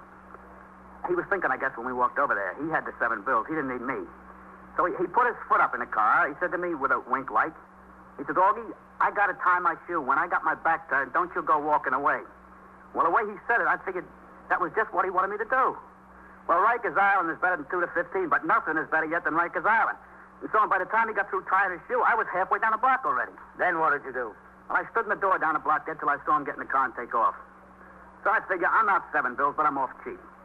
The 5 quarters was still laying there on a pile of junk where he threw it, under the old movie house there. So I walked back to get it. Why shouldn't I? I just picked it up. I'm heading back out, and somebody hollers Augie. I looked around. It's him, Mr. Fitzpatrick. There I was with 5 quarters on me and not another cent to make a trade. So what was I going to do? I lit out, him after me. Ain't that right? I took out our Surety, yeah. How far did you chase him, Fitz? Around the corner, Captain. I saw him duck into this tenement building. Started up the stairs and went all the way to the roof. I'd have been all right, too, except I didn't know the building. There was this big iron railing on the roof, so I couldn't jump the next roof. Did you still have the evidence on him when you collared him? Yes, sir. Yeah, that's the shame of it. I was so worried about getting away, I forgot all about it. I was carrying a load. What did he say to you when you collared him? He wanted to know why we couldn't leave him alone. I told him if he'd stop pushing H, we'd leave him alone. Did he mention the $700 then? No, sir. Not until I was on the way back to the station house with him.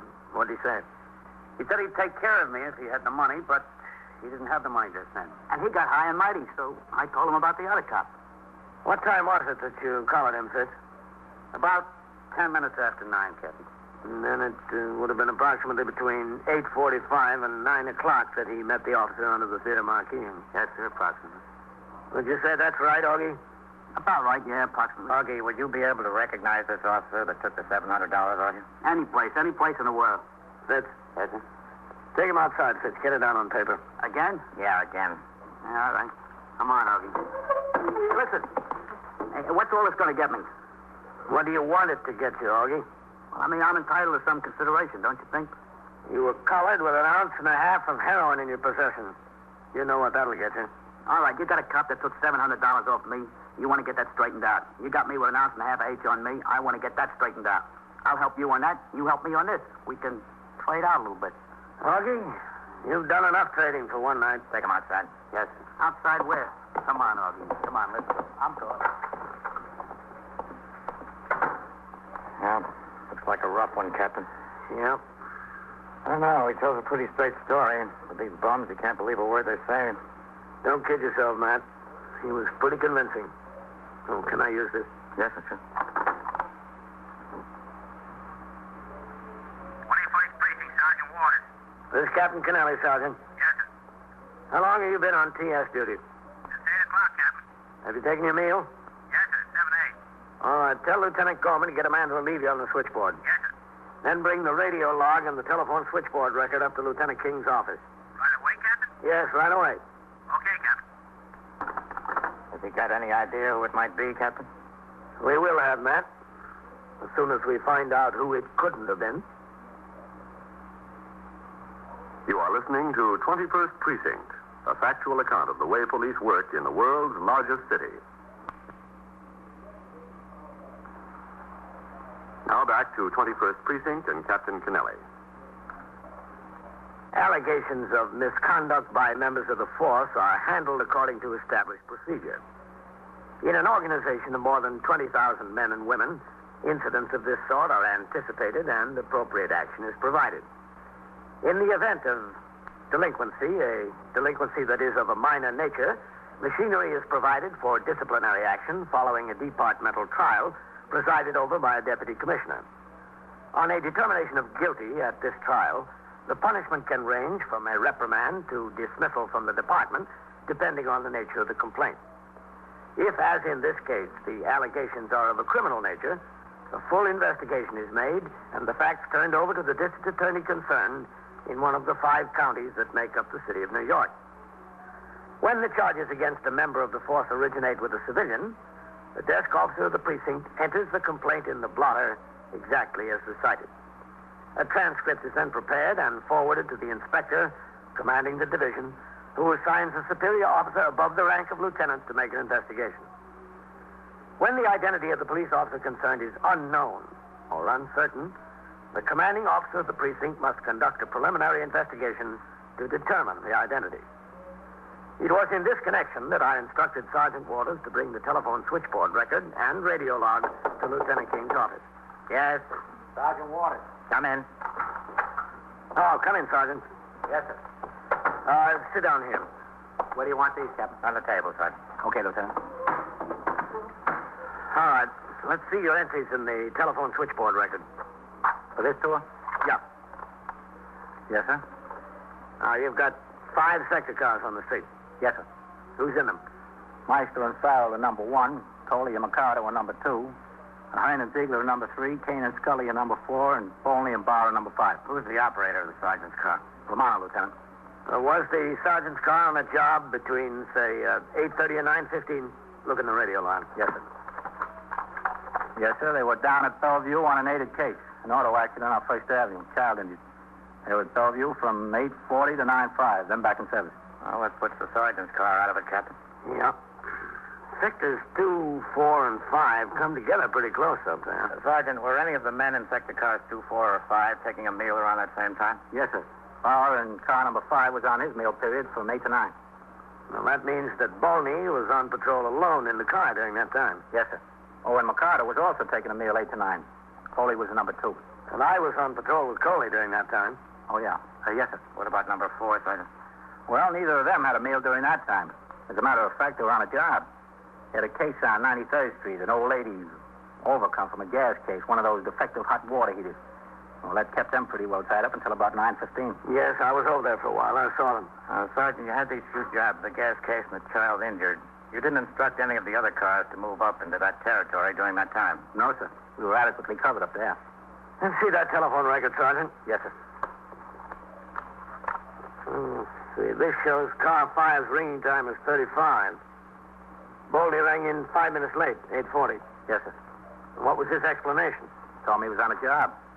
There was a fight in a candy store, and he had a time breaking it up. His partner was taking his meal then. Bolney was alone in the car. Yes, sir, that's right. Did he make any arrests? No, sir. He said it was just 3 or 4 kids. He broke it up and sent them on home. And that's why he rang in 5 minutes late. That's what he said, Captain. That call box 14, that's up on Lexington near the closed movie house there, isn't it, Sergeant? That's right, Lieutenant. This fight, did you get a call on that job, Sergeant? No, sir. Well, it wasn't broadcast. Doesn't show in the radio log. Oh, Bolney told me he was riding by and someone flagged him down. What candy store was it, did he say? Yes, sir. He mentioned it was Mrs. Protea's up there on 98th Street. You know the one, Captain. Yes, I know it. Okay, get back on the job, Sergeant. Yes, sir. Oh, should I take these with me, Captain? Yeah, take them along. Thank you, Captain. Okay. Shut the door, will you, Sergeant? Yes, sir. You figure it might be Bolney, eh, Captain? Well, from the records, it couldn't have been anyone else. And he was alone in the car at the time. Partner was taking a meal. It all fits. Yes, sir. It all fits. It all fits too well. With Lieutenant King, I went downstairs into the muster room and around behind the desk where I signed the blotter. On the street, Lieutenant King directed me to the spot where the detective squad car was parked. We got into it and drove uptown on Park Avenue past block after block of fine apartment houses until we reached the point where the New York Central tracks emerged from the 50-block tunnel to Grand Central Terminal. There, Park Avenue becomes a thoroughfare through the slums. We turned into 98th Street and drove until we came to the small candy store run by Mrs. Angelina Protea, a middle-aged widow who succeeded her husband in the business.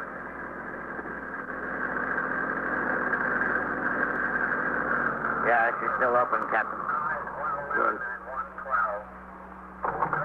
You want to talk to her? Or should I? Oh, I'll talk to her. Okay.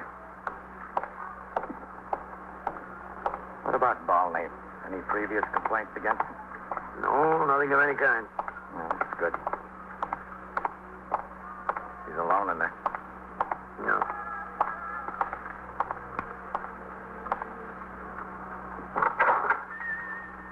ahead, man. Hello. How have you been? Hello, Miss Portia. This is Lieutenant King. Miss Portia. Lieutenant King. We've met. Yes. When you caught the robbers that came in here and took my money and I came to the police station. Last year, remember? Remember when you caught the robbers, the two men? Oh, yes, I remember. Not the last time when there was only one robber with a knife. It was the time before when there were two robbers, one with a gun. The two boys from 113th Street. That's right. What's the matter? You could never find the one robber with a knife, huh? He got more money from me. Maybe we'll still get him someday. Miss Portia. Yeah, Captain. Oh, a nice soda, gentlemen, huh? A plain chocolate all with ice cream. No, thank you. Oh, go on, have a soda. No, thank you, Miss Portia. All right. Miss Portia, was there a fight in here tonight? A fight? Yeah, in the store here. Was there any kind of disturbance? Not a fight, exactly. The boys were in here, the boys from the block. An argument. There wasn't a fight?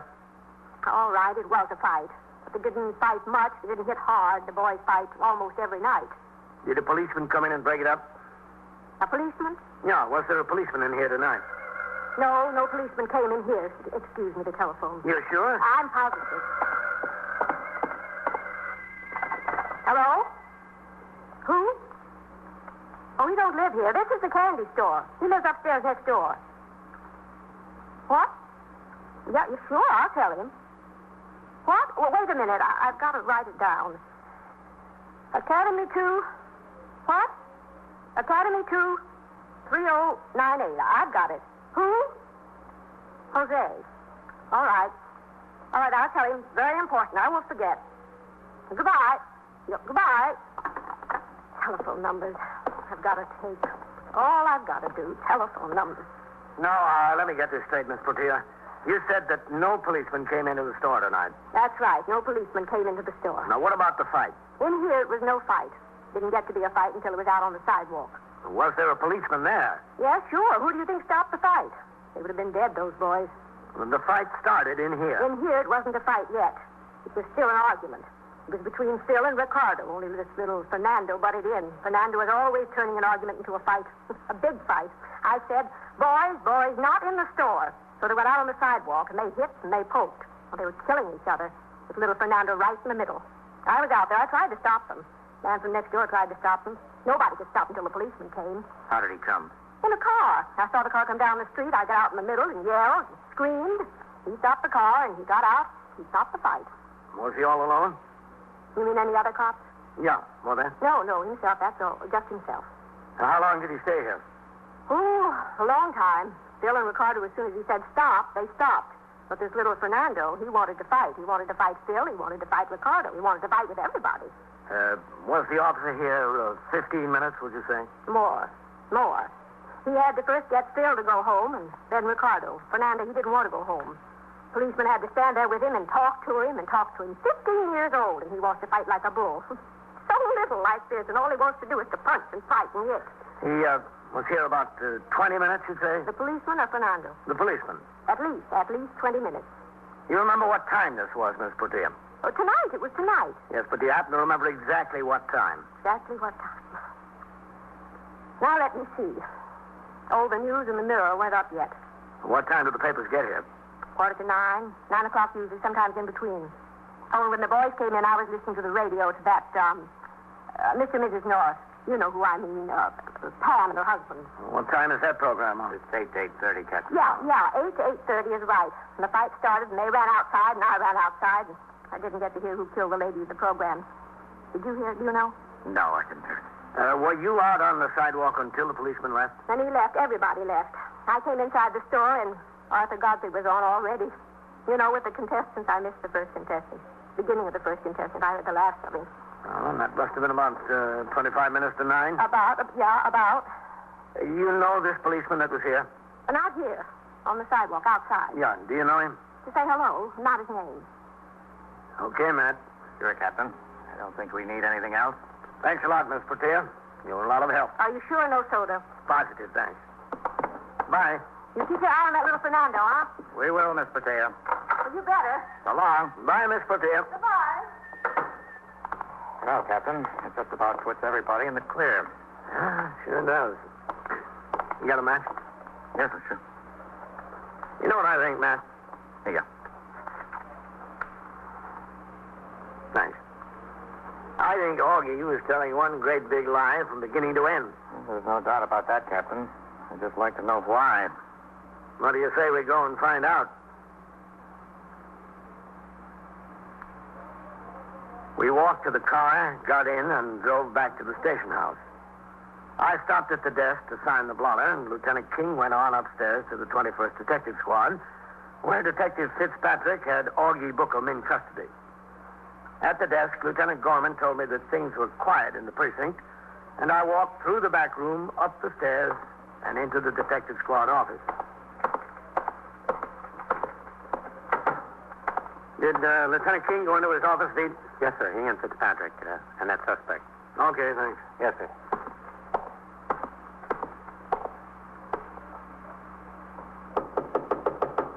Yes. Captain Kennelly. Come in, Captain. Hello, Fitz. Captain, Augie's got a one-track mind. He still says the cop took $700 off him. Isn't that what you say, Augie? What's the truth? The honest-to-goodness truth. Now, look, Augie. You came in here with a wild story. We wasted an awful lot of time looking into it. There are 5 cars in this precinct. At the time you said you talked to that cop, every one of them was on a job or otherwise occupied. It's all a matter of record, black and white.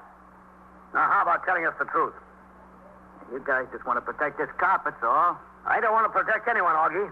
But I'm telling you that I'm not going to stand for a bum like you coming in here and giving us some line of bull about something that never happened, that he dreamed up. I wasted a lot of time on this, Augie. I want the truth right now. How about it? Okay, you want the truth. I'll give you the truth. That's what we want. Nobody took any 700 off me. They didn't, huh? No. All right, tell me how you happened to dream it up. I was supposed I had 700. I was holding it for some guy, but I dropped it in a crap game. The tough guy's a real brute. I didn't know what I was going to tell him. So you figured the best thing to tell him was a cop took it off you. Well, that'd be reasonable for him to believe, wouldn't it? I don't know, would it? Yeah, he'd believe that. See, he got collared yesterday. He's down the tombs now. I was supposed to take the 700 to a bondsman to make his bail. He's laying down there in the tombs getting madder and madder. What do you think he's going to do to me when I show up in the same jail? He's going to get the 700 out of my jaw, one tooth at a time. I got to have a reasonable story for him. Yeah, sure. And almost ruin an officer's life. Well, I'm sorry about that. Augie, you've got a heart of gold. That's my big trouble, you know. But not your only trouble. You're telling me I'm up to here with troubles. I'm sorry. What more can I say? Nothing, Augie. I think you said just about enough for one night.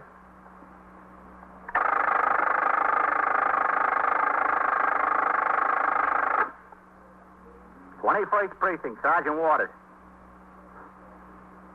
Well, what do you mean he's missing? Missing from where? Yeah? Yeah? Well, how old is he? 12 years or 12 months?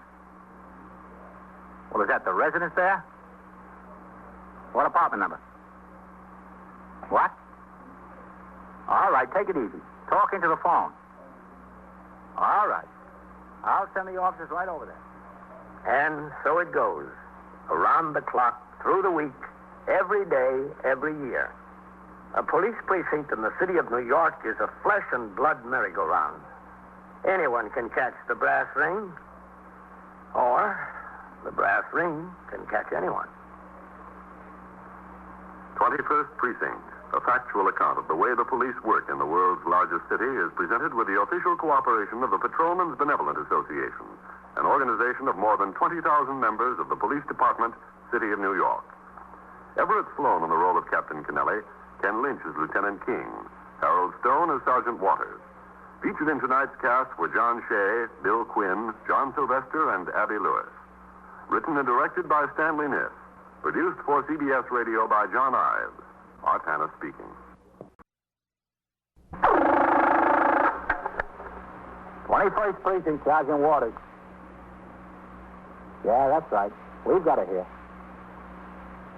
Agent, what did you say your name was? Yeah, we've got the note here, too. It was a 20. Yes, sir. Well, let me connect you with the commander. You are in the muster room at the 21st Precinct, the nerve center. A call is coming through. You will follow the action taken pursuant to that call from this minute until the final report is written in the 124 room at the 21st Precinct. All right. We'll hold the suspect here. What time will he be here? Okay. Yeah. All right. 21st Precinct. It's just lines on a map of the city of New York. Most of the 173,000 people wedged into the 9/10 of a square mile between Fifth Avenue and the East River wouldn't know if you asked them that they lived or worked in the 21st. Whether they know it or not, the security of their homes, their persons, and their property is the job of the men of the 21st Precinct. The 21st, 160 patrolmen, 11 sergeants, and 4 lieutenants, of whom I'm the boss. My name is Kennelly, Frank Kennelly. I'm captain in command of the 21st. I was working my day tour, 8 a.m. to 6 p.m. It was a quiet morning in the precinct until 11:10 when Lieutenant Gorman, the desk officer, rang into my office to inform me that the second alarm had hit on a fire on York Avenue. Before a car could come by the house to take me to the scene, the third alarm had hit. When I arrived, the fire, which was in a dry cleaning plant, was under control. The fire officer in charge told me that he had ordered the third alarm turned in as a precautionary measure because of the highly combustible material in the place and the proximity of the blaze to a public school. The fire was out at 12:10, and I returned to the station house to clean up my paperwork. At 12:35, I went out into the muster room, signed the blotter, and walked out the front door of the station house to take my meal in a restaurant on Lexington Avenue. As I turned the corner into Lexington Avenue, I saw a man in shirt sleeves holding on to the arm of a young woman. He struggled to get away as I hurried toward them. No. All right, what's the trouble here? Captain, hello. Am I glad to see you? All right, what's the matter? You're hurting my arm. Please. All right, let it go, Mr. Sokins. She won't run away. I don't even know what I'm supposed to have done. Gave me counterfeit money. That's what you did. Counterfeit money. I did not. Look at this, Captain. Just look at it. Does this look real to you? Did you give him that $20 bill? I don't know whether I gave him that one. I gave him a $20 bill. I went in and bought a pack of cigarettes. You bet your life you gave it to me. Where else would I have gotten it? When did this happen? Just now, Captain. Just this minute. Well, we better get inside your store and talk this over, Mr. Sokin. You're standing out here in your shirt sleeves. It's kind of cold. Yeah, it is. I'll agree with you. All right, let's go in. I don't see why I have to go any place. Well, you better come inside. Has she been a customer before, Harry? I never seen her in my life, Captain. Never. I don't have to be a customer. I wanted a pack of cigarettes, and I walked into a stationery store. I have to be a regular customer to buy a pack of cigarettes. All right, let's go in. What would I be doing with that? I don't know, but I'm not going to get stuck for it. Now, what happened?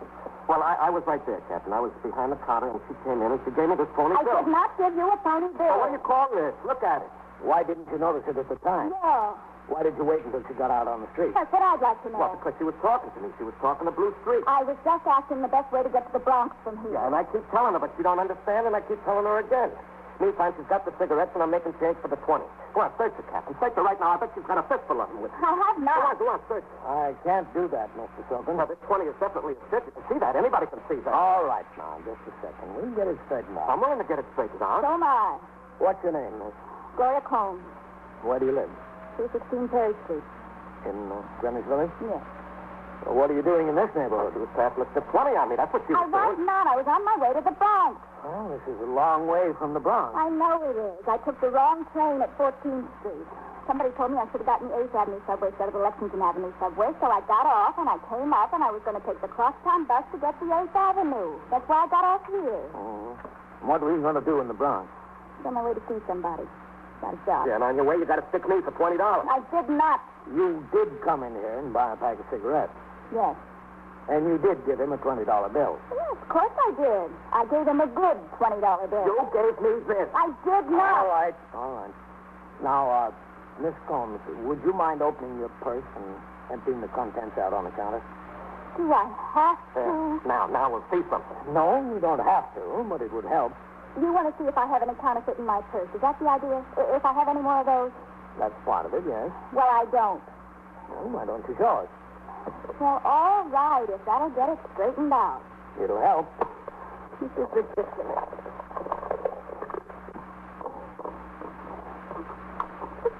Perfectly ridiculous. There, you see, there's the change from the 20, Captain, that I gave her. But she didn't even have time to put it in the wallet. She was in such a hurry. All right. You can put those back in your bag. The lipstick and the comb. All right. And the cigarettes. Would you mind opening up your compact? There's nothing in there except powder and a powder puff. Well, would you mind opening it up anyway? All right. See? Okay. Put that back in your purse. Look in the wallet, Captain. We'll get to it. Let's see inside your change purse, Miss Stone. There's nothing but change in there. Well, let's see. All right. There. Do you have any identification in your wallet? Well, I got this card, in case it gets lost. See, Gloria Combs, 316 Church Street. Do you have a driver's license? I don't drive. Do you have any other identification? No, that's it. She's good enough, isn't it? That's the identification I've got. All right. Can we see what bills you have inside your wallet? I don't see why I have to go through all this. I mean, honest to goodness. This is why you have to go through it, young lady, because you give me the slip, that's why. I did not. Let's see the bills that you have inside the wallet. The money. All right. Empty everything out of your wallet, if you don't mind. No, I don't have much. Mm-hmm. How much is that? Count it. 5, 6, 7, 8, $9. Now, look, I know I didn't give him that $20 bill. I just know it. I gave him a good one, I'm sure of it. But rather than stand here and be humiliated, I'll give him the $20. I'll just give it to him. Well, that's a fair proposition. I have the change from the 20 and $9 more, and I'll give him back his 20. I just know that the $20 bill I gave him was fine. It was perfectly good. Oh, I'm willing. I'm willing to let it go at that, Captain. I don't want to cause him any trouble. It's just that I don't see why I should get stuck with a stiff. Well, it's not that easy, Mr. Silver. It's simple enough to me if that's what she wants to do. Miss Combs, when you came in here and bought a pack of cigarettes, you had $9 and the $20 bill. You had $29, right? Yes, that's right. Why didn't you pay for the cigarettes with a $1 bill instead of the 20? No, I just did. There's no law against changing a 20, is there? No. Oh, Harry, take that pen and write your name and address across the face of the bill. What for? Just so you can identify it later. Oh, I can identify it. Go ahead, write your name there. All right, if you say so. I just don't want to spoil it. Well, if it wasn't worth anything in the first place, you can't spoil it. Suppression of all counterfeiting of United States notes, coins, securities, and all other obligations of the federal government is the job of the United States Secret Service, one of the several law enforcement agencies of the Treasury. In accordance with the sections of the Manual of Procedure relating to such cases, I took the counterfeit $20 Federal Reserve note into my possession from Harry Soken, the stationery store proprietor, and requested that the young woman he claimed passed it on him accompany me to the station house. There, when we walked into the muster room, Sergeant Waters was sitting in his desk office, and Patrolman Mercado was on telephone switchboard duty. All right, step right up to the desk, Family. Captain? I mean, what's this all about? You're not arresting me, are you? No, you're not under arrest. Where is Lieutenant Gorman, Sergeant? Taking his meal, sir. Oh. Well, Harry Soken claims this young woman passed a counterfeit $20 note on him. Yes, sir? I did not. I gave him a perfectly good $20 bill. Ring down to CB and tell them to notify the Secret Service. Yes, sir. Have you got the note, Captain? Yes. Mercado, give me CB on here. I think that's awful, causing such trouble for someone who comes into his store. A customer. Well, we'll get it straightened out. I hope so. Hello, CB. I only hope so. Sergeant Waters at the 21st. Did you notify the Secret Service that we're holding a counterfeit $20 note in the suspect? A suspect? Is that what I have? Okay. A suspect? Yeah. Well, that's the general description, will you? I mean, this is a fine how-do-you-do. I know I didn't give him any counterfeit money. I swear it. And even supposing it just happened to be. I mean, just supposing.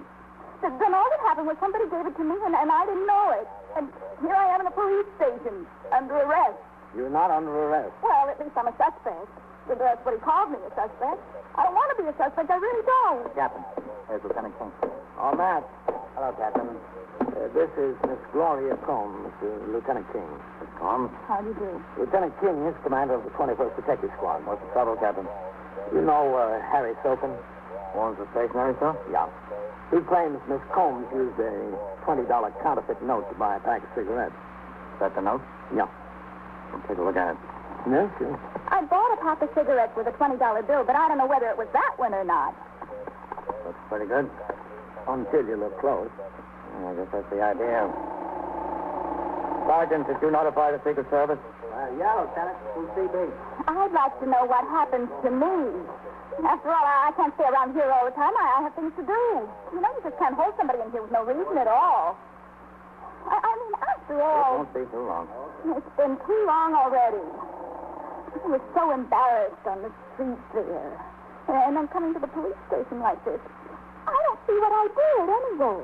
I'll tell you what you did. You had $9 and lots of change in your pocketbook. And you used that 20 to buy a pack of cigarettes. Well, what's that? I mean, you're not going to hang me over something like that. No, but you came pretty close to hanging yourself. You are listening to 21st Precinct, a factual account of the way police work in the world's largest city. People who smoke for relaxation are the most liable to relax themselves to death by smoking in bed. In spite of frequent warnings, some people go right on doing it and getting away with it until that one time. That's all it takes. They relax themselves to sleep, leaving unguarded cigarettes to smolder, to start fires, to claim their lives. Never smoke in bed. It's fatal too often for gambling. Now back to 21st Precinct and Captain Tonelli. Within 5 minutes, Sergeant Waters, acting as desk officer, received a telephone call from Agent Theodore Moss of the United States Secret Service, Treasury Department, which had been notified by the Communications Bureau. Sergeant Waters transferred the call to me, and I informed Agent Moss of exactly what had happened. He asked me to describe the counterfeit bill to him over the phone. I did.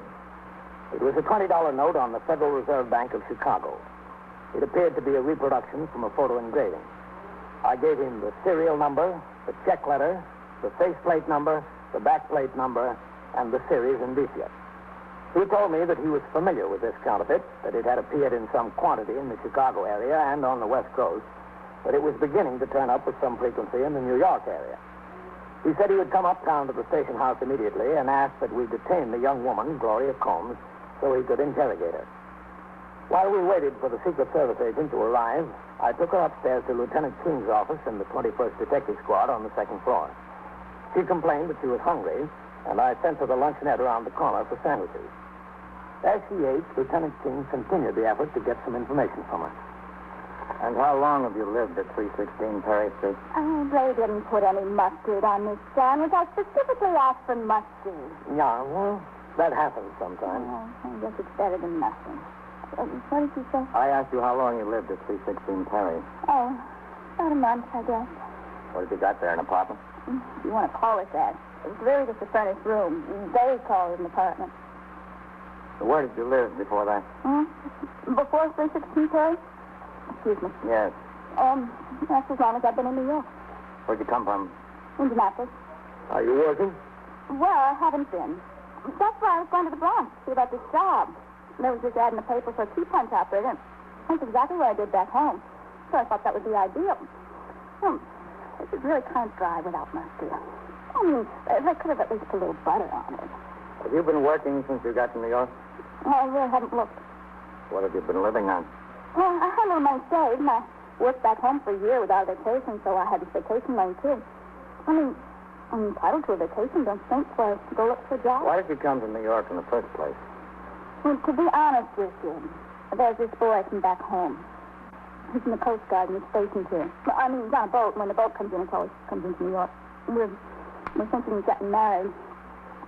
Well, this is really getting very silly. I mean, to be sitting in a police station like this, all because that stationery man's word. I didn't give him any counterfeit money. Where would I get it? You said you had a little money when you came to New York. How much did you have? Not kind of personal. Well, we're just trying to find out where that bill came from. Oh. How much did you have? Well, after I got my tip there was about $260. Something close to that, one way or the other. You had that much cash when you came to New York? About. Did you deposit the $250 in the bank when you got here? No, I didn't deposit it. I thought I'd need it to live on. I've been using it to live on. I mean, once you used to depositing it, when I'd have to take it right out. Were there $20 bills in that $250? Sure, there were $20 bills. There were $20 bills and then 10s and 5s. Then you must have brought this $20 bill from Indianapolis. I don't know. I guess so. I mean, I don't keep track of every bill. How do you like that? I know where I got it. Where? When I quit my job and got my last paycheck. It was for the last week of work and 2 weeks vacation pay. It was a pretty big check. I mean, it was about $150. Yes. Well, I was getting ready to come to New York, and I owed this little bill in the grocery store. So I gave him the check, and he took out the amount for the little bill and gave me the rest. About $135, $140 he gave me. That's where I must have got it. How do you like that? I didn't think he'd do anything like that to me. He's a friend of mine. Yeah, well, maybe he didn't realize it. You know what I like about sandwiches in New York? You get such good rye bread. I mean, they don't put so much meat on it as they do back home, but I like the rye bread. Yeah. 21st Squad, Lieutenant King. What a coat. Yes, he's here. Captain Sergeant Waters on the line for you. Okay, thanks. 21st Precinct, Captain Kennelly. Sergeant Waters, Captain. Agent Morse of the Secret Service is down here at the desk. Okay, ask him to come up. He wants to know if he can meet you out in the hall first. All right. Outside the squad office at the head of the stairs. Yes, sir. I'll tell him. Okay. It's Morse. He's here. Good. Not you. Is that about me? It's the Secret Service man. My goodness, this is a lot of trouble, isn't it? All I did was buy a pack of cigarettes. Is he coming up, Captain? Yeah. We've got to meet him out in the hall. I'll take the note. Yes. I can't help if that fella out in Indianapolis gave me that $20 bill. I'll be right back. Can I help something like that? That's not my fault.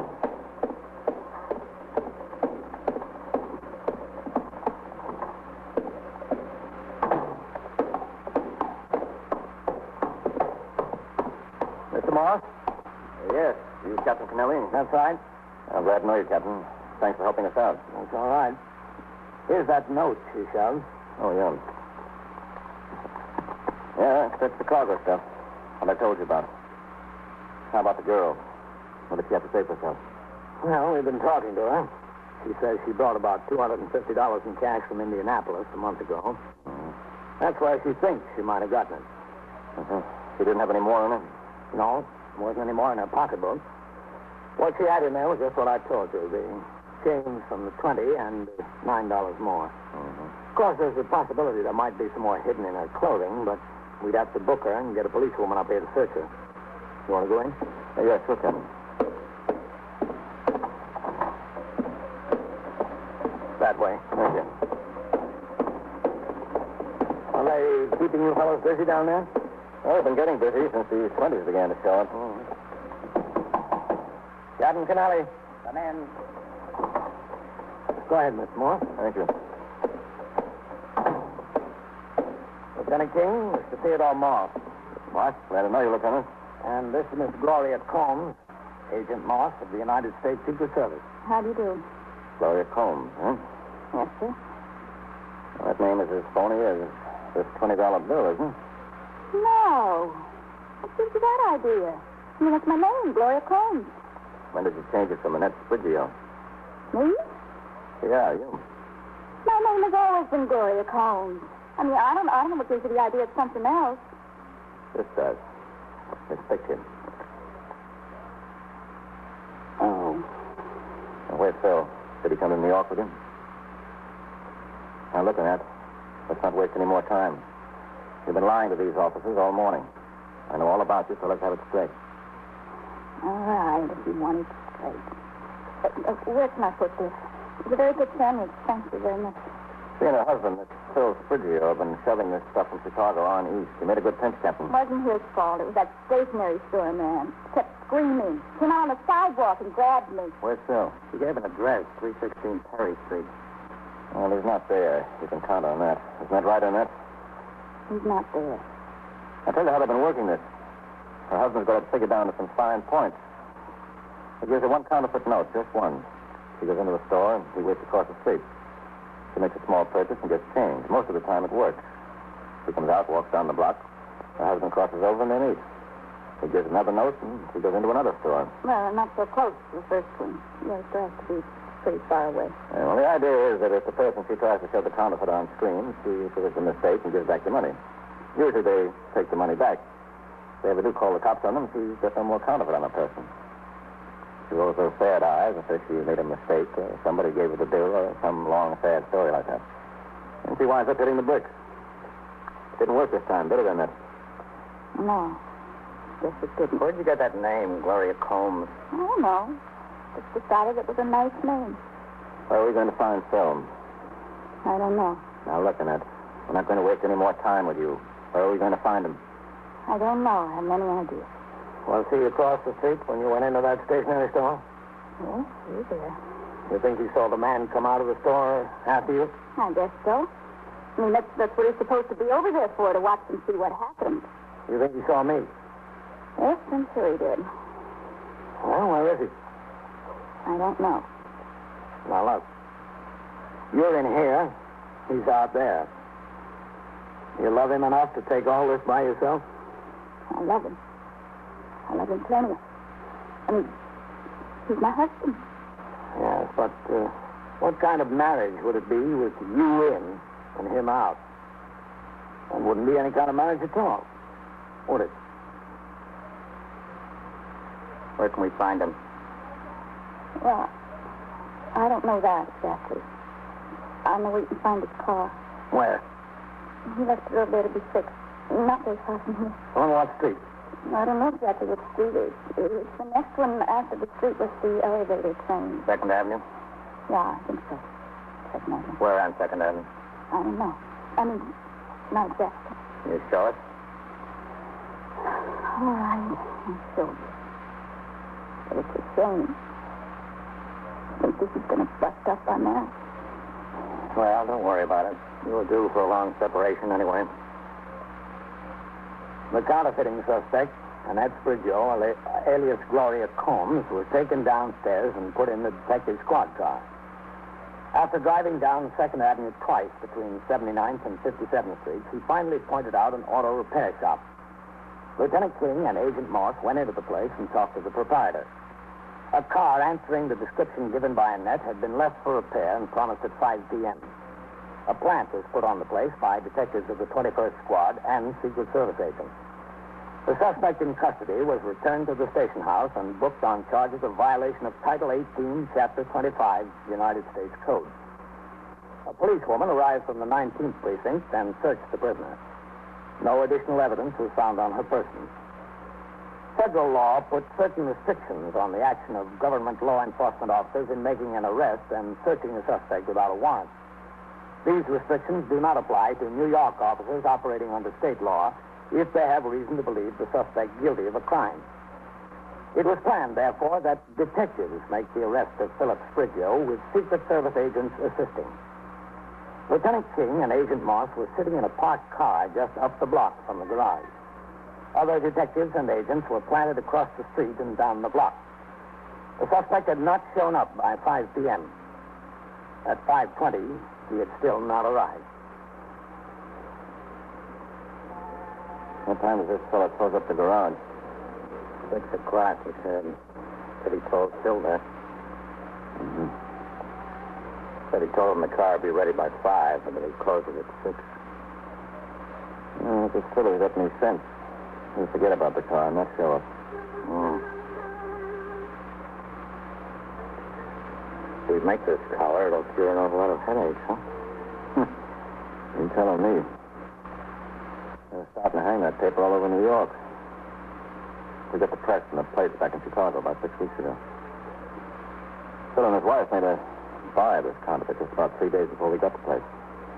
What do they have to pay for this stuff? Well, the information we got shows they made a pretty good buy. 30 cents on the dollar. They bought 1,000 of them. Look at the man coming. Brown coat, brown hat. Yeah. That him? Wait till he gets a little closer. Yeah, looks like him. Yeah. Going in the garage. All right, let's go. Yeah, that's him. That's him for sure. Okay, let's get him.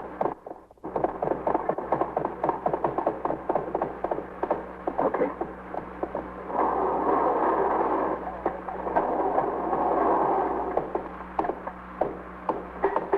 There he is. Bill, I want to talk to you. Me? Police officers, hold still. Oh, listen, what's the idea? Up against that car. Lean over there. Listen, hear me? Lean up against there. All right, hold still. I want to know what this is all about. Let's find out what this is all about. That's what you're looking for, Morris? A roll big enough to choke a horse. Yeah, this is the stuff. All right, straighten up. Come on, straighten up. Okay, take it easy. What did you come back for, Phil? Didn't you know she'd tell us? We'd be waiting? I don't know. You got me.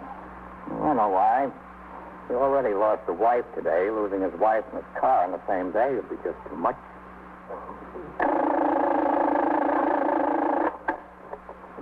21st Precinct, Sergeant Waters.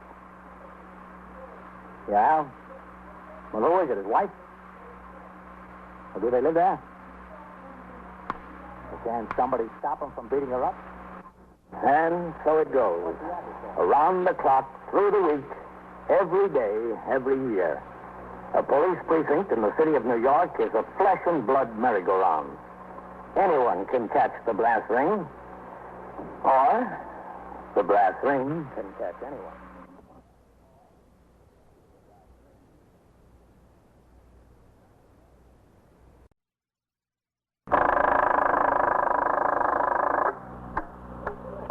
"21st Precinct, Sergeant Waters."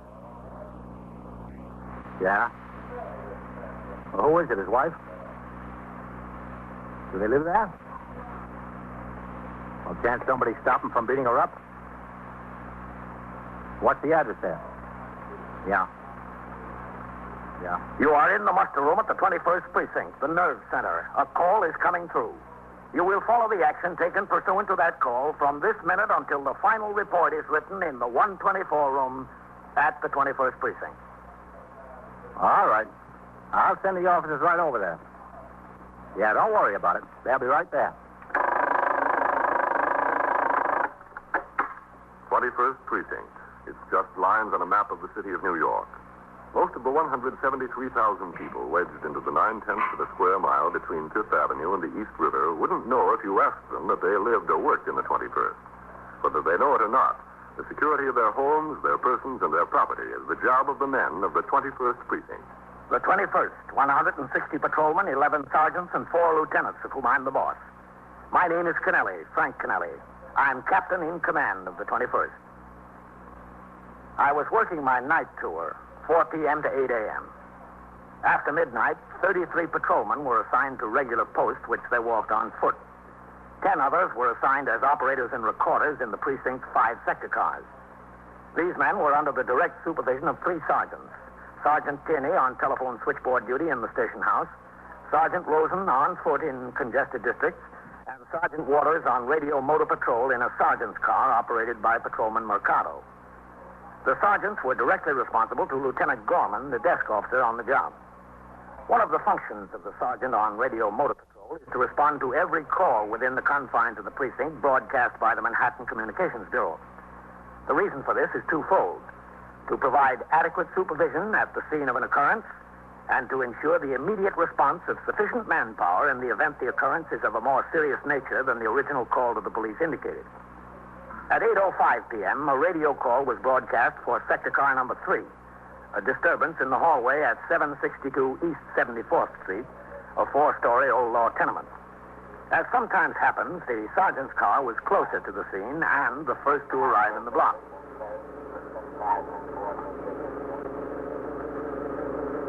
Next to the end of the block down there. Yes, sir. Oh, it doesn't look like there's much to it, Sergeant. Supposed to be inside the hall. Okay. Let's go. Yes, sir.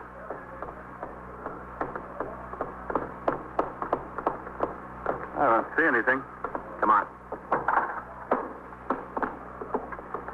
Nothing. Yeah? Did you call the cops, lady? Yes, it was me. What's the trouble? Him, the crazy one, 3rd floor to the rear. Yeah? He was beating her and kicking her and pulling her up the stairs. Who? His wife, the poor thing. It's all quiet now. They must have settled it. Oh, he probably settled it by killing her. That's how he settled it. He's crazy. He's crazy enough to kill her.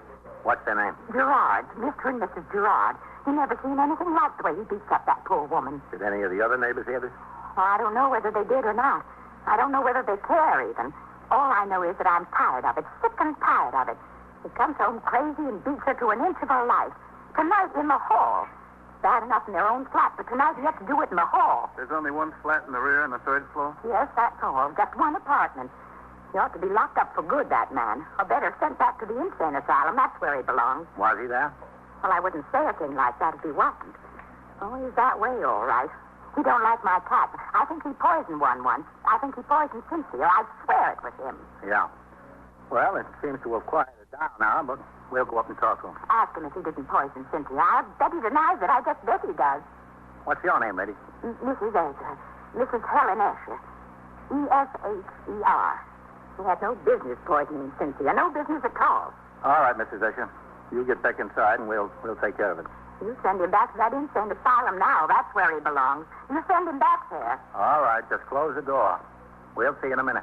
I will, but don't you forget. You too, young man. We won't forget. All right, if you promise. Okay. Oh, it's going to be a great debate who's the psycho in this case, Sergeant. Yeah. Put your light on the mailbox there.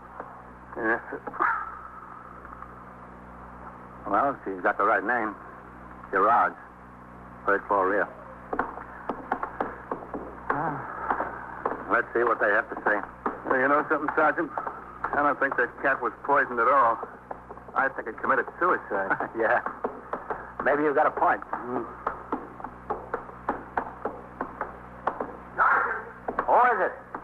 Calling in Meister, Sergeant. All right. Doesn't look like there's anything much to it. Stay down there. Yes, sir. Come on.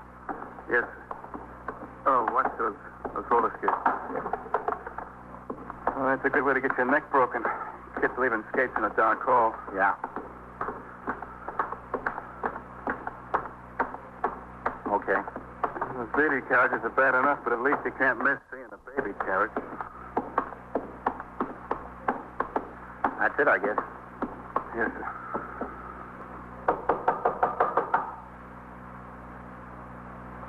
Well, it's quiet in there.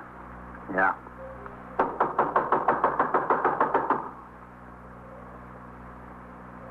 That Mrs. Escher's probably got an oversized imagination.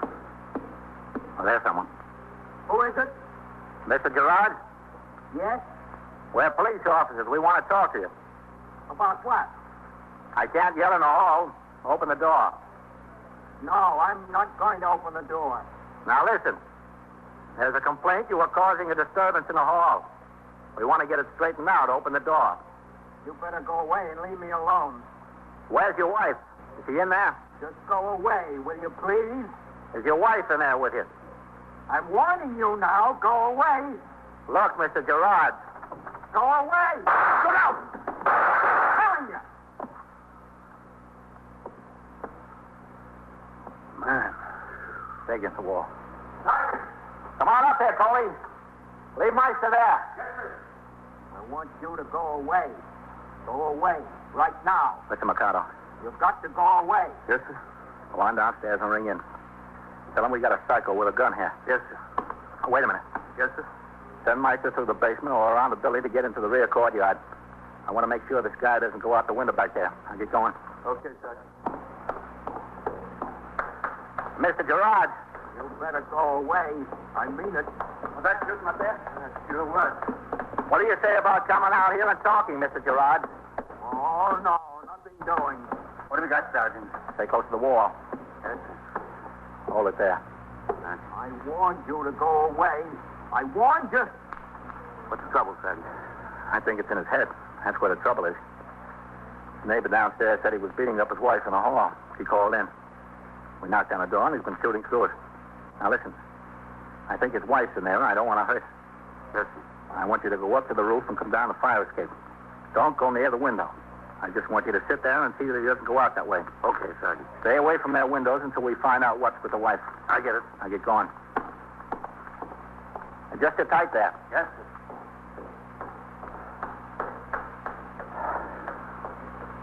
Mr. Gerard. Are you still there? I told you to leave. Why don't you open the door and talk to me? Get away from the door. Don't you touch it. I'm not touching it. Is your wife in there with you? She's no better than you are. That's all she does is to make me trouble. She makes me trouble from the minute I wake up in the morning. Yeah. Well, sometimes wives can be like that. It's not only sometimes. She's like that all the time. All the time. You don't know what I go through. You don't have any idea. She makes me so mad. I just feel like killing her. Just like killing her. Now, look, Mr. Gerard. It's not going to get you any place talking like that. What's going on up there? Who is that? Police officers, lady. Shut your door and stay inside your flat. What? Shut your door and stay inside your flat. This is the police. Oh, all right. Who is that? A neighbor. They're just as bad as anybody. Those neighbors don't give you a minute's peace. Not a minute's peace. And they're always taking her side. I don't like them to take her side. What's between a wife and a husband is their own affair. Yeah, I think so. You've got to make them respect you. Because if they don't respect you, you're just like dirt under their feet. I wouldn't go that far, Mr. Gerard. Sometimes neighbors are good to have. I'm not talking about neighbors. I'm talking about wives. My wife. You've got to make them respect you. Well, look. Supposing I come in and we'll talk it over. No. I don't want to talk it over. Come on now, open the door. Get away from there. I don't want to have to kill you. Open up and we'll talk it over. I'm warning you. Come on.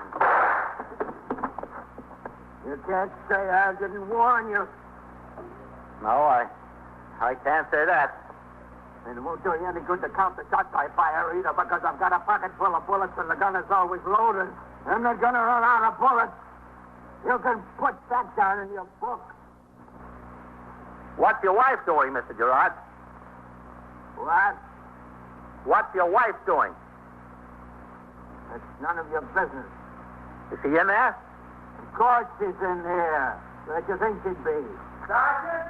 Who is it? McConnell, Sergeant. I rang in. You want me up there? Post yourself down there at the front door. Keep the people out of the hall. Okay, Sergeant. Who are you talking to? Another police officer. Oh. Is your wife close to you there? She's right here, yes. Right here, in the living room.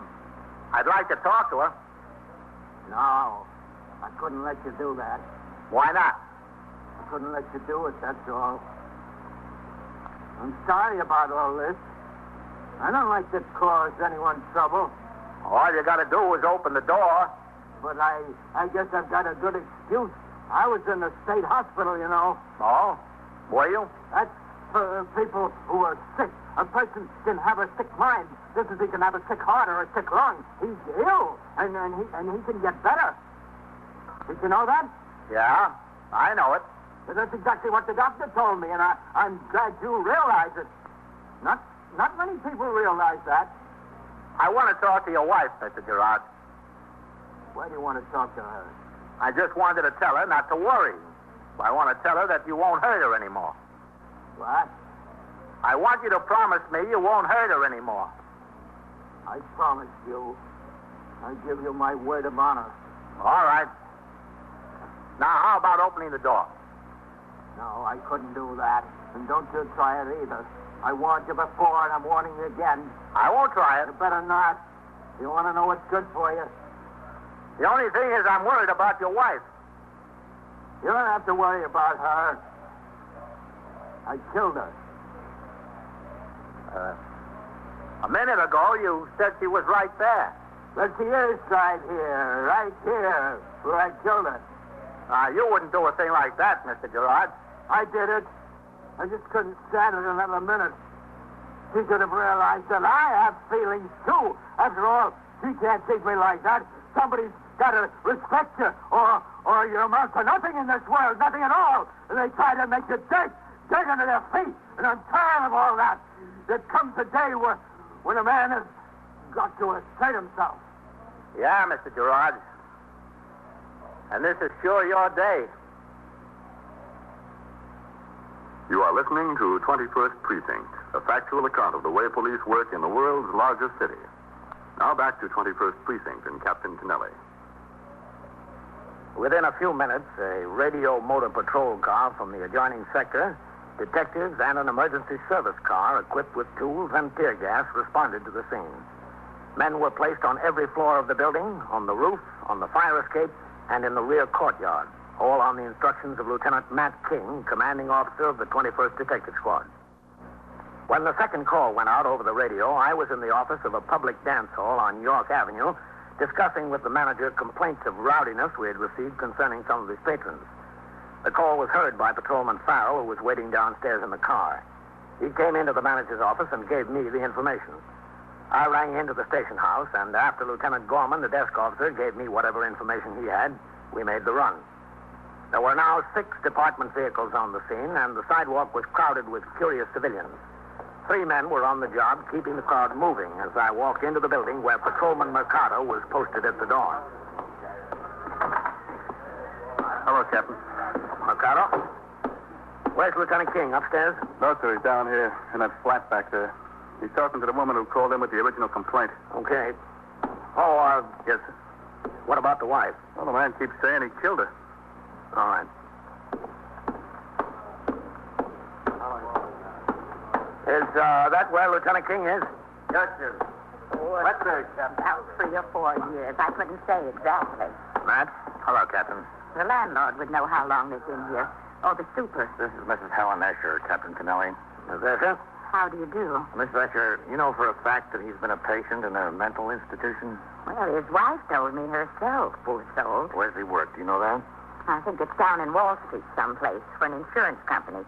He doesn't have much of a job, a little clerk or something like that. He was the one that brought in most of the money. He was always taking time off and being sick and things like that, hanging out at the bar and grill down at the corner there. I knew something like this was going to happen. I could just feel it. No matter what he did to her, the cruelest thing even, she would brush it off and go right on being civil to him. His sickness, she said. Well, you see what loyalty got her, don't you? Yeah, not much. I'm telling you, he was beating her within an inch of her life on the stairs. I just couldn't stand by and see her take it like that. I just had to call the police once and for all. Oh, all right, Mrs. Escher. Thank you. Do you really think he murdered her in cold blood like that? He says he did. That man, he should have been put away long ago. Long ago. That's what she gets for trying to be loyal. I told her. She can't say I didn't tell her. Well, we better see what we can do about him. You be careful now. Don't let him kill you, too. We'll try not to. Okay, Captain? Yeah. Glad to have met you. Thank you. All right, you two come with us. You stay down here. Right, sir. How many shots has he fired, Matt? 4, Captain. Mercado. Yes, sir. You come upstairs with us. Yes, sir. He fired 4 shots. He told Sergeant Waters he had a pocket full of ammunition. Did he shoot his wife? We don't know how he killed her, if he did. Mercado and Sergeant Waters were here within 2 minutes after the call was put out. Oh, I see. Hello, Captain. Gale, Bender. Hello. Next floor, Captain. The couple was in their flat already. Sergeant Waters heard no shot. I don't want anybody hurt over this, Matt. I think we can take him without anybody getting hurt. Good. That's it. First door up there. Stay close to the wall, Captain. Hello, Sergeant. You men hold it there. Okay, Lieutenant. You've been talking to him, Sergeant? Yes, sir. Think he wants to come out now? Giving no sign of it. Mr. Gerard. Mr. Gerard. What have you got out there? More policemen? Look, Mr. Gerard. And you've got policemen on the fire escape, too. You're making a big mistake, you know. You're forcing me to kill someone else. I don't want to kill anyone else. It's going to be your fault. Everything's going to be your fault. Well, how about unlocking this door and coming out? Then no one else will get hurt. You know I'm not going to do that. You have to do it if you want to get your wife to the hospital. I didn't say I wanted anything like that. My wife is dead. No use taking her to the hospital. You better go away. Leave me alone. Captain. Yeah. He wasn't kidding. I see all 4 shots came through the door. Yeah, he meant it all right. Sergeant. Yes, sir. Come here a second. Okay, Lieutenant. Keep your eye on the door, Mikado. Yes, sir. I'm getting a little impatient with this guy. Well, that's better than getting shot. Yes, sir, it sure is. How much do you think it would take to kick that door in, Sergeant? Not much, Lieutenant. One good boot at the lock.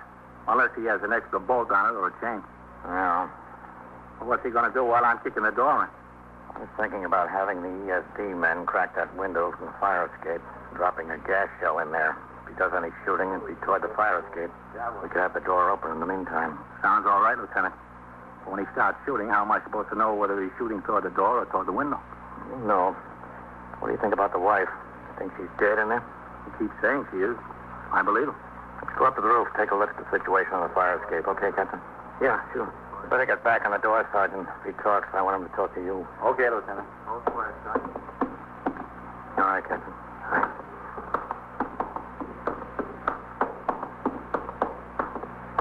These guys can be a lot more trouble than a red-hot gunman. Yeah. Well, you don't have to worry about hurting a gunman, Matt. And you know you have to take a chance. That's the only way. This fellow's sure full of fight. Yeah, I guess he is. You men keeping those people behind the doors? Yeah, Lieutenant. Tell me, how long was he confined, Matt? Do you know? Best information we can get, he was up there nearly 4 years. Why'd they let him out? That's the first question I'm going to ask. Now watch it. Big step down onto the roof. Yeah. Back that way. The window of the room he's in opens onto the fire escape. Yes, sir. Well, maybe we'll be able to work it. I think so, Captain. Now watch it here. Yeah, I'll go first. You've got a blank brick wall facing this building. Wild shots won't hurt anyone. No. Who's down there? There's Coley, DeLuca, and 2 emergency servicemen. Are you staying away from the window? Yes, sir. This is far enough, Captain. Coley. Yes, sir. Come on up here a minute. Yes, sir. Have they been able to get a look into the room from the window, Matt? He's got the shade drawn down to the bottom. The window's locked. Oh, I see. Only thing they can see is that there's a light on in there. Nothing else. Yes, sir. Well, Captain. Coley, what's the situation? No change, Lieutenant. All right, we're going to try something in a few minutes. Yes, sir. We're going to drop a couple of gas shells through the window. In the meantime, the front door will get kicked in. Okay, Lieutenant, fine. It's getting pretty cold out here. Here's how we're going to do it. One ESD man down there has a crowbar. The other one's got the tear gas. Yes, sir. All right, now we'll use the crowbar to knock out the window and drop the shell in. As soon as it takes effect, we'll hit the front door. Yes, sir. And I want everybody out here to stay under cover. You'll probably be shooting this way. Don't try to come in the window. Not until you're sure he's under control. I don't want any dead heroes. Yes, sir. All right. Go on back down there, Coley. Let you know when we're ready. Right, sir.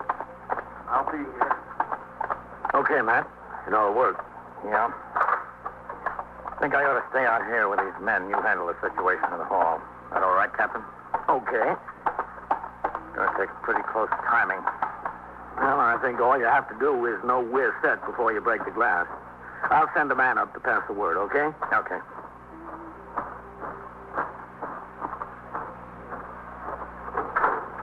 All right, Matt, I'll see you. Captain. Yeah, man. Got to be fast. It will be. Okay.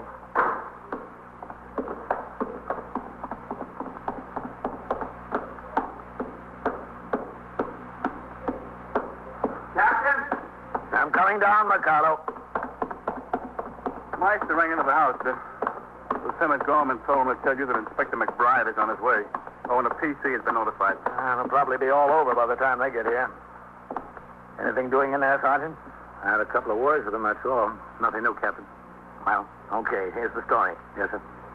When they break the window on the fire escape and drop in a tear gas shell, we'll kick in the door. Okay? Yes, sir. I guess it's got to be okay.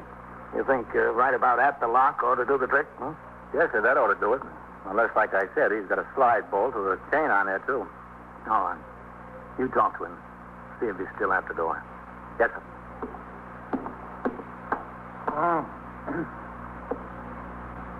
Mr. Gerard. Mr. Gerard. What is it? Don't you think we've been out here long enough now? How about opening the door and talking to it? I'm talking to you. But this can go on all night, you know. Marcano. Yes, sir? We don't want to be You here go on all up to the night. roof. Tell Lieutenant King we're set any time he's ready. Now, Go what on. do you say? Yes, sir. Now, how about it? We've been at this long enough, and so have you. No, not me. I'm going to stay here forever. Forever. That's a long time. I know it. I know it's an awful long time, but I'm going to stay here. Okay. So can we. That's your business. Get set, Sergeant. Yes, sir. I'm set. I'll wait for the glass. All you have to do is go away and leave me alone. I'm not bothering you. I don't bother anyone. No one at all. Just go away. That's all you have to do. There it goes. Get away from there. Hold it. Get away! I'll tell you! Not yet. What are you doing? What's that? Hold it. Yeah. What are you doing to me? Get that out of here. Get in the house. What are you doing? Okay, I want you. Here it again. All right. There he is. Grab him. I'll tell you all. Come here. Let me go. Get him down. Let me alone with him. That's it. Let me alone. All right. Get my gun. I got it. Get the cuffs on him. Here. Come on. Give me that. Give me that one. Give me that hand. I've got it. Let me go. All right. That's good. That's good. Come on. Get him up. Come on. Get him off the floor. Let's go. You didn't have to. You didn't have to do it. Okay, this is good. You could have just left me alone. All I wanted was a little peace, that's all. Just a little peace. I guess he's dead all right, Captain. Of course he's dead. That's what I've been telling you. Can't anyone believe me, not even when I'm telling the truth? All right, Mr. Gerard. They don't believe me. And they don't respect me. Nobody. Nobody at all. So what am I going to do? I don't know what I'm going to do. You don't have to worry about what you're going to do, Mr. Gerard. It'll all be done for you.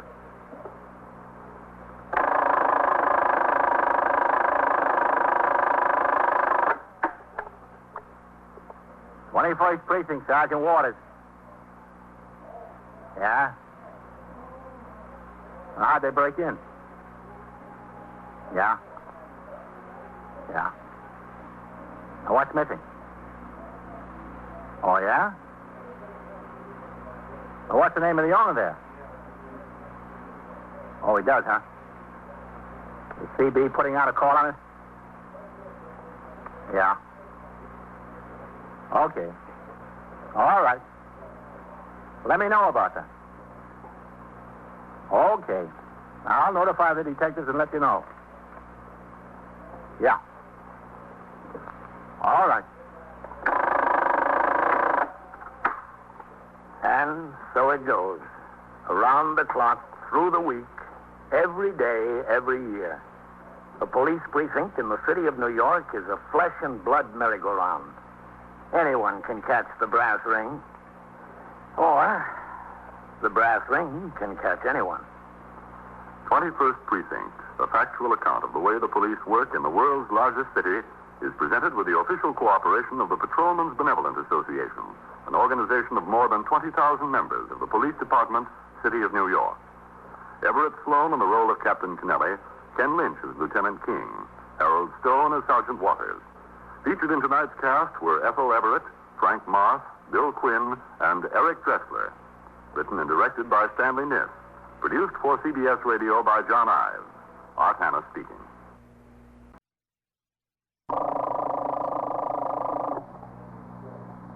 "21st Precinct, Sergeant Waters." Yeah?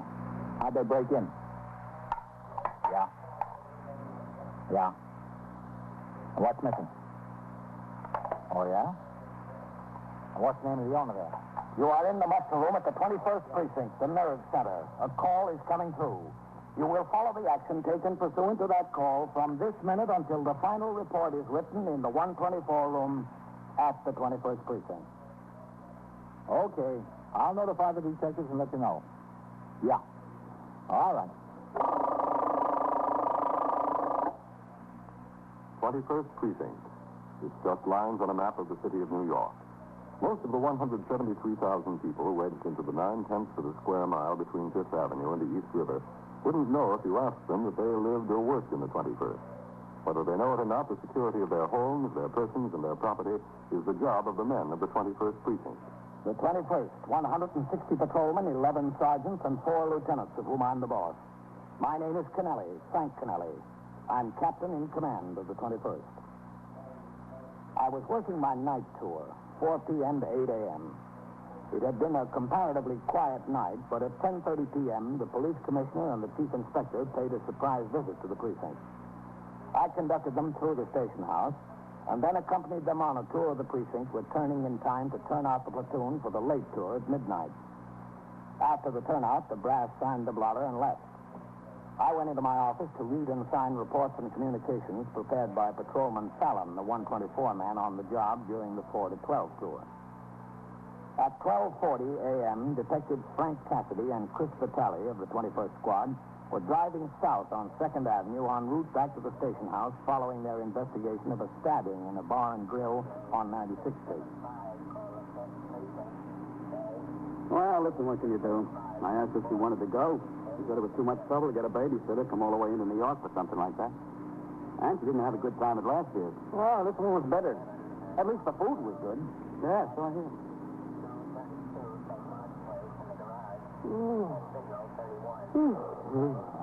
Look, when the light changes, what do you say we go over to that luncheonette and see if that Harry showed up yet? We ought to talk to him and find out if he ran into his friend today. Well, he said he'd call me, Beef. I don't know. I don't like the looks of that guy. I don't think he's trying to help us. All right. Frank. Yeah. Take a look across there in the delicatessen.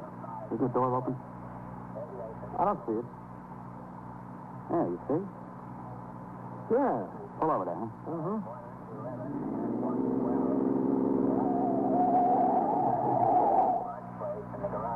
Oh, yeah, it sure is open. Come on. Mm-hmm. With your eyes and my brains, we could make $1 million. All right, hold it at the window then. Yeah. Oh, it's awful dark in there. Let's take a look at the door. It's been ginnered. Let's see if he's still in there. Oh, wait a minute. Reach in and see if there's a light switch. Yeah. No, nothing. The switch box must be in the back. All right, look, you go around behind the counter. I'll go in front. Okay? Yeah. Watch it. On the floor, you know. Yeah.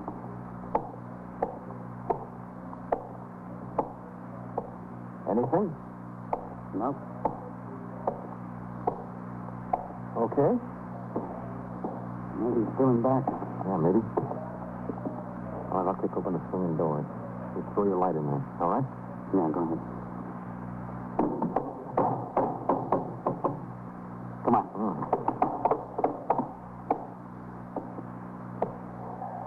Oh, nothing. Well, they've been working here, all right. Look at that cabinet. Yeah. Let's see if we can find a switch box. Nothing on this floor. Well, watch those cases. Hold it. What? Thought I heard somebody out front.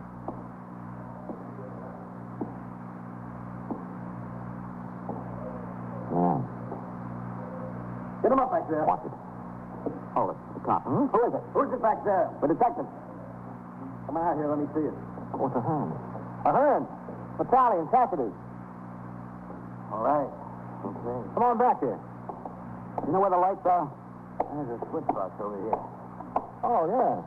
Well, where were those $1 million eyes, dude? Oh, that's better. Those hand doors on the post. I got this one for a Jimmy back where your flashlight. I'm glad you think first and shoot later. Yeah, you're the place you're going over, huh? Yeah, sure do. I guess I better ring in and phone out front. What's the name of the owner? Hiller. Victor Hiller. You better tell the lieutenant to have him notified. He only lives 2 buildings down. Now, we'll go wake him up. You stay here, huh? Okay. Come on. Yeah. They did a good job on the front door. Yeah. We'll be back in a minute, then. Okay.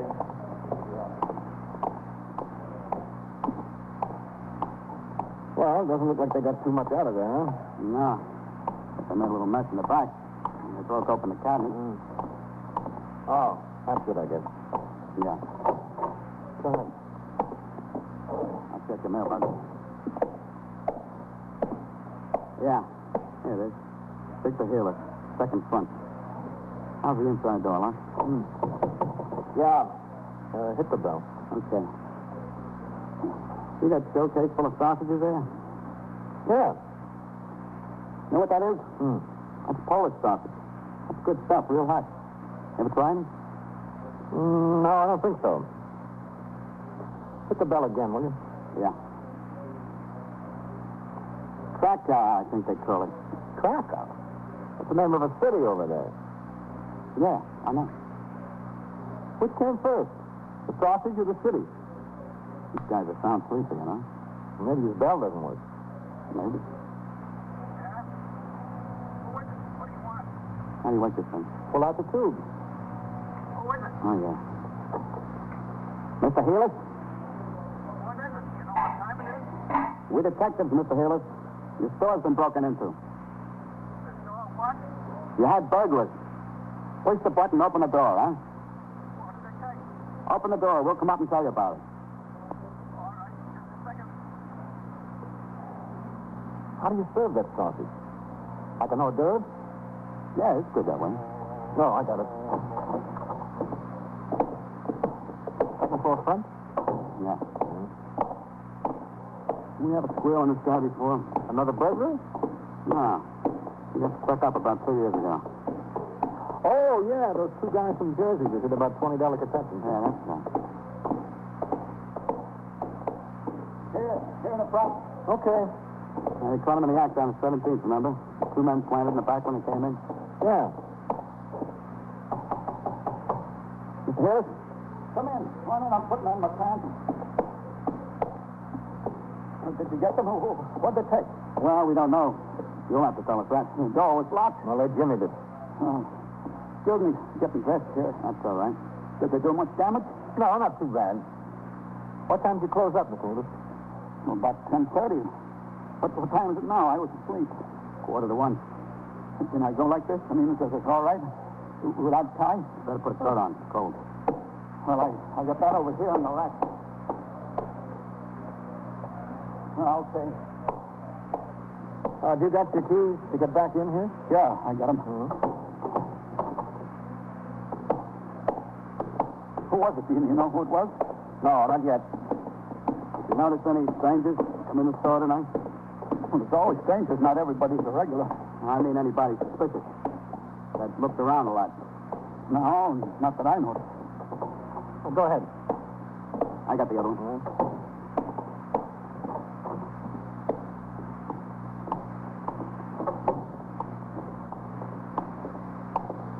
Well, now, what do you mean, Jimmy? You broke the front door? Yeah, that's right. They shoved the bar in between the lock and the door frame, looks like. What some people won't do. Yeah, you're telling me. Lots of policemen, huh? Yeah, well, they put it out on the radio. Oh? Cassidy? Oh, hello, Captain. What we got? Burglary thing. Captain, hello? Oh, Taylor? We were driving by. I found the door, Jimmy. New door. I'll need brand new door. No, it can be fixed. They don't make them that way anymore. There's one I had. Have any money in the cash register, Mr. Healer? No, there's no money in there. I take it out and leave it open like that. Every night I do that. Sergeant? Yes, Captain. Have any cash around here at all? Yeah, I had cash. Get some of these men back on the job, Sergeant. We don't need them all here. Where did you have this cash? Well, I had it in back there in $10. Where was the $10? In that brown cabinet? That's right. But how did you know that? You were talking in. Go ahead, Captain. Yeah. They got it. They got the $10. How much did you have in there, Mr. Healer? Oh, it's plenty. I had plenty in there. How much? $400, $450, something like that. How did they find it? How'd they know where it was? You see where they had the No, be careful, then, Mr. Healer. Don't touch the way back there, a little $10 behind the ledger. I don't see how they could have found it. Anyone could have found it, Mr. Healer, if they knew what they were looking for and where to look. You are listening to 21st Precinct, a factual account of the way police work in the world's largest city. Now back to 21st Precinct and Captain Kennelly. Within a few minutes, the job of the uniformed officers at the scene of the burglary was finished. And with the exception of Patrolman Ahern, the first man on the job, they resumed patrol. The detectives took over the investigation, and they continued to question the owner of the delicatessen, Victor Healer, concerning any suspicious customers that may have been in the store before he closed or during the day. At 10 minutes after 1, other detectives from the police laboratory arrived to make an examination of the premises for latent fingerprints which might have been left by the burglar or burglars.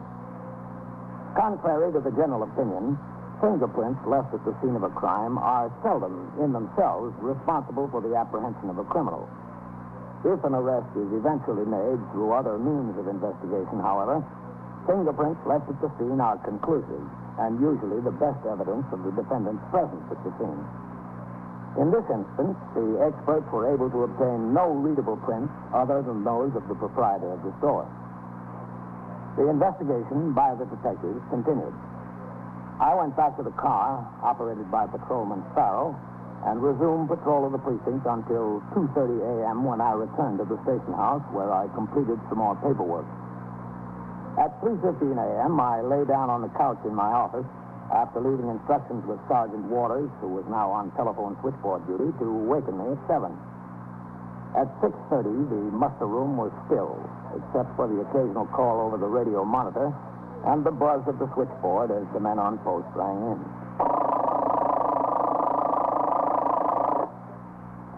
"21st Precinct, Sergeant Waters." "Yes, CB. Well, there's nobody home there. I had the man on post go by 3 times. Okay, yeah. CB again, Lieutenant. They wanted to know if we made the notification for the 112th about the man who died in Queens General. I told him we're still trying. Okay. Oh, how about some hot coffee, Lieutenant? No, I just can't. Supposed to snow. I don't see any sign of it. But I can do without it. Don't make me mad. 21st Precinct, Sergeant Waters. All right, 14. Oh, listen. If you see that Department of Sanitation truck, tell them to handle those garbage cans a little lighter, will you?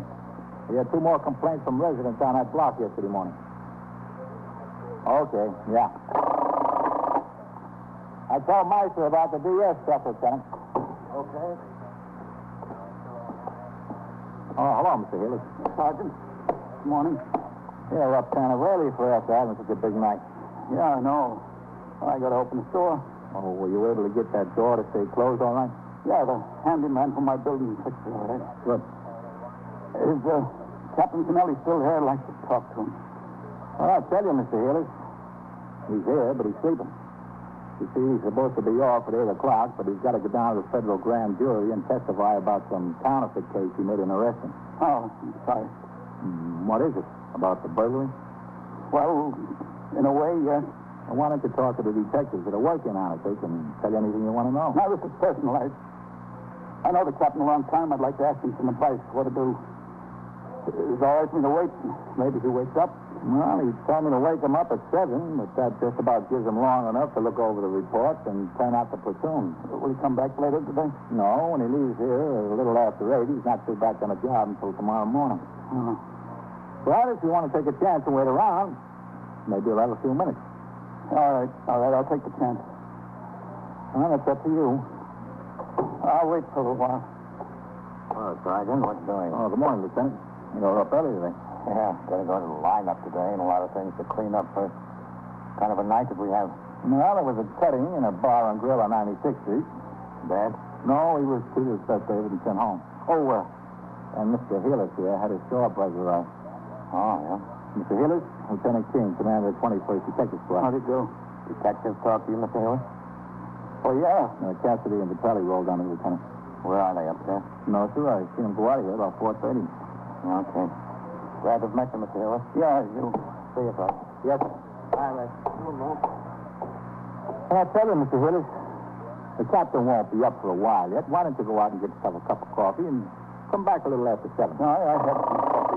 Oh, excuse me. Yeah, sure. 21st Precinct, Sergeant Waters. No, sir, it's all quiet. All right, yes, sir. Oh, Captain, Mr. Hillis is out here at the desk. He'd like to talk to you. All right, yes, sir. He woke up, Mr. Hillis. Could I see him? Yeah, he said he'd go in right through that door over there. Oh, thanks. I'm much obliged. Oh, it's all right. Lieutenant, The captain's awake. Okay, come in. Wow. Come in, Mr. Healer. I didn't want to take up your time, Captain. That's all right. You don't mind if I shave? I've got a busy morning. No, that's all right. What can I do for you, Mr. Healer? Well, it's about the robbery in my store. Oh, well, the detectives are handling the case. Want to talk to them? Yeah, I know. I talked to them all night, practically. I hardly got any sleep.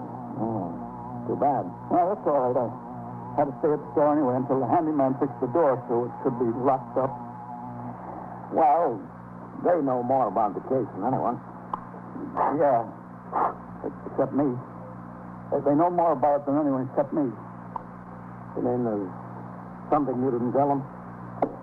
There's something, yeah. Excuse me. Yeah, sure. What's that? Captain, I know she's not a bad girl. Some of it's my fault. I know that. Who's that? My daughter. My daughter, Elma. You think she broke into the store? I don't know. All I know is she's the only one who knows where I keep the money box in the cabinet there. Nobody else knows. And did you talk to her about it? No. I didn't see her. I didn't see her for a week.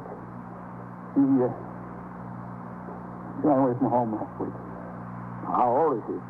15. She'll be 16. Did you report her missing? What's the use of that? I couldn't make her come back. Where is she? Do you know? No, Look, Captain, I try my best, but what can I do? I try to raise her right. But I can't spend 14 hours a day in the store to make a living and raise her right, too.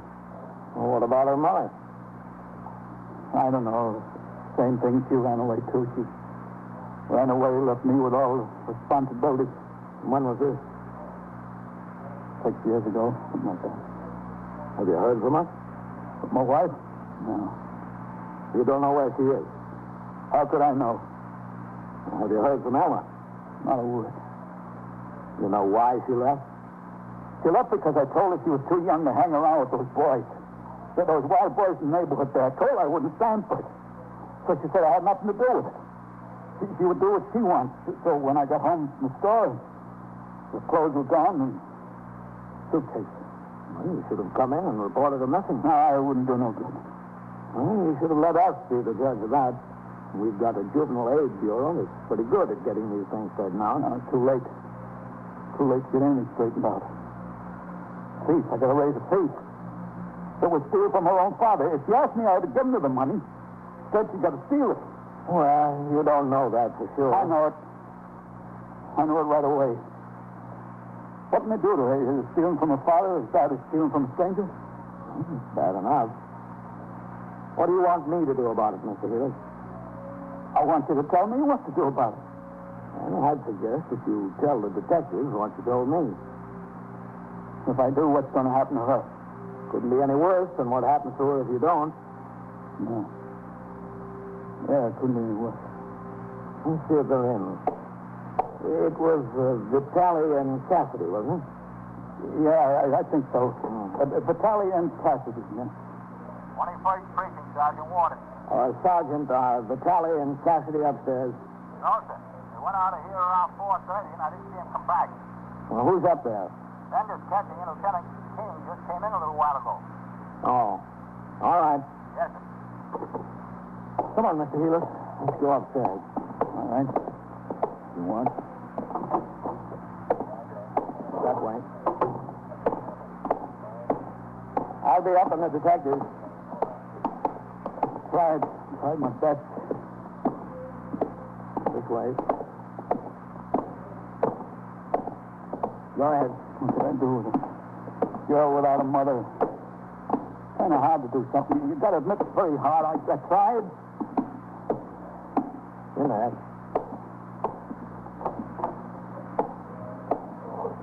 Is Lieutenant King in his office? Yes, sir. Son of the school. Peter, I buy her clothes. I don't know. Yes. Captain Kennelly. Come in, Captain. Morning, Captain. Hi, Matt. Matt, this is Mr. Healy. His store was burglarized during the night. Yeah, I know. Just reading the 61 on it. $450, Miss Healy? Yeah, about. He thinks he knows who did it. Who's that, Mr. Healy? My daughter. My daughter, Elma. You mean she Jimmy the door? One of her boyfriends, maybe. I don't know. She ran away from home last week, man. He doesn't know where she is. How old is she? Going on 16. Excuse me. Yeah, sure. 21st Squad, Detective Bender. Bender, you know where Beef and Cassidy went? No, sir. All they told me is they were going out on an investigation. Okay. Just a second, Lieutenant. Somebody's coming up the stairs. No. And see? Tell him to come in here. Yes, sir. One of the detectives just came in. How sure are you it was your daughter, Mr. Hewitt? She knew where the cash box was. She was the only one. Come in. Want to see me, Lieutenant? Where have you been since 4:30? I'm investigating a burglary. How, Mr. Hewitt? Mr. Hewitt just told Captain Kennelly he knows who did it. And so do I, Lieutenant. I got her out sitting on a bench. What? Alma? Yeah, that's right, Mr. Hewitt. I'm sorry. The handyman told Cassidy and me all about her and the boy she hung out with in the neighborhood. I want to talk to her. Second, Mr. Hewitt. Where'd you find her, V? She's sleeping in a club room. She's been staying there the whole week. She gave us the name of the boy she talked into breaking open the store. Cassidy went over to his house to get him. I got the tin box and all the money, Mr. Hewitt. Well, look, I don't want to care about the money. I want to talk to Elma right now. I want to talk to her. All right. Take it easy, Mr. Hewitt. Bring her in, Dave. Yes, sir. Elma? My own flesh and blood. Come in here. Did it to steal from me. Alma. It's all there. You don't have to worry. All the money. Close the door, V. I didn't worry about the money. It's only about you. Only about me. Come here and sit down, Elma. That's nice to have you worry about. Look, don't get smart, Elma. Don't get smart here. All right, Mr. Hewitt. Well, she shouldn't get smart. Sure, you want me dumb. Like you wanted Mama dumb. Don't compare yourself to her. There's enough like her anyway with us. Comparing. Why did you break into the store, Alma? Get the money to go to Florida. Yeah, with this boy. She was going to Florida with this boy. Yeah, if you want the truth, yeah. And then to go to Florida, you had to steal from me? From your own father? See, Captain, I told you, I tried to raise her right. Raise me. Raise me from what? All right, Elma. I like the way he says raise me. You mean he gave me something to eat, he didn't raise me. I raised myself. Okay. That's what I raised you right. That was your mother's job. And where was she? She's the only one that had any sense. She got out. She had enough, she got out. What I wanted to do, too, I wanted to get out. No, Elma. And now I'm going to get out. If I went to Florida, I'd get out. If I go to jail, I'd get out. Anything that happens is okay with me. I don't care. But none of this would have happened if you'd done like I told you. If you just stayed home and left those boys alone. I was at home, not you. You were always in the store. All right. Mama had enough, I had enough. Okay. Maybe now you can take a hint. Please take her outside, will I you? still got something to say. You can say it later. Come on, Elma. I want to say it now. You have to talk to your father. Let's go. Oh, let's talk to him. All right, I got it. You see what I've been up against? Yeah. Let me see. I tried. You know I tried, but there was nothing I could do. Just too much of a mother, and you can see that, can't you? Mr. Hewitt, she's 15 years old. What, she's 16? You think it was right to let her be missing from the house for a week and not report it to the police? What could you have done? Nothing. We could have tried. It's more than you did. Well, maybe I was wrong about that. You were wrong about a lot of things. Does that make her right? Does that give her permission to break into my store? She and her rowdies, my own daughter? No. I don't know. I'm so mixed up. I know she's my kid. I love her. You want me to take her back in the house? I'll take her back in the house and try again. I'm willing to do that. Is that what you want? It's not what we want, Mr. Hewitt. All right, then it's what I want. I want to try again. I want to get her back in the house. I want to try again. It's not what you want either. It's going to be up to the children's court. Children's court? What does the children's court know about it? It's my daughter. All I need is time with her. Mr. Hewitt, you had 15 years. Now it's time for someone else.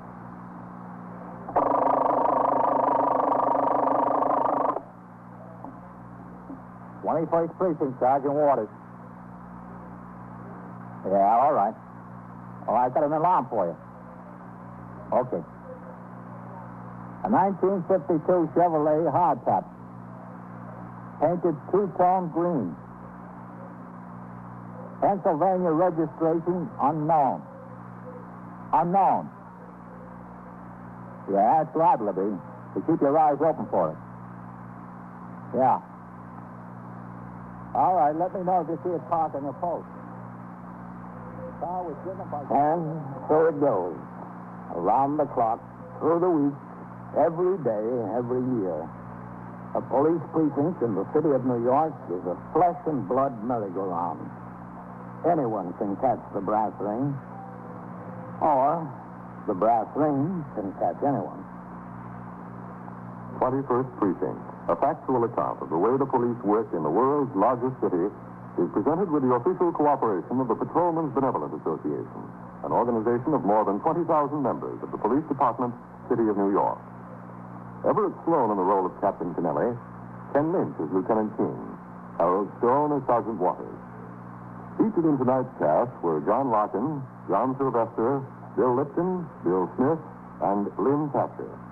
Written and directed by Stanley Niss. Art Hannah speaking.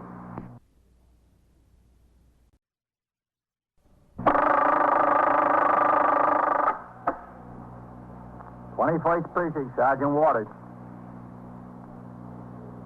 Yeah, all right. I've got an alarm for you. Okay. A 1952 Chevrolet hardtop, painted two-tone green. Pennsylvania registration unknown. You are, by transcription, in the muster room at the 21st Precinct, the nerve center. A call is coming through. You will follow the action taken pursuant to that call from this minute until the final report is written in the 124 room at the 21st Precinct. All right. Let me know if you see it on your post. The car was driven by suspects in an armed robbery. Okay. 21st Precinct. It's just lines on a map of the city of New York. Most of the 173,000 people wedged into the 9/10 of a square mile between 5th Avenue and the East River wouldn't know if you asked them that they lived or worked in the 21st. Whether they know it or not, the security of their homes, their persons, and their property is the job of the men of the 21st Precinct. The 21st, 160 patrolmen, 11 sergeants, and 4 lieutenants, of whom I'm the boss. My name is Kennelly, Frank Kennelly. I'm captain in command of the 21st. I was working my night tour, 4 p.m. to 8 a.m. Before midnight, it had been a busy night in the precinct. There had been a mugging, a bad wreck on 5th Avenue, and an armed robbery at a bar and grill on Lexington. After I turned out the platoon for the late tour at 12, things quieted down. I went out on patrol in sector car number 3 with Patrolman Farrell as operator. After touring the northern end of the precinct to inspect patrol conditions, at 1:10 a.m., I instructed Patrolman Farrell to head downtown on 5th. Traffic on the avenue was very light, and according to my standing instructions for all cars at night, we proceeded at a very slow rate of speed in order to observe the benches between the sidewalk and the Central Park wall. After we crossed 84th Street, the traffic lights turned red, and Patrolman Farrell drew the car to a stop. The guy can explain all he wants to about high-pressure fronts and low-pressure fronts. All I know, Captain, is it gets pretty cold. Yep. If they just say tomorrow it's going to rain or the sun is going to shine, all right, but you got to be a bachelor of science nowadays to understand one of these weather reports. What's that cab driver doing over there? Well, it looks like he's got trouble with a passenger. Yeah. Go on through. Let's have a look.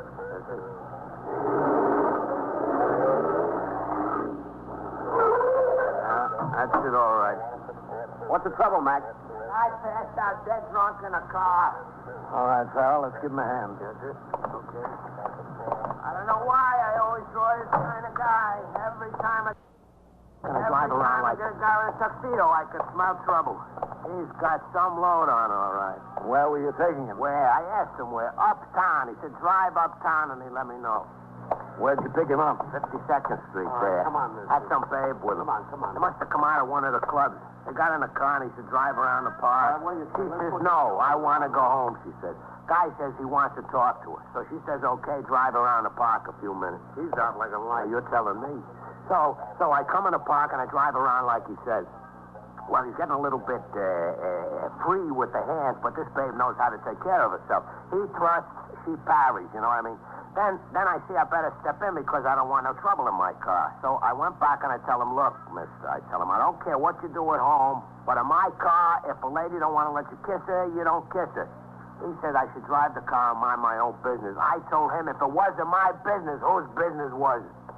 Where'd she go? She had sense enough to cut loose at the first opportunity, which is more than I can say for myself. See what you can do with him, pal. That's it. I'll try. All right. Where did she go? Well, we were in the park. First thing I figured I got to do is get out of there. All right, what do you say? I came out of 72nd Street, and when I get there, the light is red. So we grabs her again. She dodges him. She sees the car is stopped. She opens the door and gets out. This guy's really been to the well, Captain. Yeah. Well, that's okay with me if she wants to beat it, and the guy don't seem to mind too much anyway. She walks across the avenue, there's another house there. She flags him, and away they go, you know what I mean? I turn to the fella and I say, well, where do you want to go? And he says, uptown. I tell him, uptown is a big place. And he says, drive up Fifth to let me know. So I turn up Fifth. And the first thing you know, I don't hear another word out of him, so I turn around and I take a look at he's out like a light. I think there's a spark of life left in him. I gotta draw this kind of guy. Every time I get a guy with a tuxedo. All right, now come on, mister. The party's over. All right, come on. Sit up. I appreciate your help. I didn't know what I was going to do with him. All right. Let's see you. Tell you the truth, I was going to drive the station house. Feeling all right? Ask him where he lives, pal. Yes, sir. Where do you live, mister? Fifth Amendment, Captain. We just want to see that you get home, that's all. I don't want to go home. See what I mean? Come on. Where do you live? I want to go for a nightcap. You had your nightcap. Get him out here, pal. That's it. Come on, mister. Get your hands up. Come on. Get out of the car. Let's go. Get out of there. Just take your hands up. Look, we've wasted enough time with you, mister. Now get out. Come on. No. Okay, pal. Yes, sir. Come on, now. Let's go. Get your hands up. Come on. Let me alone. Stand up there. Go on, stand up. Hey, but this. Watch him. I'll kill you. Watch him. I'll kill you. Get him up again. Come on, get in there. Come on. Keep still. Let me go. All right, just stay still. Who do you think you are? Now, cut it out. Kill you. Hold him. Let me go. I didn't do anything. Cut it out. Will you cut it out?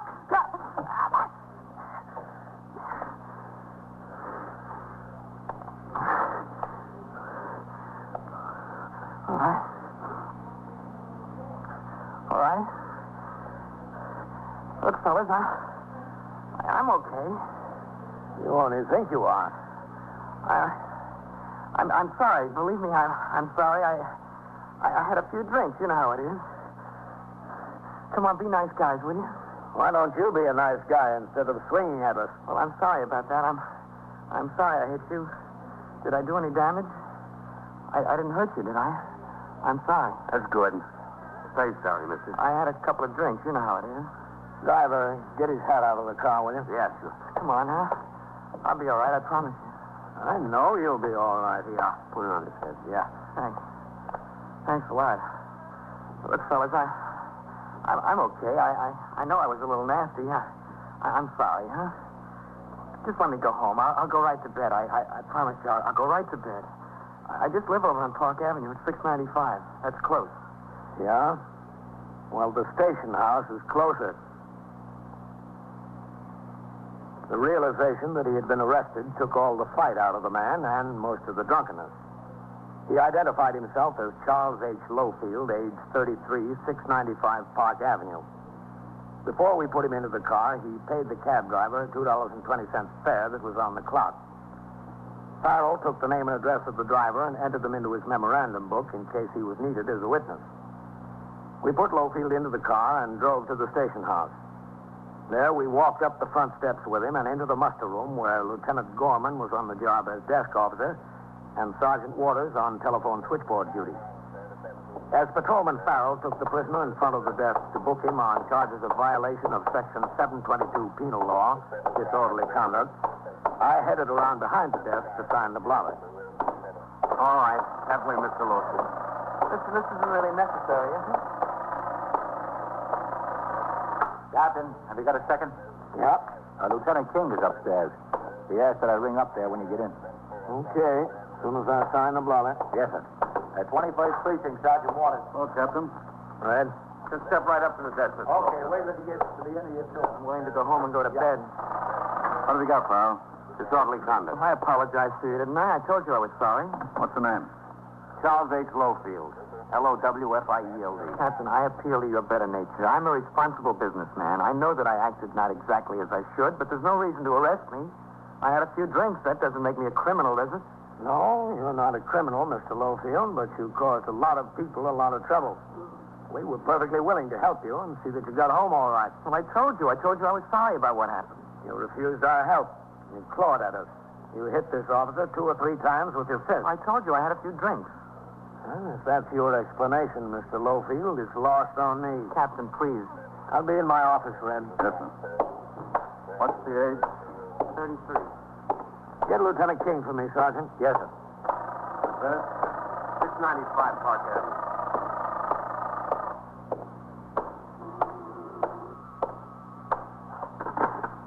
'21st Precinct, Captain Canale. Lieutenant King's coming to the phone, Captain. Okay. Here he is. 21st Detective Squad, Lieutenant King. Captain Canale, Matt. Oh, yes, Captain. The Chief of Detective's office rang up here a little while ago. Yeah? I got a call from Philadelphia in regard to a stick-up down there. Got a line on one of the men supposed to have been involved. According to them, this fellow has a girl someplace on the Upper East Side, and they think he might have driven up to New York. That's so? Could you make an announcement at the 8 o'clock turnout about looking for the car parked on the street? Yeah, Matt, sure. It's a 1952 Chevrolet hardtop, painted 2 shades of green. Pennsylvania registration plate. Have you got the number? No, not yet, Captain. Philadelphia's trying to run it down. Okay. You think it would do any good to give it to the men on this tour as they ring in? All right, Captain. Sure, that might help. Okay, Matt. We'll get it out to them. Thanks. Right.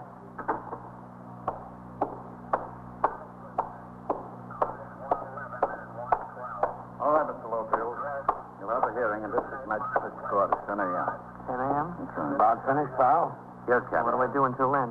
The bail is $500. Well, I don't have that much cash. You saw how much money I had, about $60. Do you have anyone who can go your bail? Well, where do I post it? Here? Yeah, that's right. We'll take it here. Well, how do I get in touch with anybody? We'll make 3 telephone calls for you. Well, can't I make them myself? No, we'll make them for you. Who would you want us to call? Well, I've got money for telephone calls. Why can't I make the calls? Because the rules say you can't. Who do you want us to call? Well, you can call my lawyer. Captain, he's holding me on $500 bail. Now, I don't know whether I can get anyone up here with that much money at this time of night. If I can, I'll have to spend the night in jail. I'm sorry, Mr. Lowfield. That's the law. Excuse me. What's your lawyer's name, Mr. Lowfield? Sergeant. Yes, sir? As the men ring in, I want you to give them an alarm on the car. Yes, sir. A 1952 Chevrolet hardtop, 2-tone green, Pennsylvania plate. Yes, sir. We don't have the registration number yet, but if they see a car answering this description, they're to ring in immediately. These are armed robbery suspects. Okay, Captain. And you refer any information to the detectives. Yes, sir. Call my secretary. Your secretary? Yes. What's her name? Sandra Eridge.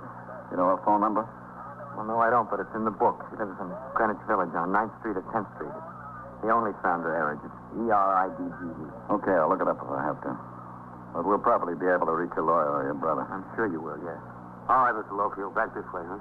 Listen, do you have to lock me up while I'm waiting? Can't I wait here? You better go on back with the officer. Well, I don't care to be locked up with a bunch of criminals. I'm not a criminal. You won't be locked up with any criminals. You're the only one back there tonight. You've got the place all to yourself. Well, I think I'm entitled to wait here. I'm not going to go back there. Mr. Lowfield, we had a lot of trouble with you earlier over what you would do and what you wouldn't do. Now, you better go on back there with the officer and let's not have any more trouble. Well, I think it's a crime to lock up a decent citizen over something like this. It's a plain crime. Come on, Mr. Lowfield. Well, it's just a plain crime, that's all. You haven't heard the end of this. Not yet, you haven't.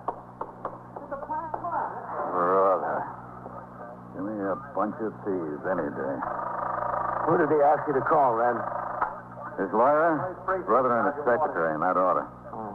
He's not married, huh? Oh, this is a Divorced, he said. I've got an alarm for you. What's his business? Investment. A 52 Chevrolet hardtop. Soon told Give you a hard time over there, I understand. Yeah, he was full of fright. On your post ring in A here. couple of hours in back there might cool him off. Connection with an armed robbery. 695 Park. That's a good address. Yes, sir, it sure is. Man ought to know how to behave himself. Not necessarily, Red. That can take a lot more than a good address. As soon as the prisoner had been lodged in the cell, Patrolman Farrell returned to the muster room, and with him I left the station house to resume patrol. With certain exceptions defined by law, desk officers of the police department of the city of New York are required to take bail from or in behalf of any person arrested for a misdemeanor or an offense. In compliance, at 1:40 a.m., Lieutenant Gorman began to make the first of the 3 telephone calls requested by Mr. Lowfield. Give me a line on here, Sergeant. Yes, sir.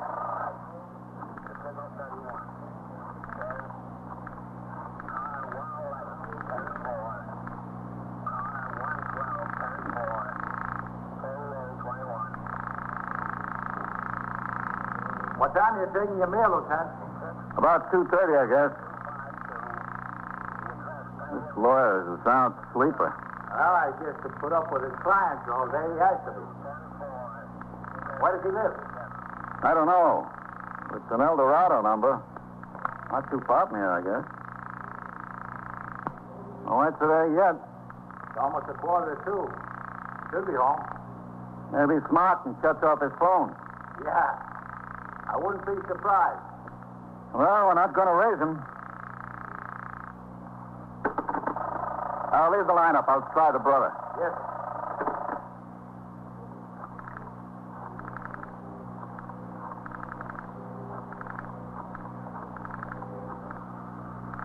Put Farrell on reserve at 5 a.m. if he has to go to court. Yes, sir. We could take Meister off his post and put him in a car. Yeah, that'll be all right.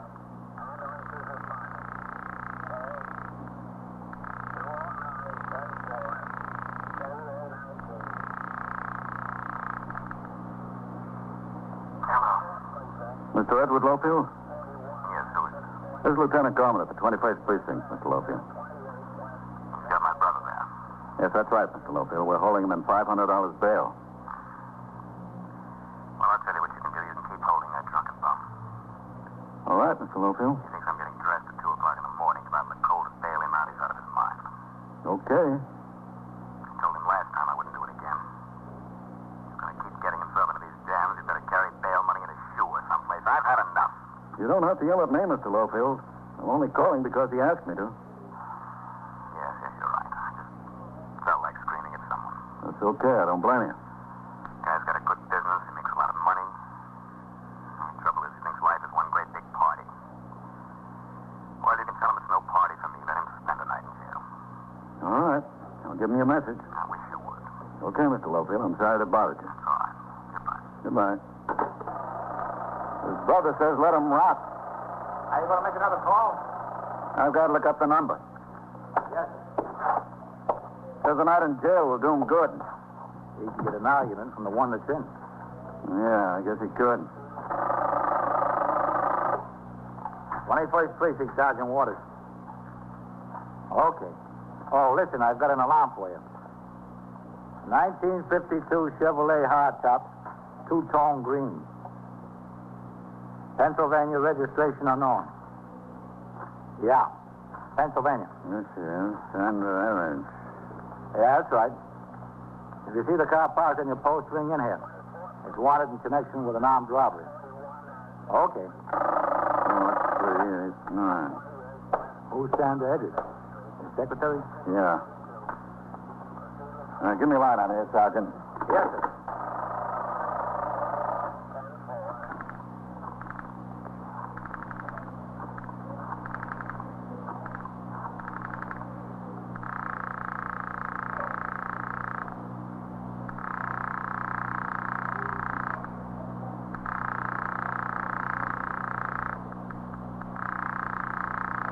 Think she'll come up here?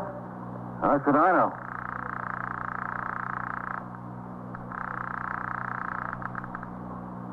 Hello? Is this Miss Sandra Edwards? Yes? Who's this calling? This is Lieutenant Gorman at the 21st Precinct. The police? That's right, yes. What's the matter? Miss Edwards, we're holding a man here by the name of Charles H. Lowfield. Oh, my goodness. He asked us to call you. Oh, what's the matter with him? He's not hurt, is he? No, he's not hurt. He's being held on a charge of disorderly conduct. Mr. Lofield? That's right. He says you're his secretary. Yes, I am. He's being held in $500 bail. What does that mean? It means someone has to put it up for him, or he'll have to stay in jail until court opens. In jail? Mr. Lofield? That's right. Well, I don't have that much money. Will you tell him I'll try to get hold of his attorney? I called his attorney. There's no answer. Oh, yes, that's right. He went away for the weekend. I'll call Mr. Lofield's brother. I already spoke to his brother. He can't make it. He can't? He says he can't. Oh, well, I don't know whether I can do anything. You tell Mr. Lofield I'll try. I'll see if I can get an idea. It'll take me a little while because I have to get dressed and try to get some money, but you tell Mr. Lofield I'll be there. Tell him now, don't forget. I won't. Tell him I'll try to get it someplace. All right, I will. Tell him not to worry now. I'll tell him. Thanks. Thank you very much. Goodbye. You're welcome.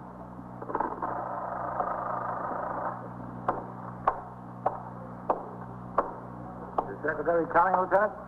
Yeah. Well, it proves it. The guy's got a good secretary. He's better off than with a family or a lawyer. Yeah.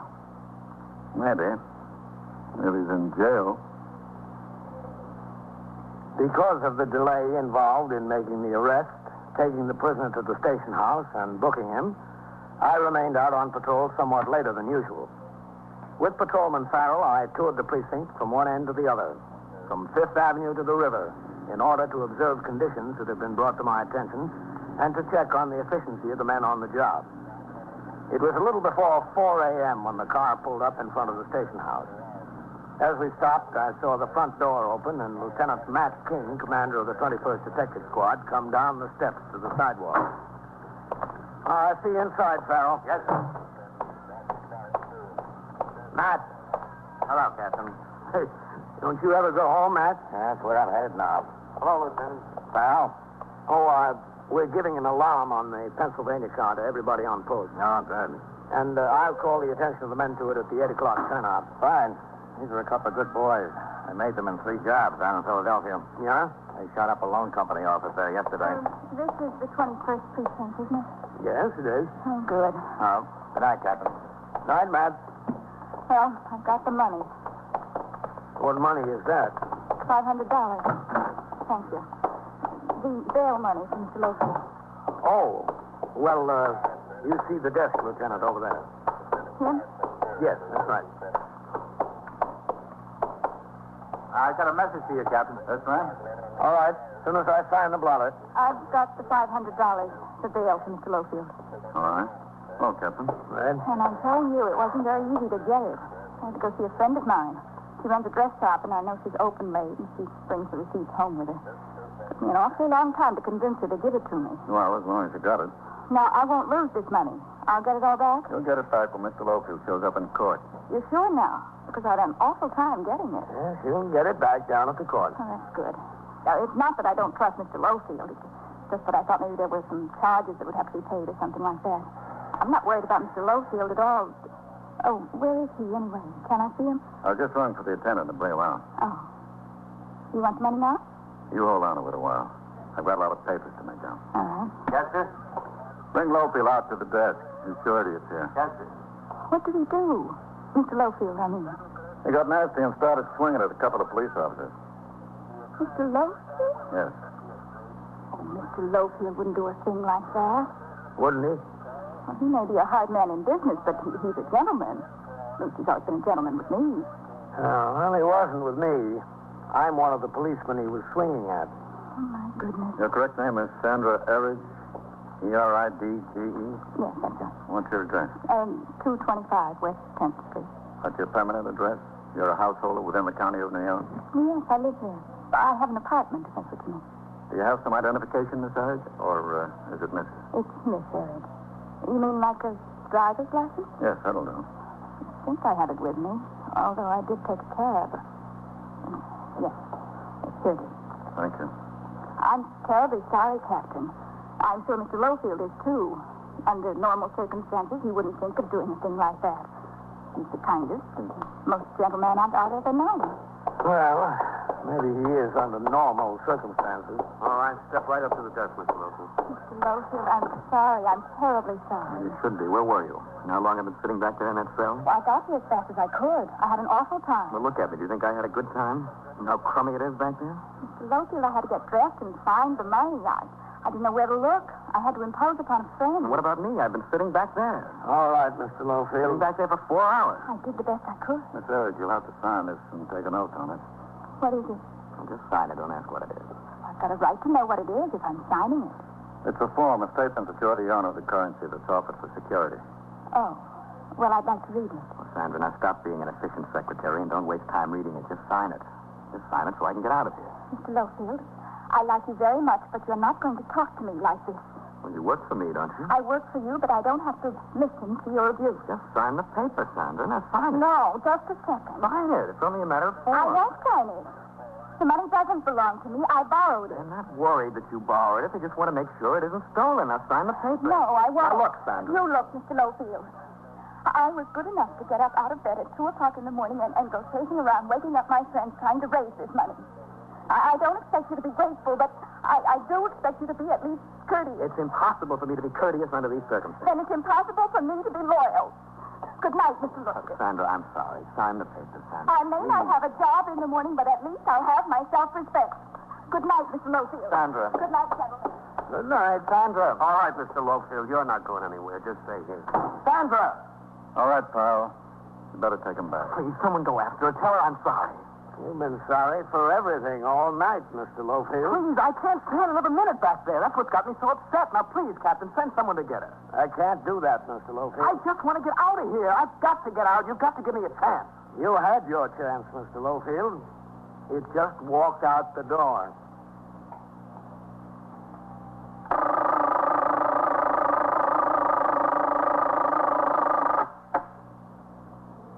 21st Precinct, Sergeant Waters. A shooting? Where? Well, at the museum or near the museum? Who's doing the shooting? Well, are there any police officers there? Now, where is it exactly now? On the street or on the steps? Where? Talk into the phone, will you? All right. I'll send the officers right And so it goes. Around the clock, through the week, every day, every year. A police precinct in the city of New York is a flesh and blood merry-go-round. Anyone can catch the brass ring, or the brass ring can catch anyone. 21st Precinct, transcribed. A factual account of the way the police work in the world's largest city is presented with the official cooperation of the Patrolmen's Benevolent Association, an organization of more than 20,000 members of the Police Department, City of New York.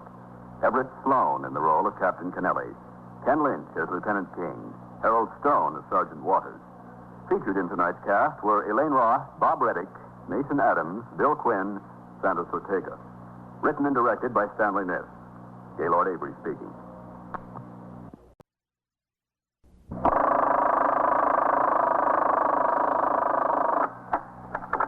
'21st Precinct, Sergeant Waters. Yeah, that's right. Armed robbery in the 24th. Well, we don't know much about it here. We got the car, that's all. It was parked over there on 2nd Avenue. It was in the alarms. Last night sometime. You are in the muster room at the 21st Precinct, the nerve center. A call is coming through. You will follow the action taken pursuant to that call from this minute until the final report is written in the 124 room at the 21st Precinct. All right. Yeah. We'll hold them here. Yeah. We got them. Okay. Yeah.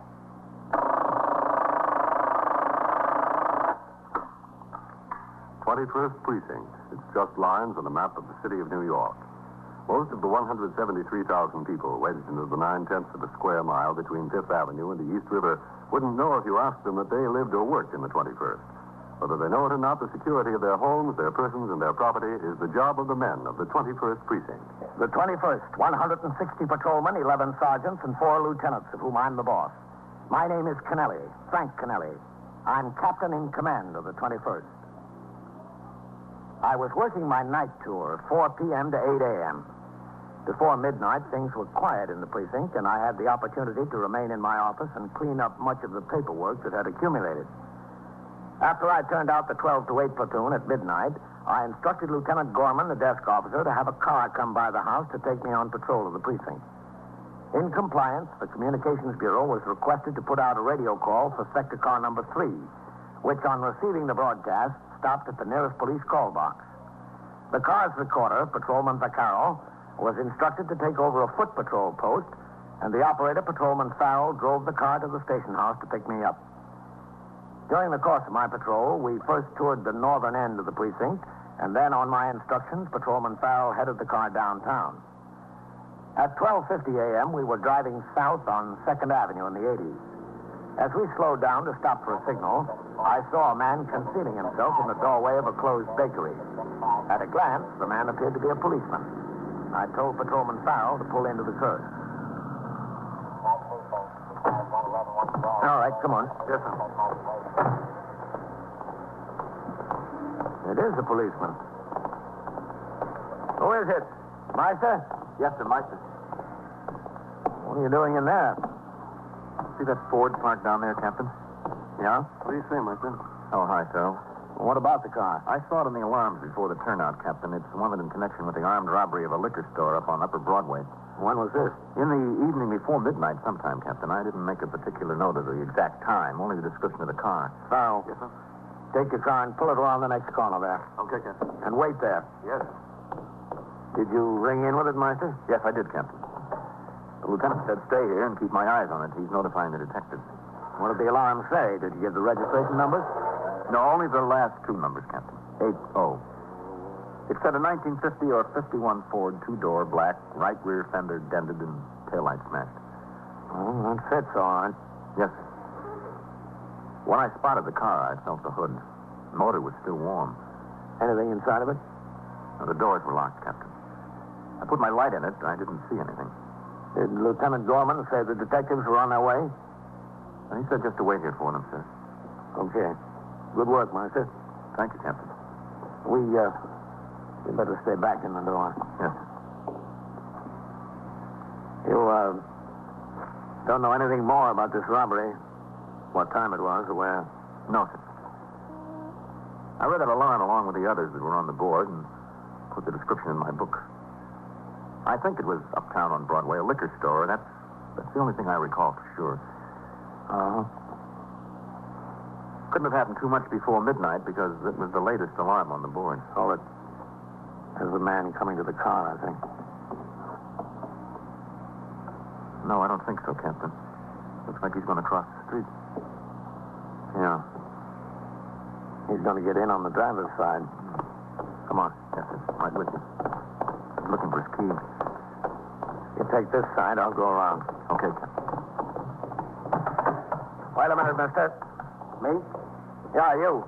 Just stay out of the car. What's the matter? Okay, Captain? Come here, Meister. Yes, sir. You're the owner of this car? Sure. What's the trouble? What's with the gun? Get away from that pocket. Wait a minute. Don't get touchy. I was just going to show you my registration. Lean up against the car there. Put your hands on the top of it. Look, Cap, I don't know what this is all about. I'll tell you what it's all about. This car is suspected in an armed robbery. Now lean up against there and make it snappy. All right, I will. Don't get excited. Okay, Meister. Yes, sir. I hate to say it, but you guys got the wrong office someplace. Well, he's clean, Captain. Where'd you expect me to be? Look in the car, in the glove compartment. Yes, sir. All right, move over, mister. There's nothing in there. We'll see about that. I'm telling you, you got the wrong office, Cap. There's nothing, Captain. What's your name? McLeese. Joe McLeese. You have the registration for this car? Yeah. And your operator's license? Yeah, sure. All right, let's see him. I got to go into my pocket to get him. Go ahead. All right, I just wanted to make sure. What have you been doing tonight, Joe? Nothing. What was I supposed to have been doing? Where were you? I was having a few drinks. Here. Here's the registration. Take it, Meister. Yes, sir. And here's my driver's license. Okay. Now, listen, what's the deal? Let me ask the questions. Where are you coming from? Just now, you mean? Yeah. I was over at the pub there, Jeremy's. Where's that? Down there, 2 blocks down 2nd Avenue. How come you parked up here? Because when I parked the car, it was early. There wasn't any place near to park. What's your birthday, Joe? June 4th. What year? 1919, like it says on there. Well, these things check out, Captain. Yeah. Put them back in your pocket, Joe. Yeah. Take this one, too. What time did you park here? I don't know. 9 o'clock, 9:30, something like that. You sure about that? Sure, I'm sure. That's when you went to the bar? Yeah. And you've been there since? Sure, I've been there since. Go ask Jerry. Ask anybody in there. You didn't leave at all? Well, I went out for a few minutes to get a little air. You know, all that smoke in there could get your eyes if you don't get some air. The detectives are here, Captain. Oh, it's DeLuca. What do you need detectives for? You got him, Captain? Yeah. Got me for what? What do you say, Meister? This is the car, Lud. What car? And this is the guy. Say, if you're a detective, solve me a mystery, will you? What's this all about? Come on, Lud. I'll show you the back of the car. Okay, Captain. What's this all about? That's what I like to know. We'll find out in good time, Well, this looks like the car, all right. Well, that's why I took some time getting over here. I rang up to the 24th to get some more information than was on the alarm. What time was this robbery? About 10:25. This fella claims he's been in a bar since 9:30. Was this stick-up man all alone? That's what the witnesses say, Captain. Fella double parked on Broadway up there. Went into the liquor store and boosted the clerk. Clerk started out the door after him. The man took a couple of shots, hit him in the arm, and ran to the car. I got plenty of witnesses that saw both the car and the man. Now, this one here, says he's been in the bar from 9:30 on. That's what he says, yeah. But Meister felt the hood when he spotted the car. It was still warm. Well, let's find out what it's all about, huh? Look, nobody's asking you to take my word for it. All right, Joe. Tell it to the detectives, will you? I'm asking you, just go in the bar and ask Jerry, that's all. Ask any of the guys in there. They'll tell you I was sitting at the bar there. They'll even tell you the flavor of the beer I was drinking. Ever been arrested, Joe? What's that got to do with now? When was the last time you were arrested? The last time I wasn't arrested. They had me in because they wanted to talk to me about something. Who was that? Downtown, down 9th Precinct. What they want to talk to you about? Who knows? Who knows what they want to talk to you about? Somebody did something. When was this? Like around Christmas. Ever do any time, Joe? Sure, I did some time. There's no secret about that. For what? It was what they call grand larceny. That's got nothing to do with this. And what are you going to do? Hold it against me, every little thing, because I did a bit once? It don't mean I was into this thing. No, it doesn't, Joe, but you got to admit it sure drops the odds. The suspect and his automobile were taken to the station house, and I walked around the corner where Patrolman Farrell was waiting in sector car number 3 to continue on patrol of the precinct. At the station house, Patrolman Meister took the suspect upstairs to the 21st Detective Squad office to await arrival of detectives from the 24th Precinct in which the armed robbery had occurred. In the meantime, Detective DeLuca drove to the bar and grill where Joe McLeish said he spent the entire evening. It was now nearly 1:30 in the morning, and business had tapered off. As DeLuca walked into the place, there was only one patron at the bar. Down at the far end, the bartender had a morning tabloid spread open to the sports page. What do you say? Hi. I'm a detective. Oh, yeah. Yeah, I thought you looked familiar. You came over here and talked to me a couple of months ago. Some guy claimed he got rolled by a babe in here? Yeah, that's right. Hey, what happened to that guy? Did he ever get his money back? Well, he was married, and he didn't want to press it too hard. Got weak in the knees as soon as he thought he might have to appear in court. He should have thought of that before he picked up this dish. Yeah, that's right. I ain't seen her around here anymore. What's your name again? DeLuca. Oh, yeah, DeLuca. How about something? No, thanks. Look, you know a fella called Joe McLeish? Joe McLeish. Yeah. Yeah. Yeah, all right. Excuse me, business before pleasure. Yeah, sure, go ahead. Same? Yeah.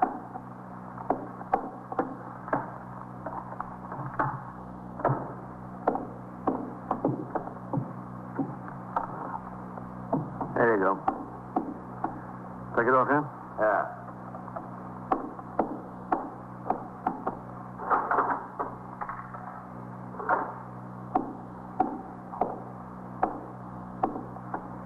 Joe McLeish. Yeah, he's a fellow about my height, about 35 years old. He's got a little bit of a little mustache. Oh, yeah, Joe McLeish. Sure, I know him. He was in here tonight. Oh, yeah? What time did he come in? Let's see. What's the matter with him? You getting a jam? No, we're just checking up on something. Oh, well, let's see. I had the basketball game on. It goes on about 9:30. I think he was in here when it began, yeah. Mm-hmm. He was having a discussion with Quinny about the starting lineups. Quinny was saying the Knicks would be better off if they started so-and-so. Joe didn't think so. How long did he stay? Well, he stood through the whole game at least. Mm-hmm. Yeah, they had a couple of bets going on between them, Joe and Quinny and one or two of the other guys. He didn't move. What time was the game over? Well, let's see. It was after 11 o'clock. Yeah, a couple of minutes after, because when the game was over, one of the fellows said, switch over to the 11 o'clock news and let's see what the Russians are doing. I switched over, and the news was already on a couple of minutes, yeah. What time did he finally leave, Jerry? Oh, some babe came in here. She took him over to the booth, and they sat down and talked a minute. He left with her, and he came back a little while later. Came back alone. What time did she come in? Well, I couldn't say exactly. 11:30, like. Oh. How long was he gone? Oh, half hour, maybe. You know this girl? Well, yeah, she comes in here once in a while. What's her name? Ellie something. Ellie what?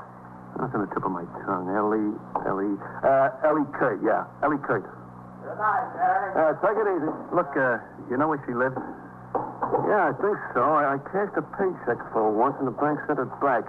She didn't endorse it like it was made out exactly. I had to go over there and get her to endorse it again.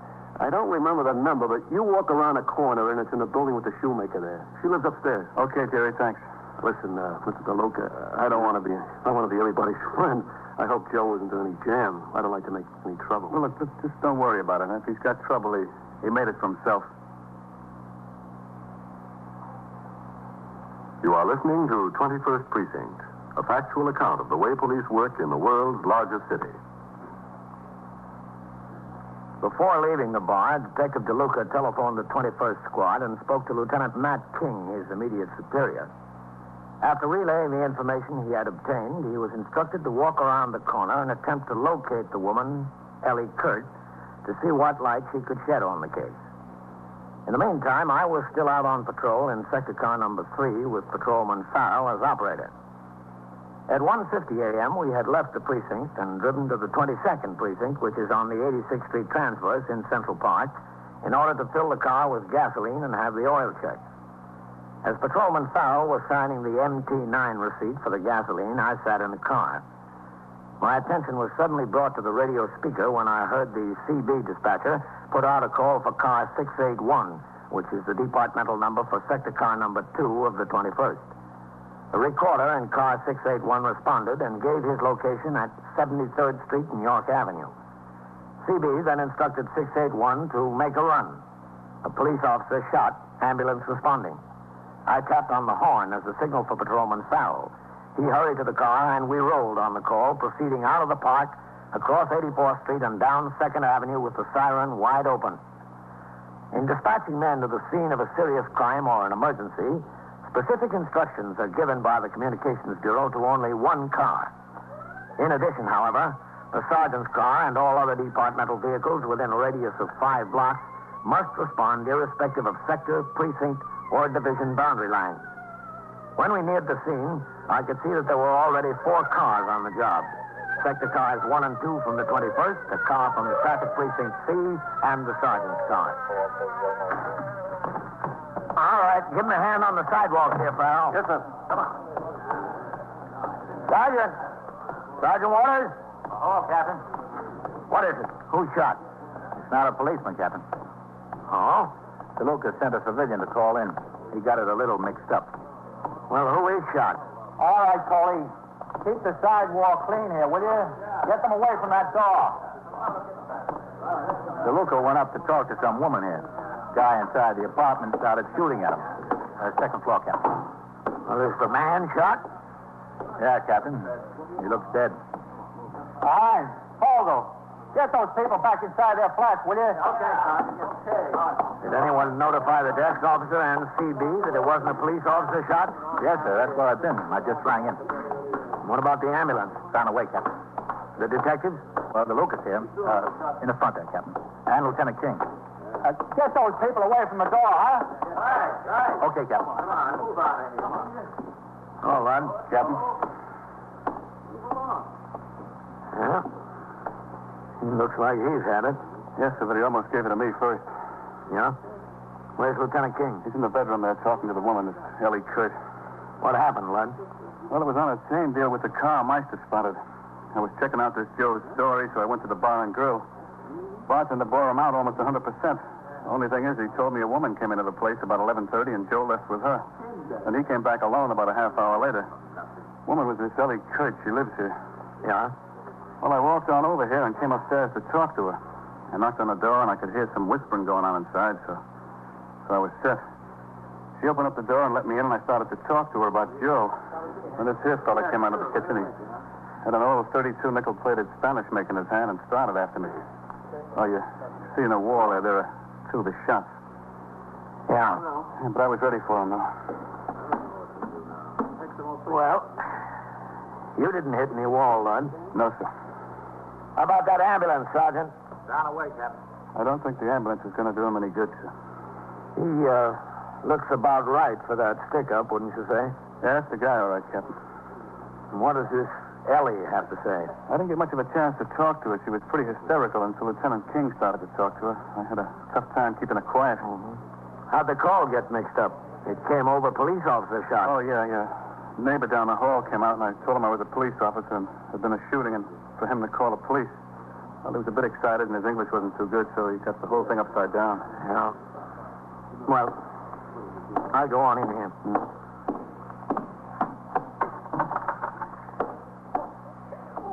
Matt?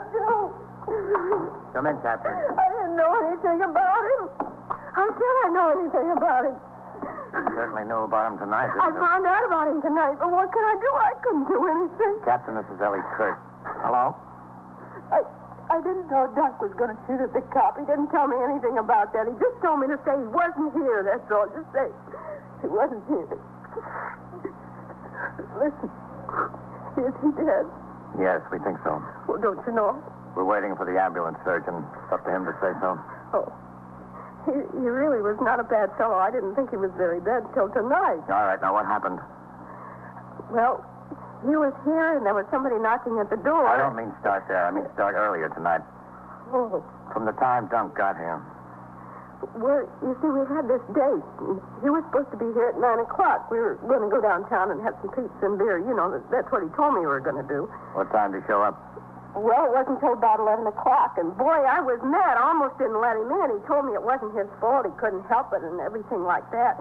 Stood out there knocking on the door, and I said, if you're 2 hours late, you might as well not come at all, if that's as reliable as you can be. I was really sore. But you let him in. Well, he begged me to open up. He said he couldn't help being late because he was in a jam, a real jam. The way he was talking, I could see he wasn't lying about that, so I let him in. What did he tell you? Well, he said he borrowed this car from a friend of his, a fellow named Joe something, McLeese. Did you know him, Joe? Oh, yeah, I met him. I met him a couple of times. Anyway, Dunk said he borrowed Joe's car tonight, and he got in some trouble, and I asked him if he had a wreck. He said, no, it wasn't anything like that. And he told me to go down to the bar there, to Jeremy's, you know the place that's around there on 2nd Avenue? Yeah, we know. And he asked me to go down there and find Joe and tell him to come up here to the house. Well, I said, okay, but what's it all about? And Dunk told me what I don't know wouldn't hurt me. Just go find Joe. What time was that? Oh, I don't know. It was about 11:30 or something like that. You went down to the bar. Yeah. Did you find Joe? Yeah, he was sitting there. I told him Dunk was at my house and wanted to see him. And right away, Joe thought Dunk wrecked the car. I said, no, it wasn't anything like that, but he was in a jam. So we come back here together, Joe and me. What did Dunk tell Joe? Well, first, Dunk told me to get in the bedroom so they could talk. And I said, listen, whose house is this anyway? But Dunk said he had something private to talk over to Joe, and so I came on in here. But you heard what they were talking about? Yeah, after it started to get loud. What'd they talk about? Well, you see, Dunk had told Joe he wanted to borrow the car to go pick up a vacuum cleaner or something like that he bought for his mother. And Joe lent him the car if he'd fill it up with gas. Anyway, Dunk told Joe instead of picking up the vacuum cleaner, he used the car in a stick-up, and there was some shooting and all that. Did you hear where the stick-up was? No, I didn't, but I'm telling you, my heart sunk right down to the floor. I didn't know Dunk was mixed up in anything like that. You know, I didn't think he was no perfect angel, but I had no idea there was anything like stick-ups with him. Well, what did Joe have to say? Well, I'm telling you, he was plenty burned up. He was really mad at Dunk for taking the car under false pretenses like that and putting a lot of heat on it. He was steaming. Then why did Dunk tell him anything? Why didn't he just return the car? Well, to tell you the truth, he was a little bit worried that someone saw the car and got the license numbers and all that. So he told Joe if anyone came asking any questions, for Joe not to say anything about Dunk borrowing the car. What did Joe say to that? Well, he told Dunk he was out of his mind. I can see his reasoning. Then Dunk said he didn't think anyone saw the license number, but he just wanted to make sure, and Joe said he was crazy. If the cops came in, what was he going to tell them? Well, how'd they settle it? Oh, they settled it all right. How? Well, they were arguing back and forth, and finally Joe says to Dunk, how much did you get? And Dunk says, how much did I get and what? And from the boosting, Joe says. So Dunk told him $180. So Joe says, all right, give me half. I won't say anything. Well, Dunk didn't want to go for that, but in the end he did. He gave him half. You overheard all of this? Well, they were screaming so loud I couldn't help it. I couldn't sit in here and twiddle my thumbs, could I? Then Joe left. Yeah. Where'd he go? I don't know. He just left. Dunk gave him back the keys to the car, and he just left. Did you say anything to Dunk about what you heard? Are you kidding? You think I wanted to get involved in something like a stick-up on me? Dunk stayed here. Yeah. I wanted to go out and get the pizza like he promised, but he just wanted to sit around. The whole thing was bothering him. A stick-up? Oh, no. Give him the half to Joe, I think. Well, what happened when the detective knocked on the door? Well, Dunk said, ask who it is. And I asked, and the detective said it was a detective. So Dunk says, don't say anything about him being here. And he went out in the kitchen. So I let the detective in, and he started asking a lot of questions. And I wasn't going to lie to him, and Dunk must have heard this. So he comes out with that gun, and believe me, I was scared. I was scared to death. I knew somebody was going to get killed. Oh, that's the way these things can wind up. Somebody getting killed. You know it, and I was afraid it was going to be me. Within a few minutes, an ambulance from Metropolitan Hospital arrived at the scene, and the ambulance surgeon pronounced Dunk Sipton DOA. Pursuant to the manual of procedure, the medical examiner was notified. So were the homicide squad and the district attorney's office. It is not the province of the police department to pass judgment, only to investigate and present the facts. The death of a human being at the hands of another is always homicide. And it's up to other authorities to say whether a homicide is justifiable, excusable, or felonious. It was not until after 3 o'clock that I was able to return to the station house. I walked around the desk to sign the blotter. Lieutenant Gorman, the desk officer, told me that detectives of the 24th Squad had arrived at the station house to talk to Joe McLeese. When they came into the muster room, he informed them of the shooting, and they drove directly to the scene. Patrolman Meister was still upstairs in the 21st Squad office with his prisoner, and I went up to talk to him. All the detectives on duty were out on the job. Patrolman Meister and Joe were alone in the room. Hello, Captain. Meister? Listen, how long are you going to keep me sitting here? All right, Joe, all right. Oh, look, I got some rights. We all got rights. Come here, Meister. Yes, sir. I'm entitled to an answer, don't you think? Stay on that bench. You'll get your answer later. You've been telling me that for hours. Yes, sir. Does he know about his friend and DeLuca? Joe's friend? Yeah. Well, no, sir, I don't guess so. I've been sitting with him. Nobody said anything to me or to him. You saw the detectives go out of here, didn't you? Well, yes, sir. They went out on a shooting over... Does that have some connection with this, Captain? It sure does. Hello, Captain. Matt? Well, we're all cleaned up over there, Captain. You bring the girl in? DeLuca is. Good work, Meister. Well, yes, thank you, sir. Let's talk to him, Captain. Yeah. Hello, Joe. You still here? Not because I want to be. Look, Captain, I was in that bar all night. I don't know anything about any stick-up. You know how many cars there are like mine? There must be 10,000 in the city of New York. Yeah, maybe there are. I'd hate to have to count them, I'll tell you that. What do you say? Let's call it a night, huh? Up to now, I didn't mind it because I want to help you out if I can, but fair is fair. I don't know anything about what you want to know. Now, Joe, that's a great big lie, isn't it? Why should I lie to you? I got nothing to lie about. You know where I was, Captain. Tell him. Yes, I know where you were, Joe. So that settles it. And I know where you're going to be, too. Where? Well, when you're down there and the judge says 10 years, ask him for half.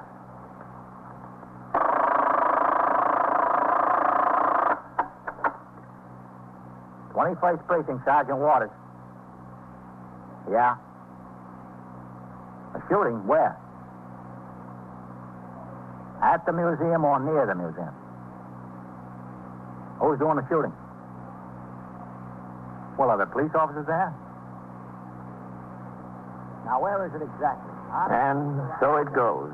Around the clock, through the week, every day, every year. A police precinct in the city of New York is a flesh and blood merry-go-round.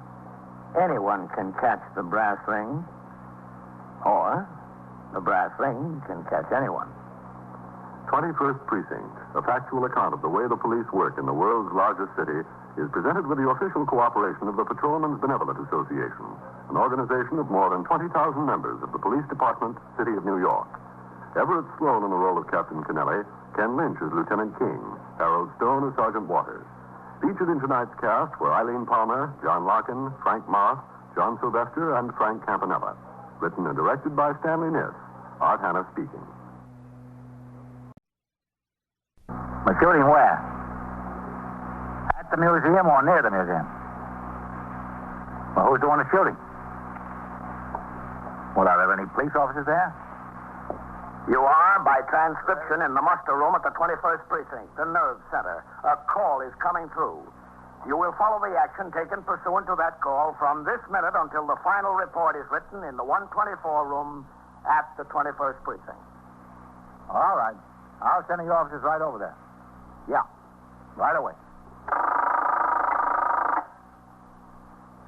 21st Precinct. It's just lines on a map of the city of New York. Most of the 173,000 people wedged into the 9/10 of a square mile between Fifth Avenue and the East River wouldn't know if you asked them that they lived or worked in the 21st. Whether they know it or not, the security of their homes, their persons, and their property is the job of the men of the 21st Precinct. The 21st, 160 patrolmen, 11 sergeants, and 4 lieutenants, of whom I'm the boss. My name is Kennelly, Frank Kennelly. I'm captain in command of the 21st. I was working my night tour, 4 p.m. to 8 a.m. After I turned out the platoon and the men marched out the front door to take over their posts, Lieutenant Matt King, commanding officer of the 21st Detective Squad, came downstairs to confer with me in connection with several pistol license renewal applications that were still pending. According to the manual of procedure, each application for renewal must be investigated annually by both the commanding officer and the detective squad commander of the precinct in which the applicant resides or is employed. And they must recommend either approval or disapproval. The gun law of the state of New York is perhaps the strictest in the country, and licenses are granted only upon absolute proof of necessity and good character of the applicant. While Lieutenant King and I were busy in my office, Lieutenant Gorman was on duty as desk officer outside in the muster room, and Sergeant Waters was on telephone switchboard duty. 21st Precinct, Sergeant Waters. Yeah, listen. Take a walk around the corner and talk to the butcher there, will you? He's got a complaint about some kids annoying his delivery boy. Yeah, see what it's all about, will you? Okay. That was Pagano, Lieutenant. I gave him the complaint about the butcher. Okay. Yes, sir, can I help you? Yes, you can, Sergeant. Where'll I find Lieutenant King? Well, his office is upstairs on the second floor, but I know he's busy right now. He's down here in the captain's office. Oh. Well, I've got an appointment with him for 5 o'clock. I'm an attorney, Ellis Harpton. Well, I don't know when he'll be through, Mr. Hopton. You want to go upstairs and talk to one of the detectives? Maybe they can help you. You haven't any idea how long he'll be tied up? I've got to get downtown to my office. Excuse me a minute. Oh, yeah, sure. Sorry. 21st Precinct, Sergeant Waters. All right. All right, Captain. Yes, sir. Captain, would you tell Lieutenant King there's a lawyer named Hopton out here to see him? He has an appointment. Thanks, Sergeant. All right, Captain. I'll tell him. He'll be out in a few seconds, Mr. Hopton. He says wait here. Okay. Lieutenant, the captain wants to go out on patrol. Shall I have number 5 come by the house? All right, number 5. Yes, sir. Hello, CB. Sergeant Waters at the 21st. Have 681 call the 21st. Okay, thanks. Well, they keep you pretty busy. Well, yeah, sometimes. Like anything else, it's got its busy times and its quiet times. Oh, there they come now. That's Lieutenant King in the civilian clothes? Yeah, that's right. Oh, all right, Matt. I'll put him through. Yes, sir. Is the car coming by for me, Sergeant? Mr. Hopton? Yes. I've got a call out for it. I'm Lieutenant King. What can I do for him? I want to talk to you about a client of mine. Who's that? Jill Creedy. Oh, yeah. Want to come upstairs to my office? Yes, I would. You hold up on that one until we talk again, Captain? Yes, I will, Matt. When's Joe's case set down for trial? The 20th, Lieutenant. What's he going to do? Cop out? Up it is. I don't know. We haven't decided. He's not going to bat. That's one of the best cases of burglary we ever made around here. In there. Go ahead, Mr. Thanks. Want to go into my office and have a seat? I'll be in there in a second. All right. Is that it, Ted? That's right. Ted. Yes, sir? Where's Goldman? He ran down to the 17th. We've got a guy there he wants to talk to on that Blackwell squib. Oh, yeah. I'll tell you what. Yes, sir. Go ahead. Take the call. 21st Squad Detective Fitzpatrick. No, he's not here now. Who is this? Can I take a message? Yeah, he's working today. He's out on investigation. All right. All right, I'll tell him. Yes, sir? He was writing up a DD-5 for me. Ask him where it is when he rings in or when you see him. Yes, I'll be in my office. Is this chair all right, Lieutenant? Yeah, that's fine. Well, the reason I wanted to see you... Just a second. I've got one thing to write down before I forget. Oh, sure. Good on names and faces, but figures escape me. All right. Well, as I told you, I'm representing Joe Creedy. Where is he? Down at the Tombs? No, he's out on bail. He made $5,000 bail? The court reduced it to $2,000. His mother scraped up $100 for the bondsman.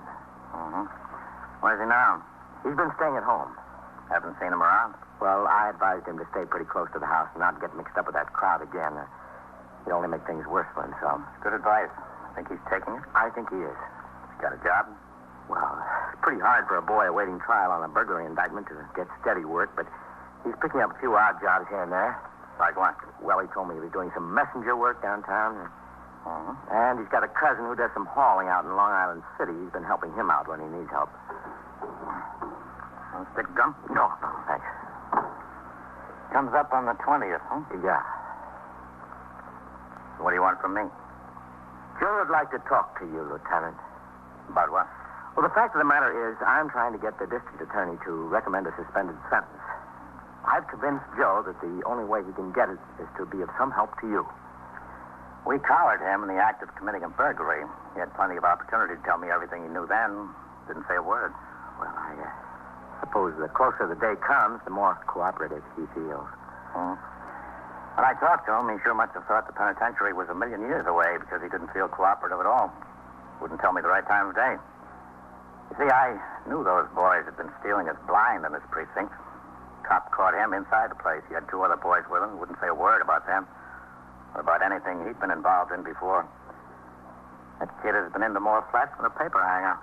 Lieutenant, he's got something more on his mind than those burglaries.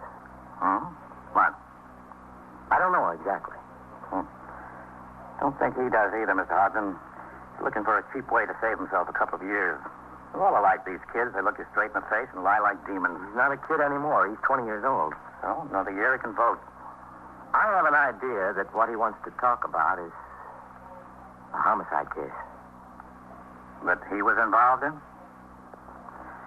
Not going to talk about a homicide case to get a suspended sentence on a burglary indictment. Not that he was involved in. That he knows about. If he wants to talk about it, tell him to come in and see me. Well, that's just the point, Lieutenant. I tried to get him to come with me. He won't. That's what convinces me he's really got something on his mind. I think he's a little bit frightened. I'll tell you, Mr. Hodgson, it's all part of the act. The bigger he can make it sound, the better chance he thinks he's got. Will you go to see him? If I'm around the neighborhood there, I might drop in. I'll see him. I wish I could generate a little more enthusiasm. So do I. Well, I'm sorry I couldn't interest you more. I've seen this happen a million times. Sorry to take up your time. That's what I'm here for. Don't blame you. It's your job. Do the best you can for your client. If you get a chance, you will see him. Yeah, sure. If I get the chance, I might drop in on him. See what he has to say. That's all I can ask for, but you better make it before the 20th. He might not be around after that. All right, if I can. But believe me, you've got to discount these things 95%. Yes, I suppose so. Well, I'll see you again sometime, Lieutenant. Yeah, I hope so. Very soon.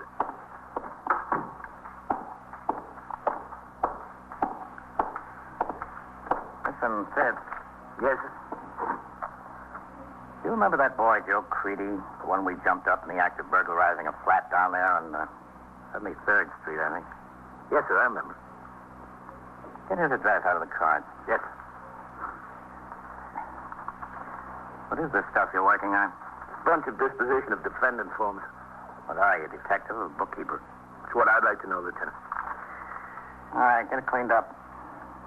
I think we're going to have a heavy night. On what, Lieutenant? Don't know exactly. But that Creedy boy thinks it's enough to get him off the hook. If it is enough, it's good and heavy.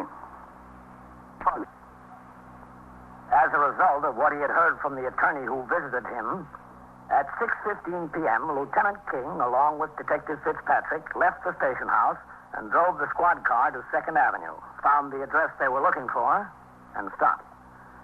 Detective Fitzpatrick was instructed to wait in the car while Lieutenant King went into the entrance to a tenement, looked at the mailbox, and walked up the stairs to the 3rd floor.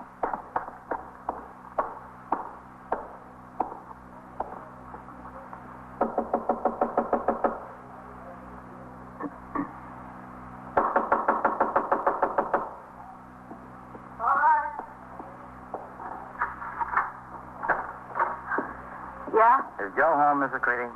Well, yeah, he's here. Oh, you're from the police station. Detective. That's right, Miss Creedy. Lieutenant King. Oh, yeah, I remember. Oh, well, come in. Thank you.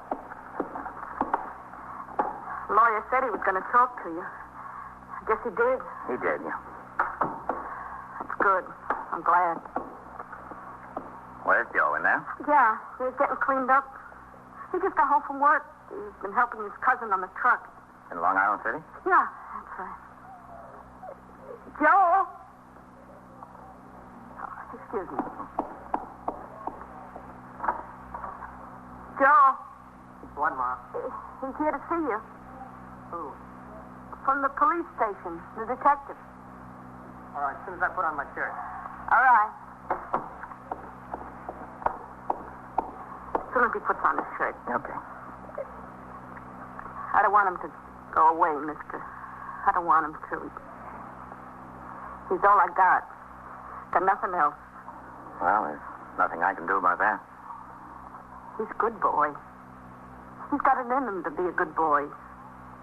His father was a hard worker, and he could be a hard worker. I don't want him to go away. Well, that's up to the judge, Mrs. Creedy. But if you could help, a word... I've got no reason to help. You will. You will have. Sit down at the table. That's all right. Would you like something? Some coffee? No, that's okay. Oh, Joe. Hi, Joe. Lieutenant.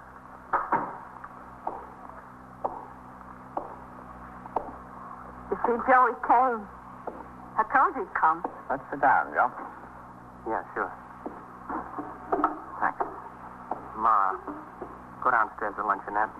Have a cup of coffee. I just had dinner, Joe. Go on, Ma. I don't want to go. I think you ought to, Mrs. Creedy. Go ahead, Ma.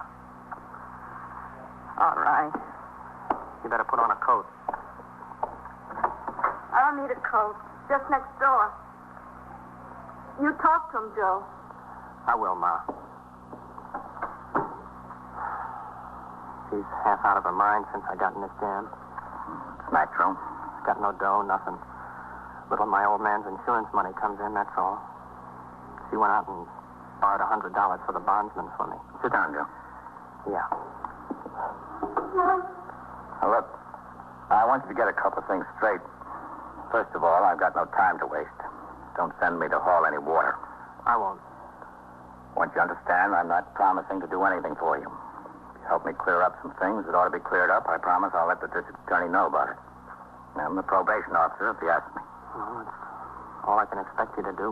Well, that's a lot. Because you weren't much help to us when we collared you. You've been doing nothing but making trouble for us since you were a kid. You know that, don't you? Yeah, I know it, but I'm not a kid anymore. You don't want to do any time. You said it, I don't. All right. What's this all about, Joe? Well, I met a couple of guys the other night. Where? Down the block here, on the avenue, in a bar and grill. What about them? They're hot and heavy, Lieutenant. Yeah? How do you know?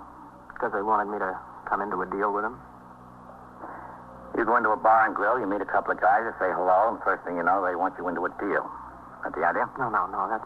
That's not the way it happened at all. Well, how did it happen? What night did you meet them? Tuesday. You see, I was up here and I wanted to go to bed, but I got to thinking about the trial coming up and going away and all that. I knew I wasn't going to be able to go to sleep, so I went down to get a beer. Anyway, I was in the place, and these two guys are sitting at the bar. Well, it's no secret in the neighborhood that I'm out on bail, and bartender mentioned it, you know. Said he hoped everything had come out all right for me. These guys picked it up. I didn't know who they were. I didn't know them from Adam. Who started the conversation between you? Did you or they? I don't know who started the conversation, actually. I think it started with some discussion about a fight we were watching from the garden. Then one of them said, what kind of a jam are you in? I told him what it was and so forth. They took it all in. Were they drunk? No, I wouldn't say they were drunk. They had a few drinks apiece. They were feeling good. What do they want you to go into? Well, it wasn't mentioned right off. I told them I didn't know if I'd be interested because I was in a big jam already, and besides, I told them I never did any of that heavy stuff. I didn't want to hurt anybody. Now, how'd you know it was heavy stuff? You said they didn't mention it right off. No, they didn't mention it, no, but they sort of intimated around, you know. Then they dropped the subject after you said you weren't interested? Yeah. When did they pick it up again? Later. Same night, Tuesday? Yeah. How did that come about? Well, we decided to go downtown to have a drink together, to the village. They had a car, and I went with them.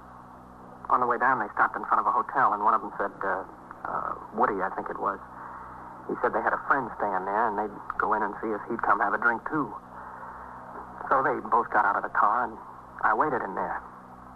A few minutes later, they come out and get in the car, and we take off. They're laughing so loud they can hardly drive, so I ask them, what's the matter? They say they just stuck up the hotel, the night clerk.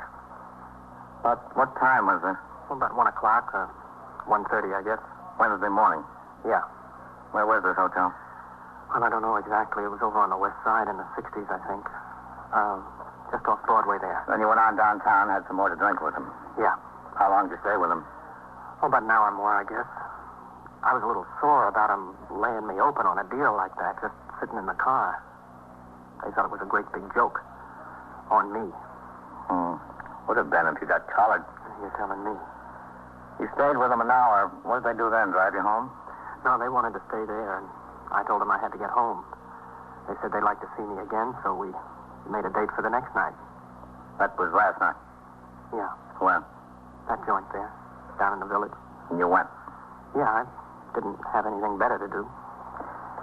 You weren't thinking about going into the deal with them, were you, Joe?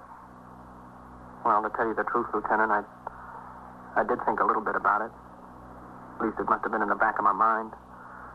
Otherwise, I don't guess I would have had anything to do with him. What happened last night? Nothing. We just stayed there and drank. Well, what's this about there being right for a homicide? Well, I don't know for sure. You see, this Woody started to say something about the guy they shot up in a hotel job, and Fred shut him up quick. Were they healed? Guns, you mean? Yeah. Well, I guess they were. They must have had him to stick up that hotel, don't you think? Yeah. What time is your date to meet them tonight? How'd you know I had a date to meet him tonight? Figures, didn't it? Yeah, I guess so. 10:30. Where, at the same bar downtown? No, they said they'd pick me up in the car. At your house? No. On 5th Avenue, right by that museum there. The Metropolitan. Why is that? I don't know. That's where they said. Meet them there. I guess they want to come through the park there and go right downtown. You said one of them is named Woody. What's the rest of his name? Oh, that's all I know. He never said his other name. And Fred? Fred Hans. Where do they live? Exactly, you mean? I don't know. They never said, over on the west side there. I know they eat in those restaurants up on Broadway in the 70s and 80s. That's what they said anyway. I don't know exactly. Well, I guess it doesn't make any difference. They won't be there long anyway.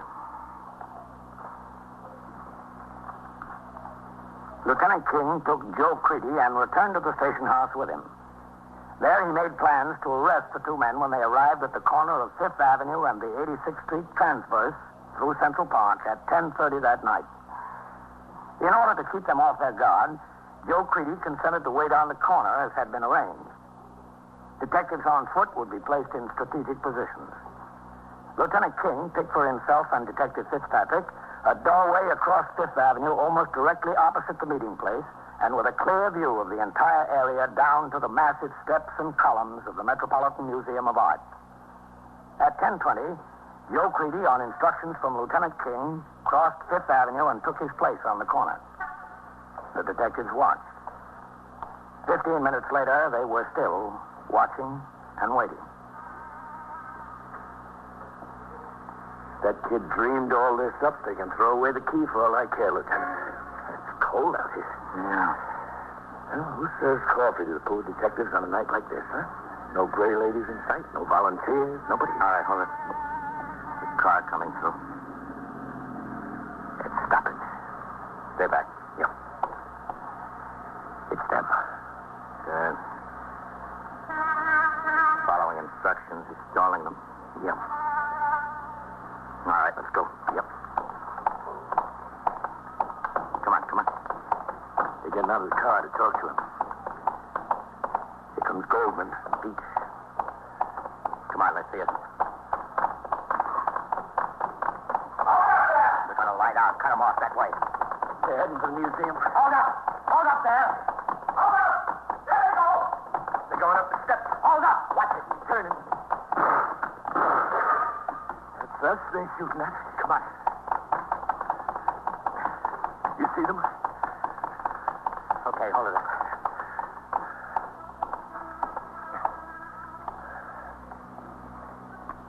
Where are they? You see them? Stay back there. Stay where you are. Watch it from that end. Well, at least they can't get down without our seeing them. Yeah. We can't get up without them seeing us. See that stone pedestal over there? Yeah. Try to make it to there, okay? It's okay with me. Come on. Okay, drop. I don't see them. What do you say, you two? Want to call it a night? I'll give you a night.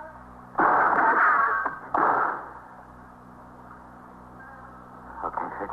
Yeah. Well, I guess they mean it. Yes, they do. Are you okay? Hey, Yeah, are you okay? we're all right. Most of the men are on that end. See they don't get down that way. Okay. Well, what do you say, Fitz? Well, they've got a lot of cover with those columns up there. Those are a lot of steps. We got to go up. Yeah. Tell you what. See that about halfway up? Stone railing there? Yeah. You start firing. They'll keep their heads in. I'll make it that far, okay? Okay. Wait a minute. Let me try them once more. What do you say? Haven't you about had it? I'll tell you what we say.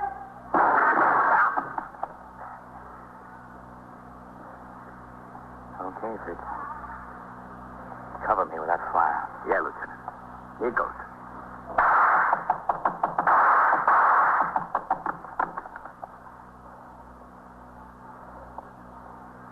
Okay, Fitz. Okay. Jesse, okay? We're okay. Stay where you are. Fitz. Yes. Come on, I'll cover you. Okay.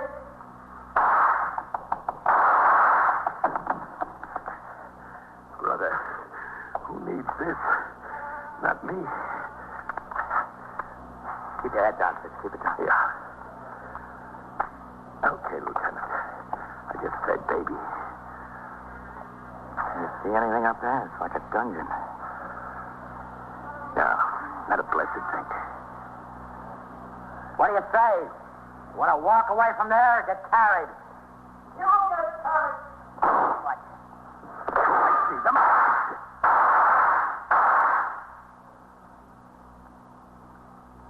Think you hit him? Think so, too. Want to try it the rest of the way? There's no cover from here. We can't stay here all night. Okay. Hold it. What was I thinking doing this? He's down to the head. Where are you headed? Is he down? Yeah, he's down. Where? I see him, Lieutenant. He's down back there, behind the post. All right, you. Come out of there backwards. Keep your hands in the air. Come on. All right. There he is. Come on, back farther. That's it. Hold it there. Okay, sir. Hold it there. Just stay like you are. All right, okay. Take it easy. Hold still. Sit down there. Go on, sit down. That one's not going to bother us, Lieutenant. What do you say? All right? Come on, we've got them. Get somebody to ring in for an ambulance. Listen, can I reach in my pocket for a cigarette? You just better sit there. Did you get the other guy, too, Joe? What happened to him? He didn't run with us. He played it smart. Yeah, he played it smart. For a change.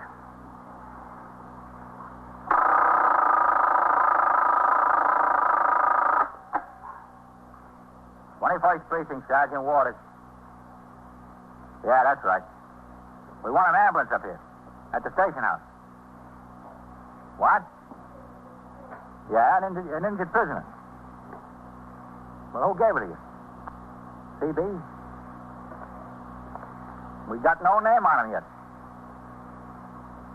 Well, how soon will it be here? And so it goes.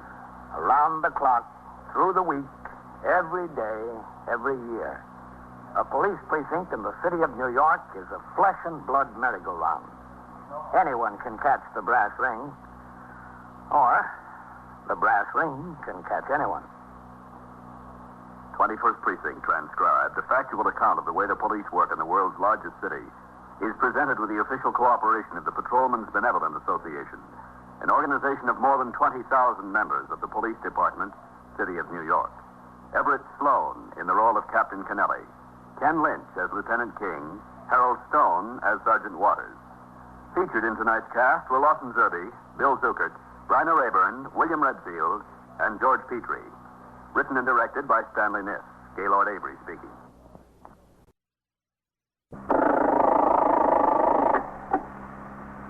"21st Precinct, Sergeant Waters." What do you mean, suspicious men?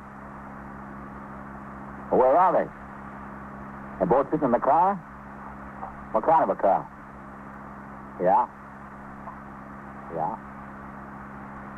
You are, by transcription, in the muster room at the 21st Precinct, the nerve center. A call is coming through. You will follow the action taken pursuant to that call from this minute until the final report is written in the 124 room at the 21st Precinct. Okay. I'll send the officers over there to have a look. Now, you don't have to worry about that. All right. Yeah. 21st Precinct. It's just lines on a map of the city of New York. Most of the 173,000 people wedged into the 9/10 of a square mile between Fifth Avenue and the East River wouldn't know if you asked them that they lived or worked in the 21st. Whether they know it or not, the security of their homes, their persons, and their property is the job of the men of the 21st Precinct. The 21st, 160 patrolmen, 11 sergeants, and 4 lieutenants, of whom I'm the boss. My name is Kennelly, Frank Kennelly. I'm captain in command of the 21st. I was working my day tour, 8 a.m. to 6 p.m. It was 7:25 when I arrived at the station house. I signed the blotter and went into my office where I changed into uniform. Then, since it had been 24 hours since I was last on duty, I sat down at my desk to glance over reports and communications covering that time in order to bring myself up to date on conditions in the precinct before I turned out the 8-4 platoon.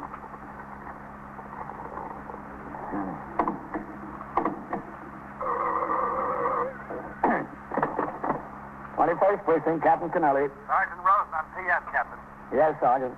Patrolman Dillon is out here. He'd like permission to talk to you. Is he working the 8-4? Yes, sir. All right, tell him to come in.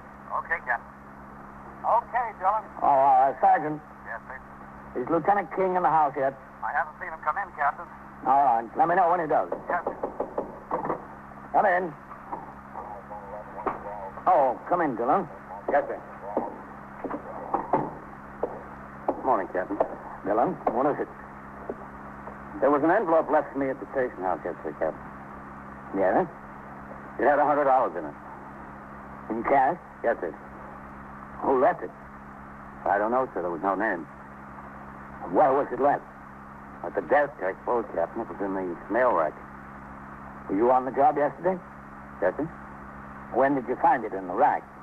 When I came off the tour. Exactly what was in the envelope? 5 $20 bills and a short note. What did the note say?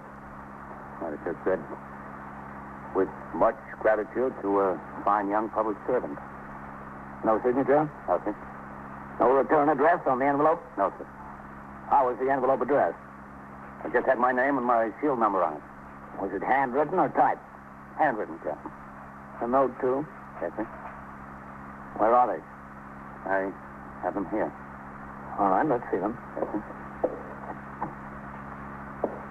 Oh, pretty good paper. Yes, sir. Nice and heavy. This is just how it came. It was sealed, Captain. Yes, I understand that. You have any idea who brought it in? No, sir. Why didn't you turn it into the desk officer as soon as you received it? Well, Captain, I didn't open up the envelope until I got home. You mean there was a letter in the rack for you and you didn't open it until you got home last night? No, sir, I didn't.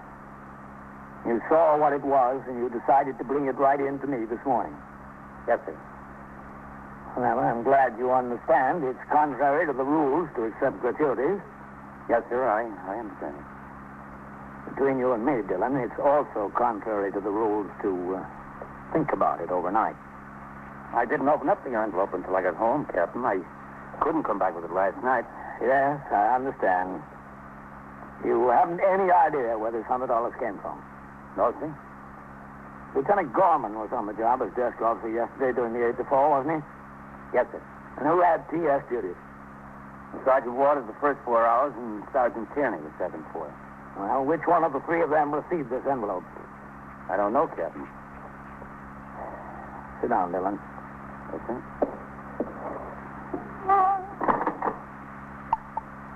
21st Precinct, Sergeant Rosen. Sergeant, is Lieutenant Gorman out at the desk yet? No, sir. He just came in. He's changing. Did you see Sergeant Waters around there? I see Sergeant Waters in the back room. Yes, sir. All right, go get him and ask him to step into my office. Yes, sir. What about Lieutenant Gorman? You want to see him? I'll let you know after I talk to Sergeant Waters. Yes, sir. You have no idea where this money came from, huh, Dillon? No, sir. You mean you've been a fine young public servant on so many occasions that it would be just impossible to recall one particular incident? No, sir. It's just that... Well, it's not that. I just have no recollection of anything I did that might lead to this. Well, it appears to be a woman's handwriting. Does that help any? No, sir. I went through every page of my memorandum book back to the last 4 or 5 weeks. There wasn't a thing in there nor anything else that I could recall. Mm-hmm. Yes, it's pretty good paper, all right. Real heavy stuff. Yes, sir. And brand new 20s. Come in. Sergeant Rosen said you wanted to see me, Captain. Yes, Sergeant, come in. Yes, sir. Hello, Dillon. Sergeant Waters. What time did you have telephone switchboard duty yesterday, Sergeant? Noon to the end of the tour, Captain. Mm-hmm. You recognize this envelope? Oh, yeah. Lieutenant Gorman was busy booking a prisoner one of the detectives brought down. A woman came in the front door, and I asked her if I could help her. She said she wanted to leave a note for Patrolman Dillon. This was it. I took it back and put it in the rack. Did the woman leave her name? No, sir. You didn't recognize her as anyone you know? No, sir. How old a woman was she? Well, late 60s or early 70s, I'd say, Captain. She wasn't young. Does that make it easier for you, Dillon? No, sir. What'd she look like, Sergeant? Well, she was pretty well dressed. She had on a fur coat. I imagine she was 5'3" or 5'4". Rather on the thin side. Gray hair, and she wore glasses. There was a little bit of class about her. What'd she say to you, Sergeant? She asked if she could leave an envelope for Patrolman Dillon. I said, yeah, sure. She wanted to know if he'd be sure to get it. I told her we was working on that too, and I'd leave it in the mail rack. But everybody checks the mail rack when they come in off the job. Do you have anything else to say?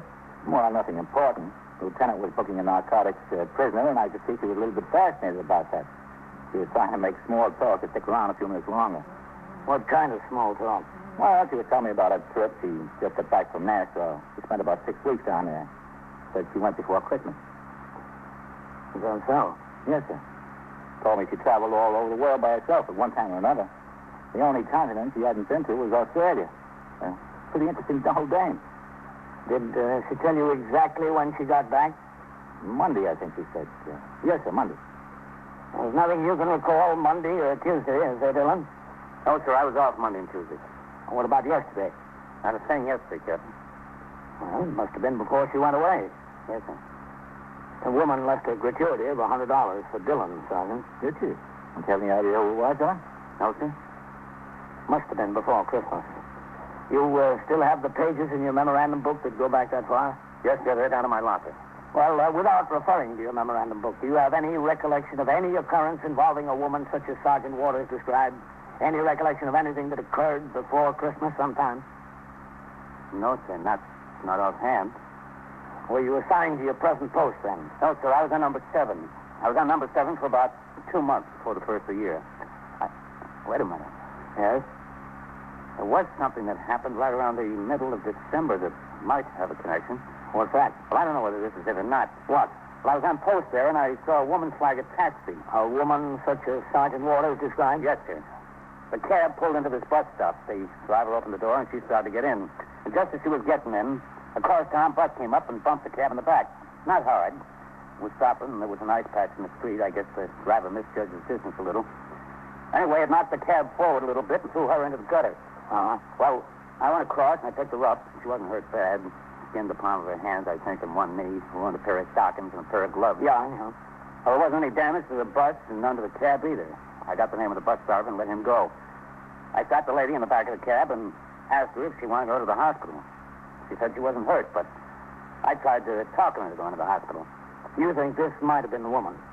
Well, Captain, it's the only instance I remember, but to tell you the truth, I don't see why she'd be grateful $100 worth. She was the victim of an accident, and I was there. I just did what I could. And you make out an aided charge? Yes, sir, but she refused medical aid. About December 15th, you say? Yes, sir, about the middle of December, Captain, before Christmas. Sergeant, will you see if you can find that UF6 in the file? Okay, Captain. Was it our 66th or 65th, Dillon? 66, Sergeant. Bus was eastbound, if I remember. 66 to Madison, I think. Okay. I got the pages from my memorandum book down in my locker, Captain. Yeah, well, her name and address should be on the 6th. Yes, sir, they are. I don't see why she should be the one, though, Captain. I didn't do anything for her. Well, sometimes a kind word can go a long way. Yes, sir. Yes, sir. 21st Precinct, Captain Kennelly. Sergeant Rosen on TS, Captain. Lieutenant King is ringing down for you. Okay. Hello, Matt. Yes, Captain. Listen, Matt, I came in this morning, and the desk officer told me we had a call about 2 suspicious men in an automobile parked on 89th Street in Lexington this morning about 2:30. Yes, sir? He sent a car over there to take a look, and it turned out to be 2 detectives from the Safe and Lock Squad on a plant. Now, we're supposed to get notification when there's a plant in this precinct. This is the first I've heard of it, Captain. When we get a call about 2 suspicious men in an automobile at 2:30 in the morning, we've got to send over there and look into it. Supposing whoever they were watching there saw these uniformed officers stop. Well, that might spoil a collar for the detectives. I didn't even know they were in the precinct, Captain. I'll check into it and see why the desk officer wasn't notified. You go ahead and check into it, Matt. I'm going to send a 49 downtown anyway. Okay, Captain. I'll let you know what they say. I'd be interested. See you, Matt. Yes, sir. Did you tell your wife about the envelope, Dillon? Yes, sir. What'd she have to say? Well, come in. Come in, Sergeant. Yes, sir. I found it, Captain. December the 16th. That's about right. What's the woman's name? Edna Coleskill, 67 years old, 783 East 70th Street. Oh, yeah. When are you on TS today, Sergeant? The early part of the tour. All right. As soon as you go out on patrol, take a ride over and see Mrs. Coleskill. You know if it's the same woman who left the envelope? Yes, sir. All right. You're excused, Dillon. Better change into uniform. Yes, sir. Thank you, Captain. You're welcome. Tell her I'm much obliged, Sergeant. I will. If it's the same woman. Here you are, Sergeant. If it's her, get a receipt. Yes, sir. Oh, I know that house. That's a private residence. One of those old mansions. I think this lady's going to turn out to be a rich dowager. Yeah. Well, you make her $100 richer. You're listening to 21st Precinct, a factual account of the way police work in the world's largest city. Sergeant Waters finished his telephone switchboard duty at noon and was relieved by Sergeant Tierney. After his meal, he went on patrol of the precinct, supervising the men on the job. Pursuant to my instructions, he had his operator, Patrolman Jacoby, drive to 783 East 70th Street, a four-story white limestone mansion built in the early part of the century. When the car pulled in front of the house, he told Jacoby to wait. Sergeant Waters got out, crossed the sidewalk, mounted the marble steps, and walked to the huge iron-grilled door. He rang the bell, waited a moment, then rang a second time. Through the glass, he saw a butler approach. Good afternoon. Is this the residence of Edna Coleshill? Yes, it is. Is she home? I'd like to talk to her. Is there some trouble? No, I'd just like to see her. Would you come in, please? Yeah. Does she expect you, Sergeant? No. You are Sergeant... Waters, Sergeant Waters. Yes. Mrs. Coleskill is in the upstairs sitting room. Oh. This way, please.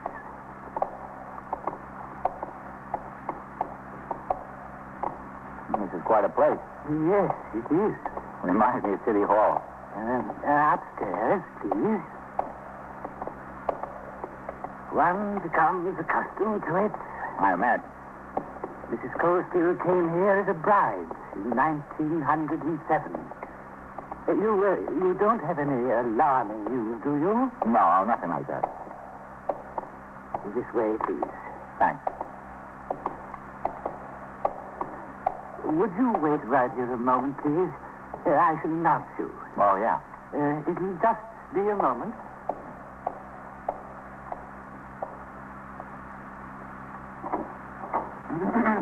Sergeant Waters of the police department, madam. Yes, madam. All right. Mrs. Coleskill will see you, Sergeant. This way, please. It could be someplace to throw a party. There have been some thrown here. Sergeant Waters. Come in, please. And would you please tell Myra that the menu for dinner is fine? Yes, madam. Yes, Sergeant? Hello, Mrs. Coleskill. Oh, you and I had that nice talk yesterday. That's right. At the police station. Yes, ma'am. Well, I'm so glad you came. Won't you sit down? Thank you. I didn't tell you my name. How did you find out who I was? Mrs. Coleskill, I came to give you back your $100. Doesn't that boy want it? Well, it's not a question of whether he wants it or not. He's not allowed to take it. Oh, now that's ridiculous. It's my money. If I want to give him $100, I just give it to him. It's contrary to the regulations. But it's still my $100. I know, If but... I want to give someone $100, that's between me and the person I give it to, don't you think? That's what I think, Mrs. Coleskill. If you come here and tell me the boy isn't allowed to accept $100, it must be what you think. I was sent here to give it back to you. By whom? By the captain. Well, then why didn't the captain come here himself? Why did he have someone else to do his dirty work? It's not the captain's fault. Oh, now, in a minute, you're going to be up to President Eisenhower. And I know he had nothing to do with it. No, ma'am. Now, I want you to go back and tell that captain something. I want you to tell him that I was perfectly delighted with the young policeman. He couldn't have been more solicitous. He was concerned about me. He wanted to help me. He wanted to get an ambulance. He was just determined to see that I was taken care of. It's all part of his job. If I want to show my gratitude, that's up to me. Mrs. Coleskill. I'm an old woman. I have no family anymore. I live in this big house all alone. I'm just fortunate to have a considerable amount of money. Now, he didn't know that. He had no way of knowing it. I just wanted to show him how I felt. We do the same thing for everyone. Well, that's good. I congratulate you. Now, tell the captain to let the boy keep the $100 and let's forget the whole thing. I'm sorry, Mrs. Coleskill. Well, you certainly don't seem sorry. That's not what I mean exactly. I mean I'll have to return the money. Supposing I don't want to take it. I was long enough getting it to him, heaven knows. The very next day after that accident, I went to my house in Nassau. I've been thinking about that young man ever since. Now, I just got back Monday, and one of the first things I did was to go over and read that envelope. I wanted to do it. I just had to show my gratitude. Now, you're not going to deny an old lady a small pleasure. I'm not denying you anything, ma'am. Well, you certainly are. Don't give me any more of those excuses about that captain and President Eisenhower, because I won't believe a word of it. What's his name, anyway? Kennelly. Captain Frank Kennelly. Well, who does he think he is? Look, Mrs. Coleskill, I want you to take this money and sign a receipt for it. Well, I can see I won't get anywhere with you. There's a pen on that desk there, if you'll be good enough to get it. I got a pen. Oh, thank you. Is that captain there now? Yes, ma'am. He'll be there until 6 o'clock. There you are. Captain Kelly, huh? Kennelly. There's 20, 40, 60, 80, and 100. Kennelly. Well, you tell him to expect me. I'm going over there this afternoon and find out what this is all about. Captain, indeed.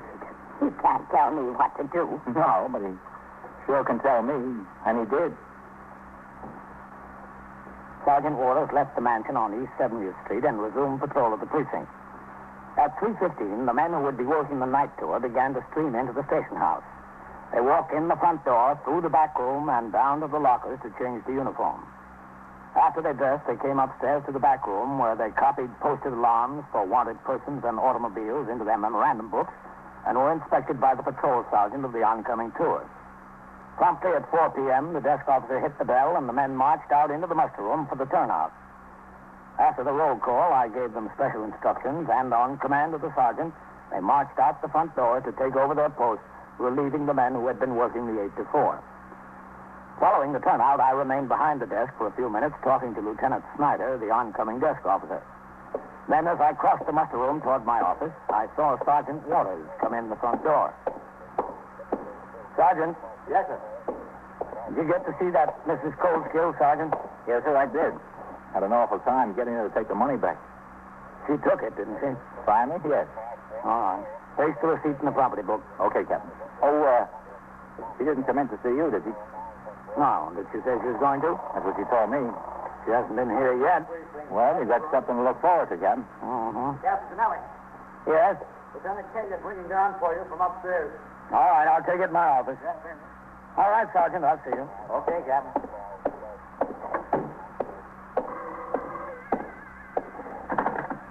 21st Precinct, Captain Kennelly. Lieutenant King, Captain. Yes, Matt. I checked downtown on those two detectives who were on a plant here last night. Yeah? They didn't know they were going to plant that building. They had a suspect under surveillance, and he went in there. Oh. Just waiting for him to come out. It wasn't time to let the desk officer know they were on a plant. Oh, okay, I Matt. thought it might have been something like that, Captain. The safe and loft squad's pretty good about letting us know what they're doing. They don't want to take a chance on spoiling a collar any more than you'd want to spoil it for them. Yeah, all right, man. Yes, sir.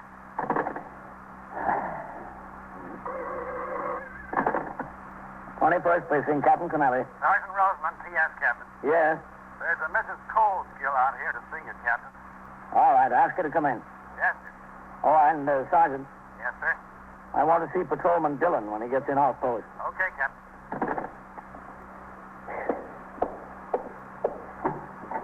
Are you Captain Kennelly? That's right, Miss Coleskill. Would you come in, please? Well, I must say you don't look like such a monster. Don't I? Would you like to sit down? Thank you. Yes, Miss Coleskill. I understand that you're the one who deprived that young man of what I gave him. I didn't deprive him of anything, Mrs. Coleskill. What do you call it, then? It's contrary to the rules for a member of the force to accept a gratuity for the performance of his duty. It was more than a performance of his duty. He went out of his way to be extraordinarily considerate of me. He wanted to help me and get an ambulance and a doctor and make sure I was all right. That's exactly what he was supposed to do. And you won't let him take the money? I can't let him take the money. If he did, I'd be required to prefer charges against him. I see. No, I don't think you do, Mrs. Coleskill. Well, I'll tell you, Captain, I decided that I would do something for that young man, and I'm going to. He can't accept anything from you. You may not know it, but I have a reputation for being slightly eccentric.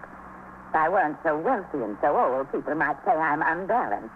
But with age and money, they're kind enough to call it eccentricity.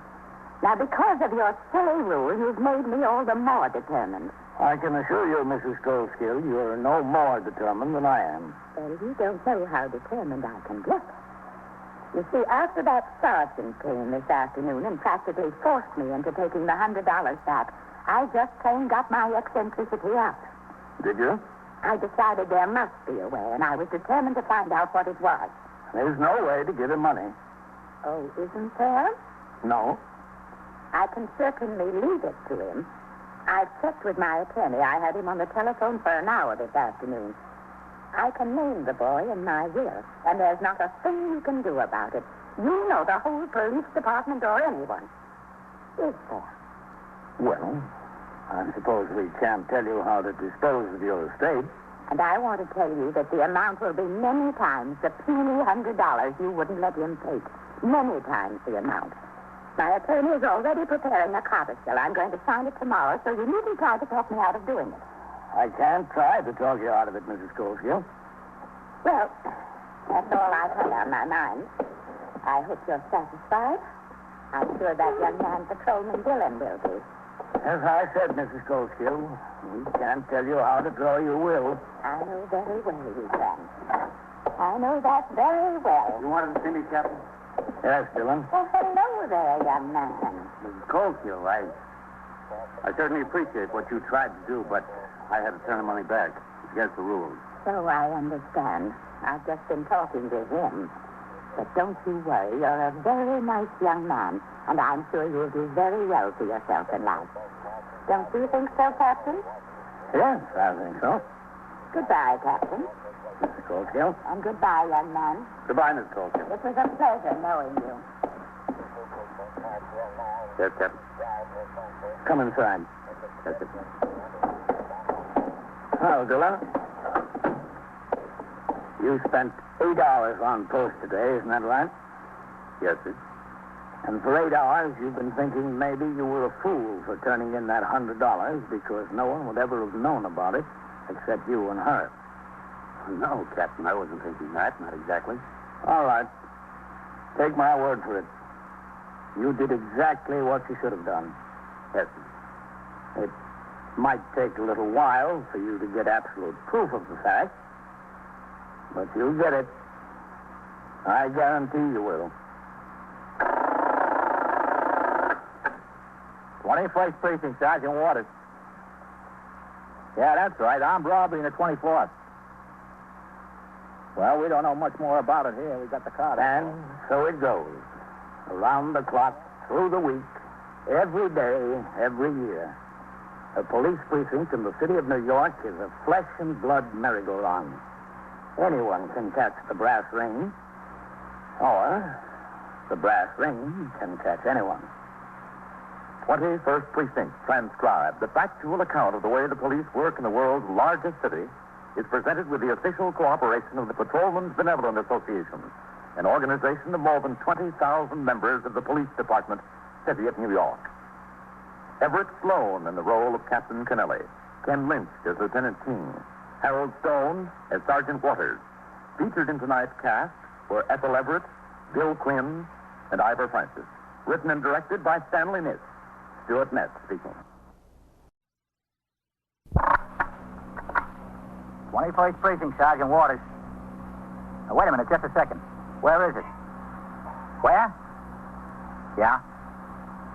Yeah. Now, what apartment number? Now, what's the trouble there? You what? You are in the muster room at the 21st Precinct, the nerve center. A call is coming through.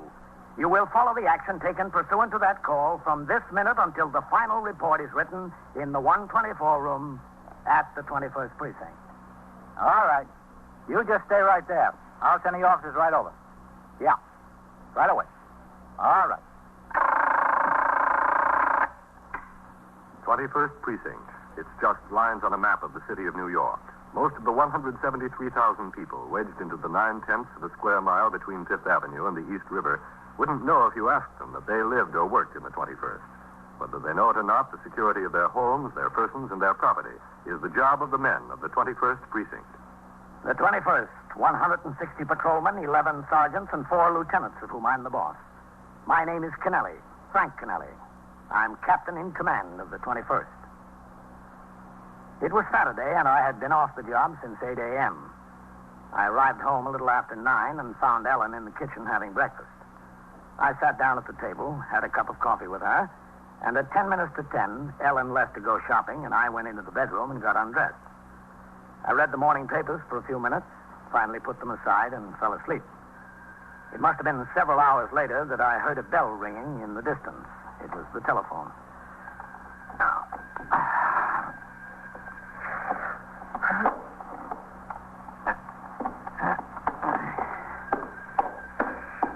All right.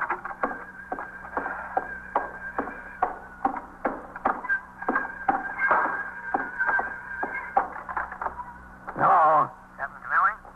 Yes? Lieutenant Snyder, Captain. Oh, yes, Lieutenant. What do we got? Bad homicide, Captain. Yeah? You know the fellow who runs that appliance store there on Lex, the one who gives the radio every year for the kids' Christmas party, Lou Ryder? Yeah? Well, was he killed? Oh, no, sir. He went home after lunch and found a guy there with his wife. Shot them both. Oh. The ambulance hasn't gotten there yet, but Sergeant Waters just rang in from the scene. Said he thinks the man's dead, but the wife appears to be alive. Well, what about Bryder? We got him. He was sitting down on the couch waiting. All right. You send a car for me, Lieutenant. Yes, sir. All right. What's the address there? 608 East 67, Captain. Okay. I'll send the car right out for you. Yeah. By the time I shaved, dressed, and had another cup of coffee, the car sent by the desk officer, Lieutenant Snyder, was in front of the house. I went outside, got in, and we drove to Manhattan across the Triborough Bridge, down the Franklin D. Roosevelt Drive along the East River, and finally to the scene of the homicide at 608 East 67th Street, a modern and fairly well-kept apartment house. On the street in front of the building were parked 2 sector cars of the 21st, the sergeant's car, the detective squad car, the morgue wagon, and what I presume to be 2 or 3 other departmental vehicles. I got out of my car and instructed the operator, Patrolman Farrell, to ring into the desk officer for further instructions. Then I crossed the sidewalk, walked past a small crowd of curious citizens who had gathered, and through the door to the building where Patrolman Vaccaro, who had been posted there, saluted me. Inside, I headed directly for the self-service elevator. All right. Watch it coming off there. Yep. Oh, hello, Captain. Sergeant? All right, come on with that litter. Swing it around sharp there. Hey, watch the corner, will you? Yeah, okay. All finished up there, Sergeant? Well, he is, Captain. All right, go on. You're okay now. The medical examiner's been here and gone. What about the wife? Bellevue, Captain. She's still alive. Hammer it out there. I'm going upstairs with the captain. Right. Go ahead, Captain. Right. How bad is she? I can't figure how she's still alive, Captain. One in the head and one in the chest. When it wasn't a pop gun.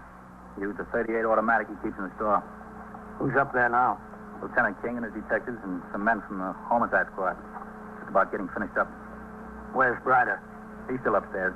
Lieutenant King is talking to him. Did he say why he did it? Yes, sir. Said he was tired of her running around with other men. He wanted to put a stop to it. And permanently. Yes, sir. I guess that's what he had in mind. Over. To the right there, Captain. All right, you men. What are you here for? Get those people out of the hall. Go ahead, Captain.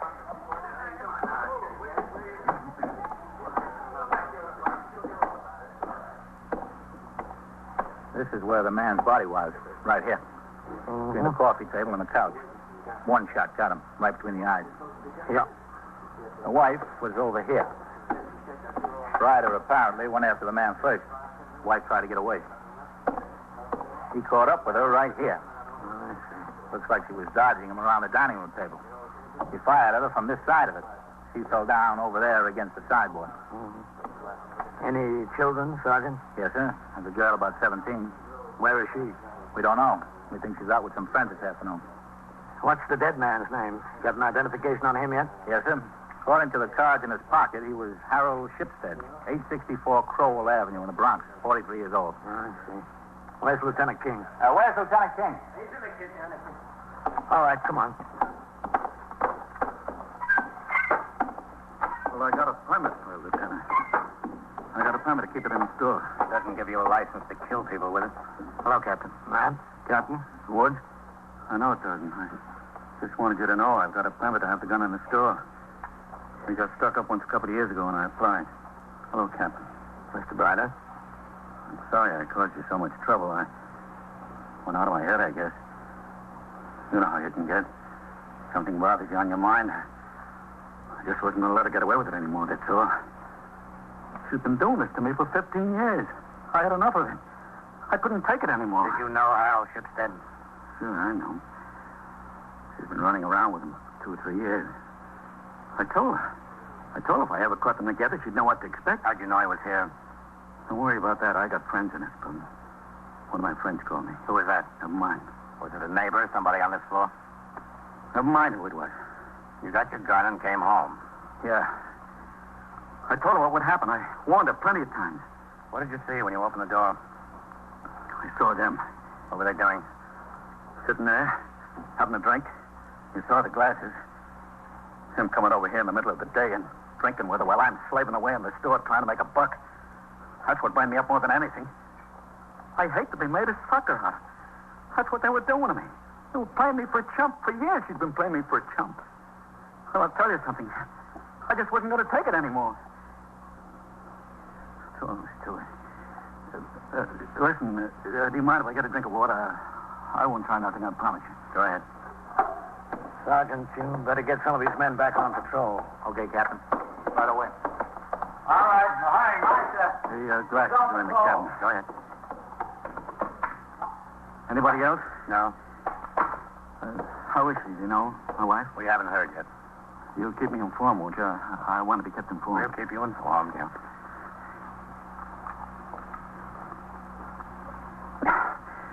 That's good. You sure nobody else? You're perfectly welcome, you know. I've got nothing against you, fellas. We're just not thirsty. You detective? Are you sure? Positive. Captain will tell you. I'm a great friend of the cops. Every year I give a little radio from the store as a prize for the kids' Christmas party. Isn't that right, Captain? Every year, without fail. Yes, that's right. Sit down, Mr. Brider. Listen, I think there's some cold beer in the icebox. Would anybody like a can of cold beer? Sit down. All right, I was just wondering if somebody did. You know, the whole thing is just catching up with me. I'm beginning to get a little bit shaky. Look at that. I'm nervous all over. I'm never like that. I'm steady as an arrow, usually. I'd like to get out of here. That's what's doing it, hanging around here. We'll be going to the station house as soon as the detectives get finished up in here. We're waiting for somebody from the district attorney's office to come. What do you need somebody from the district attorney's office for? The way we handle things. Oh. Excuse me, man. Yeah, sure, Captain. You have a daughter, don't you, Mr. Brider? Yeah, we do. What's her name? Jane. Mm-hmm. How old is she? She'll be 17. You know, I forgot all about her. What you going to say? You think she'll blame me? I mean, she ought to understand my position. Where is she? You know? I don't know. In school, I guess. Today is Saturday. Oh, yeah. Yeah, that's right. Well, sometimes she goes down to Times Square on Saturday afternoon with some friends. They go to a movie together, you know, a bunch of girls. Well, what time would you expect her home? I don't know. And she'd come home before supper, usually. Listen, let's go to the station house now. I don't want to be here when she comes. You have any relatives we can notify to come take care of her? Me? No. I got nobody. Does your wife? Well, she's got a sister in Syracuse, but I don't see what you have to tell her for. Well, somebody's got to take care of the girl. Well, what's the matter with me? I can take care of her. You'll be kind of busy, Mr. Brider. Even when the perpetrator is arrested immediately, a homicide investigation is conducted in a detailed and exacting manner as described in the Manual of Procedure. After the victim has been pronounced dead by an ambulance surgeon, the medical examiner of the city of New York is notified. In the meantime, detectives of the precinct squad and the homicide squad of the borough are on the job. A photographer takes pictures of the body and of the scene from every possible angle. The ranking superior officer of the detective division present dictates a complete description of the scene to a homicide squad stenographer. In cases such as the one at hand, where a victim is critically wounded, detectives have an additional arduous task to perform. At 3:20 p.m., Lieutenant Matt King, commander of the 21st Detective Squad, and Detective Ellis P. Woods drove downtown to Bellevue Hospital, went to the emergency section in Building I, and walked down the corridor with the resident surgeon in attendance. Strangely enough, Lieutenant, it's not a head wound we're so concerned about at the moment. Oh, no? No, sir. A penetrating wound of the chest has caused a hemothorax. Collection of blood in the pleural cavity. Yeah, I know. That's it, gentlemen, down there. That's where we've got it. Just a second, Doctor. Before we go in, Yes. do you think it's pretty hopeless? Yes, I'd say so.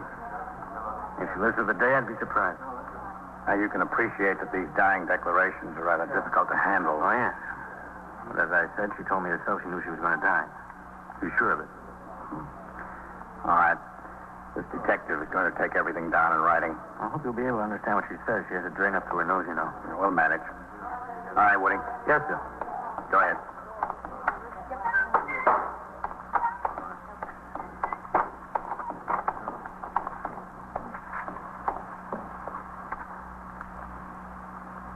Oh, Mrs. Bryder?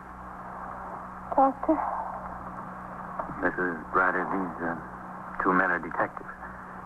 Lieutenant King and Detective Woods. Hello? Mrs. Bryder, the doctor tells me you don't believe that you'll recover. What?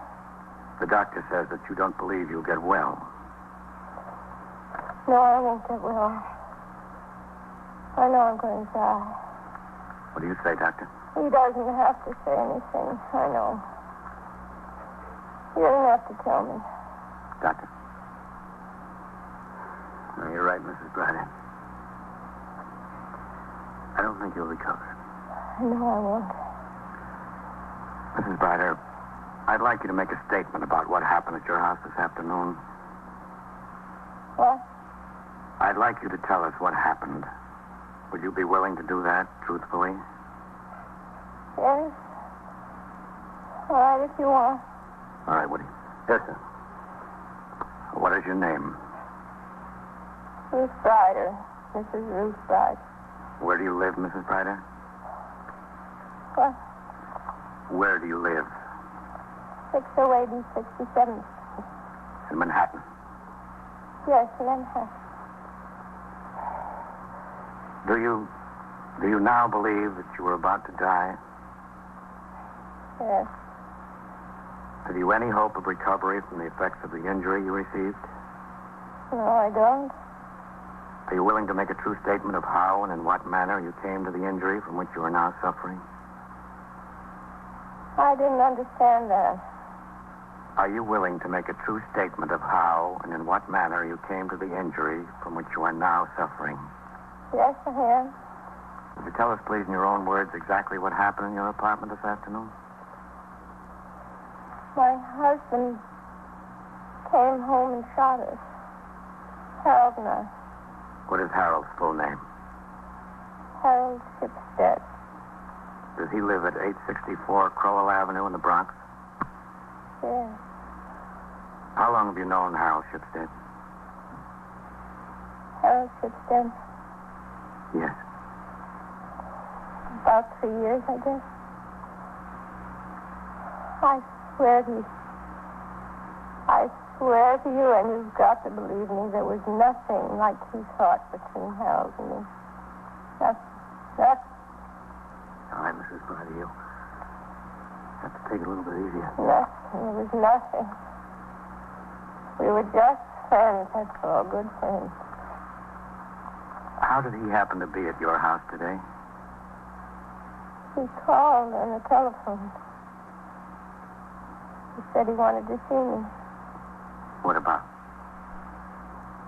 Got a present for his wife, an anniversary present.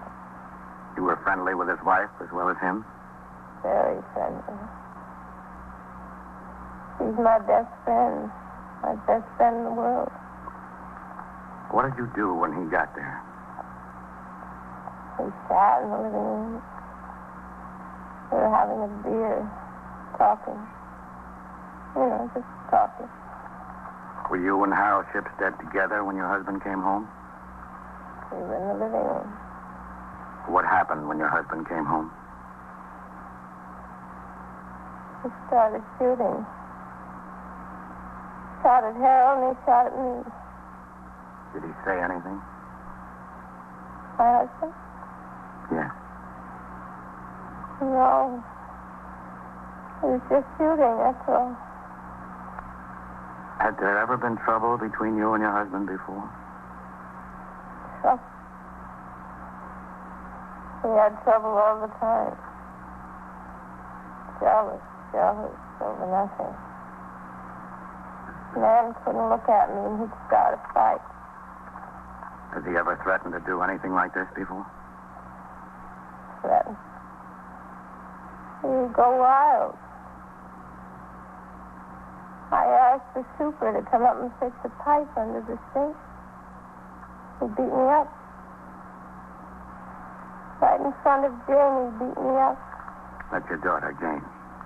Where is Jane? Why hasn't Janie been here? Aren't you going to let me see her? Yes, Mrs. Ryder. As soon as we locate her. All right, Lieutenant. Yes, sir. I think that ought to be all for now.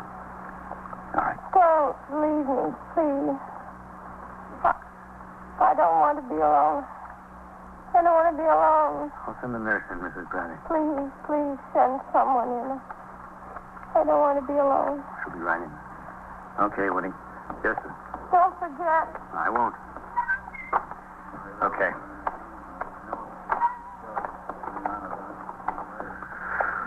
Got a rough job, Lieutenant. Part of it isn't pleasant. Shall I get that written up and bring it back down here, Lieutenant? Maybe we can get a signature. You can try. Isn't a signature necessary? Not on a dying declaration, as long as there are witnesses. Well, it's really important. You've got your man. Well, the district attorney thinks it's important. He wants to make a case of first-degree murder. Lieutenant, I think this must be the daughter coming with Sergeant Waters. Oh, yeah. Hello, Lieutenant. Hi. Woody, Sergeant. This is James Ryder. Where's my mother? I want to see my mother. This is the doctor who's taking care of her, Janie. Oh, is she?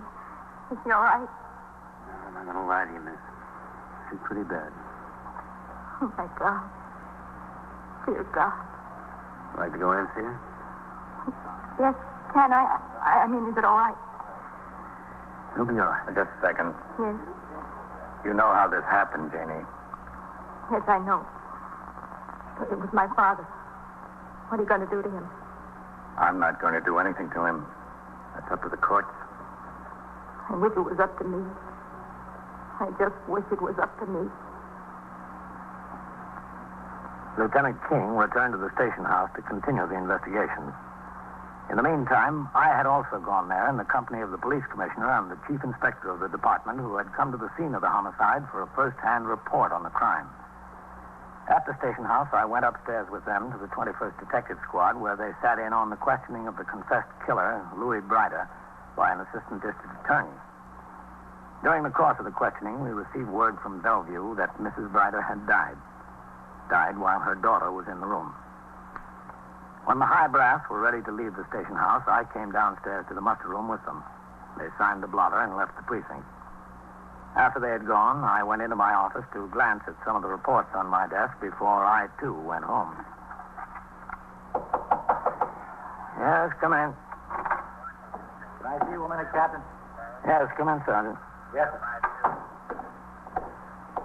I've got that reinvestigation report on that LD-80 you asked me to check out. Yeah? Said you wanted it as soon as possible. I can have the clerical man type it up right away if you want to send it down to the license division this afternoon. No, that's all right, Sergeant. I won't be able to put an endorsement on it until tomorrow anyway. Yes, sir. Well, it was a pretty sad case over there this afternoon. An homicide. Yeah. She died, you know. Yeah, so I hear. Well. Oh, just a second, Sergeant. Yes, sir. Excuse me. 21st Precinct, Captain Connelly. Lieutenant King, Captain. Yes, Matt. Captain, Woody just came in with that Brider girl. He rang upstairs from the muster room. Yeah? We were just about starting downstairs with her father to book him. Can she wait in your office for a few minutes? I don't think they ought to run into each other just yet. All right, Matt, sure. Are there any provisions being made to take care of her? Yes, sir. Some friends of the family are coming here for her. But the assistant DA wants to take her statement first. All right, Matt. You can sit in here. I'm leaving anyway. Yes, sir. Yes, sir? How many more of those LD-80s have you got to investigate, Sergeant? Just one more, Captain, besides the one I completed today. All right. Let's get them in. Yes, sir. I'll finish up on the other one tomorrow. Yes, come in. Lieutenant King said it would be all right to wait in here, Captain. Yes, that's all right, Woody. Come on in. Come on, Janie. All right, I'm coming. This is Captain Kennelly. Come on, Jenny. Why don't you sit right down there? Here. Yeah. I'll see you tomorrow, Captain. Oh, shut the door, will you, Sergeant? Yes, sir. Well, you can sit down, Jenny. Thank you. All right. I'm sorry. Will you tell me something? Well, I'll try. Why can't I cry? I want to cry. I can't cry. You will. Give yourself a chance. I should. I know it. But I can't. I tried to at the hospital, and I tried to in the car. And I couldn't, could I? No, you couldn't. Where is he? Where's my father? I don't know. I don't know where he is. Is he here, Captain? Well, there's no use lying to you, Janie. He's here. He's upstairs. I want to see him. I've got to see him. You'll see him later. I want to tell him what a mistake he made. I want to tell him how good she was. To me and to him and to everybody. It's the only thing that was wrong with her. She was too good. I want to tell him what a mistake he made. Well, I think he knows that. I want to see him. Now, Janie, things are bad enough. Don't make them worse. It couldn't be any worse. I don't know what I'm going to do. I just don't know. Look, there's no use in my telling you that everything will work out all right. We both know that everything is pretty bad, but a lot of people are going to try and help you. Take my advice, Janie. Let them. I want to talk to him. I want to tell him what he's done. Now, Janie. What he's done to me and to her and to everybody. I want to tell him I feel like killing him. That's how I feel, like killing him. You don't feel that way. You know how I feel? You can't tell me how I feel. Nobody knows at all. Well, right now, I think you feel a little bit better. I'll see you, Woody. Yes, sir. You take care of her. Yes, sir. 21st Precinct, Sergeant Waters. That's B-R-I-D-E-R. No middle name. Isn't that right, Mr. Ryder? CB on the line for you, Lieutenant Snyder. No middle name. Just a second, Matt. Yeah. Hello, Captain. Matt? Go ahead, Lieutenant. 21st Precinct, Lieutenant Snyder. Captain, as many times as you've been in my store, and as many times as I've been here, Hold on, CB. I never thought anything like this would happen to me. Never. Well, I don't think any of us did. I shouldn't have done it, I admit. I know I shouldn't have done it. But things pile up inside of you. They pile up so you've got to do something. I'll be a minute, man. Okay. Don't move around, Mr. Ryder. Have to stand right there. Sorry. Janie! Janie, come back here. I want to see him. Janie. You were supposed to keep her in there, Wood. You ran out, Captain. I'm sorry. Janie. I know what I did to you. I'm sorry. Please don't hate me. I want to. No, I should. But I don't think I can. Thank you, Jenny. Thank you. I don't know why you're so kind to me. I don't deserve it. Well, Mr. Ryder, a lot of people get what they don't deserve.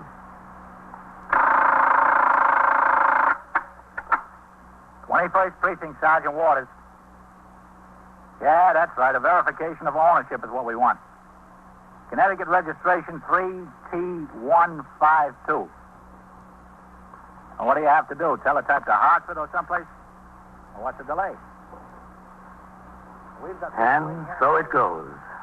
Around the clock, through the week, every day, every year. A police precinct in the city of New York is a flesh and blood merry-go-round.